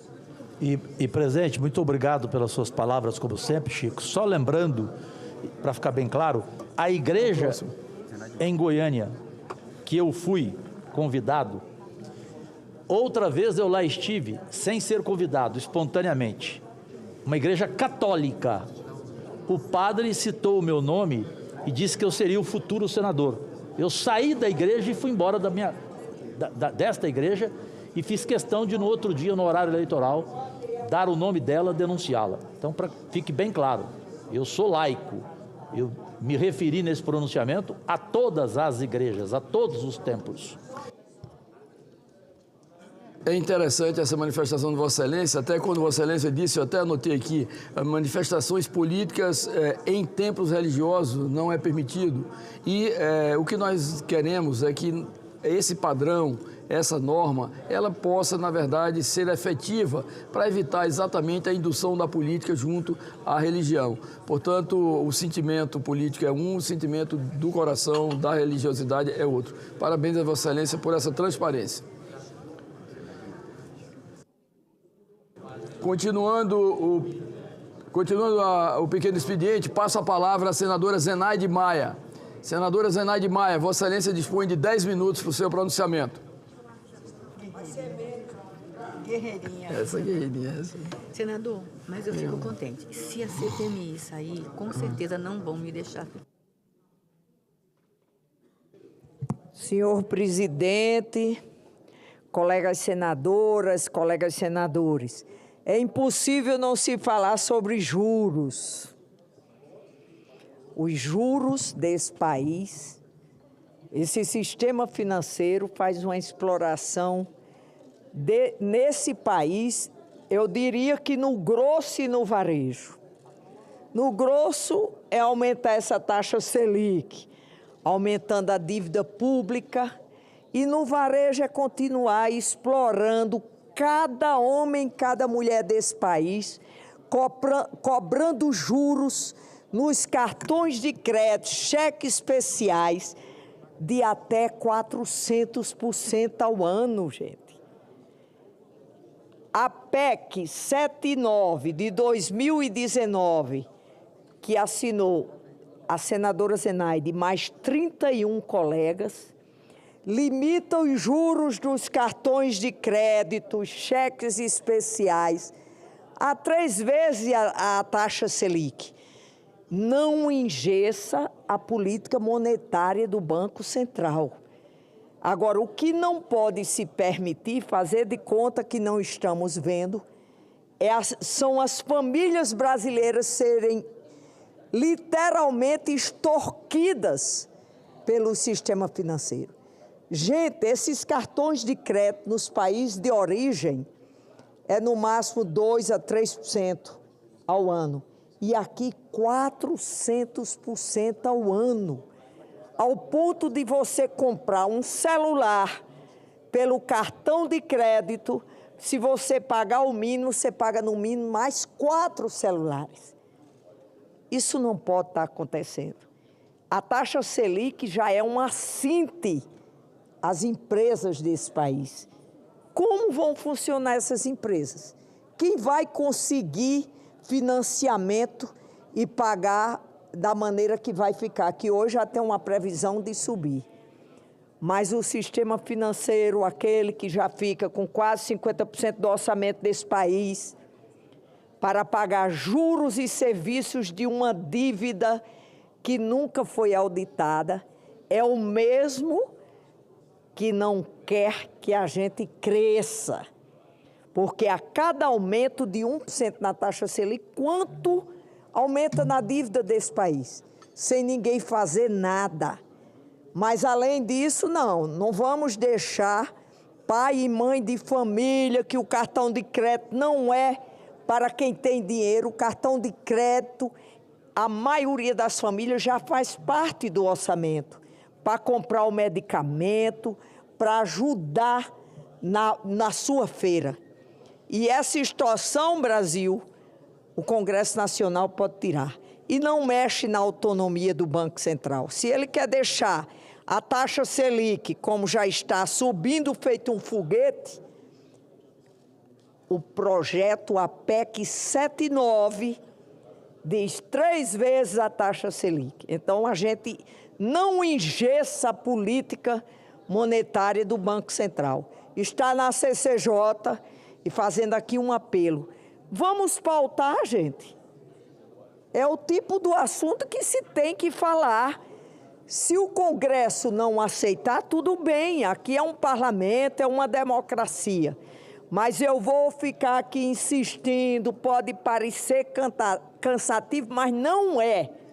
É uma exploração, uma extorsão dos cartões de crédito, do sistema financeiro, depenando as famílias desse país. Obrigada, senhor presidente. Quem é o próximo? Quem é o próximo orador? Vai? Não tem mais. Ah, tá. Você vai assumir agora. Faço os trabalhos ao senador. Deixa eu tirar aqui.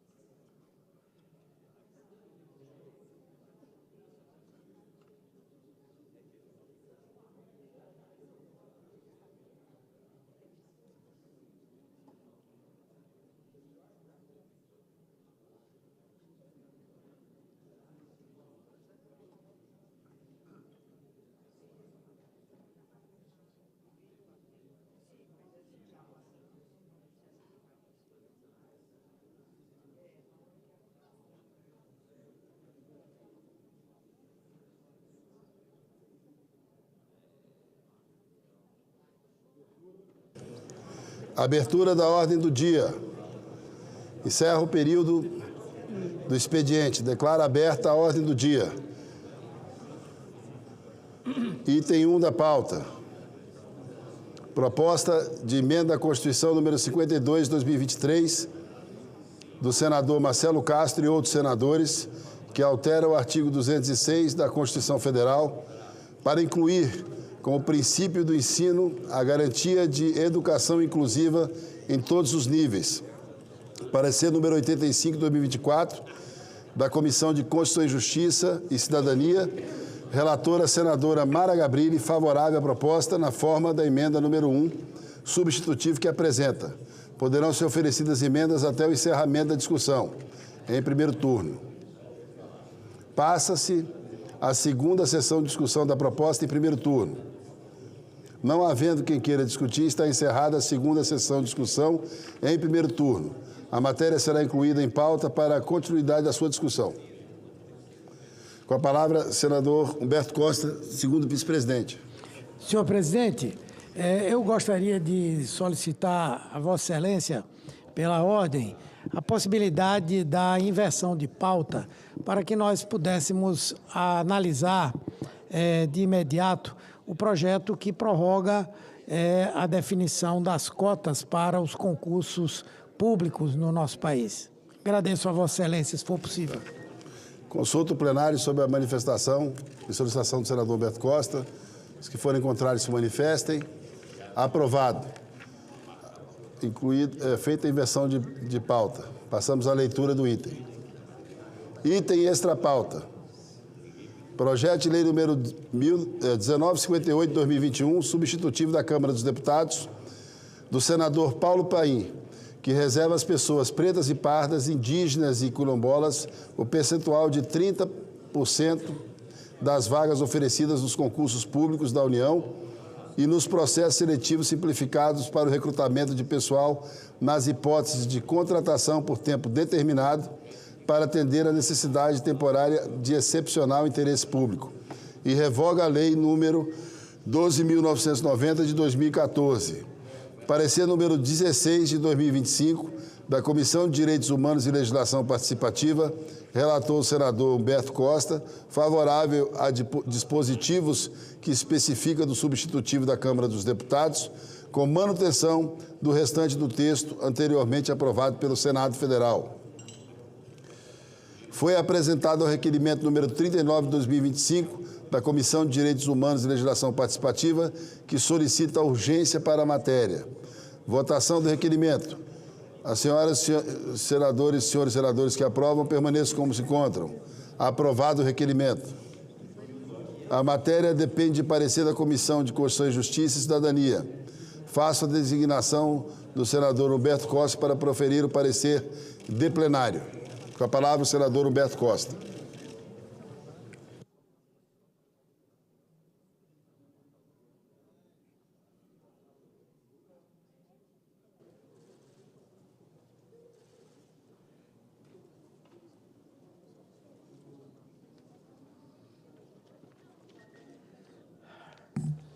Senhor presidente, vem ao exame deste plenário, em substituição à Comissão de Constituição, Justiça e Cidadania, o substitutivo da Câmara dos Deputados ao projeto de lei número 1958 de 2021, que reserva às pessoas pretas e pardas, indígenas e quilombolas o percentual de 30% das vagas oferecidas nos concursos públicos para provimento de cargos efetivos e empregos públicos no âmbito da administração pública federal direta, das autarquias e das fundações públicas, das empresas públicas e das sociedades de economia mista controladas pela União e nos processos seletivos simplificados para o recrutamento de pessoal nas hipóteses de contratação por tempo determinado para atender à necessidade temporária de excepcional interesse público para os órgãos da administração pública federal direta, as autarquias e as fundações públicas, e revoga a Lei número 12.990, de 9 de junho de 2014. Peço licença a Vossa Excelência para ir diretamente para a análise. Nos termos do artigo 101, parágrafos 1 e 2F do Regimento Interno do Senado Federal, cabe a este colegiado opinar sobre a constitucionalidade, juridicidade e regimentalidade das matérias que lhe forem submetidas por despacho da Presidência, bem como emitir parecer sobre as matérias de competência da União, que dispõe sobre órgãos do Serviço Público Civil da União e servidores administrativos da administração direta e indireta do Poder Judiciário, do Ministério Público e dos Territórios. Ainda nos termos do artigo 287 do RISF, o substitutivo da Câmara dos Deputados é considerado série de emendas e votado separadamente por dispositivos alterados. Neste sentido, no presente parecer, será analisado cada uma das alterações de mérito descritas anteriormente, uma vez que não há discordâncias quanto aos ajustes redacionais. A análise desse substitutivo atende aos pressupostos constitucionais, os quais determinam que um projeto de lei aprovado por uma casa legislativa será revisado pela outra e deverá retornar à casa iniciadora caso seja emendado. Além disso, o objeto da matéria deve ser disciplinado em lei ordinária, sendo legítima a iniciativa parlamentar. Portanto, não existem óbices quanto à constitucionalidade, juridicidade e regimentalidade. Destaca-se ainda que o projeto está sob regime de urgência, nos termos dos artigos 336, parágrafo 2, 338, parágrafo 4 do Regimento Interno do Senado Federal, por força do requerimento 39 de 2025 da Comissão de Direitos Humanos, aprovado por este plenário. Apesar do intuito da Câmara dos Deputados em promover importantes aprimoramentos ao texto original aprovado pelo Senado Federal, nota-se que as modificações propostas acabam por conflitar com os objetivos centrais do projeto original. Passa-se, portanto, ao exame de cada uma das alterações de mérito, promovidas pela Câmara dos Deputados. O artigo 3º do projeto original dispôs sobre os procedimentos de confirmação complementar à autodeclaração de pessoas pretas e pardas, observando-se, no mínimo, a padronização das normas em nível nacional. 2.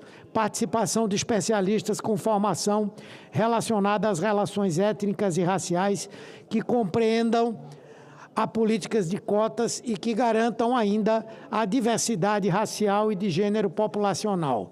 3.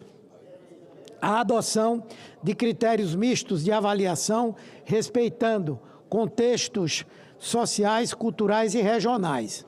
4. A de decisão colegiada, fundamentada e tomada por unanimidade, caso se conclua por atribuição identitária diversa daquela autodeclarada pelo candidato com possibilidade de recurso.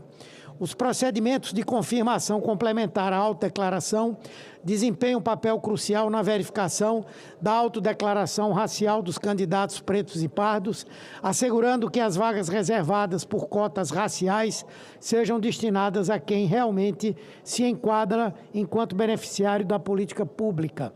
Sem esse mecanismo de verificação, há um risco maior de fraudes, comprometendo a legitimidade e a confiança nos processos seletivos. Isso compromete o propósito das cotas étnico-raciais, já que vagas destinadas a grupos historicamente vulnerabilizados podem ser ocupadas por quem não pertence a esses grupos, esvaziando a eficácia da política de inclusão. Convém aqui destacar que a autodeclaração não deixará de ser um direito fundamental na luta pela igualdade racial. A confirmação complementar existe para fortalecer a credibilidade desta ação afirmativa de inclusão social e reparo histórico. Ademais, a previsão legal deste processo traz segurança jurídica para o certame e principalmente para o candidato optante pela reserva de vaga, sendo que este aprimoramento assegurará que o sistema de cotas cumpra o seu propósito. Por esta razão, o artigo 3º deverá ser restabelecido, rejeitando-se, portanto, a supressão promovida pela Câmara dos Deputados.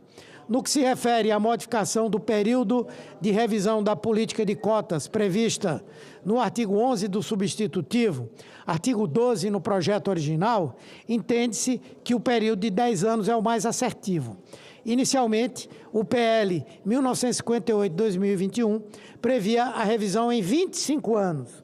Durante a discussão da matéria original, foram acatadas emendas que sugeriram a redução do prazo para 10 anos. Entende-se, portanto, que este ponto foi amplamente debatido pelos senadores e que o prazo estabelecido é importante para o acompanhamento e realização de eventuais melhorias. Convém ressaltar que o prazo de revisão de toda a ação afirmativa disposto em lei não veda quaisquer alterações pontuais que o legislador entenda ser necessária. O prazo de 10 anos para a revisão da política de cotas em concursos públicos é fundamental para assegurar uma avaliação realista e justa de sua eficácia. Muitas carreiras no setor público passaram quase uma década sem novos concursos e, por isso, sequer foi possível aplicar a última lei de cotas. Pelo exposto, rejeita-se a alteração proposta no artigo 11 do substitutivo da Câmara dos Deputados, restabelecendo a redação do artigo 12 no texto aprovado por este Senado Federal. No que se refere aos ajustes redacionais propostos na ementa, nos parágrafos 1º e 2º do artigo 1º, nos incisos 1 e 3 do artigo 2º, nos parágrafos 1 e 2, 1º e 2º do artigo 3º, artigo 4º do projeto original, no caput e nos parágrafos 3º e 4º do artigo 4º, artigo 5º do projeto original, no caput do artigo 5º, artigo 6º do projeto original e no caput do artigo 12, artigo 13 no projeto original, entende-se que as sugestões da Casa Revisora aprimoram o texto e, portanto, deverão ser acatados. Por fim, reforça-se que o texto final do PL 1958-2021 foi construído após um amplo debate e participação de todas as senadoras e todos os senadores. Trata-se de uma ação desenvolvida a partir de estudos e pesquisas que apontaram dados alarmantes de desigualdade e disparidades de oportunidades no serviço público brasileiro. É uma reparação histórica que precisa continuar avançando. Este é o relatório. Voto, fazendo aqui todos os louvores ao ilustre senador Paulo Paim, autor dessa proposição, que articulou com todos os senadores a aprovação daquele texto que foi encaminhado pela Câmara e, em razão do exposto, vota-se pela aprovação parcial do substitutivo da Câmara dos Deputados ao projeto de lei 1958 de 2021, para que seja aprovada a alteração na ementa e para que sejam aprovados apenas os seguintes dispositivos, renumerando-se aqueles que forem necessários. Parágrafos 1º e 2º do artigo 1º, incisos 1 e 3 do artigo 2º, parágrafos 1º e 2º do artigo 3º, artigo 4º do projeto original, caput e parágrafos 3º e 4º do artigo 4º, artigo 5º do projeto original, caput do artigo 5º, artigo 6º do projeto original, caput do artigo 12, artigo 13 no projeto original e no restante para que seja mantido integralmente o texto do projeto de lei número 1958 de 2021 na sua forma originalmente aprovada por este Senado Federal. Muito obrigado, senhor presidente. Muito obrigado, senador Humberto Costa. O parecer é favorável a dispositivos que especifica do substitutivo da Câmara dos Deputados, com manutenção do restante do texto anteriormente aprovado pelo Senado Federal. Completada a instrução, passamos à discussão da matéria. Para a discussão da matéria, senador Plínio Valério. Presidente, perdão, é que o senador Paulo Paim estava... não, senador Plínio, por favor.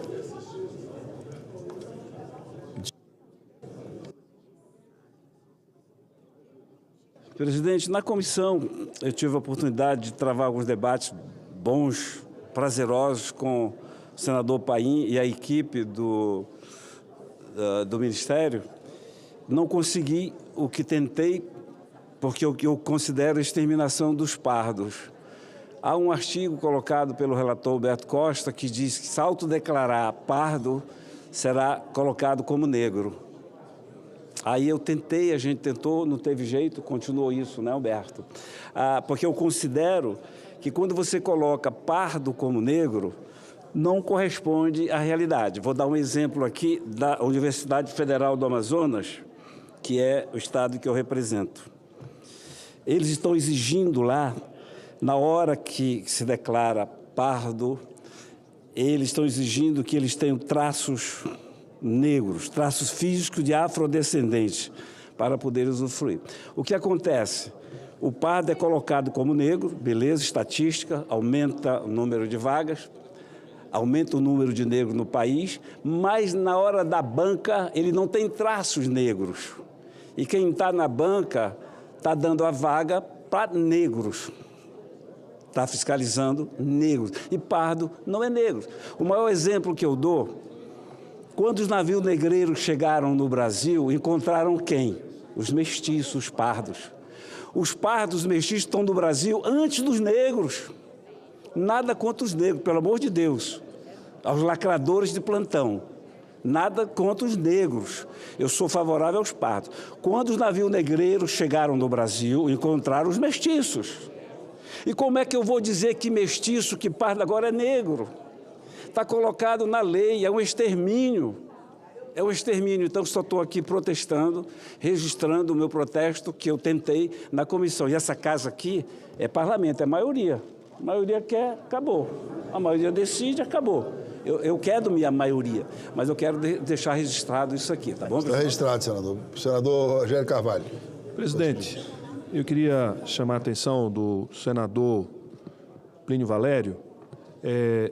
na renovação, quer dizer, na prorrogação da lei de cotas e com o aperfeiçoamento dela, a autodeclaração, a partir dessa nova versão da lei, ela deve ser checada pelas comissões do concurso, certo? As comissões avaliadoras.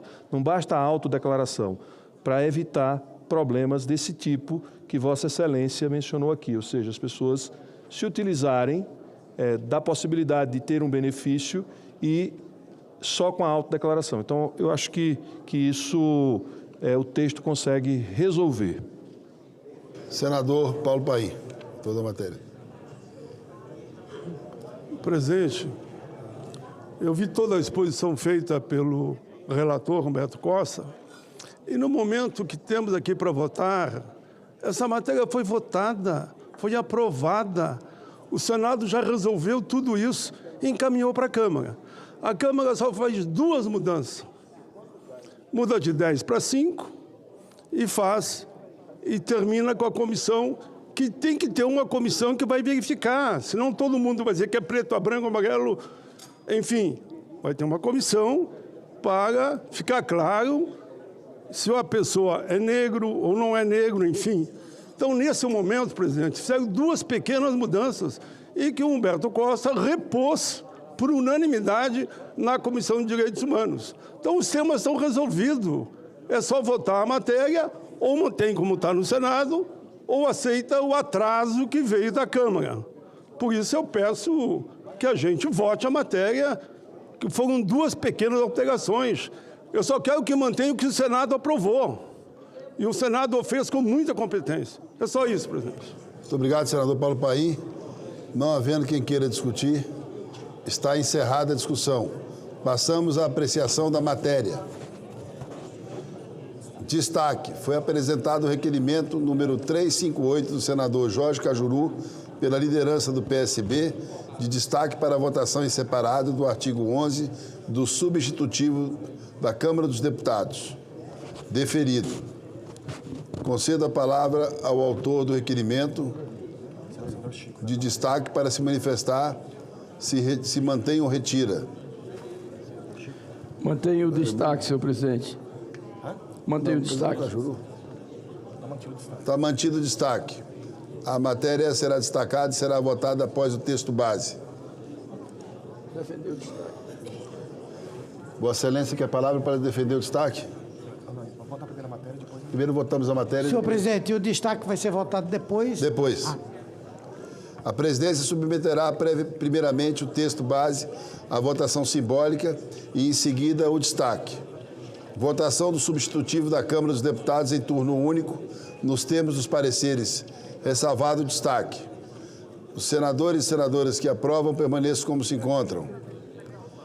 Aprovados os seguintes dispositivos do substitutivo da Câmara dos Deputados, sua emenda aos parágrafos 1º e 2º do artigo 1º do inciso 1 e 3, do artigo 2º dos parágrafos 1º e 2º do artigo 3º do caput dos autógrafos 3º e 4º do artigo 4º, o caput do artigo 5º e o caput do artigo 12, ficando mantidos os demais dispositivos do texto do projeto de lei número 1958 de 2021, originalmente aprovado pelo Senado Federal.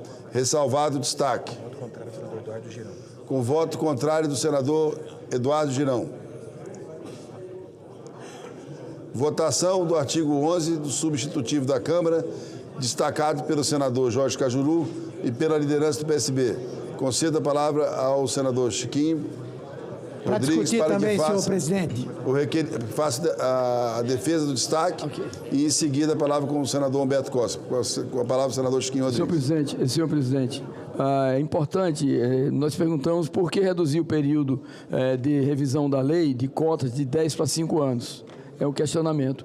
O PL amplia a cota de 20 para 30 anos das vagas em concursos públicos federais para candidatos negros.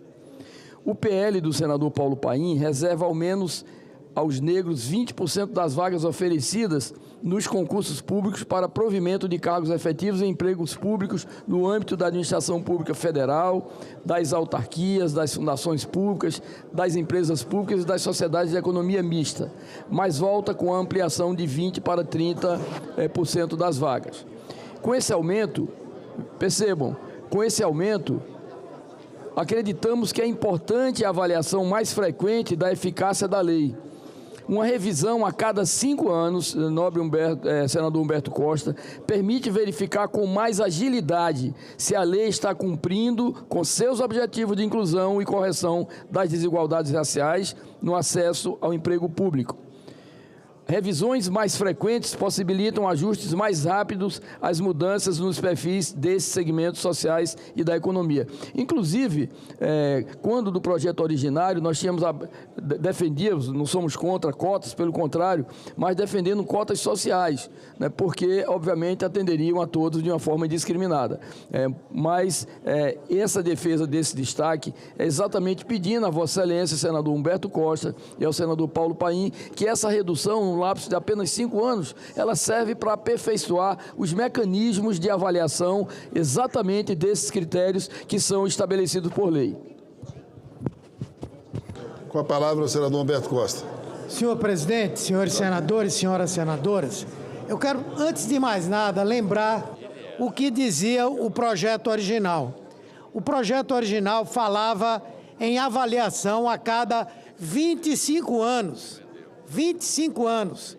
Nós discutimos na Comissão de Constituição e Justiça, discutimos na Comissão de Direitos Humanos, discutimos aqui no plenário, e de 25 caiu para 10 anos.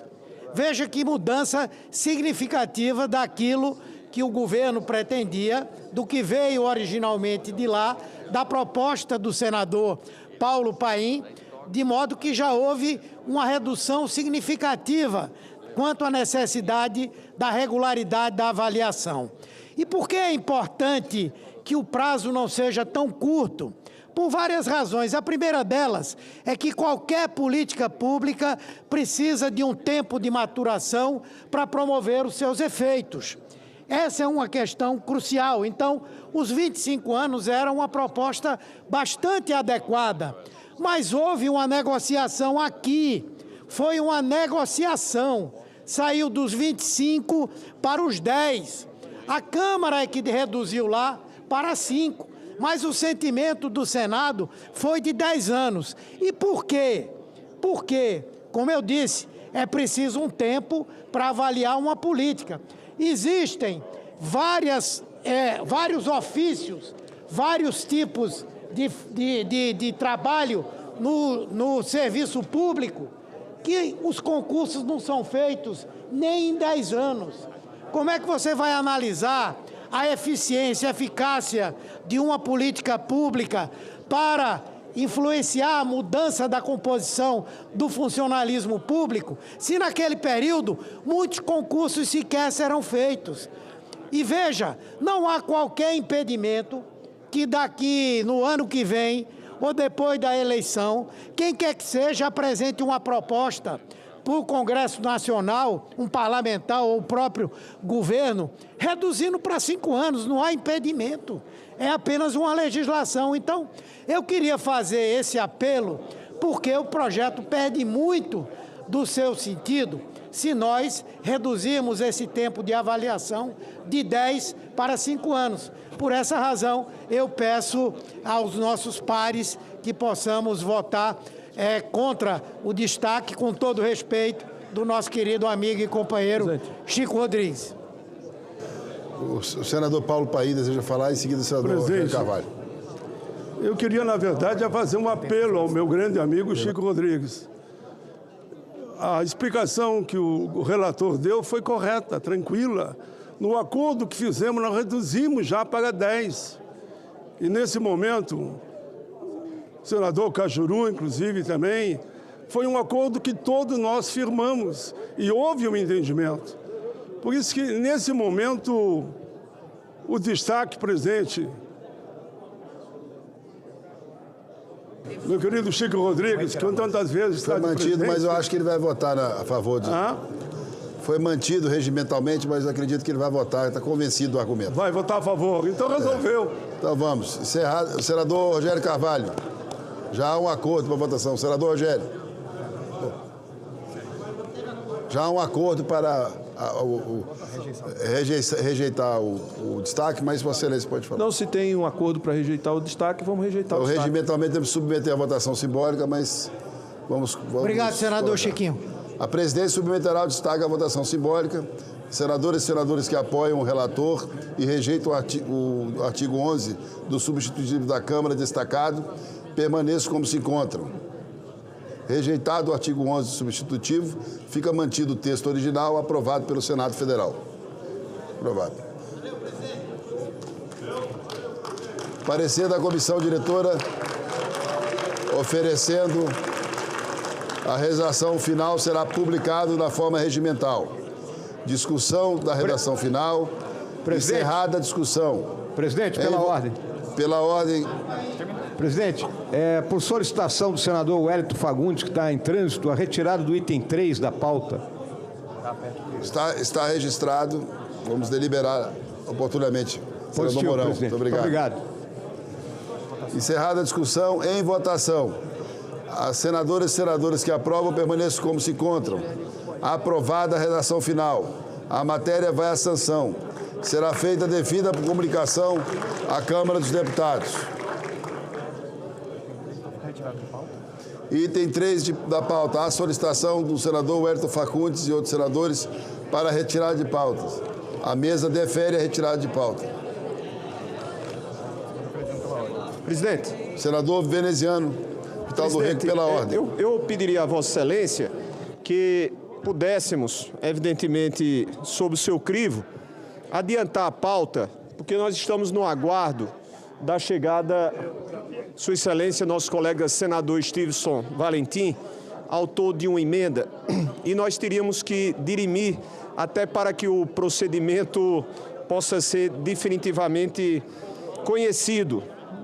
Nosso desejo é de que essa matéria tenha a sua 5ª sessão hoje, cumprida, quiçá poderíamos já votá-la com a apresentação da emenda, e quero, desde já, como já disse ao próprio senador Esperidião Amin, e diante dos nossos companheiros que integram como representantes a categoria dos agentes de trânsito e das guardas municipais do nosso país, a proposta do senador Valentim, ela é altamente aceitável, portanto, no mérito inquestionável. Só que ela terminaria por levar de volta a apreciação na CCJ com mais tempo, e aí nós não saberíamos quando teríamos condições de voltar a tê-la em plenário.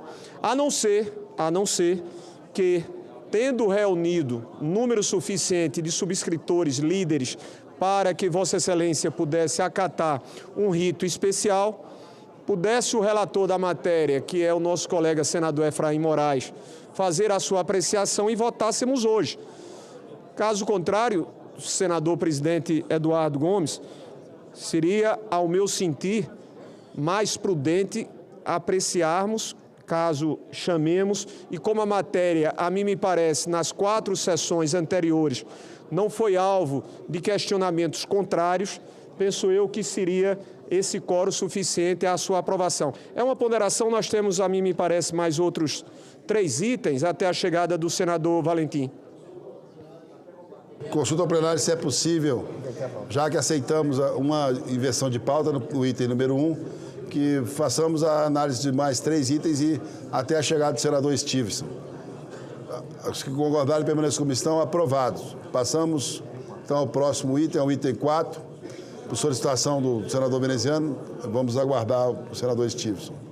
Item 4, projeto de lei complementar número 257 de 2020, do senador Isalci Lucas, que altera a lei complementar número 129 de 2009 para ampliar a representação empresarial no Conselho Deliberativo do Desenvolvimento Centro-Oeste, CONDEL-SUDECO.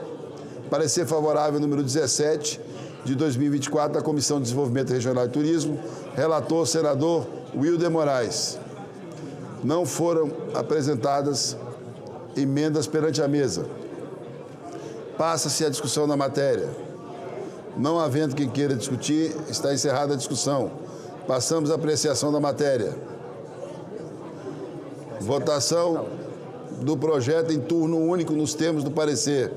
A matéria depende para sua aprovação do voto favorável da maioria absoluta da composição da Casa, ou seja, de pelo menos 41 votos sim.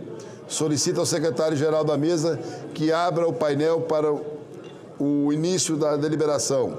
Votação aberta. Para orientar, conceda a palavra aos líderes por 1 minuto. Não há orientação de bancada registrada. Mantemos a votação até a manifestação dos líderes, se necessário.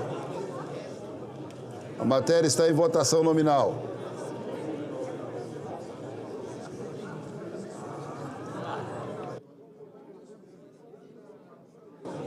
Com a palavra, o líder do governo do Senado, senador Jacques Wagner. Bom, é só para comentar. Eu tinha falado com o senador Exalci, que o senador Exalci, na proposta que está sob votação, ele coloca um representante por estado. Eu ponderei com ele que, se fosse assim, regiões com 9 estados cresceria muito. Que fosse igualado, em vez de ser um só como é hoje, que fosse igualado aos outros, que são 3, que revezam indústria, comércio e agricultura. E ele tinha concordado, pelo visto ele não mudou isso, continua o original. Ele manteve um por estado? Não, porque deixa eu lhe falar, eu fui alertado, inclusive pela AGU, que há um vício de origem, porque, na verdade, quem deveria suscitar essa questão é o próprio Executivo, que está fazendo um projeto de lei, nos termos que eu lhe falei, igualando a SUDECO a todas as outras, e vai mandar para cá.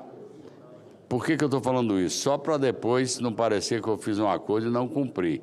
Por isso que eu estou alertando. Há um vício de origem, porque quem deveria fazer isso é o Executivo e não o Legislativo. De qualquer forma, eu tinha proposto que mudasse pelo menos para fazer igual aos outros, e não um por estado. Mas só estou avisando porque... Diante da dúvida, Vossa Excelência... Hein? Diante da dúvida que Vossa Excelência quer esclarecer, e com a ausência do senador Exalci, eu sugiro e pergunto ao plenário se seria prudente cancelar a votação e adiar a votação para que ele possa se manifestar. Eu prefiro para eu poder conversar mais com ele, que como ele não está aqui e ver essa nova informação da AGU...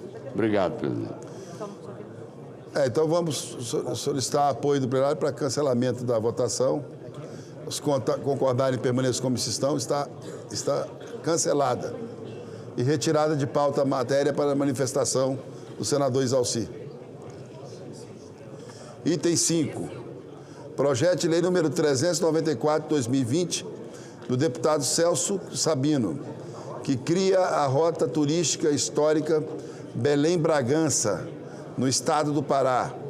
Parecer favorável, número 18 de 2024, da Comissão de Desenvolvimento Regional e Turismo, relator senador Zequinha Marinho. Não foram apresentadas emendas perante a mesa. Passe-se a discussão da matéria. Não havendo quem queira discutir, está encerrada a discussão. Passamos à apreciação da matéria. A presidência submeterá à votação simbólica a votação do projeto em turno único, nos termos do parecer. As senadoras e senadores que aprovam permaneçam como se encontram. Aprovado o projeto, a matéria vai à sanção e será feita devida comunicação à Câmara dos Deputados. Meus cumprimentos ao presidente, ao ministro do Turismo, deputado federal Celso Sabino. Item 6, projeto de resolução número 10 de 2025, do senador Cid Gomes, que institui no âmbito do Senado Federal a comenda governadores pela alfabetização de crianças na idade certa, destinada a homenagear governadoras e governadores que tenham se destacado na implementação de políticas públicas em prol da alfabetização. Perante a mesa foi apresentada a emenda número 1, já disponibilizada na tramitação da matéria, que será encaminhada à publicação.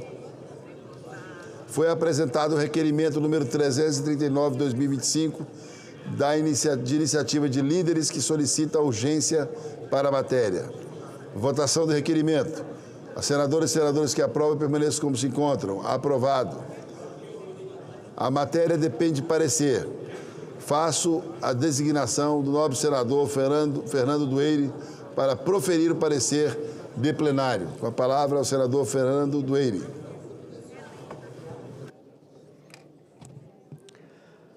Senhor presidente, alegria subir essa tribuna sob seu comando aqui no Senado. Senhoras senadoras, senhores senadores, submete-se ao exame do plenário do Senado Federal o projeto de resolução PRS número 10 de 2025 do eminente senador Cid Gomes, que institui no âmbito do Senado Federal a Comenda Governadores pela Alfabetização das Crianças na Idade Certa, destinada a homenagear a governadoras, governadores que tenham se destacado na implementação de políticas públicas em prol da alfabetização. O PRS número 10 de 2025 possui 5 artigos. Artigo 1. Determina a criação da Comenda Governadores pela Alfabetização das Crianças na Idade Certa, a fim de enaltecer os feitos daqueles que se destacam na implementação de políticas públicas voltadas para a alfabetização. Artigo 2. Estabelece que, em sessão convocada para este fim, a ser realizada no dia 15 de maio de cada ano, a comenda seja concedida a 5 governadores ou governadoras e que a concessão da comenda e de diploma de menção honrosa estará a cargo da mesa do Senado Federal em parceria com o Ministério da Educação, a Unesco do Brasil, a Fundação Roberto Marinho e entidades educacionais do terceiro setor.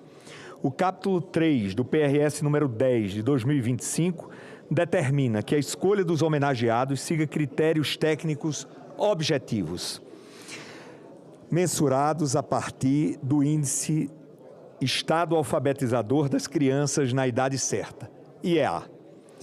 Inciso 1.4 do capítulo do referido dispositivo apresentam os eixos centrais da avaliação.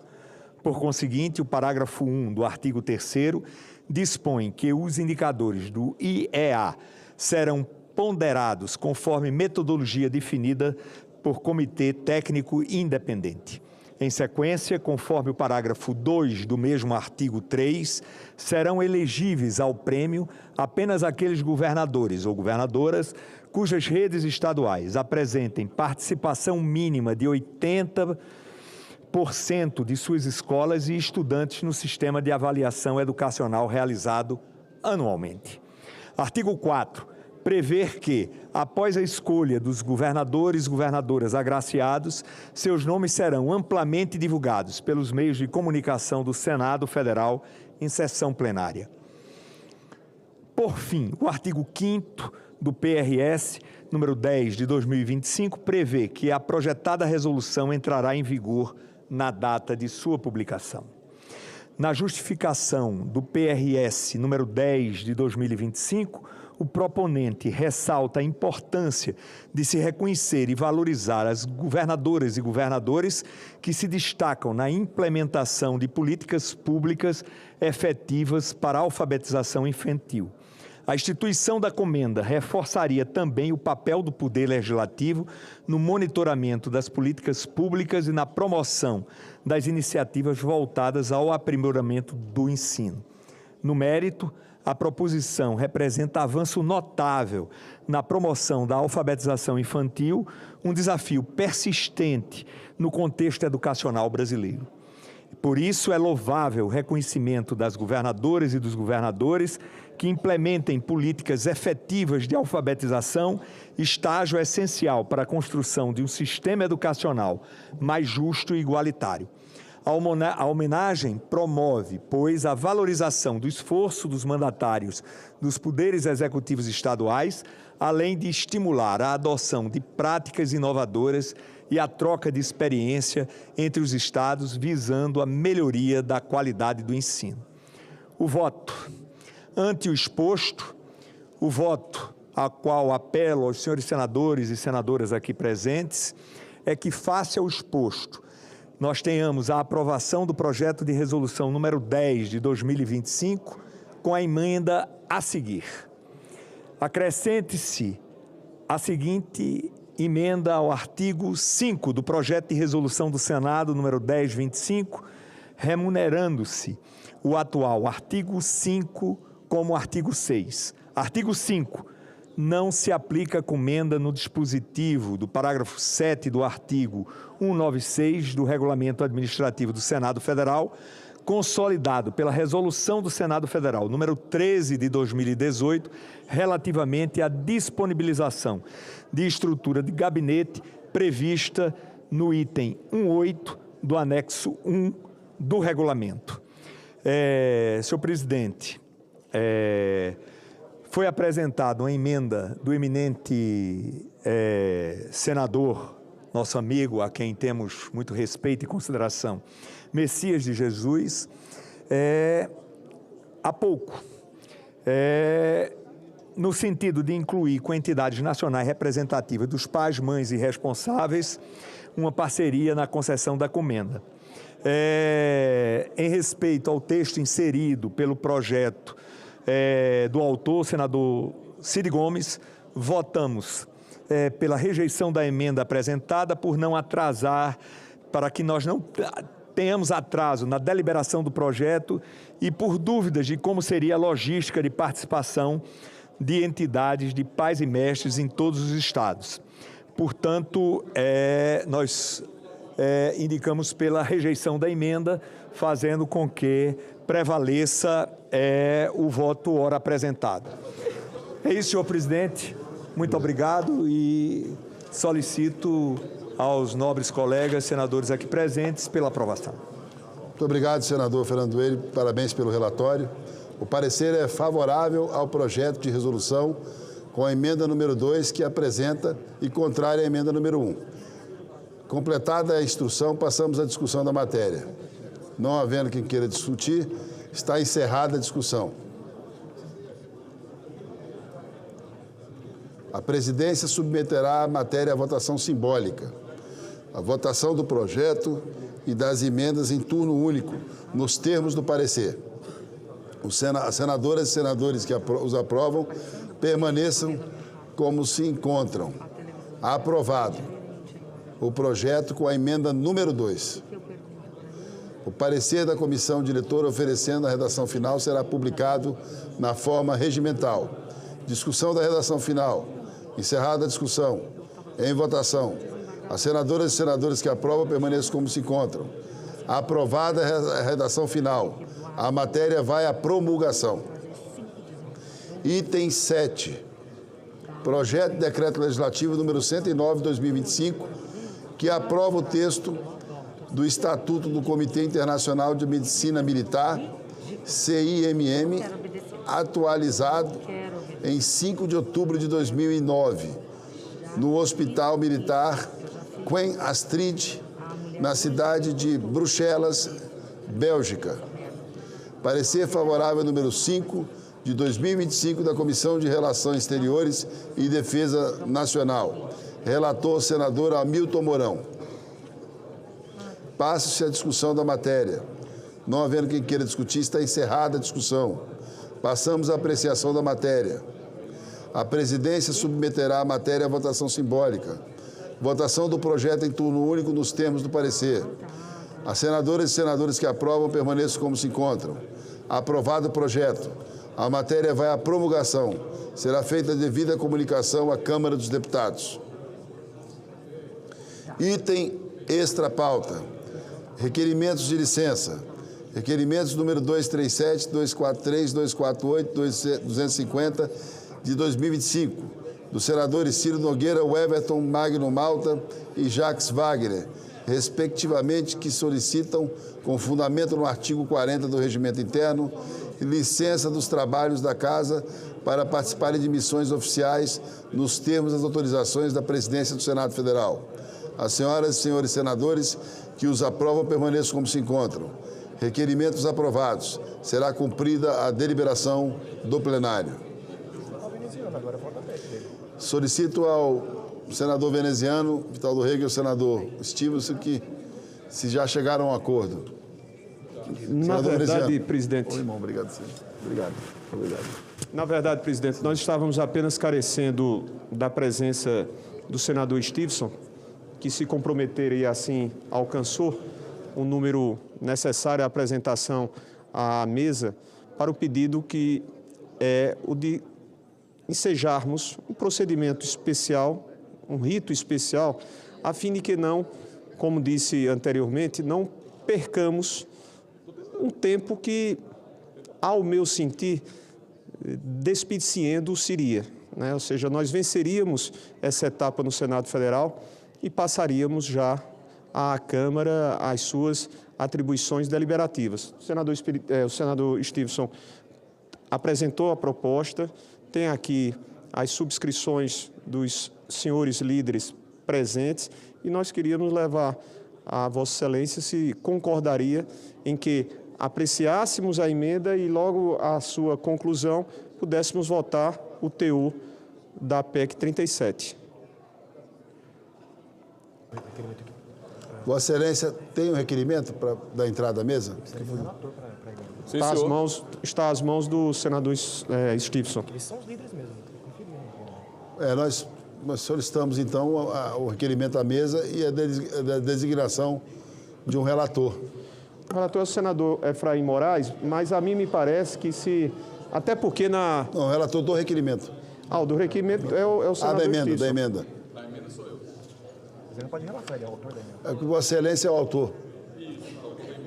Aí o senhor não pode relatar. Não, a relatoria é do senador Efraim, mas se Vossa Excelência e o senador Moro, que na primeira oportunidade de discussão fez a defesa da matéria, se Vossa Excelência não se opuser, tendo tido a oportunidade de ler Moro permitir, a emenda, pode fazer a relatoria. É só da emenda. Não, mas ele não se negaria, até também, a mim me parece, até porque ele também, né, no sentido de aprová-la e de acolhê-la, só para que a gente não perdesse a oportunidade de hoje ter a apreciação dessa PEC. Pode ser, mas acho que não tem nenhum relatório dele. Não, é singela. Senador Stevenson. Não, ele já fez a defesa, é só da emenda. Precisa aguardar 5 minutos aí o entendimento, para que não haja prejuízo.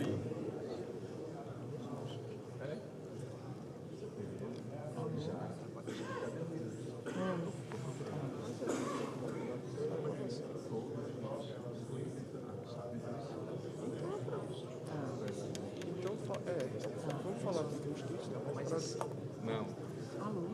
Falta o Messias, mais o Jaime.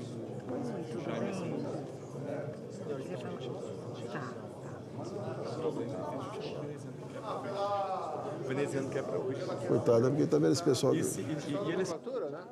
da polícia de polícia. Ô, senhor presidente, pela ordem, presidente. Pela ordem, senador. Tendo em vista Campos. que esse é uma PEC, ele precisa ter quórum aqui. Eu acho que o quórum está muito baixo. E eu acho que, lembro com a melhor boa vontade de vocês colocar em votação, né, e atendendo naturalmente nossos colegas senadores aqui, que é o Stevenson lá. Eu consulto o senador veneziano, dada a sugestão do senador Jaime Campos, se é possível manter na pauta para amanhã às 11 horas. Perfeito. É pouco provável que consigamos, porque amanhã é quinta-feira.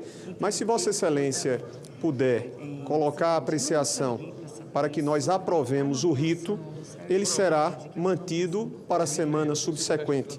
E, se Vossa Excelência assim o fizer, resguardaríamos com o rito aprovado a condição de, na semana vindoura, aprovar a emenda e, consequentemente e subsequentemente, ao mérito da PEC. Pode ser assim?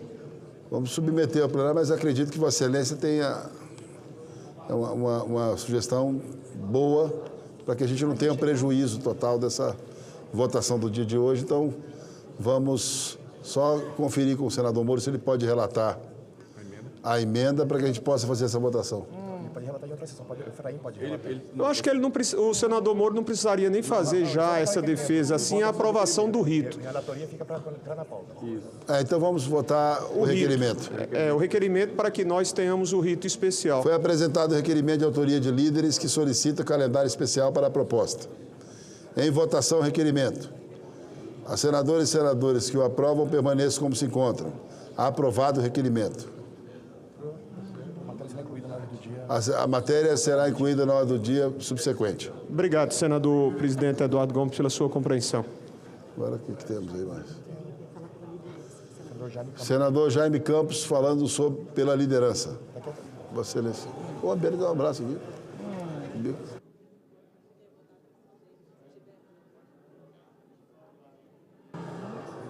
Com a palavra, o senador Jaime Campos. Senhor presidente, ilustre e eminente senador Eduardo Gomes, senhoras e senhores senadores, trago a esta tribuna uma pauta de extrema relevância para o estado de Mato Grosso e especialmente para os milhares de pequenos produtores rurais que fazem agricultura familiar à base da produção de alimentos e da economia local em nosso estado. Eu acabo de protocolar, senhor presidente, o projeto de lei número 2161 de 2025 para incluir todos os 142 municípios do estado de Mato Grosso na área da atuação da Companhia de Desenvolvimento dos Vales do São Francisco ou do Parnaíba, Codevasp. Trata-se de uma medida valiosa que alia o desenvolvimento regional e o avanço social.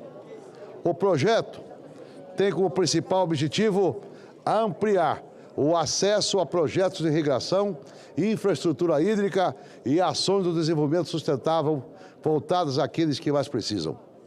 Mato Grosso é um estado de dimensão continental, com imenso potencial agrícola em todas as suas regiões, mas também com profundas desigualdades no acesso a recursos de apoio técnico e investimento público.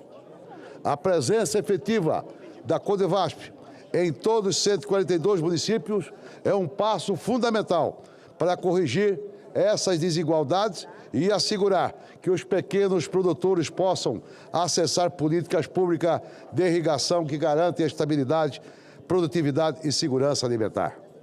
Mas, senhoras e senhores senadores, aonde a Codevasp vai, o avanço e o crescimento vão atrás. Isso se confirma pelas sucessivas expansões em suas áreas de abrangência. Basta ver, em sua fundação no ano de 1974, ele atendia 504 municípios em 6 estados e o Distrito Federal, atuando numa área de 636 mil quilômetros quadrados.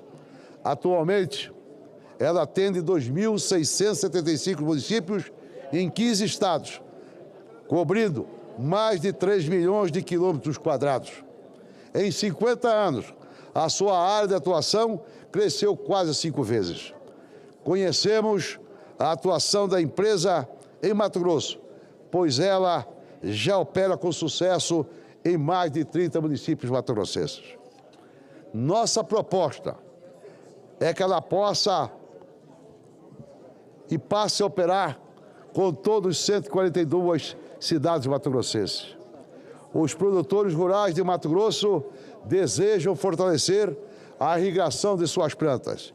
E o projeto que apresentamos agora vem atender esse anseio, alcançando inclusive os pequenos produtores, que muitos poderão se beneficiar das ações políticas da companhia nesse setor.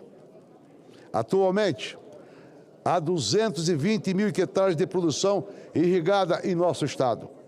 Mas com incentivos corretos, poderemos alcançar uma marca de 4 milhões de hectares irrigados até 2030. Estamos falando de mais produção, mais negócios e mais geração de empregos, trazendo imensos benefícios para o nosso estado e para o nosso país. Quero lembrar, conforme estimativas, da Conab, a produção de grãos em nosso estado deve ultrapassar 100 milhões de toneladas nesta safra. Com o nosso projeto, vamos expandir ainda mais esse potencial. Com o aumento da área irrigada, seremos capazes de produzir de forma exponencial. Estender ao estado inteiro os serviços da Codevasp é fortalecer a economia estadual, regional e nacional, trazendo avanços econômicos e sociais para a nação. Mas, senhoras e senhores senadores, a inclusão do estado de Mato Grosso na área da atuação da Codevasp representa mais do que uma ampliação institucional. É um gesto de compromisso com o desenvolvimento regional, com a geração de renda, com a permanência da dignidade das famílias em suas terras. É reconhecer o desenvolvimento que precisa chegar a todos, especialmente aqueles que mais dependem da ação do Estado. Presidente, mais 2 minutos satisfeito.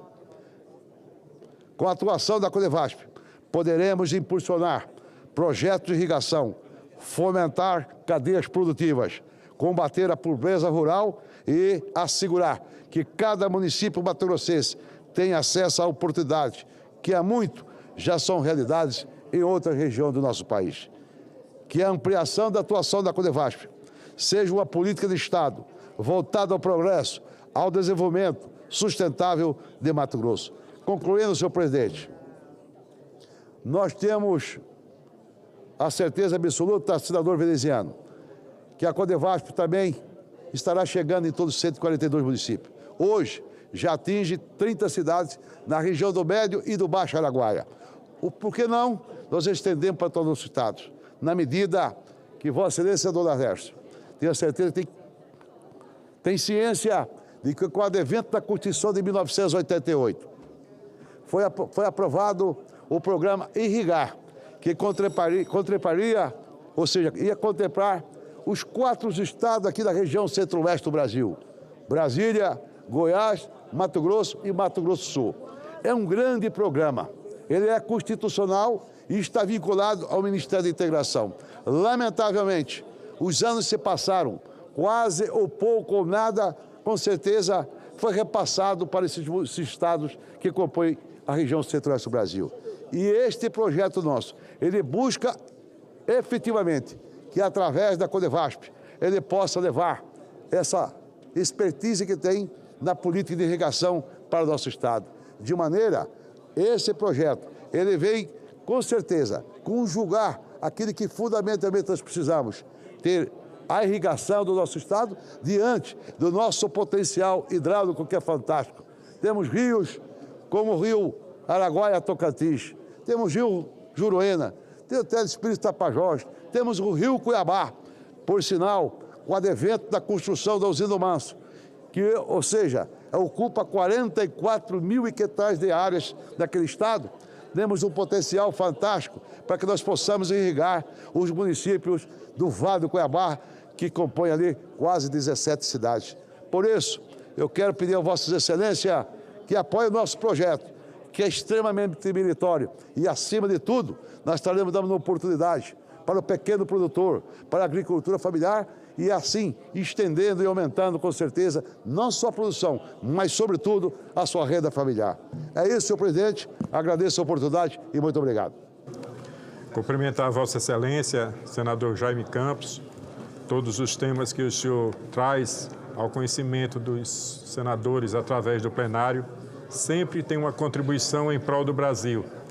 Eu quero cumprimentar Vossa Excelência e agradecer pelo pronunciamento que Vossa Excelência acabou de fazer. Sobre a mesa, requerimento é o item extra-pauta.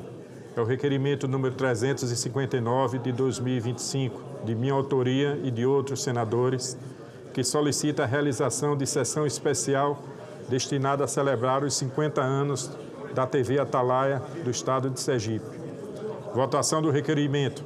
As senadoras e os senadores que o aprovam permaneçam como se encontram. Aprovado o requerimento e a sessão será agendada pela Secretaria-Geral da Mesa. Ele se inscreveu? Escreveu ou não?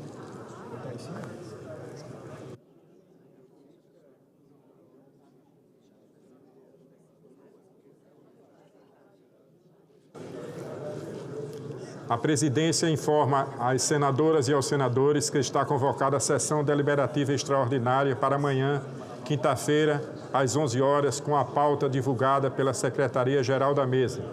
Cumprida a finalidade desta sessão, a presidência declara o seu encerramento. Boa tarde e boa noite a todos.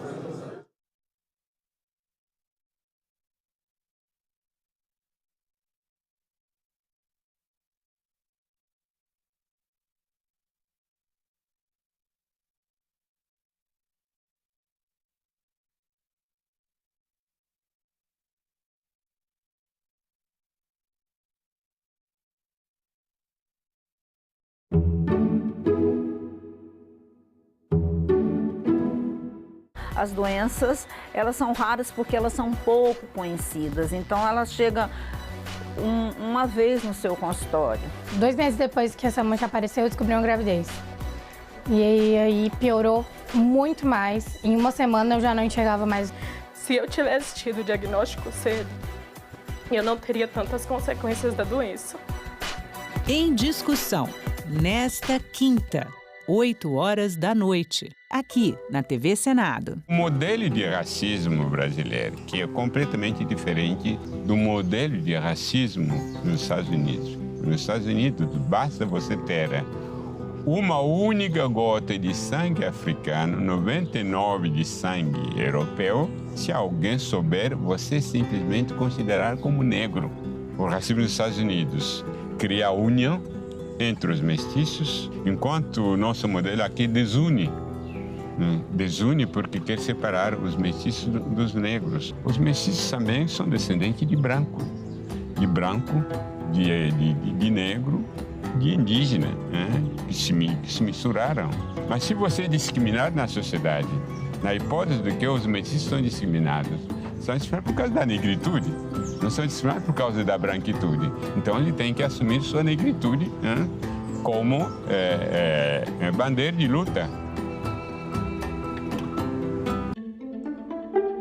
Nossa atuação não abrange, portanto, o controle ou a regulação de operações específicas relacionadas a apostas de cota fixa previstas na citada lei e sua posterior regulação. Importante realçar que as chamadas bets não prestam serviço financeiro ou de pagamento. Nesse sentido, o alcance do Banco Central reside nos procedimentos e controles das instituições autorizadas por nós a funcionar no que está estritamente limitado às atribuições definidas pela legislação vigente. O teor do artigo 4º da medida provisória número 1288/2025 salienta que é dever do Banco Central do Brasil implementar medidas que garantam a preservação desse sigilo, bem como a proteção dos dados pessoais dos usuários do Pix, garantindo a impossibilidade da sua identificação. Por essas razões, estou legalmente impedido de apresentar dados ou elementos que digam respeito a operações processadas no âmbito do Pix, incluindo os valores e as partes pagadoras e recebedoras envolvidas nos pagamentos. Hoje em dia, a gente já tem essa informação de que os bancos, sim, consideram esse tipo de hábito, esse tipo de prática por parte do cidadão, se ele aposta ou não, para poder analisar ele ou classificar ele como um risco mais elevado. Esse valor que a gente acompanha, prefeito, de atividade gira em torno de 20 a 30 bilhões de reais por mês, ratificando aquilo que a gente tinha estimado no final do ano passado. O Banco Central pode sancionar as IPs, as instituições de pagamento que operam com bets ilegais? A gente tem a Secretaria de Prêmios de Apostas que nos informa quando existe alguma informação relativa a alguma empresa que não está autorizada e aí, a partir daí, nós tomamos as medidas.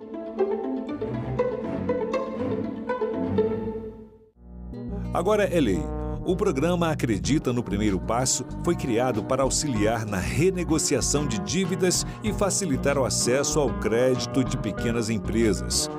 O objetivo é a qualificação profissional e a inserção socioeconômica por meio do emprego e do empreendedorismo. Podem participar do programa pessoas inscritas no Cadastro Único, o CAD Único. O Senado votou, agora é lei.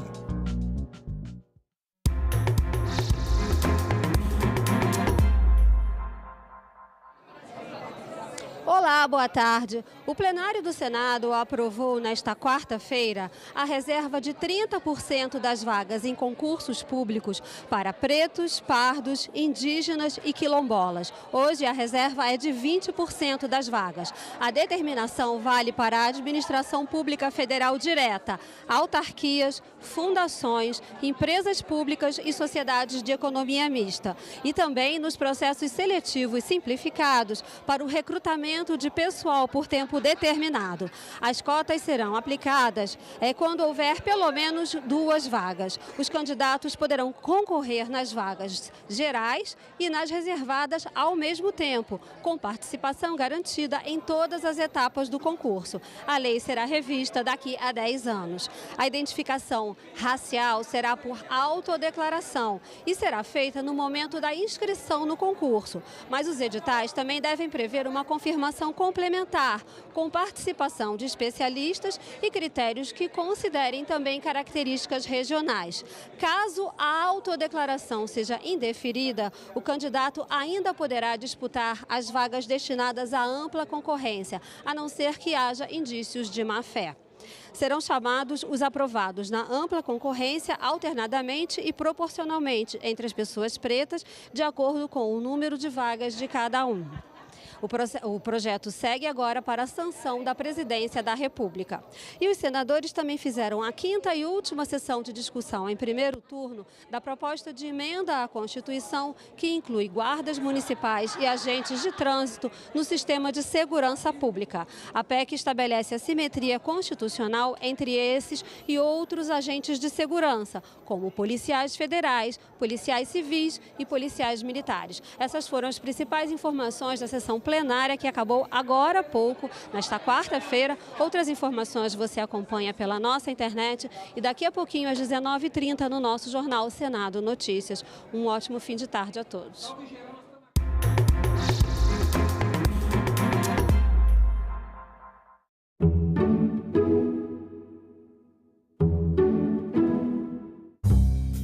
O Mato Grosso, por exemplo, nós conseguimos agora produzir mais do que a Argentina em soja. Qual o senhor acredita que é a conciliação possível? O fim da moratória, uma flexibilização da moratória? Vamos seguir as regras do nosso Código Florestal, ou seja, vamos respeitar a soberania nacional. Salão Nobre, hoje, 8 da noite, aqui na TV Senado. O modelo de racismo brasileiro, que é completamente diferente do modelo de racismo nos Estados Unidos. Nos Estados Unidos, basta você ter uma única gota de sangue africano, 99 de sangue europeu. Se alguém souber, você simplesmente considerar como negro. O racismo nos Estados Unidos cria a união entre os mestiços, enquanto o nosso modelo aqui desune. Desune porque quer separar os mestiços dos negros. Os mestiços também são descendentes de branco, de negro, de indígena, né? que se misturaram. Mas se você discriminar na sociedade, na hipótese de que os mestiços são discriminados, são discriminados por causa da negritude, não são discriminados por causa da branquitude. Então ele tem que assumir sua negritude, né? como bandeira de luta. A gente também fala tupi. O nome Sergipe tem origem no tupi e significa no Rio dos Siris. É formado por seri, que quer dizer siri, mais i, palavra para água ou rio, mais p, que significa a preposição em, no. O siri é uma espécie de crustáceo encontrado em locais de areia ou de mangue. O termo siri também vem do tupi e tem o significado de correr, deslizar, provavelmente em razão de como ele se move. A gente também fala tupi. Vai votar? Passou no concurso público? Vai tirar o passaporte? Então você precisa ter o título de eleitor. Ainda não tem o seu? Calma, vem comigo no passo a passo. Você vai acessar o site do TSE. Depois vai clicar na aba Autoatendimento Eleitoral. Na sequência, em Título Eleitoral. E no final, tire seu título eleitoral. Nessa próxima etapa, muita atenção. Você vai preencher com seus dados, enviar os documentos pedidos, escolher o local de votação e informar endereço e telefone para contato. Prontinho. Depois Depois, você recebe o número de protocolo para acompanhar a solicitação. E para isso, é só acessar o site, ir em autoatendimento eleitoral e depois clicar na aba Acompanhe uma solicitação. Importante, antes de receber a primeira via do título, você tem 30 dias para ir ao cartório eleitoral cadastrar a biometria. Consulte o TRE do seu estado para ver como funciona o agendamento. Lembrando que dá para tirar o título de eleitor com 15 anos, desde que você complete 16 antes das eleições. E militares em serviço obrigatório não podem emitir o documento. Então já sabe, né? Corre para tirar o título de eleitor.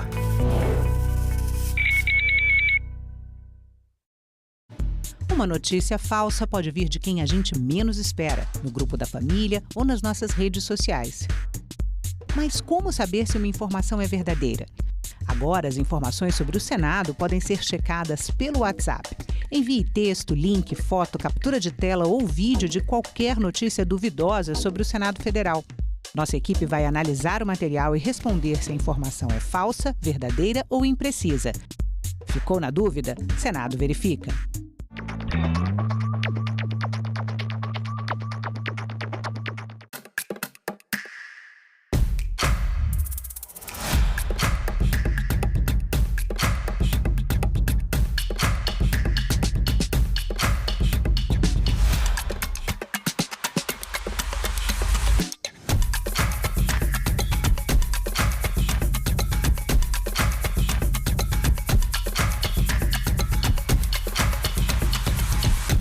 TV Senado.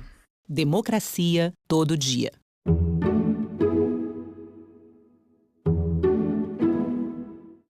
O programa a seguir é livre para todos os públicos.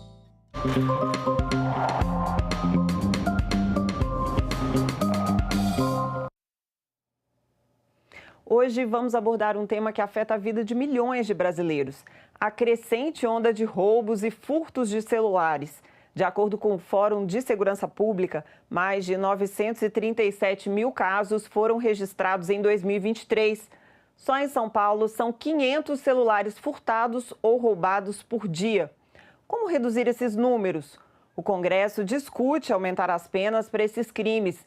E sobre isso nós vamos conversar com Leonardo Carvalho, que é pesquisador do Fórum Brasileiro de Segurança Pública, e Leonardo Santana, especialista na área. A Cibele Nunes apresenta esse programa junto comigo e eu já começo com uma pergunta de espectador que está participando pelas nossas redes sociais. Nesse caso foi pelo portal E-Cidadania.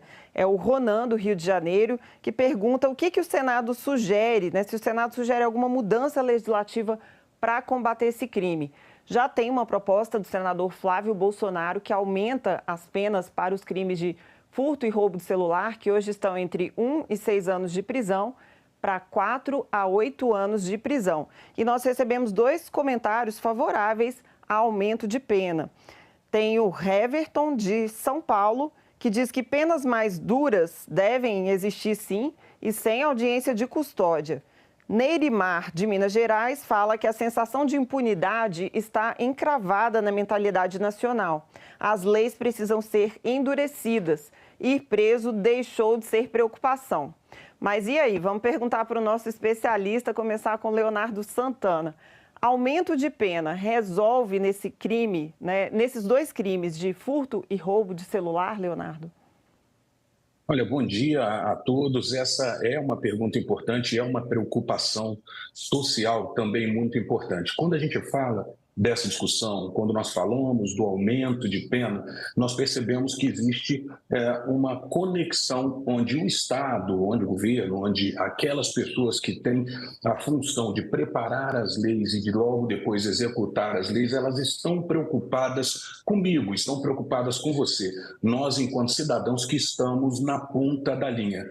E é exatamente essa preocupação, diante de uma nova dinâmica social, diante de uma nova participação desse celular nas nossas vidas, que deixou de ser apenas um aparelho de um custo relativamente alto que estava nas nossas mãos. Ele não é mais isso. O celular hoje ele concentra a nossa documentação, ele tem as suas imagens, ele tem aquelas informações que permitem que um agressor social ele consiga, por exemplo, acessar o seu banco, ele consiga buscar número dos seus documentos, ele consegue pegar empréstimo. Então, essa preocupação, ela é muito importante. E preocupante e importante em que sentido? Ela é importante ao momento em que o cidadão vê que o Estado está preocupado com ele. Então, o aumento de pena, em algum instante, em algum momento, ele vai sim permitir que exista essa mudança do comportamento desse criminoso. Leonardo Carvalho, eu sei que você é mais dos dados, das estatísticas, mas vocês discutem esse tipo de proposta no fórum? Tem uma opinião formada a respeito? Evidências, todos os dados a respeito da dinâmica dos crimes, né, incluindo roubo e furto de celular.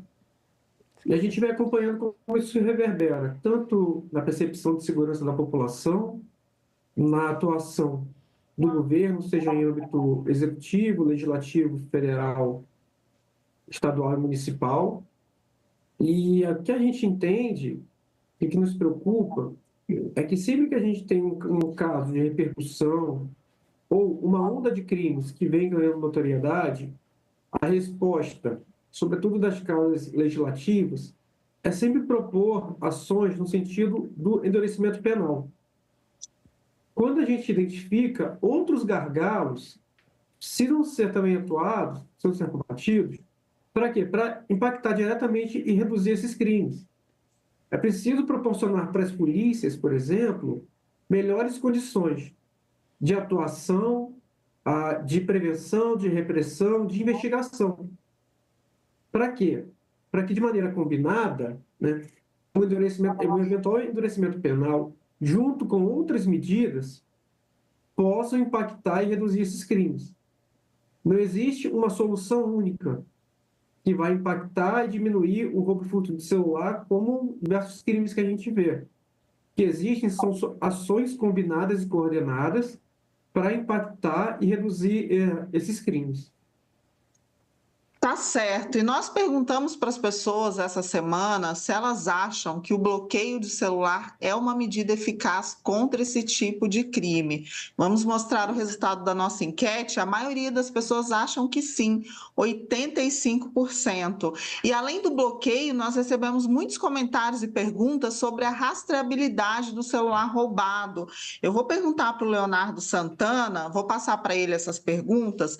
O Laclécio, de Pernambuco, disse o seguinte: por que os aparelhos roubados não podem ser rastreados pela polícia através do site de cadastro nacional? E a gente recebeu também uma outra pergunta do Clênio, do DF, que é sobre o e-mail. Por que as polícias não podem usar o e-mail, localizar o e-mail via tecnologia? E ainda tivemos um outro comentário do Alcebiades, da Paraíba, que disse o seguinte: por que a gente não pode vincular cada vez mais o CPF do aparelho à linha telefônica também para evitar roubos? Leonardo, você pode comentar para a gente essas perguntas? Olha, essas perguntas elas são muito esclarecedoras hoje para quem tem o celular. Eu vou pegar uma pontinha do que o meu xará, né, o Leonardo, também estava comentando. Nós ingressamos nesse momento em um investimento maior que deve ser feito na parte de tecnologia para as instituições de segurança pública que têm essa responsabilidade. Sem isso, acaba ficando muito complicado que nós consigamos, que os profissionais de segurança pública consigam fazer o trabalho deles com a efetividade que a comunidade deseja.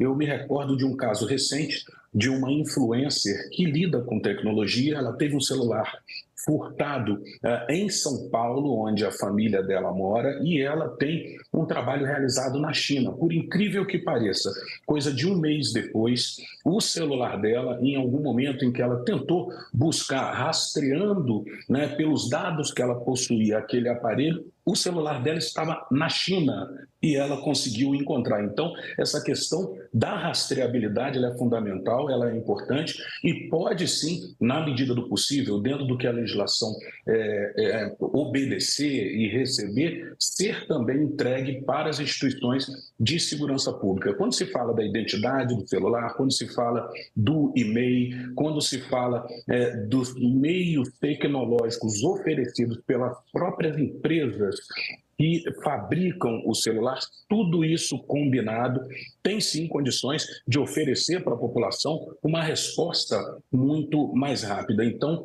com uma tecnologia melhor, com uma capacitação, um treinamento e um investimento para as instituições de segurança pública, aliados ao esforço que o Estado, que o governo já está fazendo, é possível que a resposta para a sociedade ela aconteça muito mais rápida, aconteça de maneira como todos aguardam a partir do momento que compram um produto de 3, 4, 5, 10, 15 mil reais às vezes, e hoje a dinâmica é sair com esse produto no bolso. Isso é fundamental, é muito importante.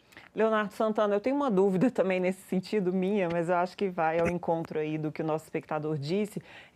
Tem algum entrave hoje para a polícia seguir esse rastreamento? Porque se não é o rastreamento que existe no próprio site do governo, tem o rastreamento tecnológico, né? Todos os celulares hoje são rastreáveis. Então, tem algum impeditivo legal para que a polícia siga essa pista e até considere quem está aportando esse celular um flagrante ali? Teria que mudar o conceito de flagrante pela lei?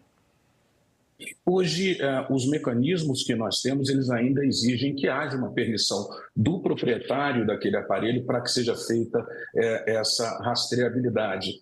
As instituições de segurança pública, por enquanto, ainda não conseguem, logo depois que um roubo, que um furto é realizado, ingressarem em todo aquele sistema que vai procurar, que vai buscar o aparelho. E, é claro, lembrando ainda que algumas dessas indústrias, elas já colocam, por exemplo, mesmo com o aparelho desligado, né, ele poder ser rastreado, mas ainda existe um passo a passo para ser seguido. Isso impede essa celeridade. É claro que, se houver uma mudança, se ao instante em que eu entrar em um site, um portal oferecido pelo governo, eu também puder dar essa autorização para um rastreamento automático, sem que se necessite de uma segunda autorização, isso seria muito importante. É claro que nós percebemos, por exemplo, que algumas pessoas até buscam as delegacias, buscam os profissionais que fazem um policiamento ostensivo, as polícias militares, guardas municipais, oferecem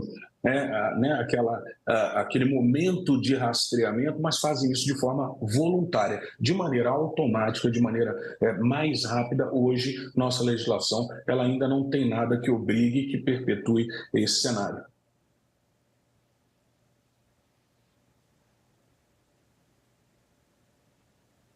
Eu não estou te escutando, Cibele, não sei se teve um probleminha aí no áudio, mas eu vou aproveitar para fazer uma pergunta do Luiz, do Paraná, que ele está interessado nos dados, para o Leonardo Carvalho. Então, primeiro ele pergunta qual seria a pena para o crime em questão, né? Acho que você pode comentar um pouquinho disso, embora a gente já tenha falado no começo do programa, mas ele quer saber qual o percentual de condenação por esse tipo de crime e qual o índice de reincidência. E eu vou emendar também uma dúvida sobre se há estados em que há maior incidência nesse tipo de crime ou não, porque a gente recebeu muitas perguntas de São Paulo, Minas Gerais, grandes cidades, né? Interessante, primeiro, para a gente entender a disparidade que socorre no território. Então, para a gente ter uma ideia, segundo nossos dados, em 2023, 32% dos celulares roubados e furtados no Brasil foram em São Paulo, no estado de São Paulo. Então, a gente vê uma concentração desses dados. Quando a gente vai olhar São Paulo, também não é igualmente em todo o estado. Então, a gente está vendo uma concentração maior na capital. E, diferente de outros crimes, onde, se a gente for olhar um município, pegando, por exemplo, o município de São Paulo, se a gente vai olhar, por exemplo, homicídios, a gente entende também que ele não ocorre de igual maneira no território.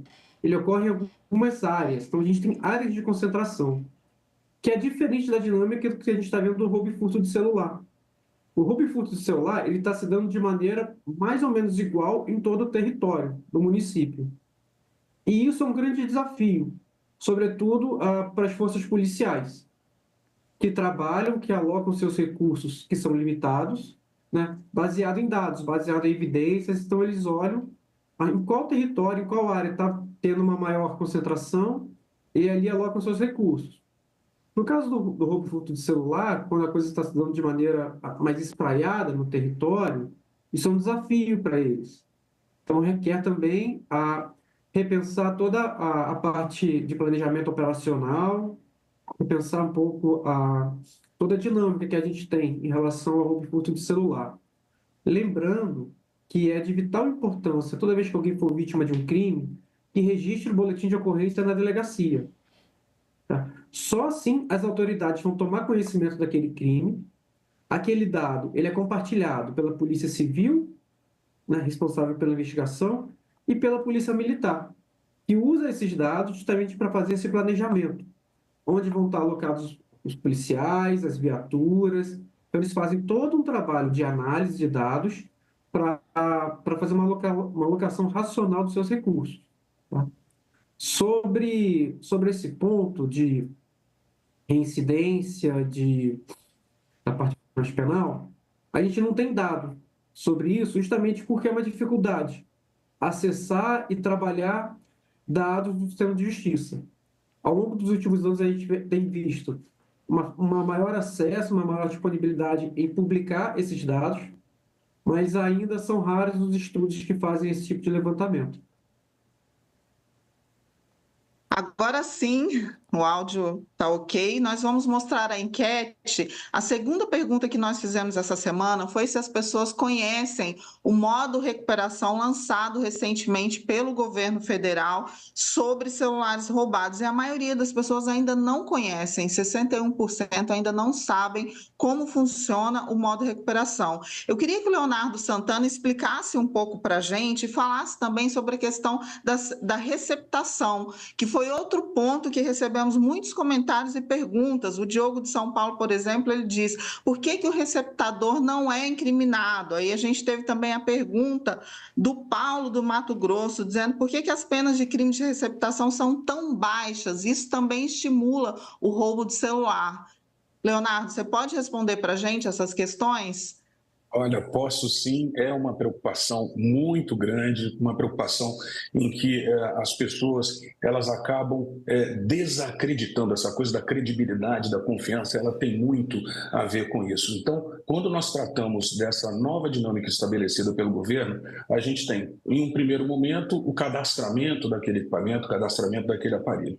Em um segundo momento, nós temos aquela mensagem que é colocada informando que quem por acaso tiver aquele aparelho nas mãos, aquela pessoa ela vai saber que aquele equipamento é um equipamento vindo de uma ação criminosa, de furto ou de roubo. O que foi comentado em um primeiro instante é que, puxa, mas o ladrão, né, o criminoso, ele não está preocupado com isso. Ele vai pegar o celular de todo jeito, ele vai levar o celular de todo jeito e depois ele vai fazer a venda daquele material. Contudo, a gente ingressa nesse instante naquele receptador. Aquela pessoa que recebeu o celular, ao momento em que liga o aparelho, coloca um chip e tem a mensagem de que aquilo foi fruto de um crime que foi executado, ela deixa de estar naquele grupo dos que não sabiam, ela deixa de estar naquele grupo dos que não conheciam e automaticamente, por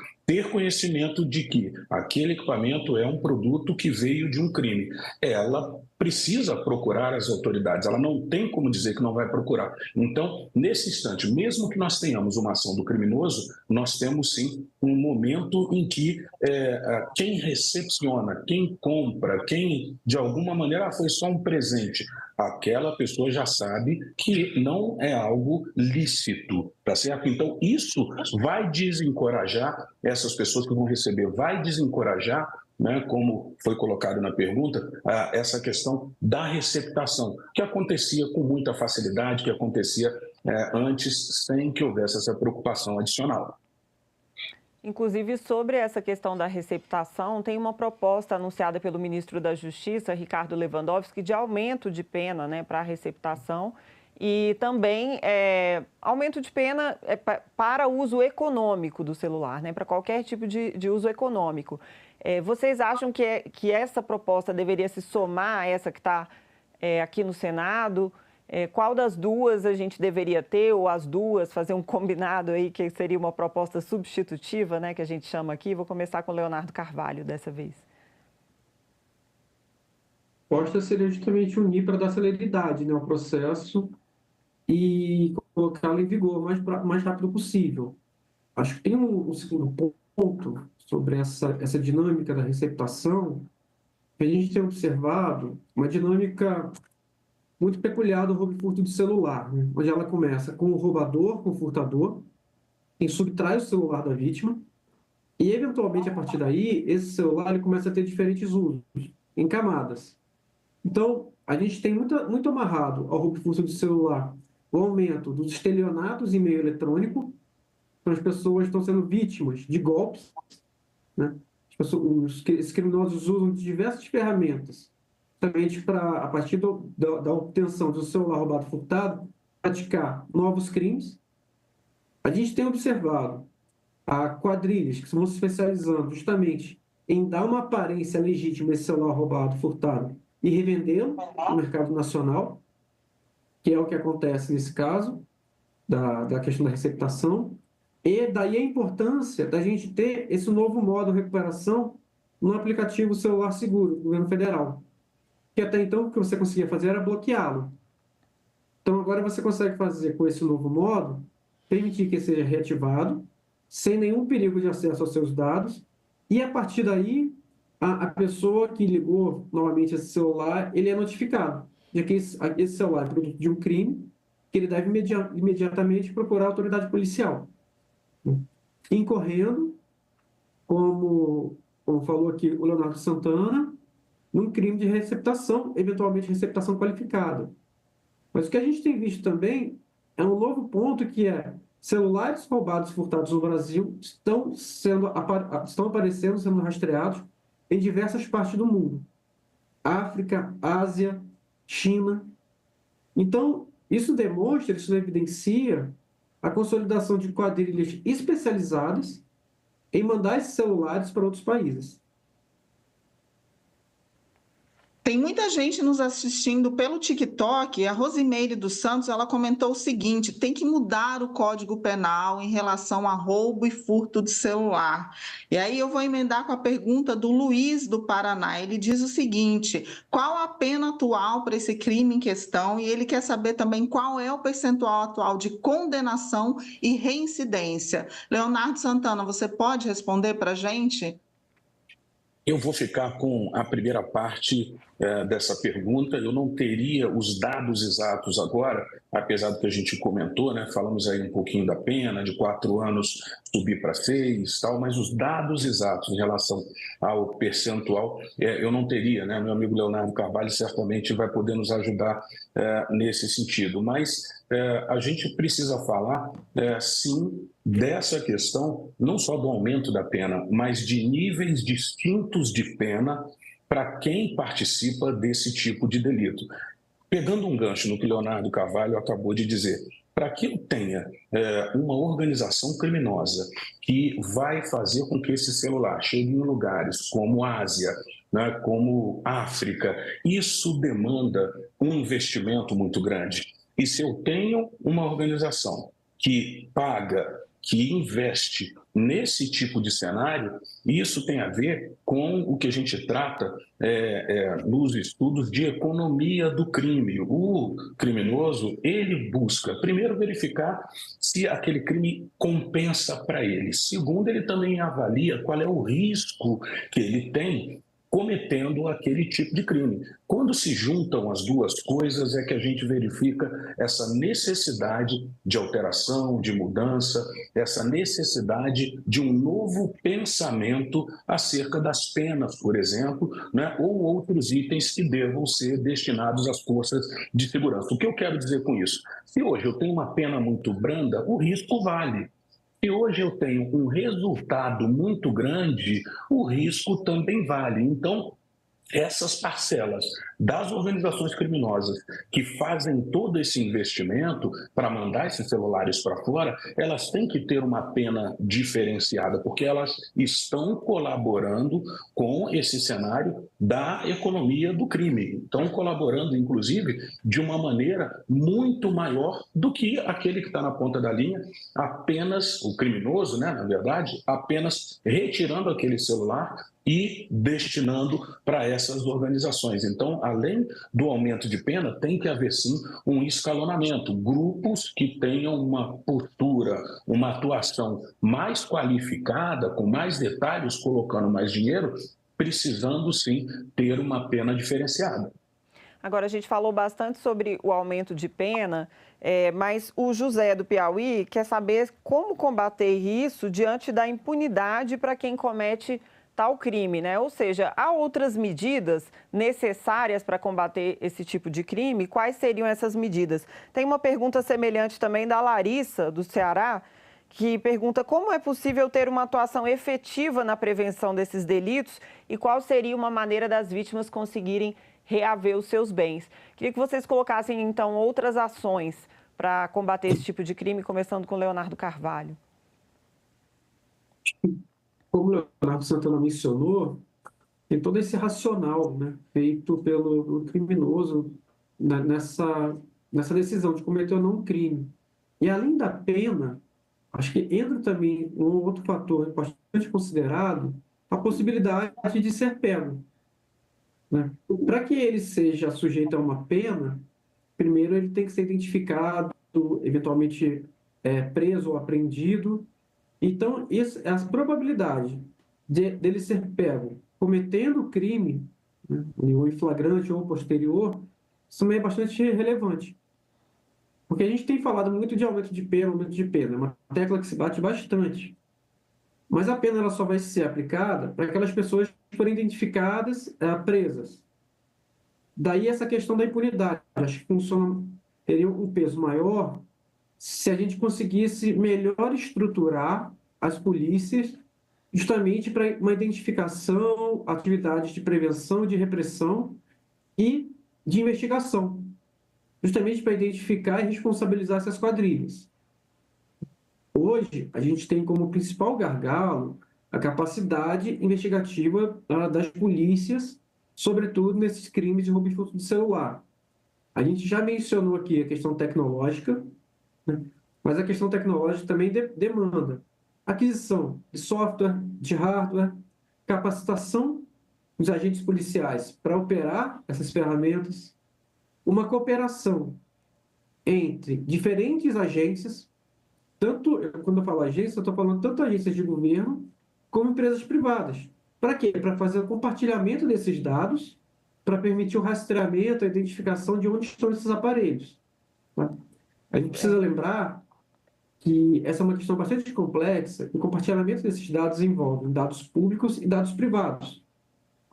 Então, eu preciso trazer também, por exemplo, as operadoras de celular para esse cenário. Elas têm muito a contribuir, montando rotinas de compartilhamento dos dados, por exemplo. Então, a gente brinca que tem trabalho para todo mundo, quando a gente fala de política de prevenção e de redução de roubo e furto de celular. Leonardo, infelizmente a gente não tem mais tempo, a gente vai ficar com essa resposta do Leonardo Carvalho, mas acho que o Leonardo Santana também comentou bastante nesse sentido. E eu agradeço a vocês pela participação e também as pessoas que enviaram, né, comentários e perguntas para a gente. Se você gostou dessa conversa, compartilhe e siga nas nossas redes sociais. Aproveita e manda sugestões de temas para as próximas lives que a gente vai ter aqui no TV Senado Live. Até a próxima.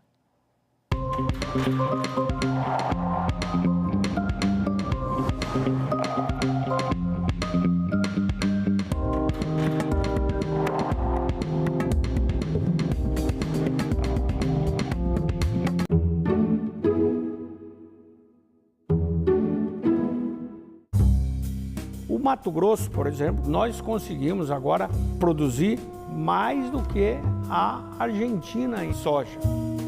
Qual o senhor acredita que é a conciliação possível? O fim da moratória, uma flexibilização da moratória? Vamos seguir as regras do nosso Código Florestal, ou seja, vamos respeitar a soberania nacional. Salão Nobre, hoje, 8 horas da noite, aqui na TV Senado. Antes eu trabalhava de carteira registrada, né? Que eles falam CLT. Aí eu resolvi ficar só na plataforma, que eu tiro superior, tipo, que eu faço num mês para ganhar na CLT, eu tiro numa semana. Quem já acostumou trabalhar dessa forma, de fazer suas escalas, sua corrida, já não quer voltar para CLT. está praticamente no meio de uma guerra, né? Por quê? Porque a maioria dos motoboys não querem aceitar. A maioria fala que é melhor ficar do jeito que está agora e sem benefício, sem nada. Eu sou um dos poucos, na verdade, que não prefere o meio CLT, né? Porque o CLT traria para a gente mais segurança na questão de carga horária, também de salário fixo e benefícios. Se há recolhimento de imposto, melhora o SUS, melhora a educação. A gente tem até como exigir. E sem recolhimento, só quem lucra é a grande empresa. O site do Senado agora mostra projetos de lei em linguagem simplificada. É o Senado Explica, uma ferramenta de inteligência artificial combinada com revisão humana que torna mais fácil entender e acompanhar as leis em debate aqui no Senado. Na página de tramitação das matérias e no portal E-Cidadania, Senado Explica.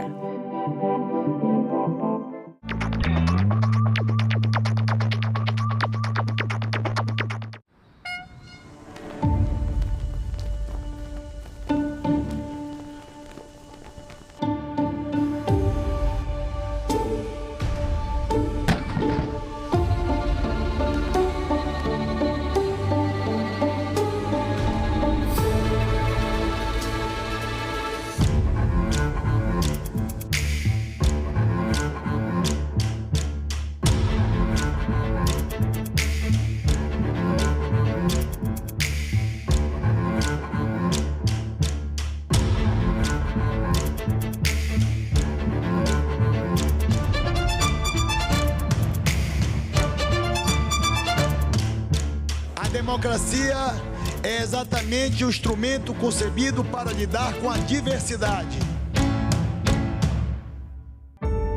TV Senado. Democracia todo dia.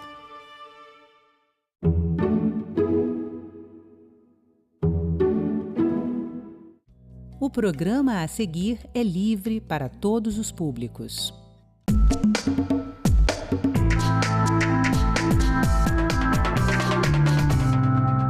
Combate à crise climática.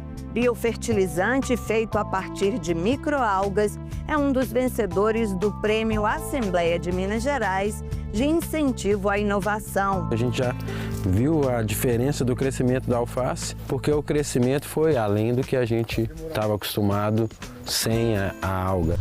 Maior Assembleia Indígena do Mundo. 21ª edição do acampamento Terra Livre recebe homenagem da Câmara dos Deputados. Sou índia, sou filha da mata, me ouça, seu moço, com muita atenção. Eu vim da grande natureza, a minha beleza é a minha nação. Campanha permanente contra o capacitismo. É o objetivo de um projeto de lei no Espírito Santo. Falar sobre o que a gente não consegue fazer é fácil. As pessoas precisam começar a entender sobre o que nós somos capazes. 40 anos de redemocratização do Brasil. Relembre a efervescência cultural da época. Somos o futuro da nação. Geração Coca-Cola, geração Coca-Cola, geração. Você sabe, né? Que é daqui e de parlamentos como este que são tomadas decisões importantes para você. Que tal saber o que acontece nas casas de leis país afora? Eu sou Andréa Alves e este é o Parlamento Brasil, um programa que há 19 anos é feito em parceria com as TVs legislativas de todo o país. Vamos lá?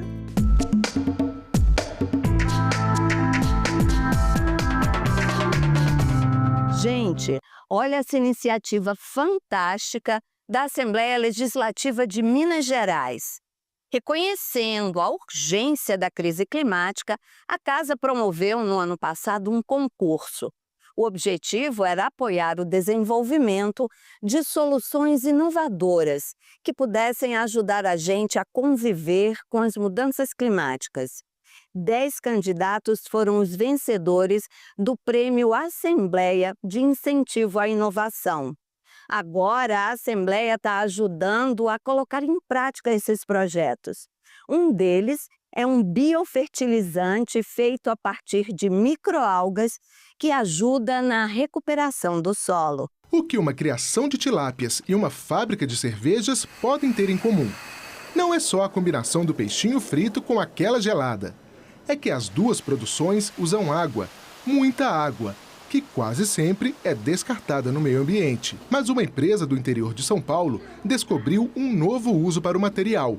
A água das duas produções serve para alimentar microalgas, e esses micro-organismos são a matéria-prima de um biofertilizante. Isso em si já aumenta o nosso impacto ambiental positivo, mas também a nossa economia em relação aos custos produtivos.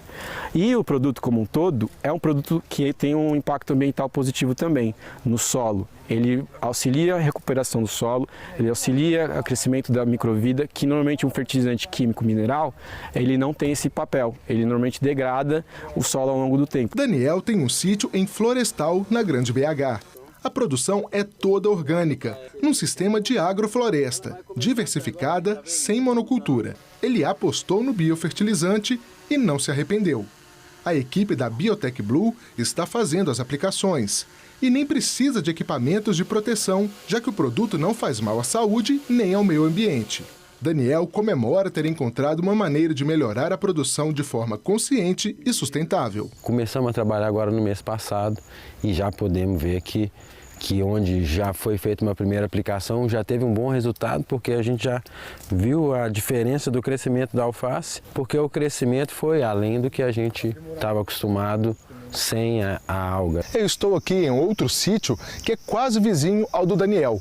Aqui também há preocupação com o meio ambiente e com a saúde das pessoas. Tudo que é produzido é orgânico e os proprietários já sentem a diferença depois da utilização do biofertilizante de microalgas. E olha que a primeira aplicação foi há menos de 20 dias. Aqui também se produz de tudo um pouco, mas a estrela é a mandioca. Uma lavoura que parece até uma mata, de tão densa. A propriedade sofreu com o tempo seco e a produção correu risco de não vingar, até que apareceu a proposta para testar a novidade. Dentro do nosso objetivo, que é um plantio agroecológico, orgânico, a gente é muito carente de fertilizantes. Com esse novo produto, realmente abre um leque imenso para as nossas possibilidades, para a melhoria dos nossos plantios. Um dos objetivos do biofertilizante é melhorar a erosão e reter a umidade do solo, um desafio para qualquer produtor rural. O produto é uma das 10 iniciativas vencedoras do Prêmio Assembleia de Incentivo à Inovação, que reconheceu projetos que ajudam na convivência com a crise climática.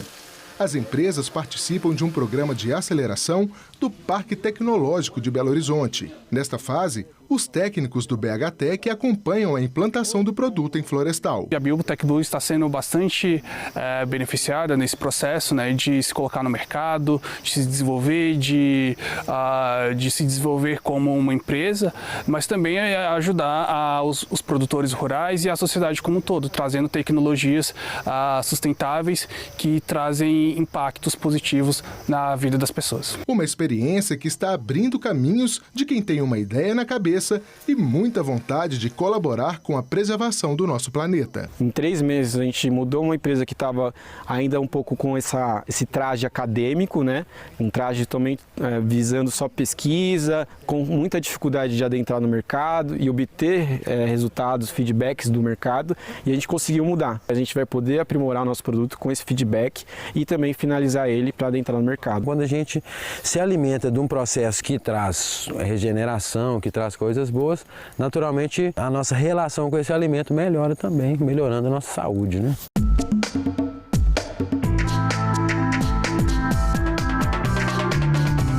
A maior Assembleia de Povos Indígenas do mundo acontece todo mês de abril aqui em Brasília.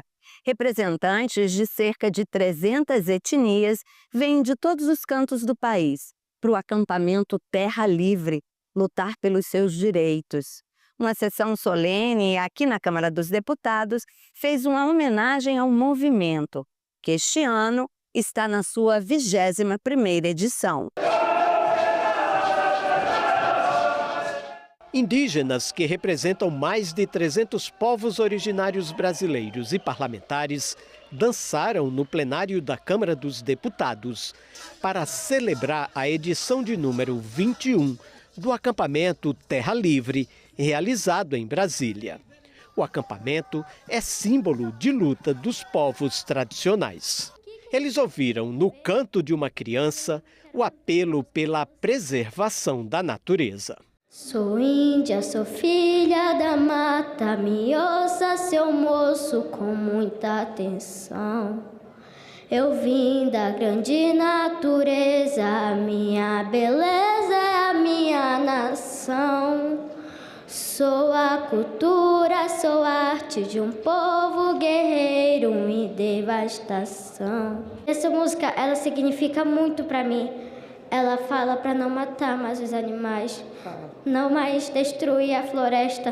Porque se não tem comida para a gente sobreviver na floresta, com o que a gente vai sobreviver? Já o cacique Kayapó Raoni, de 93 anos, com a ajuda de um tradutor, apelou para as novas gerações não desistirem da luta pelos territórios indígenas. Vocês têm que estar forte para, mais uma vez, continuar lutando como os nossos ancestrais fizeram. E vocês têm que estar firmes para poder, lutar contra os não indígenas que querem destruir o que é nosso. O representante da Articulação dos Povos Indígenas do Brasil, que organiza o acampamento Terra Livre, Dinaman Tuxá, também denunciou a violência contra os povos originários no país e defendeu a demarcação das terras indígenas. Nós vamos seguir resistindo, nós vamos seguir lutando em nome daqueles que já tombaram, mas principalmente para o futuro dos povos indígenas, para o futuro da nação brasileira, porque nós somos os verdadeiros guardiões dos territórios, da biodiversidade e da vida. Então, digo ao povo que avance, vamos seguir lutando na defesa da demarcação e na luta para a proteção das nossas vidas, porque o território, ele é nosso. A ministra dos Povos Indígenas, Sônia Guajajara, destacou as lutas e conquistas dos povos originários que há mais de 20 anos marcham a Brasília. Uma grande ferramenta de luta para o movimento indígena brasileiro, hoje considerado a maior Assembleia Indígena do planeta, e que desta grande mobilização originou a bancada do COCA e também o Ministério dos Povos Indígenas. Foram muitas conquistas. A deputada Célia Chacriabá, do PSOL de Minas Gerais, encabeçou a lista dos mais de 40 parlamentares que pediram a sessão. Ela destacou a importância da representação indígena no parlamento. Esse é o Congresso Nacional que nós sonhamos para o futuro. Esse é o Congresso de um Brasil que começa por nós. Nós somos os primeiros brasileiros. No entanto, somos os últimos a chegar no Congresso Nacional. 1985, um ano que marcou a nossa história. O Brasil vivia uma intensa movimentação social e cultural após as diretas já e a posse de José Sarney como primeiro presidente civil depois de 21 anos de ditadura militar. Veja na reportagem especial da TV Senado em comemoração aos 40 anos da redemocratização. 1985, ano que foi marcado pela redemocratização após 21 anos de ditadura militar. O país estava em luto pela morte do primeiro presidente civil eleito. Lamento informar que o excelentíssimo senhor presidente da República, Tancredo de Almeida Neves, faleceu esta noite no Instituto do Coração às 10 horas e 23 minutos.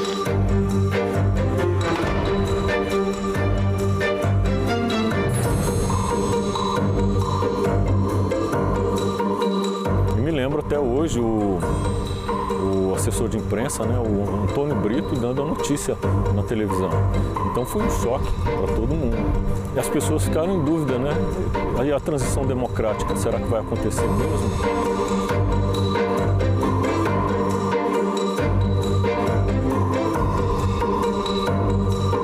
Mas ao tempo, a posse do vice-presidente José Sarney, que tinha assumido a presidência interinamente como primeiro presidente civil após a morte de Tancredo, e a redemocratização trazia um cenário de intensa manifestação cultural. A sociedade lutava por renovação política e mais liberdade. Embalado por essa necessidade de mudanças, o país foi palco da primeira edição de um dos principais eventos musicais do Brasil, o Rock in Rio.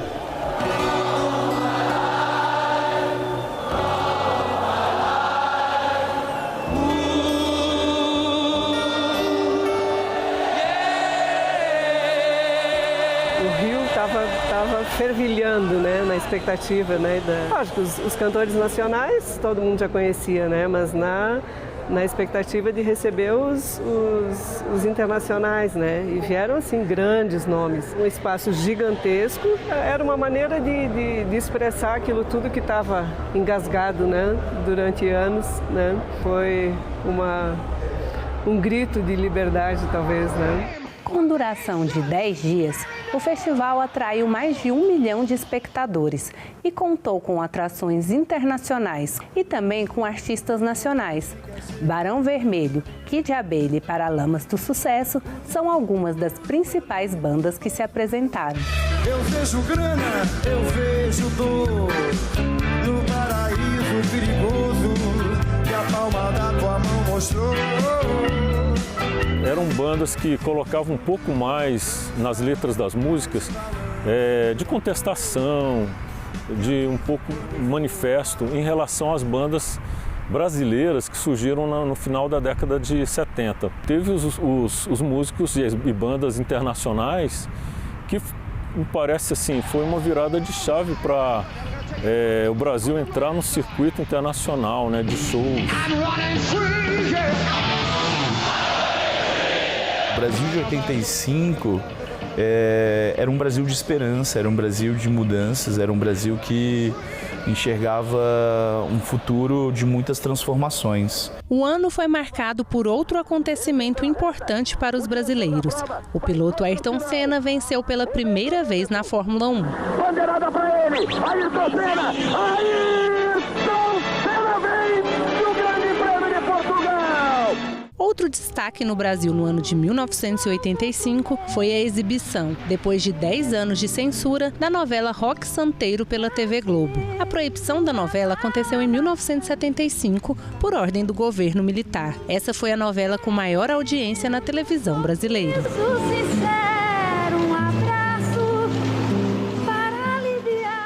Era o momento em que o Brasil se apaixonava pelas aventuras da viúva porcina, o senhorzinho Malta, o Brasil cantava "Quero votar para presidente com a Caprichosos de Pilares", ia para o Rock in Rio, cantava com Fred Mercury. Aquele momento é um momento, portanto, de experiência rara e intensa, de um reencontro com a liberdade, com a pluralidade, com um mundo, então, que poderia ser mais afável.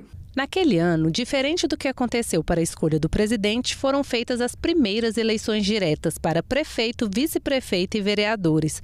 Outro marco importante foi a criação do Ministério da Cultura. Eu posso dizer que a cultura sempre foi uma causa parlamentar minha. Eu acho que todos os projetos, o projeto do Estatuto da Leitura, de incentivos dos cientistas brasileiros naquela época difícil, eles têm a minha marca. Porque eu acho que a cultura deve estar na mesa do planejador, assim como estão todos os outros problemas de infraestrutura, os problemas graves do país. O problema é problema cultural, porque ela é que comanda tudo. Somos filhos da revolução, somos foguetes sem religião, somos o futuro da nação. Geração Coca-Cola, geração Coca-Cola, geração.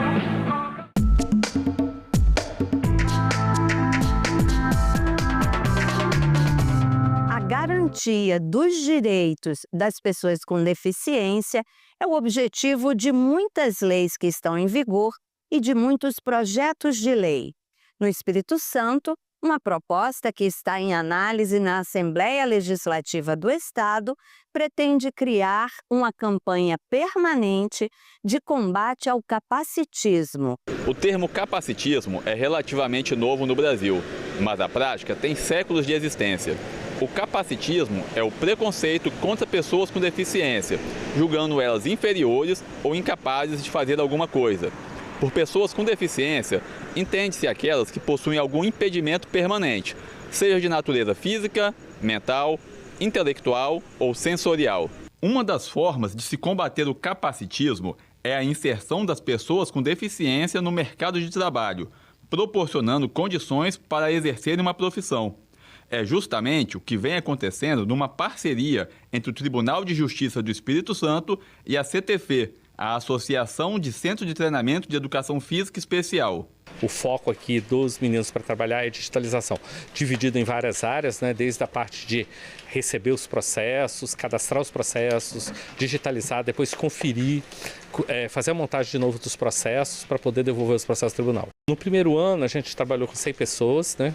Depois nós aumentamos essa quantidade para 200, mais 200, então ficou um total de 300. Hoje nós temos 300 pessoas com deficiência.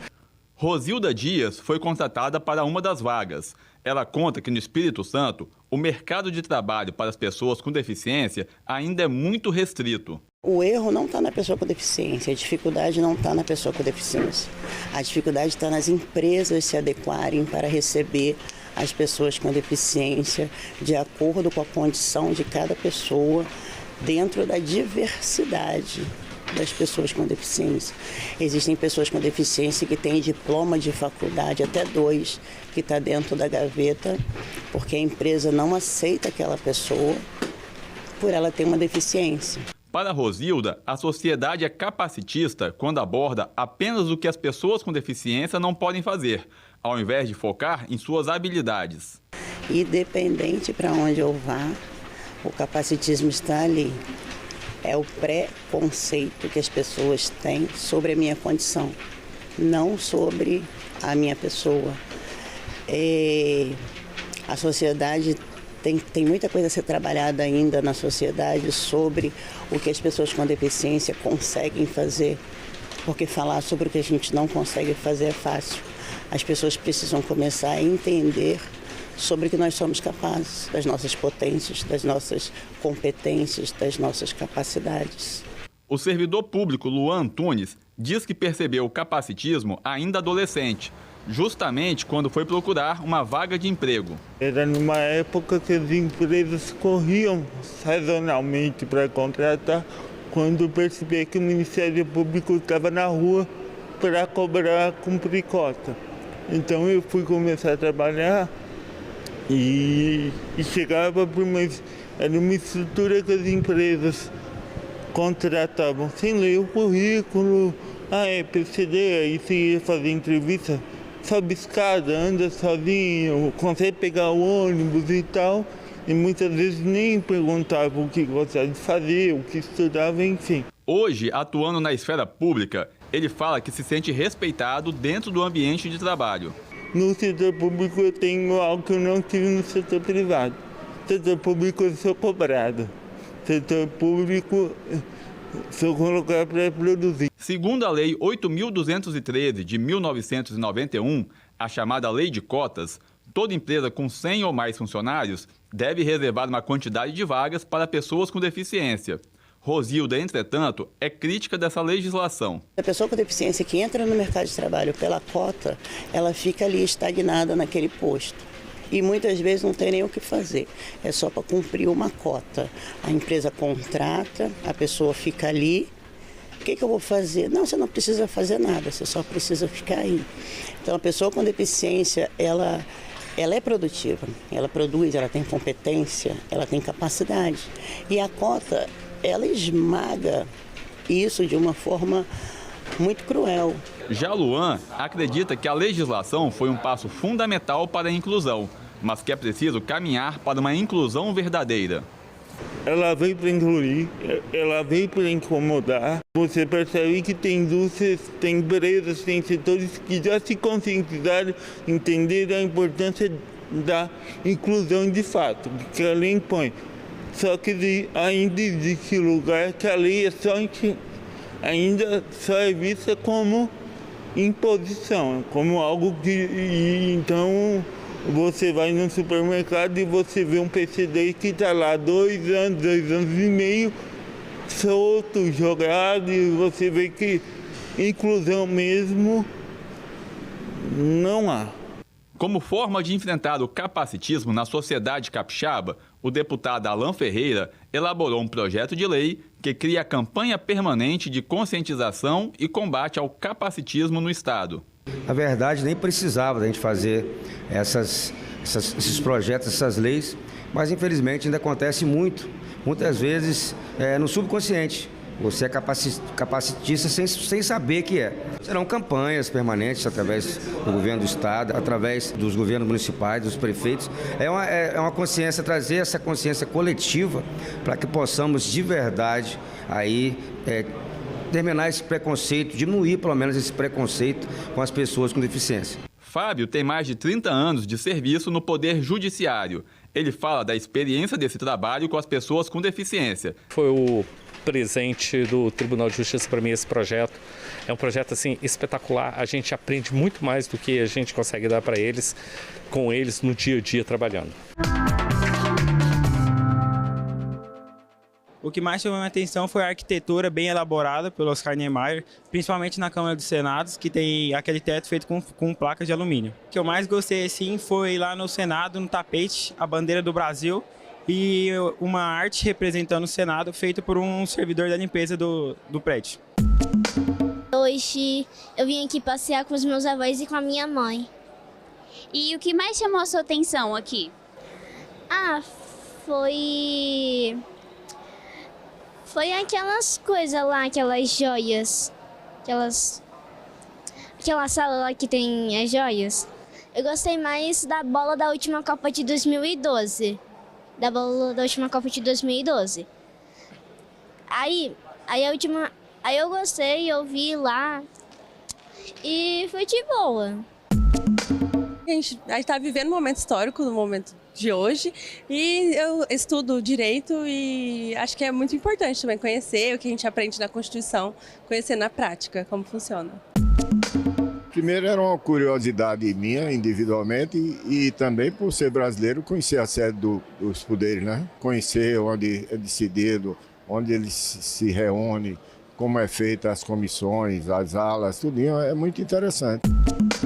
É aqui que são tomadas as maiores decisões do país, então gera curiosidade de vir aqui conhecer esse espaço. O que eu achei mais interessante foi a questão, por exemplo, do teto do Senado, que foi todo projetado para melhorar a acústica, né? Então, acho que é perceber a arquitetura dentro de um espaço, de um território de muitas decisões. A primeira visita nossa aqui a Brasília, nós somos de São Paulo, e a estrutura que é muito bacana, eu tenho uma enorme paixão pela Câmara, pelo Senado.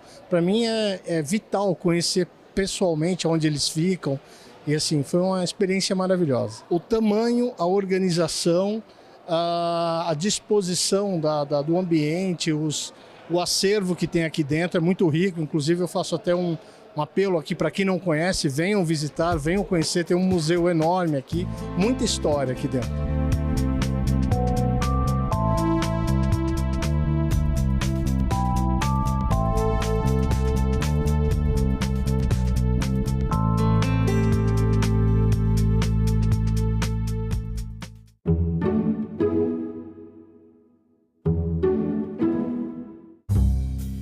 Mato Grosso, por exemplo, nós conseguimos agora produzir mais do que a Argentina em soja. Qual o senhor acredita que é a conciliação possível? O fim da moratória, uma flexibilização da moratória? Vamos seguir as regras do nosso Código Florestal, ou seja, vamos respeitar a soberania nacional. Salão Nobre, hoje, 8 horas da noite, aqui na TV Senado. A fama do caldeirão corre célere por todo o Nordeste. O clero e os grandes proprietários de terra viam com preocupação o avanço econômico e social do caldeirão. O caso se torna mais grave quando os romeiros e juazeiros se estavam canalizando para o caldeirão, onde as relações de produção e consumo tendiam francamente para o comunismo. Dizia-se naquele tempo que as propriedades vizinhas estavam sendo privadas de mão de obra porque todo mundo procurava ir trabalhar no caldeirão onde a sobrevivência era absolutamente garantida. Passou-se a explorar a seguinte possibilidade, de o caldeirão vir um dia a se transformar numa nova Canudos. Lá se fabricava o facão, se fabricava a foice, se fabricava o machado, se fabricava a faca. Foi implantado o princípio para cada um de acordo com a sua necessidade. Agora é lei. A reforma tributária promete simplificar o pagamento de impostos no Brasil. A nova lei detalha reduções e isenções de tributos, além de regras para a devolução de impostos para famílias de baixa renda. O mecanismo de devolução deverá valer para contas de energia, água, saneamento, gás e telefonia, e as mudanças serão implementadas de forma gradativa. O Senado votou, agora é lei. As doenças, elas são raras porque elas são pouco conhecidas, então elas chegam uma vez no seu consultório. 2 meses depois que essa mancha apareceu, eu descobri uma gravidez. E aí piorou muito mais. Em 1 semana eu já não enxergava mais. Se eu tivesse tido o diagnóstico cedo, eu não teria tantas consequências da doença. Em discussão, nesta quinta, 20h, aqui na TV Senado.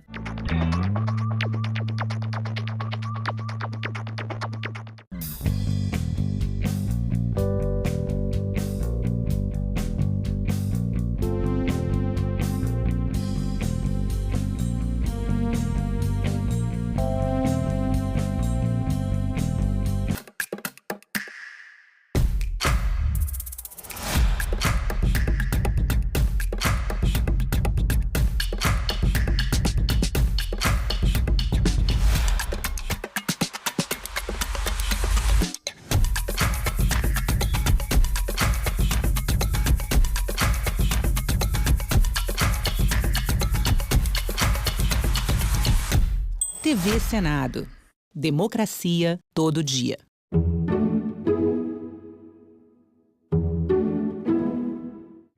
O programa a seguir é livre para todos os públicos.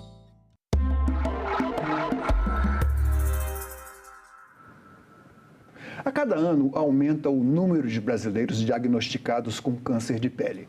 A maioria dos casos podem ser curados através de cirurgia. E quem vai conversar conosco sobre os avanços nesse campo da medicina é o Dr. Eugênio Reis, cirurgião dermatologista. Seja bem-vindo, Dr. Eugênio. Obrigado, Paulo, pelo convite. Doutor Eugênio, o Brasil é conhecido como um dos países de grande incidência solar. Por isso, os casos de câncer de pele, que em grande parte surgem ou são agravados pelo contato com o sol, se multiplicam a cada ano. A associação, o Instituto Nacional do Câncer detectou que no ano passado 183 mil novos casos foram diagnosticados. Que tipos de câncer são esses cânceres de pele? Então, é isso mesmo, Paulo. Então, a gente tem hoje que em torno de 30% de todas as neoplasias diagnosticadas no Brasil são câncer de pele, né? E esse fenômeno ocorre, principalmente, como você falou, a gente mora num país tropical, né? Então a gente tem sol o ano inteiro e, realmente, o principal fator predisponente, então, do câncer de pele seria a exposição solar e as queimaduras solares. É comum no consultório, cresce a procura pela cirurgia, que no caso é um cirurgião dermatologista? Sim, muito, Paulo. A gente brinca que hoje está tendo uma epidemia de câncer de pele. Isso porque a gente está tendo um envelhecimento populacional, né, que é uma coisa que acontece no mundo inteiro, as pessoas estão envelhecendo, né, que bom, e a gente mora num país tropical. A gente tem histórico de pessoas que se expuseram a vida inteira ao sol, né, tanto os trabalhadores que trabalham ao sol, com exposição ao sol, quanto pessoas também que têm hábitos, né, de exposição solar sem a devida fotoproteção. E, na verdade, as pessoas se cuidam muito pouco, né? O filtro solar, a gente começa a falar dele na década de 80, na verdade. Então, você vê, muitas pessoas, na verdade, viveram muito tempo da sua vida sem o filtro solar, não existia filtro solar. E, talvez no Brasil, a gente vai falar, talvez na década de 90, talvez começam a chegar os primeiros filtros solares, né? Talvez produtos com qualidade, talvez anos 2000. Então, a gente fala o quê? Que existe há 20 anos filtro solar no Brasil? Bom, quais são os sintomas do câncer de pele?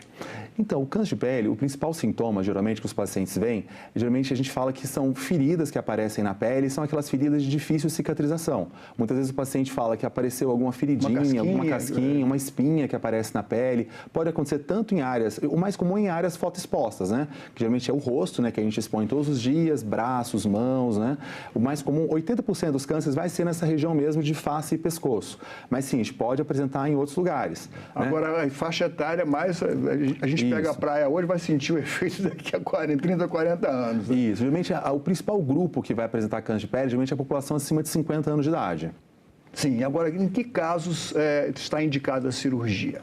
Então, o câncer de pele, assim, existem várias modalidades de tratamento, né? Desde modalidades hoje com uso de tecnologias como lasers, por exemplo, é possível isso, mas assim, o principal hoje indicação de tratamento seria mesmo o tratamento cirúrgico, né?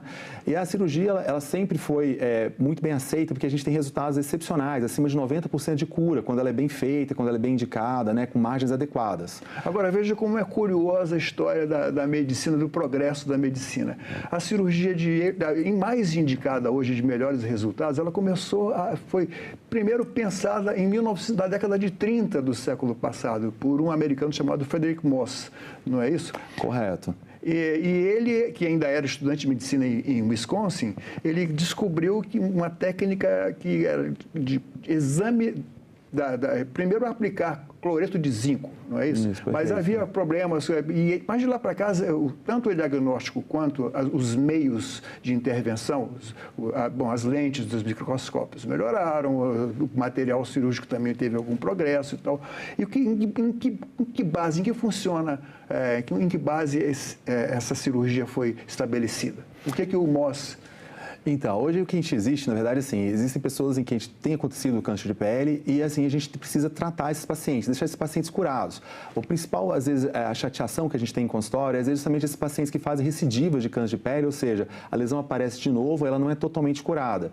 Então, o Frederick Moss, ele, em 1930, ele descreveu uma técnica, na época dele, era uma técnica um pouquinho mais rudimentar, né, porque acabava que ele demorava, às vezes, mais de uma semana para dar os primeiros laudos, que seria a ideia, na verdade, de fazer essa cirurgia e, no momento da cirurgia, você faz a análise da peça, né? Então, isso é interessante porque você, às vezes, num paciente, você quer preservar o máximo possível de pele saudável, mas, ao mesmo tempo, você quer curar esse paciente chegando próximo ao 100%. E a tendência na cirurgia tradicional é fazer uma incisão, cortar e tirar um pedaço de tecido muito maior para você prevenir que a lesão tivesse espalhado, mas aí ele investiu digamos assim, numa procura, numa detecção, capacidade de detectar muito mais com maior precisão e tirar menos tecido, prejudicar menos a aparência da pessoa, inclusive. Perfeito. Então, a gente está falando assim que 80% dos cânceres de pele são nessa região de face e pescoço. E nessa região, a gente tem estruturas extremamente nobres, que aqui era a região dos olhos, o nariz, a orelha, a boca. Então, assim, as cirurgias antigas eram cirurgias que são decepações, assim, imagina, você fazia uma retirada muito grande de tecido. E por que não preservar, tirar realmente só o que está doente? Aí, como fazer isso? O Moss fez uma descrição e, lógico, ao longo da evolução da gente, com a tecnologia que a gente tem hoje, na verdade, a gente evoluiu para o que a gente chama da cirurgia de Moss, né? Que a gente hoje usa o nome do Moss, né? Como foi a primeira pessoa que descreveu essa técnica, mas as nossas técnicas hoje, a gente consegue, às vezes, na cada retirada de fragmento que a gente faz da pele, a gente tem uma análise ali em torno de 10 a 20 minutos, a gente já tem um laudo. Então, aquele laudo que, às vezes, o paciente, às vezes, retira o fragmento de pele, manda para um patologista, às vezes, de um laboratório, e o patologista vai dar esse laudo para você dali uma semana, às vezes 10 dias. Agora é feito na hora. É feito na hora. Dentro da sala de cirurgia, você já tem um resultado, né? Isso mesmo. E então, assim, vai retirando, parece que em fatias, né? Camada a camada, não é isso? Então, isso mesmo. Então, essa técnica, a cirurgia de Moss, a gente consegue fazer uma técnica extremamente sensível, né? Que a gente consegue tirar o mínimo possível de pele, a gente faz a análise da peça no mesmo momento, né? E daí a gente consegue indicar, na verdade, quanto de margem que você daria naquele local. E você consegue ver a peça direitinho, até onde o tumor está caminhando, vamos dizer assim. Então, você consegue ser muito exato. Você tira somente aquela pele que está doente. E a pele saudável se preserva. Aí, dessa forma, a cicatriz fica muito mais tranquila, muito mais suave e esse paciente realmente fica 100% curado, já que todo o tecido de tumor é retirado naquele momento da cirurgia dele. O senhor tem experiência lá no Hospital Metodista de Houston, no Texas, também em São Paulo, enfim. Mas na sua formação básica de médico, o senhor fez primeiro dermatologia para depois fazer a cirurgia, não é isso? Isso, correto. Quando o senhor ouviu falar primeiro nessa técnica da cirurgia de Moss? Então, em Brasília, quando eu fiz a minha formação, né, eu formei, quando eu fiz a minha formação, então, assim, a gente ouvia falar da técnica de Mohs, mas, assim, a técnica de Mohs, ela era pouco difundida no Brasil. Assim, o primeiro cirurgião de Mohs formado que veio trabalhar no Brasil, ele veio em 1990. Então, assim, a gente brinca que até a década de 2000, mais ou menos, nós tínhamos poucos cirurgiões de Mohs. Aí, acho que vale a pena, desculpe interromper, mas vale a pena... Nas leituras que eu fiz para poder lhe entrevistar, eu fiquei sabendo de que os cirurgiões lá nos Estados Unidos resistiam muito. Eles não queriam que os dermatologistas... Primeiro, os cirurgiões não queriam que os dermatologistas fizessem uma intervenção. Era quase uma propriedade só deles. E depois, na própria associação de dermatologia, eles não queriam aceitar a técnica. Foi uma briga muito grande, né? Isso, correto. A dermatologia é uma sociedade que ela nasceu em 1904. A gente é a segunda sociedade do Brasil, né, em termos de idade, mais antiga, né? Então, no começo, até mais ou menos 1985, mais ou menos, os dermatologistas no Brasil eles não aceitavam fazer cirurgias, que já sabe que a cirurgia deveria ser do cirurgião.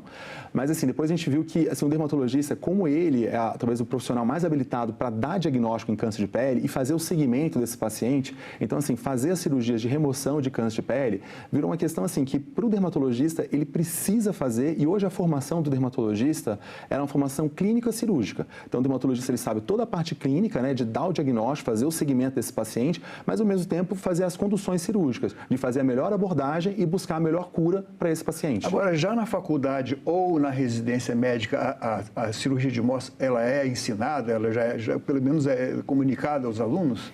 Sim, assim, a gente sempre cita, assim, na época da minha formação, na verdade, a gente citava a cirurgia de Mohs, assim, olha, existe uma técnica, sabe, que é feita no exterior, chama cirurgia de Mohs, né? Ela é incrível porque você consegue dar o diagnóstico e já ver todas as margens cirúrgicas no intraoperatório, né?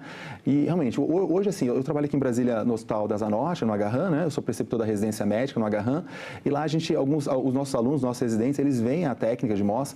A gente, eventualmente, a gente não consegue fazer para todos, né? Já que a nossa busca, a gente tem muito público lá, então a técnica de Mohs, ela demanda um pouquinho mais de tempo, né?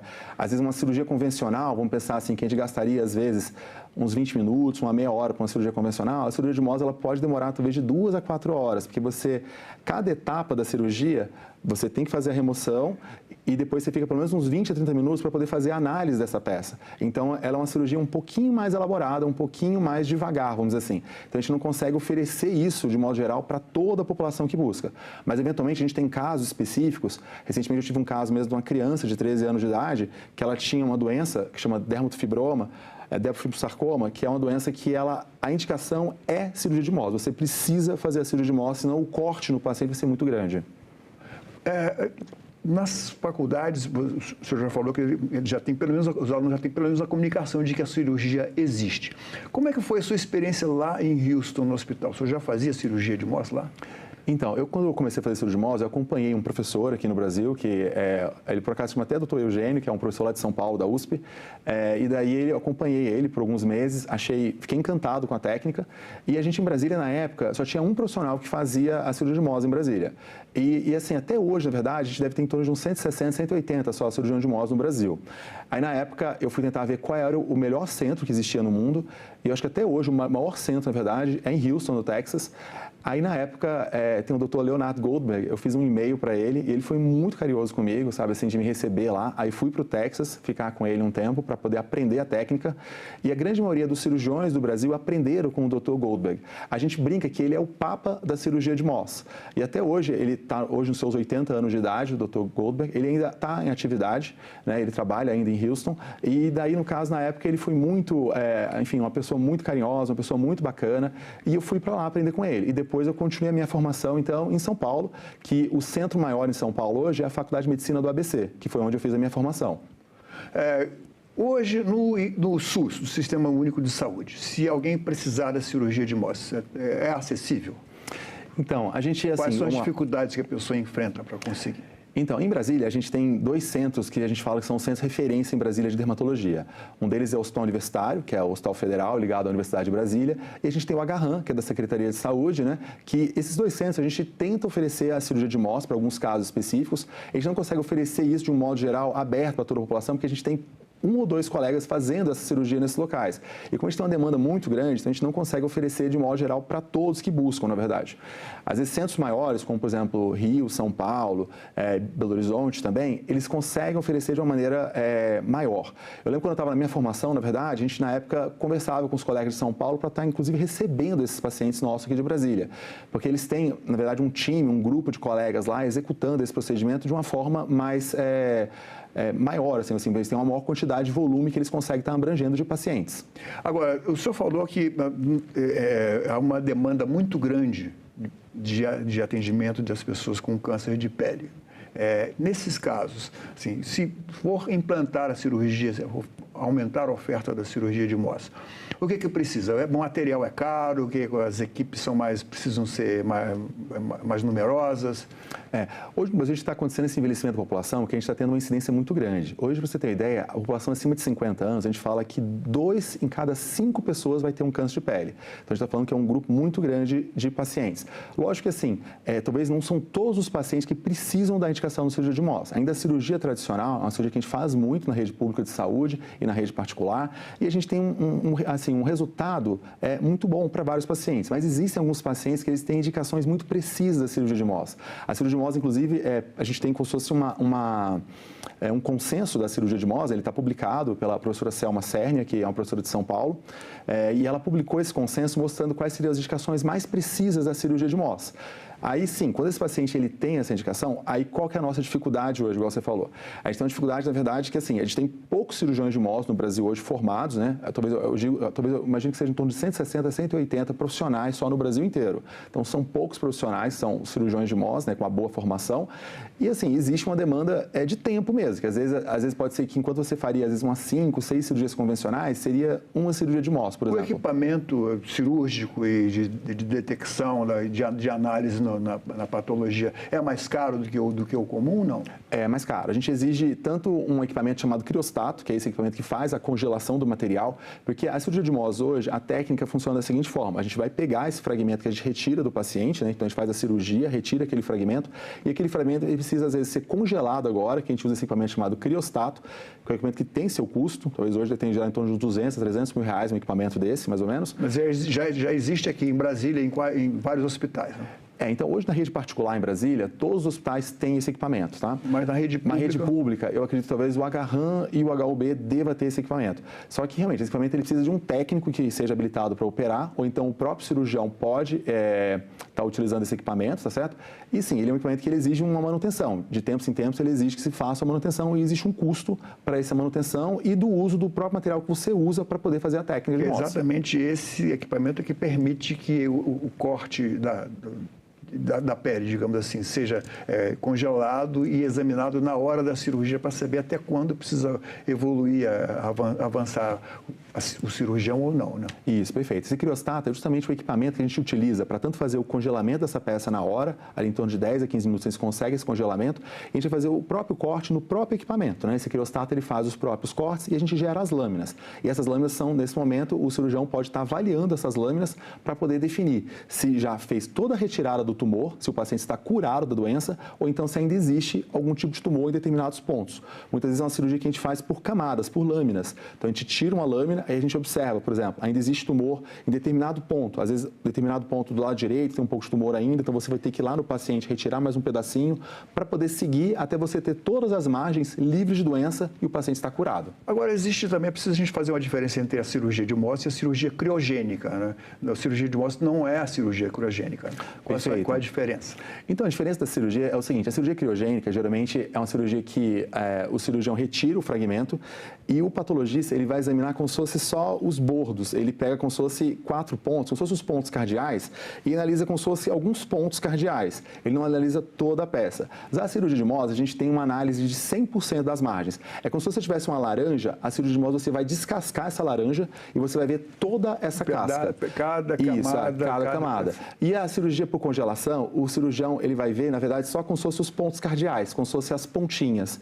Então, acaba que ele tem uma perda. Então, assim, se for fazer uma análise comparativa, talvez uma cirurgia por pontos cardeais, você vai ter uma análise talvez de 30%, 20% mesmo dessa margem, enquanto a cirurgia de Mohs vai chegar em 100%. Agora, na sua experiência, o senhor já deve ter algumas histórias para contar, assim, de pacientes que passaram por algum trauma e que poderiam ser prejudicados em sua atividade profissional, porque tinham uma lesão mais aparente no pescoço, na face, nos olhos, enfim. O senhor poderia contar alguns casos desses, assim, evidentemente sem identificar, mas as histórias dessas que a cirurgia de Mohs pôde fazer por eles? Não, com certeza. Então, assim, a gente sempre tem a casa, a cirurgia de Mohs, por exemplo, desde, por exemplo, lesões grandes. Eu tenho um paciente, que é um paciente que me procurou, ele trabalhava até na rede de água e esgoto aqui em Brasília, na CAESB, pode falar o nome? Pode. Então, na CAESB, por exemplo, e daí, realmente, ele é um engenheiro ambiental, né, e ele tinha uma lesão, ele era jovem, ele tinha 30 e poucos anos, ele tinha uma lesão em lábio que ele tratava como um herpes simples.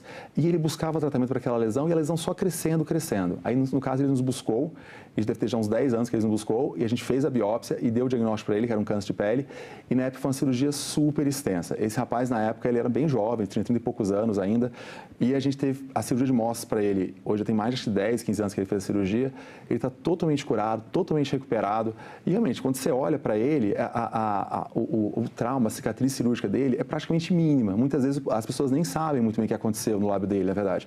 E era um paciente que, provavelmente, sendo jovem, assim, com muitos sonhos, por exemplo, caso não ele tivesse feito a cirurgia de Mohs, pode ser que ele hoje seria uma pessoa que estaria afastada dos seus trabalhos, talvez ele hoje tem uma família, tem uma esposa, enfim, tem um grupo atrás dele, na verdade. Então, assim, imagina que seria uma pessoa, talvez, que estaria, né, afastada da sua atividade, talvez não teria gerado essa família, enfim. Você vê que abala muito a trajetória de vida pode ser prejudicada por um... Com certeza. Agora, existe também um outro tipo de câncer que a gente vai ter que falar que não é, pelo menos não é recomendável de ser tratado pela cirurgia de Mohs, que é o melanoma. Melanoma é um tipo de câncer de pele que é muito mais grave, inclusive. Mas já existem alguns estudos de testar a cirurgia de Mohs para o melanoma também? Isso. A dificuldade do melanoma, assim, a gente tem 3 tipos de câncer de pele que são os mais comuns. Um deles é o carcinoma base celular, o outro seria o escamo celular, o espino celular, que esses dois, eles representam mais ou menos uns 95% a 96% dos tumores. E a gente tem o melanoma. O melanoma ele responde mais ou menos em torno de 4% só das lesões de câncer de pele. A dificuldade técnica do melanoma é porque a gente, quando faz a congelação, a gente não consegue enxergar muito bem até onde essa doença do melanócito, na verdade, está atingindo. Então, existem hoje técnicas que a gente não cora o melanócito. A gente cora, na verdade, como se fossem as células que ele inflama. Que a gente fala que a gente cora os linfócitos, seriam as células do corpo que tentariam fazer esse bloqueio da doença do melanoma. Então, aí é uma técnica bem mais demorada. Para você ter ideia, enquanto a gente faz uma cirurgia de Mohs para um vaso celular, você consegue fazer essas lâminas, às vezes, em 15 minutos, 20 minutos. O melanoma vai demorar mais de 1 hora, 1 hora e meia. Porque você precisa corar, na verdade, um outro tipo de célula e você usa um outro equipamento, que é um equipamento que vai usar como se fosse uma energia elétrica para poder fazer a coloração dessas lâminas. Então, são lâminas mais caras e os corantes também são mais caros. A gente tem uma técnica que a gente usa mais para aqueles melanomas em áreas extremamente sensíveis, assim, talvez pálpebras, assim, áreas extremamente sensíveis que a gente realmente tem que preservar. Na verdade, o melanoma é muito menos, incide muito menos proporcionalmente à população, são muito menos casos do que os cânceres de pele do baso e o espino celular, correto? Isso, correto. E ele também é muito mais grave, porque ele tem uma capacidade de se disseminar pelo organismo da pessoa, né? Mas, enfim, já existem estudos para que se aplique a cirurgia de Mohs aí, né? Agora, doutor, a gente sempre tem que falar em 2 coisas. Primeiro, a capacidade do SUS incorporar no tratamento a cirurgia de Mohs. O que falta para isso e se isso é recomendável? Sim. Então, a gente está falando hoje dos tumores de pele. Bom, os tumores de pele, a gente está falando que 30% de todos os tumores são tumores de pele. Então, a gente tem uma infinidade de pacientes que aparecem todos os anos. E essa população está envelhecendo. E a população, ela quer ver com qualidade. Porque, às vezes, é muito chato a pessoa envelhecer e ela ficar com alguma deformidade em face, às vezes até um defeito. A gente falou do paciente meu da lesão na boca, mas tem pacientes, às vezes, com lesão em pálpebra, lesão em orelha, por exemplo, lesão em nariz. Essa pessoa, ela não quer ficar deformada e ela quer ficar curada, né? Então, assim, hoje, às vezes, a gente tem a rede do SUS, né, que funciona muito bem, mas a gente precisa realmente estar incorporando tecnologias, né, e ao mesmo tempo formando profissionais. Aí talvez hoje, uma dificuldade que a gente tem, realmente, o custo da saúde, ele é um custo alto, mas ao mesmo tempo que eu vejo na minha formação, é que assim, quando a gente forma bem os profissionais, a gente fala que a saúde, ela fica até barata, porque o profissional bem formado, ele faz o diagnóstico correto, o tratamento correto, e isso acaba sendo econômico, então, para o sistema de saúde e para o governo. retorno, vamos dizer assim, né, para o sistema nosso de impostos, vamos dizer assim, né? Ou seja, não se trata de uma doença rara que se tem que gastar milhões em um medicamento que experimental ainda é viável e se formar equipes, se destinar uma parte do orçamento para investir na cirurgia de mão, você acha que é possível? Com certeza, absoluta. Eu acredito que hoje, se a gente envolver equipes para isso, a gente pensar que você formar profissionais que estejam realmente interessados, querendo trabalhar na rede pública, atender essa população que precisa tanto desses profissionais bem formados, com certeza a população vai ficar muito mais saudável e muito mais feliz, com certeza. Agora, doutor Eugênio, vamos àquela parte da receita, da prescrição. Que cuidados a pessoa tem que tomar com a pele e o que o senhor aconselha em termos assim, de protetor solar, em termos de fatores, enfim? Então, hoje assim, a gente falou então que o principal fator predisponente então do câncer de pele seria as queimaduras solares e a exposição ao sol. Então, quais seriam os cuidados que o paciente tem que ter, né? A população precisa entender que assim, o uso de filtro solar hoje, principalmente a população que está envelhecendo, se antigamente, vamos pensar assim, década de 70, a gente falava que a população viveria talvez até os 50, 60 anos de idade. Hoje a população brasileira está chegando acima dos 80, 85, 90 anos. Então, a gente precisa cuidar dessa pele. Então, o uso de filtro solar e principalmente o ideal é que você aposte em filtros solares com fatores acima de 50 mesmo. Eu sei que vai existir assim, o fator solar acima de 30, FPS acima de 30, ele já faz uma boa proteção.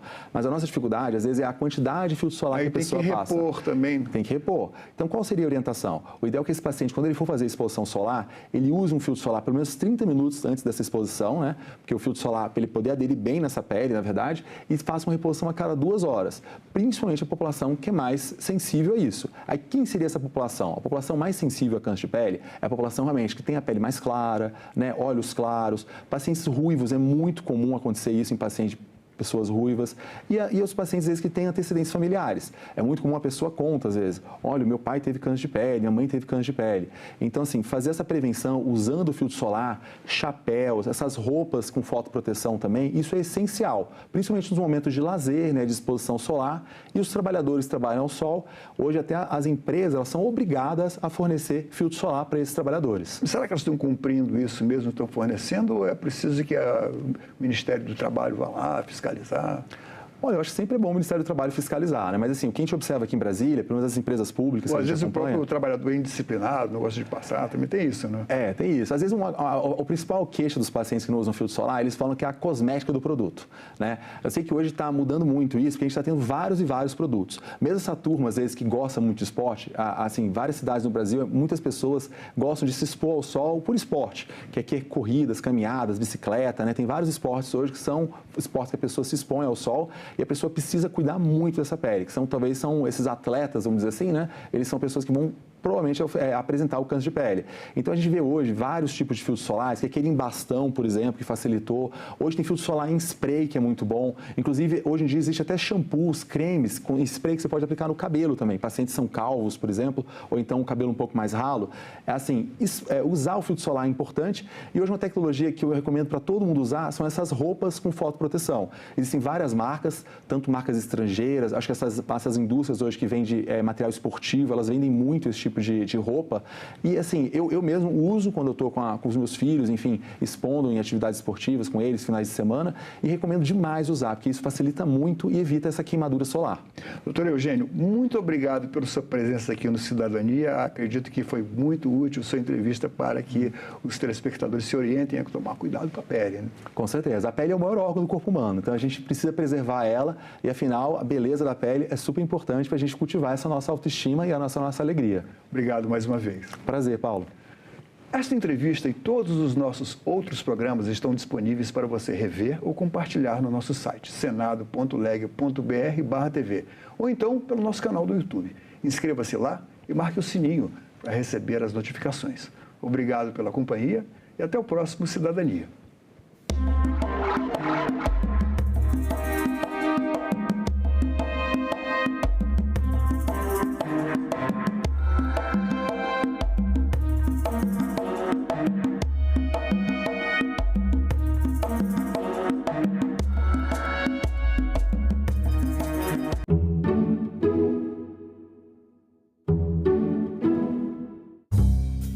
O Mato Grosso, por exemplo, nós conseguimos agora produzir mais do que a Argentina em soja.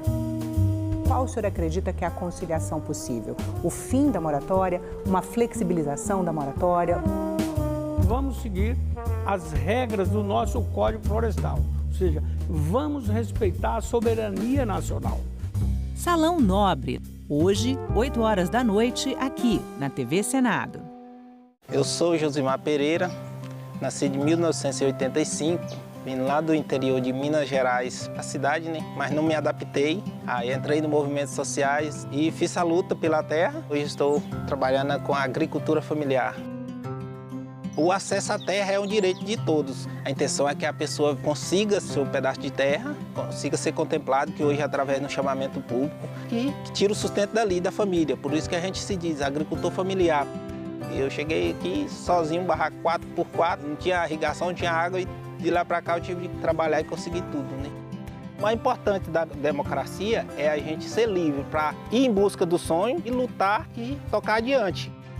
Sou muito feliz vivendo da terra, a gente plantar, ter o próprio alimento e ainda tirar o sustento, isso é muito gratificante para a gente. Meu nome é Josimar e eu nasci com a democracia.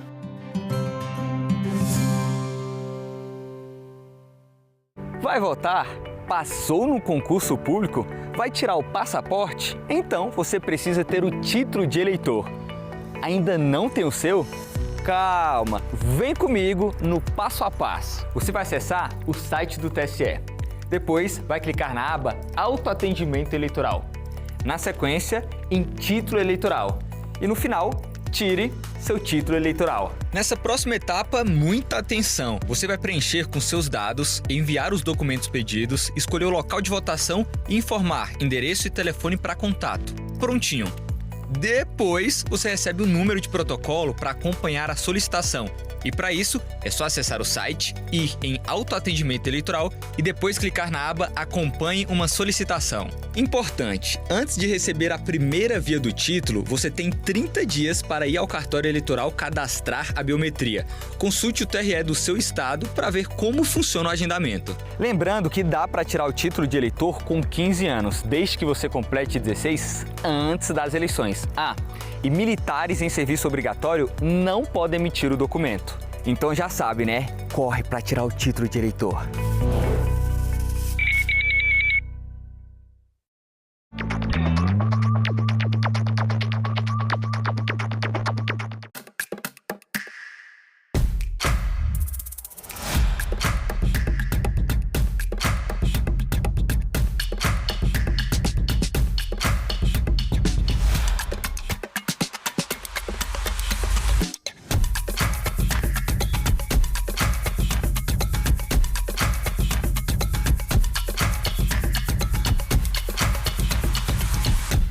TV Senado. Democracia todo dia.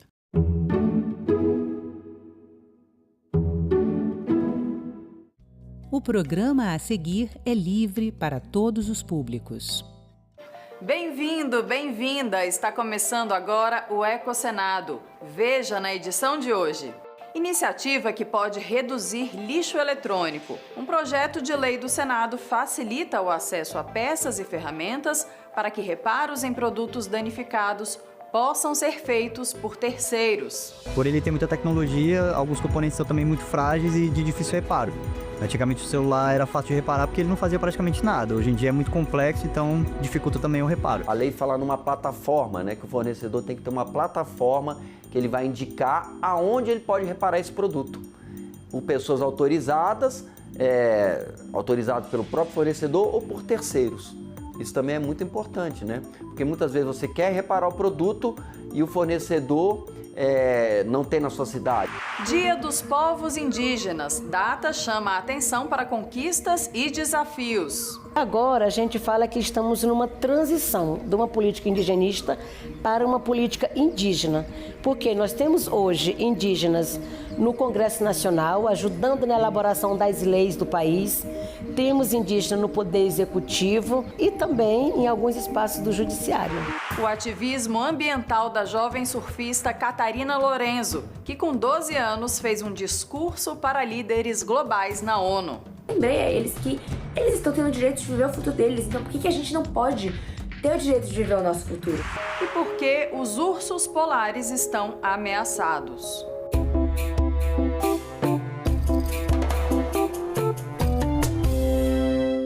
Uma proposta legislativa do Senado regulamenta o direito ao reparo.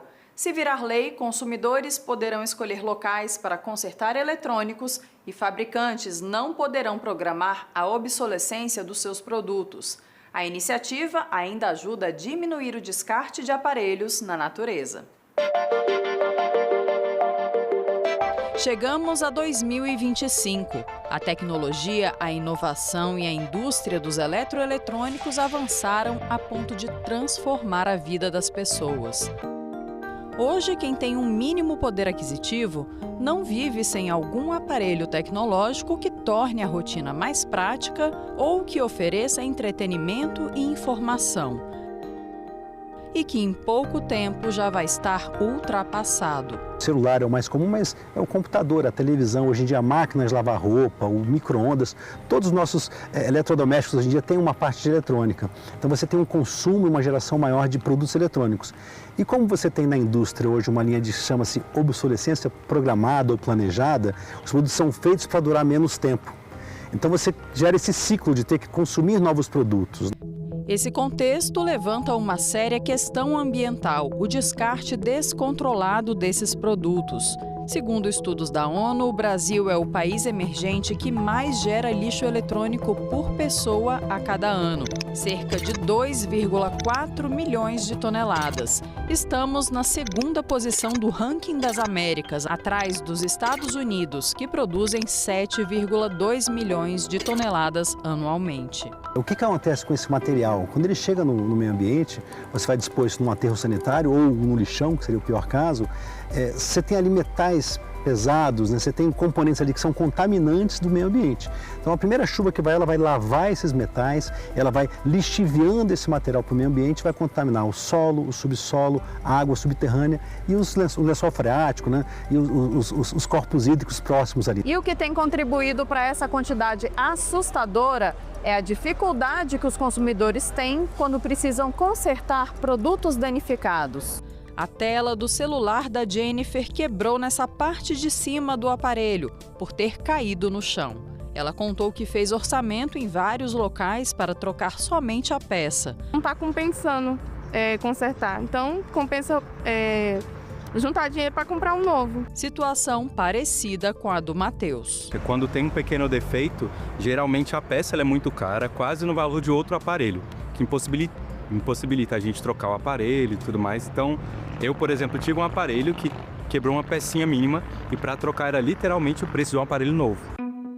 Era comum até alguns anos atrás vermos manuais com explicações de como consertar produtos e peças de reposição disponibilizadas no mercado pelos fabricantes. Mas isso tem se tornado cada vez menos frequente e conseguir assistência técnica ficou mais difícil. Nas lojas autorizadas, os consertos costumam ser caros, enquanto as pequenas oficinas não têm acesso a peças originais e, em muitos casos, são impedidas por lei de realizar reparos em certos dispositivos. Por ele ter muita tecnologia, alguns componentes são também muito frágeis e de difícil reparo. Antigamente o celular era fácil de reparar porque ele não fazia praticamente nada. Hoje em dia é muito complexo, então dificulta também o reparo. Alguns fabricantes, inclusive, eles têm chips nos componentes, nos periféricos vinculados à placa. Então, se você pegar dois aparelhos originais lacrados e você trocar todos os componentes de um com o outro, todos eles vão indicar que você trocou as peças. E aí isso para revenda ou até para o próprio usuário também é um prejuízo. Ligada a um grupo europeu, a Proteste, a Associação Brasileira de Defesa do Consumidor, acompanha as tendências que acontecem nos países de lá neste setor. Na União Europeia já é diferente, né? Então, todas as empresas que fabricam celular, por exemplo, são obrigadas a facilitar o reparo. O que é facilitar o reparo? É disponibilizar peças, é aceitar peças compatíveis, mas não originais, e principalmente é evitar o pareamento de partes. É uma prática chamada part sparing, que é quando não adianta substituir só a peça que quebrou. ela está pareada com uma série de componentes que só a assistência técnica original sabe, só ela tem esse código. Então, se você substituir só a tela, ele vai dar erro ou vai ter limitação, não vai ter o reconhecimento facial, a digitação vai ficar complicada, porque essa tela está pareada com outros componentes. A associação criou a campanha Já Reparou? O objetivo é informar sobre a importância da regulação da reparabilidade para a economia do consumidor e para o meio ambiente e entregar um abaixo-assinado ao senador Ciro Nogueira, autor do projeto de lei 805 de 2024, para que o parlamentar dê seguimento à sua tramitação. O senador Ciro Nogueira propõe uma alteração no Código de Defesa do Consumidor para facilitar o reparo de eletroeletrônicos e proibir a chamada obsolescência programada, que é a fabricação de aparelhos com vida útil curta e pré-determinada. Então, é um projeto muito bom, né? O Código é uma legislação excelente em termos consumeristas, mas ela precisa ser atualizada, né? Uma legislação que já tem mais de 30 anos e essa seria uma atualização muito importante, especialmente num país como o Brasil, que é o terceiro maior mercado de celulares do mundo, para pegar um eletroeletrônico muito usado, né? E um país de renda média, onde as assistências técnicas não estão distribuídas igualmente por todo o território e os consumidores não têm o nível de renda que tem o consumidor norte-americano ou o consumidor europeu, por exemplo. Você teria que ter uma rede de pontos de reparo, onde a população se sinta segura de levar o seu equipamento, que ali você tem dados, às vezes, dados da pessoa, né? Tem informações ali que pela LGPD, a Lei de Gestão de Proteção de Dados, né? Você tem que guardar esses dados, não pode ter a divulgação. As pessoas têm muito receio de dar o seu celular para alguém mexer, o seu computador para alguém mexer. Então essa rede tem que ser uma rede certificada, treinada pela própria indústria que produziu os equipamentos, para que o consumidor sinta à vontade. E tem que ser próxima, para as pessoas não terem que se deslocar muito, né, para fazer esse reparo. Tendo esse reparo disponível e sendo mais barato do que a aquisição do equipamento novo, você consegue fazer com que a população decida pelo reparo. Sempre haverá aquele consumidor, e isso não é proibido, que quer o novo, não tem problema. Tem que dar alternativas por vários motivos, né, por opção, ou a pessoa que não tem uma renda para estar sempre comprando um novo, dela mesmo reparar ou ter essas peças sobressalentes, ferramentas, acesso a pequenas oficinas. A lei fala numa plataforma, né, que o fornecedor tem que ter uma plataforma que ele vai indicar aonde ele pode reparar esse produto. Por pessoas autorizadas, autorizadas pelo próprio fornecedor ou por terceiros. Isso também é muito importante, né? Porque muitas vezes você quer reparar o produto e o fornecedor não tem na sua cidade. 19 de abril é dia de celebrar a diversidade cultural indígena e lembrar das lutas de 305 etnias no Brasil, que somam mais de 1.600.000 pessoas. A ministra Sônia Guajajara falou sobre a atuação política indígena no país.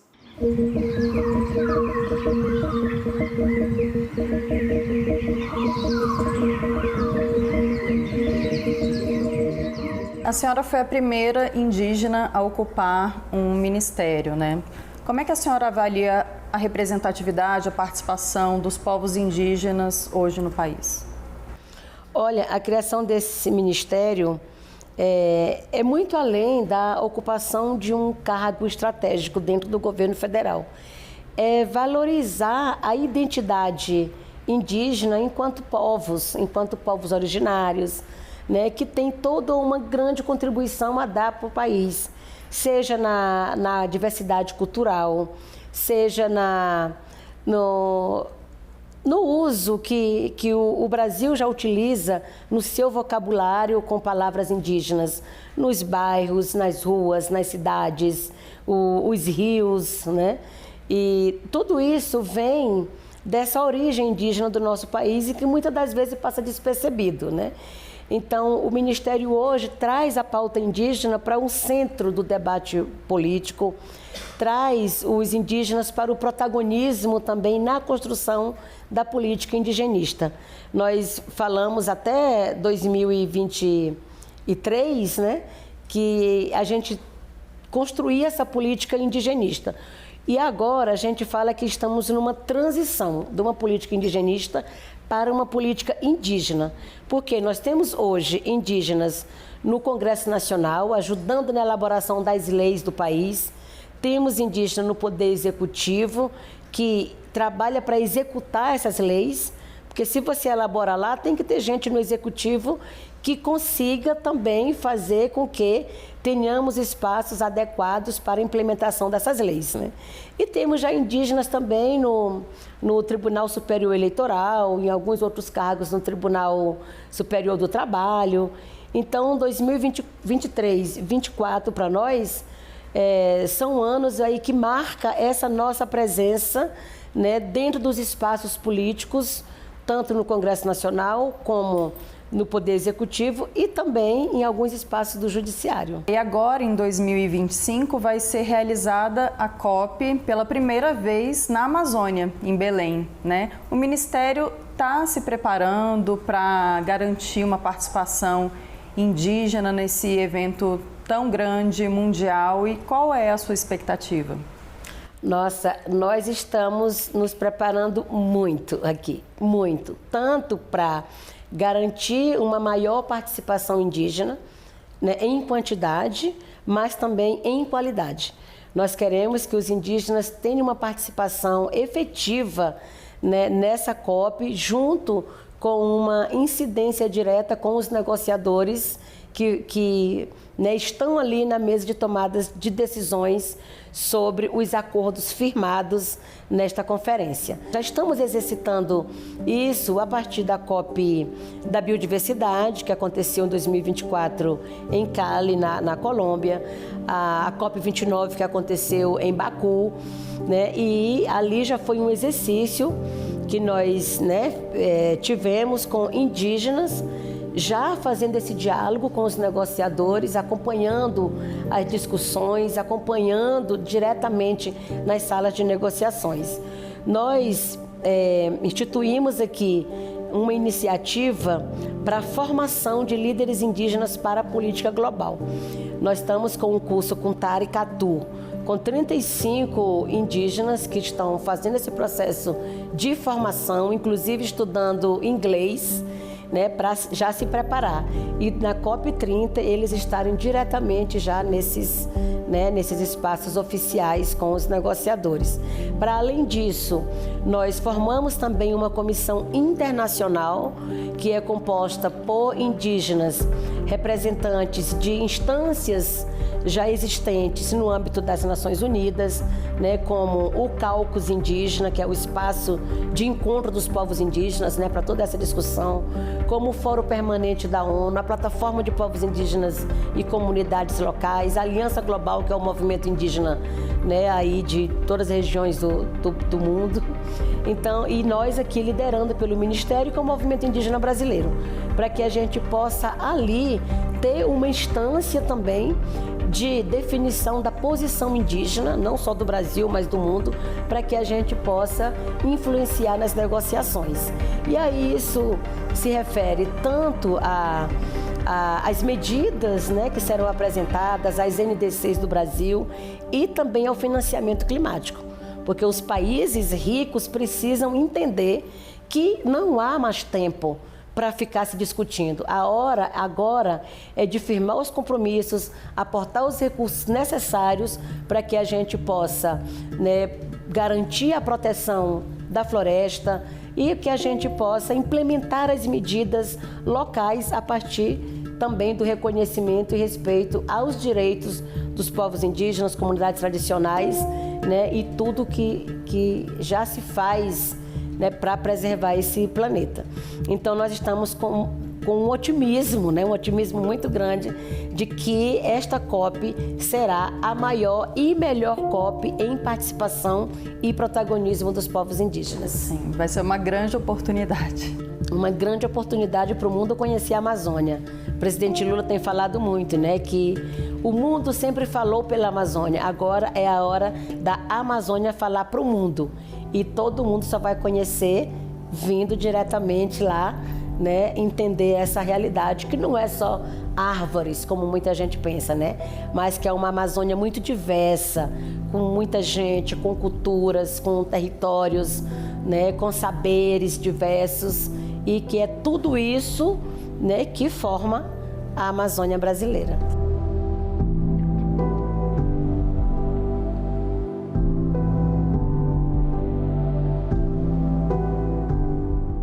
Agora, destaques do que aconteceu no Brasil e no planeta nos últimos dias no nosso Giro Ambiental.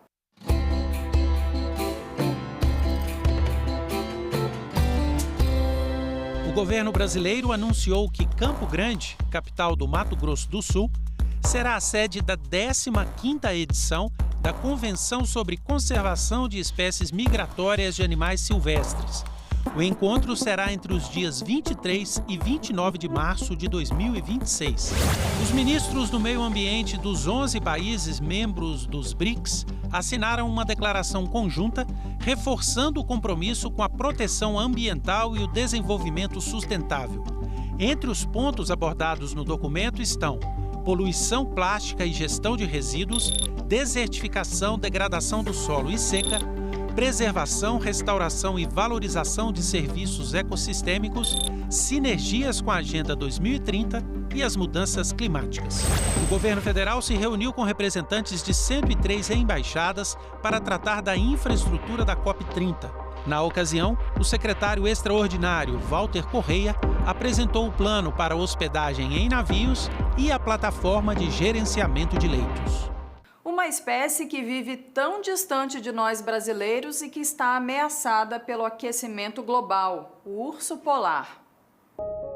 Maior carnívoro terrestre do planeta, o urso polar pode pesar cerca de 800 quilos e atingir até 3 metros de altura. Esses animais, que vivem somente no Polo Norte, estão perfeitamente adaptados a condições extremas, algo fundamental para a sobrevivência nas baixas temperaturas do Ártico, que podem atingir menos 46 graus Celsius. As orelhas pequenas e redondas, a cauda curta e compacta e as 2 camadas de pelo ajudam a minimizar a perda de calor. Apesar de serem animais solitários, os ursos polares não são antissociais. Ao final da primavera e início do verão, eles buscam ativamente por parceiros para acasalar. A espécie está classificada como vulnerável na lista vermelha da União Internacional para a Conservação da Natureza. O gelo marinho, que tem um papel crucial na sua sobrevivência, serve como plataforma para a caça, a reprodução e, em alguns casos, para a construção de tocas maternas. Mas as mudanças climáticas têm causado a perda de seu habitat com o derretimento das geleiras. Os efeitos dessas transformações são mais intensos e mediáticos no Ártico do que na Antártida, comprometendo a sobrevivência dos ursos polares. E agora vamos mostrar a história da Catarina Lorenzo. Ela tem 17 anos, é surfista de ondas grandes, baiana, e em 2019 discursou na sede da ONU sobre mudanças climáticas. Junto com outras 15 crianças e adolescentes, entre elas a famosa Greta Thunberg, a brasileira foi porta-voz de uma reclamação formal contra a Alemanha, Argentina, França, Turquia e Brasil no combate ao aquecimento global. O meu ativismo e essa minha paixão pelo meio ambiente começou desde muito pequena. Eu cresci em uma família que sempre me incentivou a gerar uma conexão com a natureza. Então eles sempre me ensinaram que cuidar da natureza é cuidar de mim mesmo, porque eu faço parte da natureza. Minha família fundou uma luta e iniciou uma luta aqui em Salvador da proteção de uma área de Mata Atlântica chamada Vale Encantado, no meio da cidade de Salvador. É uma luta que acontece até hoje e essa foi a minha primeira luta ambiental. E surfo desde os 2 aninhos de idade, então eu estou constantemente no mar e no oceano. Naquele ambiente natural, eu comecei a perceber mudanças. Eu comecei a perceber um aumento de esgoto dentro do mar, comecei a perceber um aumento de poluição, comecei a perceber um aumento de desmatamento. Quando eu tinha mais ou menos 9 anos de idade, eu estava nadando nessa piscina natural, onde eu aprendi a nadar, minha família toda nadou neste local. Cheguei próximo onde tem 2 corais centrais, e quando eu cheguei bem próximo deles, eu vi que os corais estavam cheios de pontinhos brancos e quase sem água nenhuma. Isso quer dizer que ou o coral está morto ou está próximo de morrer. E além disso também, a coisa mais estranha era a quentura da água. Sim, a água na Bahia é quente, mas era um quente absurdo. E na época eu não sabia que o que eu tinha vivido ali, com aquelas questões dos corais e com aquela questão da água estando numa temperatura muito alta, tinha a ver com as mudanças climáticas. Só fui descobrir depois, quando eu tinha 12 anos, estava na escola, fazendo uma eletiva de ciências ambientais. E aí a gente estava aprendendo sobre gases de efeito estufa, citou o tema das mudanças climáticas, eu me interessei, pesquisei, e ao pesquisar aprendi mais sobre e fiz esse link. E foi como se eu compreendesse aquele momento que eu saí da água e falei assim, nossa, isso aqui que eu vivi não é normal. Veio uma vontade dentro de mim de tomar atitudes ainda maiores do que eu tava fazendo. Eu precisava agir contra as mudanças climáticas para resolver esse problema.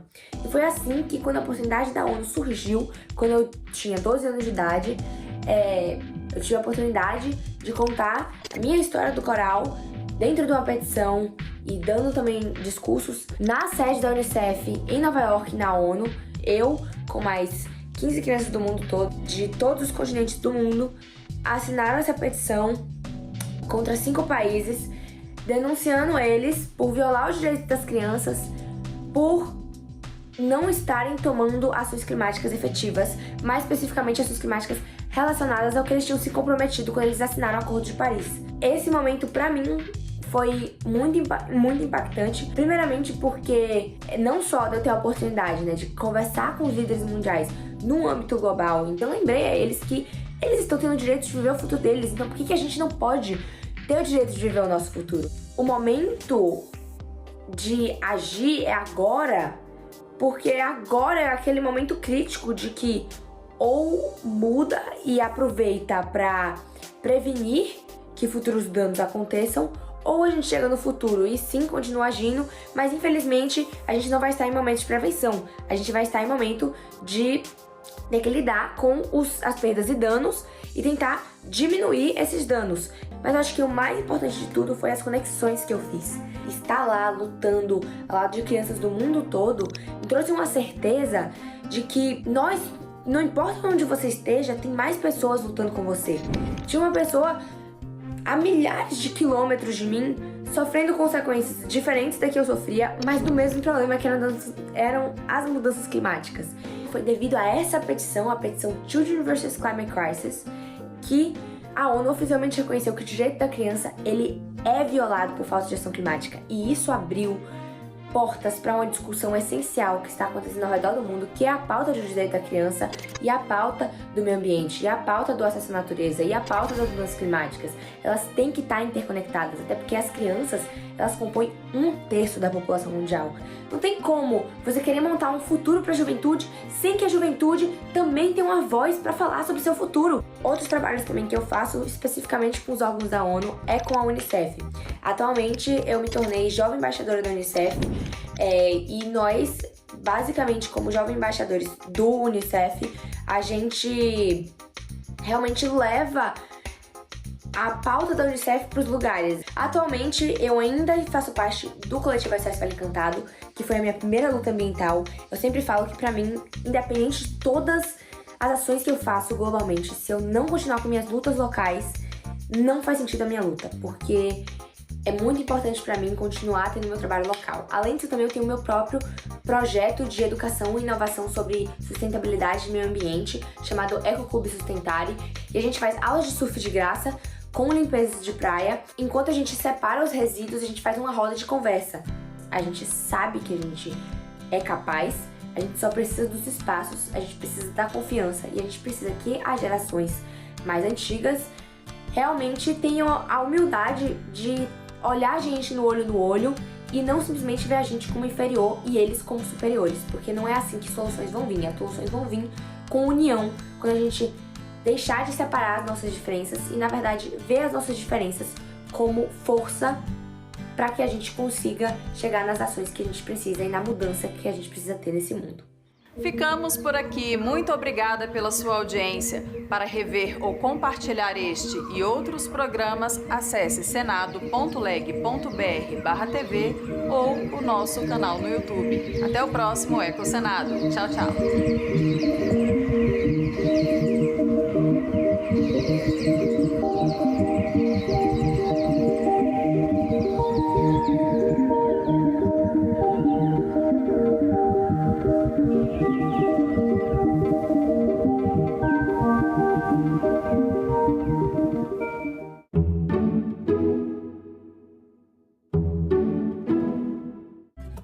Ninguém sabe qual é a malha, o que está transportando, aonde que está indo. Ninguém acompanha isso. Mas no Brasil, só ouvi falar de caminhão, de bitrem, carreta, estrada, 4 pistas, 7 pistas, só para carro, mais carro, mais carro. Ferrovia, você não vê falar que inaugurou uma nova ferrovia que vai da Bahia até no Rio Grande do Sul. Você não vê falar isso. Senadoc, neste sábado, 9 horas da noite, aqui na TV Senado. O saneamento básico ele é um elemento essencial para a qualidade de vida das pessoas. Quando não há isso, as pessoas estão expostas a uma quantidade enorme de sujeira com contaminantes e agentes de infecção dos mais diversos tipos. A PEC aprovada que coloca o saneamento básico entre os direitos sociais, ela é estratégica, porque quando nós falamos que 43% somente da população tem acesso, é um número baixo, mas quando a gente olha regionalmente e olha as regiões mais pobres e isoladas, comunidades indígenas, quilombolas, a região norte, nordeste, os números são piores ainda. Essa inclusão ela permite um olhar diferenciado do ponto de vista orçamentário e integrado.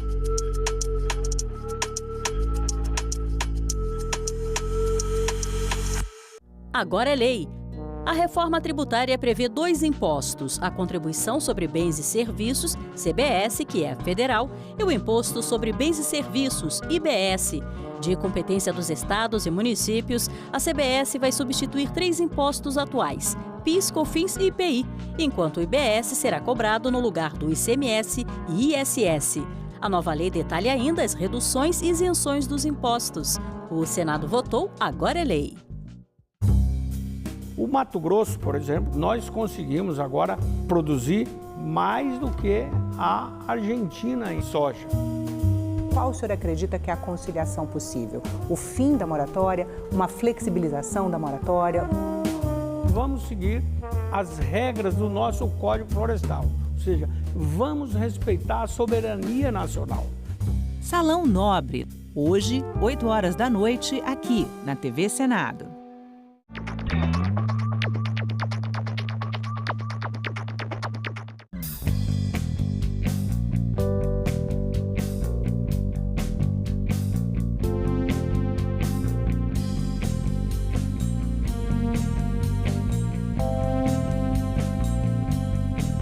A gente também fala tupi. Tocantins é uma palavra tupi que identifica uma etnia indígena e significa bico de tucano. Vem de tucã, como o pássaro é chamado em tupi, mais ti, que pode significar bico ou nariz. Já o nome tucano é formado por tu ou ti, que quer dizer bico, mais canga, termo para osso. Seria então a ave do bico feito de osso. A gente também fala tupi.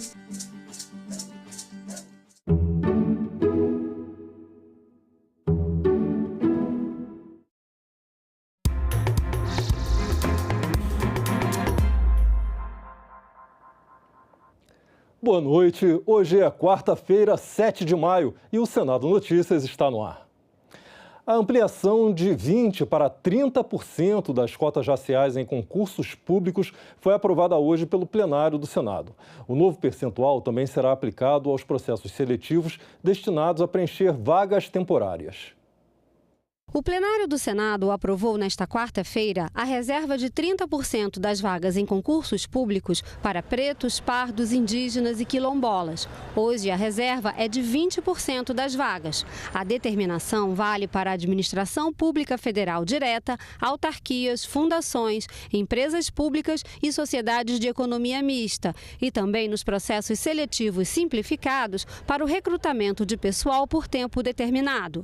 As cotas serão aplicadas quando houver pelo menos 2 vagas. Os candidatos poderão concorrer nas vagas gerais e também nas vagas reservadas. A lei será revista daqui a 10 anos. A identificação racial será por autodeclaração no momento da inscrição no concurso, mas os editais devem prever uma confirmação complementar, com participação de especialistas e critérios que considerem características regionais. Caso a autodeclaração seja indeferida, o candidato ainda poderá disputar as vagas destinadas à ampla concorrência, a não ser que haja indícios de fraude ou má-fé. Serão chamados os aprovados da ampla concorrência, alternadamente e proporcionalmente entre os candidatos de cotas, de acordo com o número de vagas para cada um. A confirmação complementar existe para fortalecer a credibilidade desta ação afirmativa de inclusão social e reparo histórico. Ademais, a previsão legal deste processo traz segurança jurídica para o certame e principalmente para o candidato optante pela reserva de vaga, sendo que este aprimoramento assegurará que o sistema de cotas cumpra o seu propósito. Vai ter uma comissão para ficar claro se uma pessoa é negro ou não é negro, enfim. Então, nesse momento, presidente, fizeram duas pequenas mudanças e que o Humberto Costa repôs por unanimidade na Comissão de Direitos Humanos. Esse texto de cotas sobre concursos ainda segue para a sanção presidencial. Os senadores discutiram também duas propostas de emenda à Constituição. Uma inclui guardas municipais e agentes de trânsito no sistema de segurança pública. A outra inclui como princípio constitucional a garantia da educação inclusiva em todos os níveis. A Comissão de Direitos Humanos aprovou a criação de casas de atendimento integrado para crianças e adolescentes vítimas ou testemunhas de violência. O objetivo é garantir que crianças, adolescentes e seus familiares recebam em um só local atendimento psicológico, social e jurídico realizado por equipes multidisciplinares especializadas.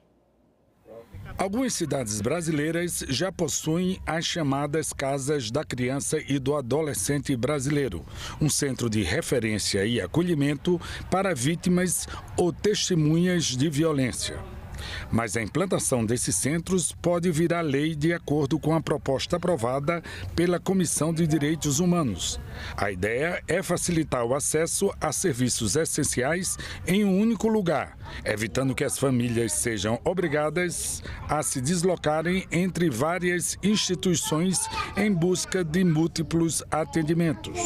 A principal função da casa é evitar a revitimização que ocorre quando a vítima é ouvida várias vezes sobre a violência, o que provoca o aumento do sofrimento. A relatora do projeto na CDH, senadora Damares Alves, defendeu a aprovação da matéria. Nós temos a Casa da Mulher Brasileira no Brasil, em que é uma casa em que todos os órgãos se reúnem para atender a mulher vítima de violência. O Centro de Atendimento Integral à Criança é igual. Uma criança sofre violência, o que acontece no Brasil? A mãe corre na delegacia com a criança machucada. Da delegacia, a mãe tem que ir para o IML. Essa mãe não tem dinheiro do ônibus. E o IML, às vezes, fica em outra cidade e fora do espaço que ela conhece. Depois do IML, ela tem que ir para a Defensoria Pública. Ela não tem dinheiro para ir na Defensoria Pública. Depois da Defensoria Pública, tem que ir na promotoria. Depois tem que falar com o serviço de psicólogos para dar um outro laudo. Essa forma de andar desestimula a família a denunciar a violência contra a criança. Atualmente, as multas resultantes de danos ambientais e os bens apreendidos não vão para municípios e suas populações. Um projeto que pode reverter essa situação foi tema de uma audiência pública hoje na Comissão de Meio Ambiente do Senado. Enchentes, queimadas, contaminação das fontes de água, devastação ilegal da mata nativa, exploração clandestina de madeira, garimpos em área de preservação. As modalidades de crimes ambientais são muitas e se repetem em todo o país. Só que as multas aplicadas e os equipamentos apreendidos revertem para a União e não chegam a compensar os municípios nem as populações mais prejudicadas. Um projeto de lei do senador Zequinha Marinho, relatado pela senadora Elisiane Gama, foi o centro dos debates em audiência pública na Comissão de Meio Ambiente. A presente reunião destina-se à realização de audiência pública com o objetivo de instruir o PL 5142 de 2019, que altera a Lei número 9.605, de 12 de fevereiro de 98, que dispõe sobre as sanções penais e administrativas derivadas de condutas e atividades lesivas ao meio ambiente. Especialistas e convidados analisaram a proposta de diferentes pontos de vista. Enquanto o representante do IBAMA se manifestou radicalmente contra o projeto, outros ressaltaram a desigualdade entre os municípios brasileiros, questionando a competência dos mesmos para fiscalizar as infrações e ainda aplicar eventualmente os valores arrecadados com multas, venda de bens apreendidos, alertando inclusive para riscos de inconstitucionalidade. Hoje, nós temos que quando há uma apreensão de um instrumento da prática de uma infração, ele é vendido e o controle é feito judicialmente, que é o meu, né? Da destinação. E no artigo 73, hoje a redação atual é a reversão para o Fundo Nacional do Meio Ambiente, porque a lei é federal e disciplina principalmente as multas federais. Mais do que isso, também determina para o Fundo de Desastres, uma parte, e ainda pode ser destinado aos estados e aos municípios. Esse critério municipalista que é proposto é o mais adequado? Nós temos que tomar um cuidado na discussão de reparação de danos ambientais, que nós sabemos, né, que tem a responsabilidade civil, administrativa e penal.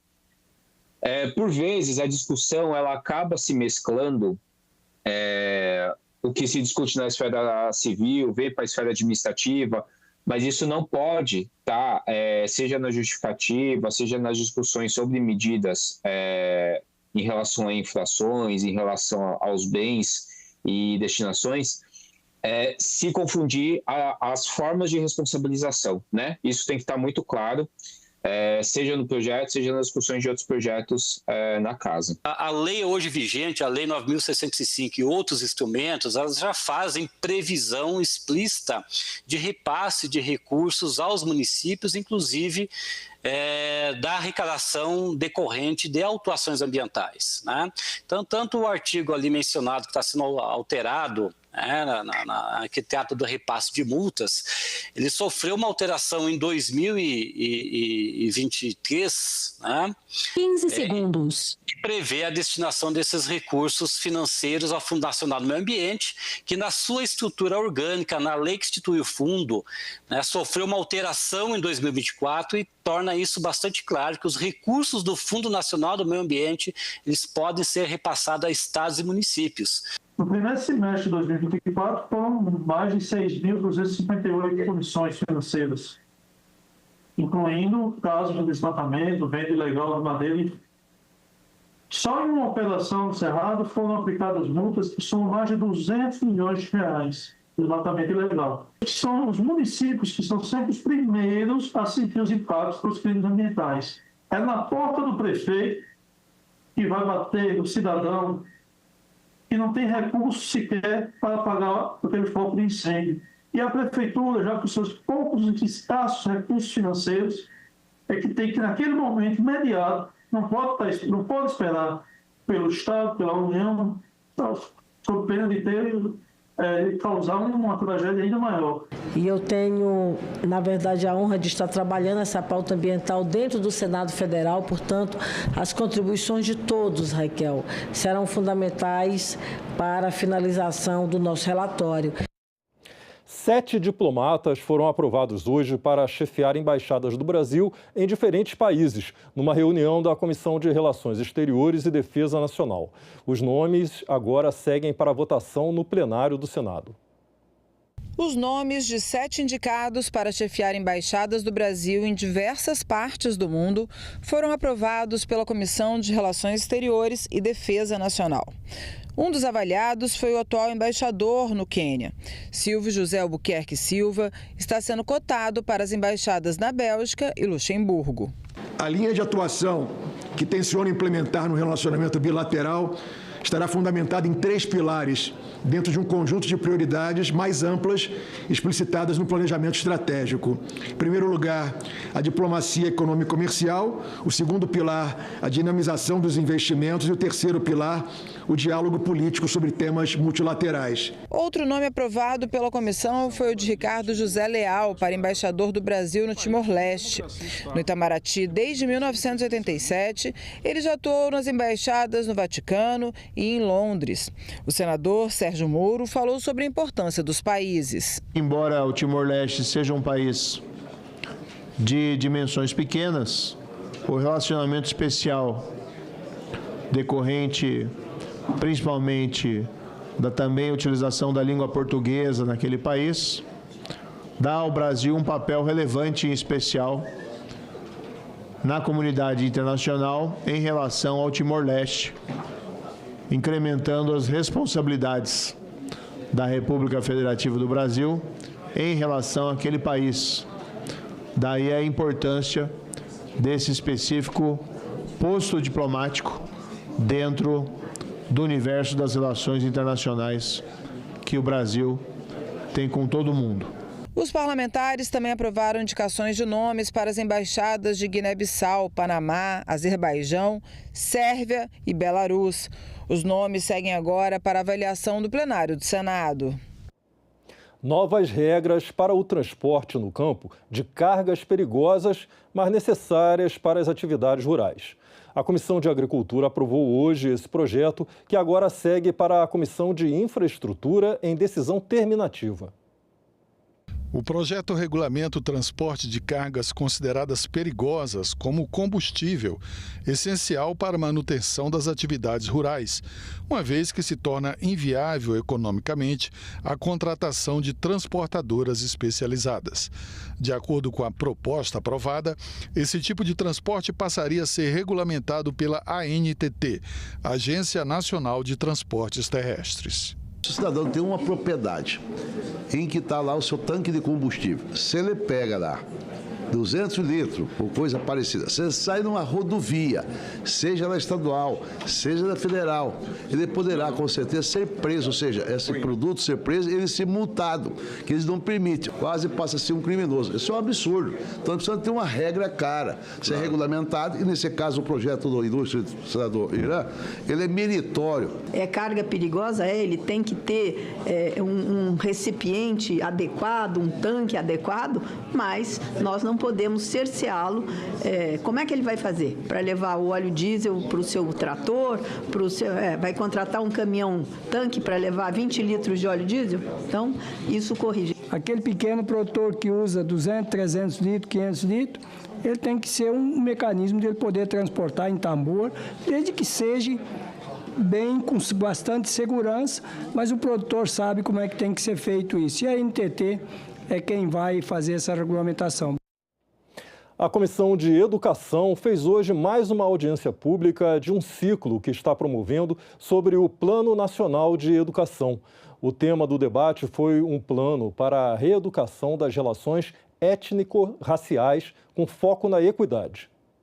Casos de racismo são comuns nas escolas brasileiras, afetando principalmente alunos negros e indígenas.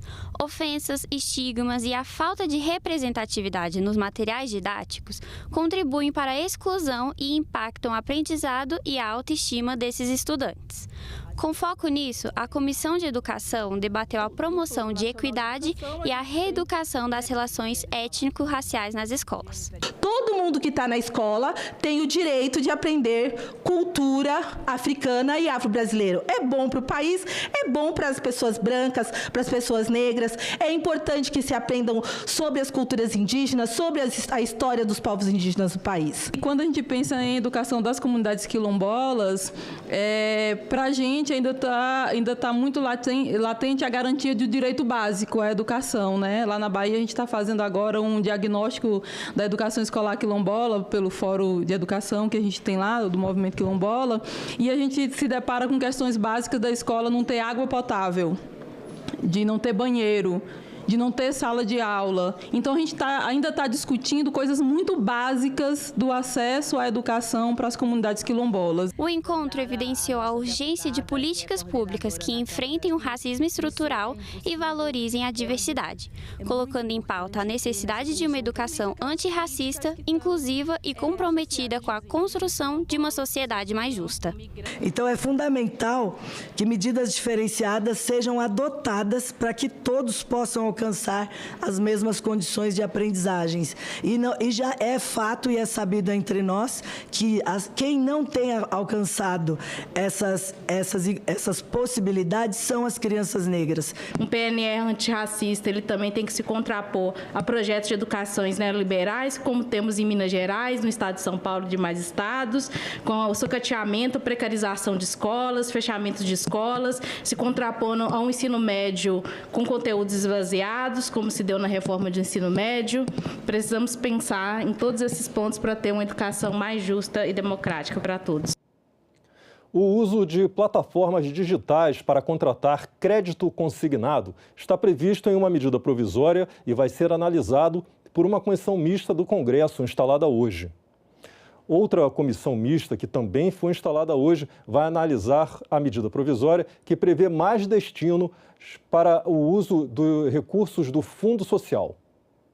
Duas comissões de análise de medida provisória foram instaladas nesta quarta-feira pelo Congresso Nacional. Uma permite que o crédito consignado seja adquirido através de plataformas digitais. Esse texto prevê que até 10% do saldo do FGTS pode ser usado como garantia para o empréstimo.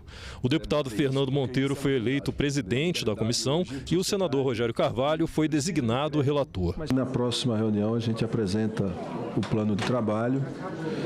Acho que é um momento oportuno para a gente tratar de temas como essa questão do crédito a profissionais que estão ocupados, que têm renda e que deveriam poder também ter acesso a crédito mais barato. A outra comissão vai analisar a medida provisória que libera o uso de recursos do Fundo Social para financiamento de projetos de infraestrutura social, habitação popular e enfrentamento de calamidades públicas. O deputado José Priante foi designado relator e a senadora professora Dorinha Seabra foi eleita presidente da comissão. Fim da reeleição para presidente, prefeito e governador? Esse assunto está em debate na Comissão de Constituição e Justiça. A proposta também aumenta o mandato de senadores e deputados, mas isso não é consenso entre os integrantes da comissão. A proposta de emenda à Constituição que prevê o fim da reeleição para cargos do Executivo voltou à pauta da CCJ. Mas como houve uma mudança no parecer apresentado pelo relator, senador Marcelo Castro, um novo pedido de vista foi concedido. O relator manteve a proposta de eleições gerais e municipais no mesmo dia, mas antecipou o período de transição, antes previsto para 2034, para 2030. O que foi que os senadores mais se manifestaram contra o meu parecer? É que a reeleição, o fim da reeleição é uma coisa tão boa para o Brasil que nós não deveríamos deixar uma transição tão longa quanto eu estava propondo. Então eu estou encurtando a transição. A primeira eleição de prefeito será a última reeleição. E a primeira eleição de governador, tirando a próxima, porque já está muito em cima, será a última reeleição. Ele manteve o tempo dos mandatos previsto no relatório. 5 anos para cargos do Executivo, vereadores e deputados e 10 anos para senadores. Mas esse tema ainda não é consenso entre os parlamentares. Eu acho que é muito ruim você sair, por exemplo, de um mandato de 8 anos de senador, que já é um grande tempo, para um mandato de 10 anos. Isso não existe em nenhum país. Tentei, inclusive, hoje levantar para ver se a gente consegue ter algum país como referência. Não tem nenhum país que nós tenhamos uma década de mandato para senador. E aumentar o mandato de deputado federal para 5 anos também. A suspensão da demarcação de terras indígenas em Santa Catarina foi outro tema debatido na reunião de hoje da Comissão de Constituição e Justiça. Um pedido de vista adiou a votação. O projeto de decreto legislativo pede a sustação de decretos do Poder Executivo que demarcam terras indígenas em Santa Catarina. Segundo o autor da proposta, os decretos contrariam a lei do marco temporal. A lei do marco temporal, 14.781, ela é constitucional, porque ninguém impugnou. E este artigo que o senhor leu consulta as comunidades como se faz com terreno de marinha. Ninguém é considerado não mais ocupante de terreno de marinha sem notificação individual. É o respeito ao direito de propriedade e suas similitudes. Então, o decreto que embasa, o decreto de homologação está revogado por lei. O relator do projeto, o senador Alessandro Vieira, explicou que, nesse caso, cabe ao Poder Judiciário sustar os atos do Poder Executivo. De fato, o artigo 15 da Lei 14.701, de 23, prevê que é nula a demarcação que não atenda aos preceitos estabelecidos pela lei. Ocorre que, como já dito, o reconhecimento da eventual nulidade deve ser buscado junto ao Poder Judiciário, que tem função constitucional típica de resolver definitivamente os conflitos de interesse e não perante o Poder Legislativo. O que eu vejo, senador Alessandro, é que vivemos tempos extraordinários. O Congresso aprovou uma lei que está sendo ignorada pelo Poder Executivo, uma lei que está sendo ignorada pelo Poder Judiciário. O cidadão não tem para onde recorrer. E, de repente, essa casa simplesmente vai afirmar: não é que o Congresso, o local, para que nós possamos reclamar sobre esse fato. A Constituição vale para tempos ordinários e extraordinários. A Constituição tem que ser guia daquilo que a gente faz aqui. Deve ser guia daquilo que eles fazem do outro lado da praça também. Quando eles lá ultrapassam os limites, existem remédios. Não tivemos ainda a capacidade política de aplicá-los. Mas vamos chegar a esse momento de aplicação. Porque esse país já teve impedimento de presidente da República, já teve cassação de senador, deputado, governador, prefeito, vereador, e há de chegar a hora de ter impedimento também de ministro supremo, que são homens e mulheres como todos nós, eles erram também. Se eu desrespeito aqui, ele desrespeita do outro lado da praça, aí o presidente Lula também desrespeita, vamos fazer o quê? Vamos brigar no meio da praça? É essa a solução? Uma crise institucional é solução para o Brasil? Foi instalada hoje a subcomissão temporária do Senado, que vai acompanhar os preparativos para a COP30. A conferência climática vai acontecer em novembro, em Belém, no Pará. A subcomissão foi criada a partir de um requerimento da senadora Leila Barros, que vai presidir o colegiado, a vice Augusta Brito e o relator Beto Faro. Precisamos atuar com protagonismo, acompanhando de perto os preparativos, fiscalizando, debatendo, propondo e contribuindo para que a participação do Brasil seja à altura do papel global, do seu papel global. A realização da conferência na Amazônia carrega um simbolismo poderoso. A região amazônica é, ao mesmo tempo, esperança e alerta para a humanidade.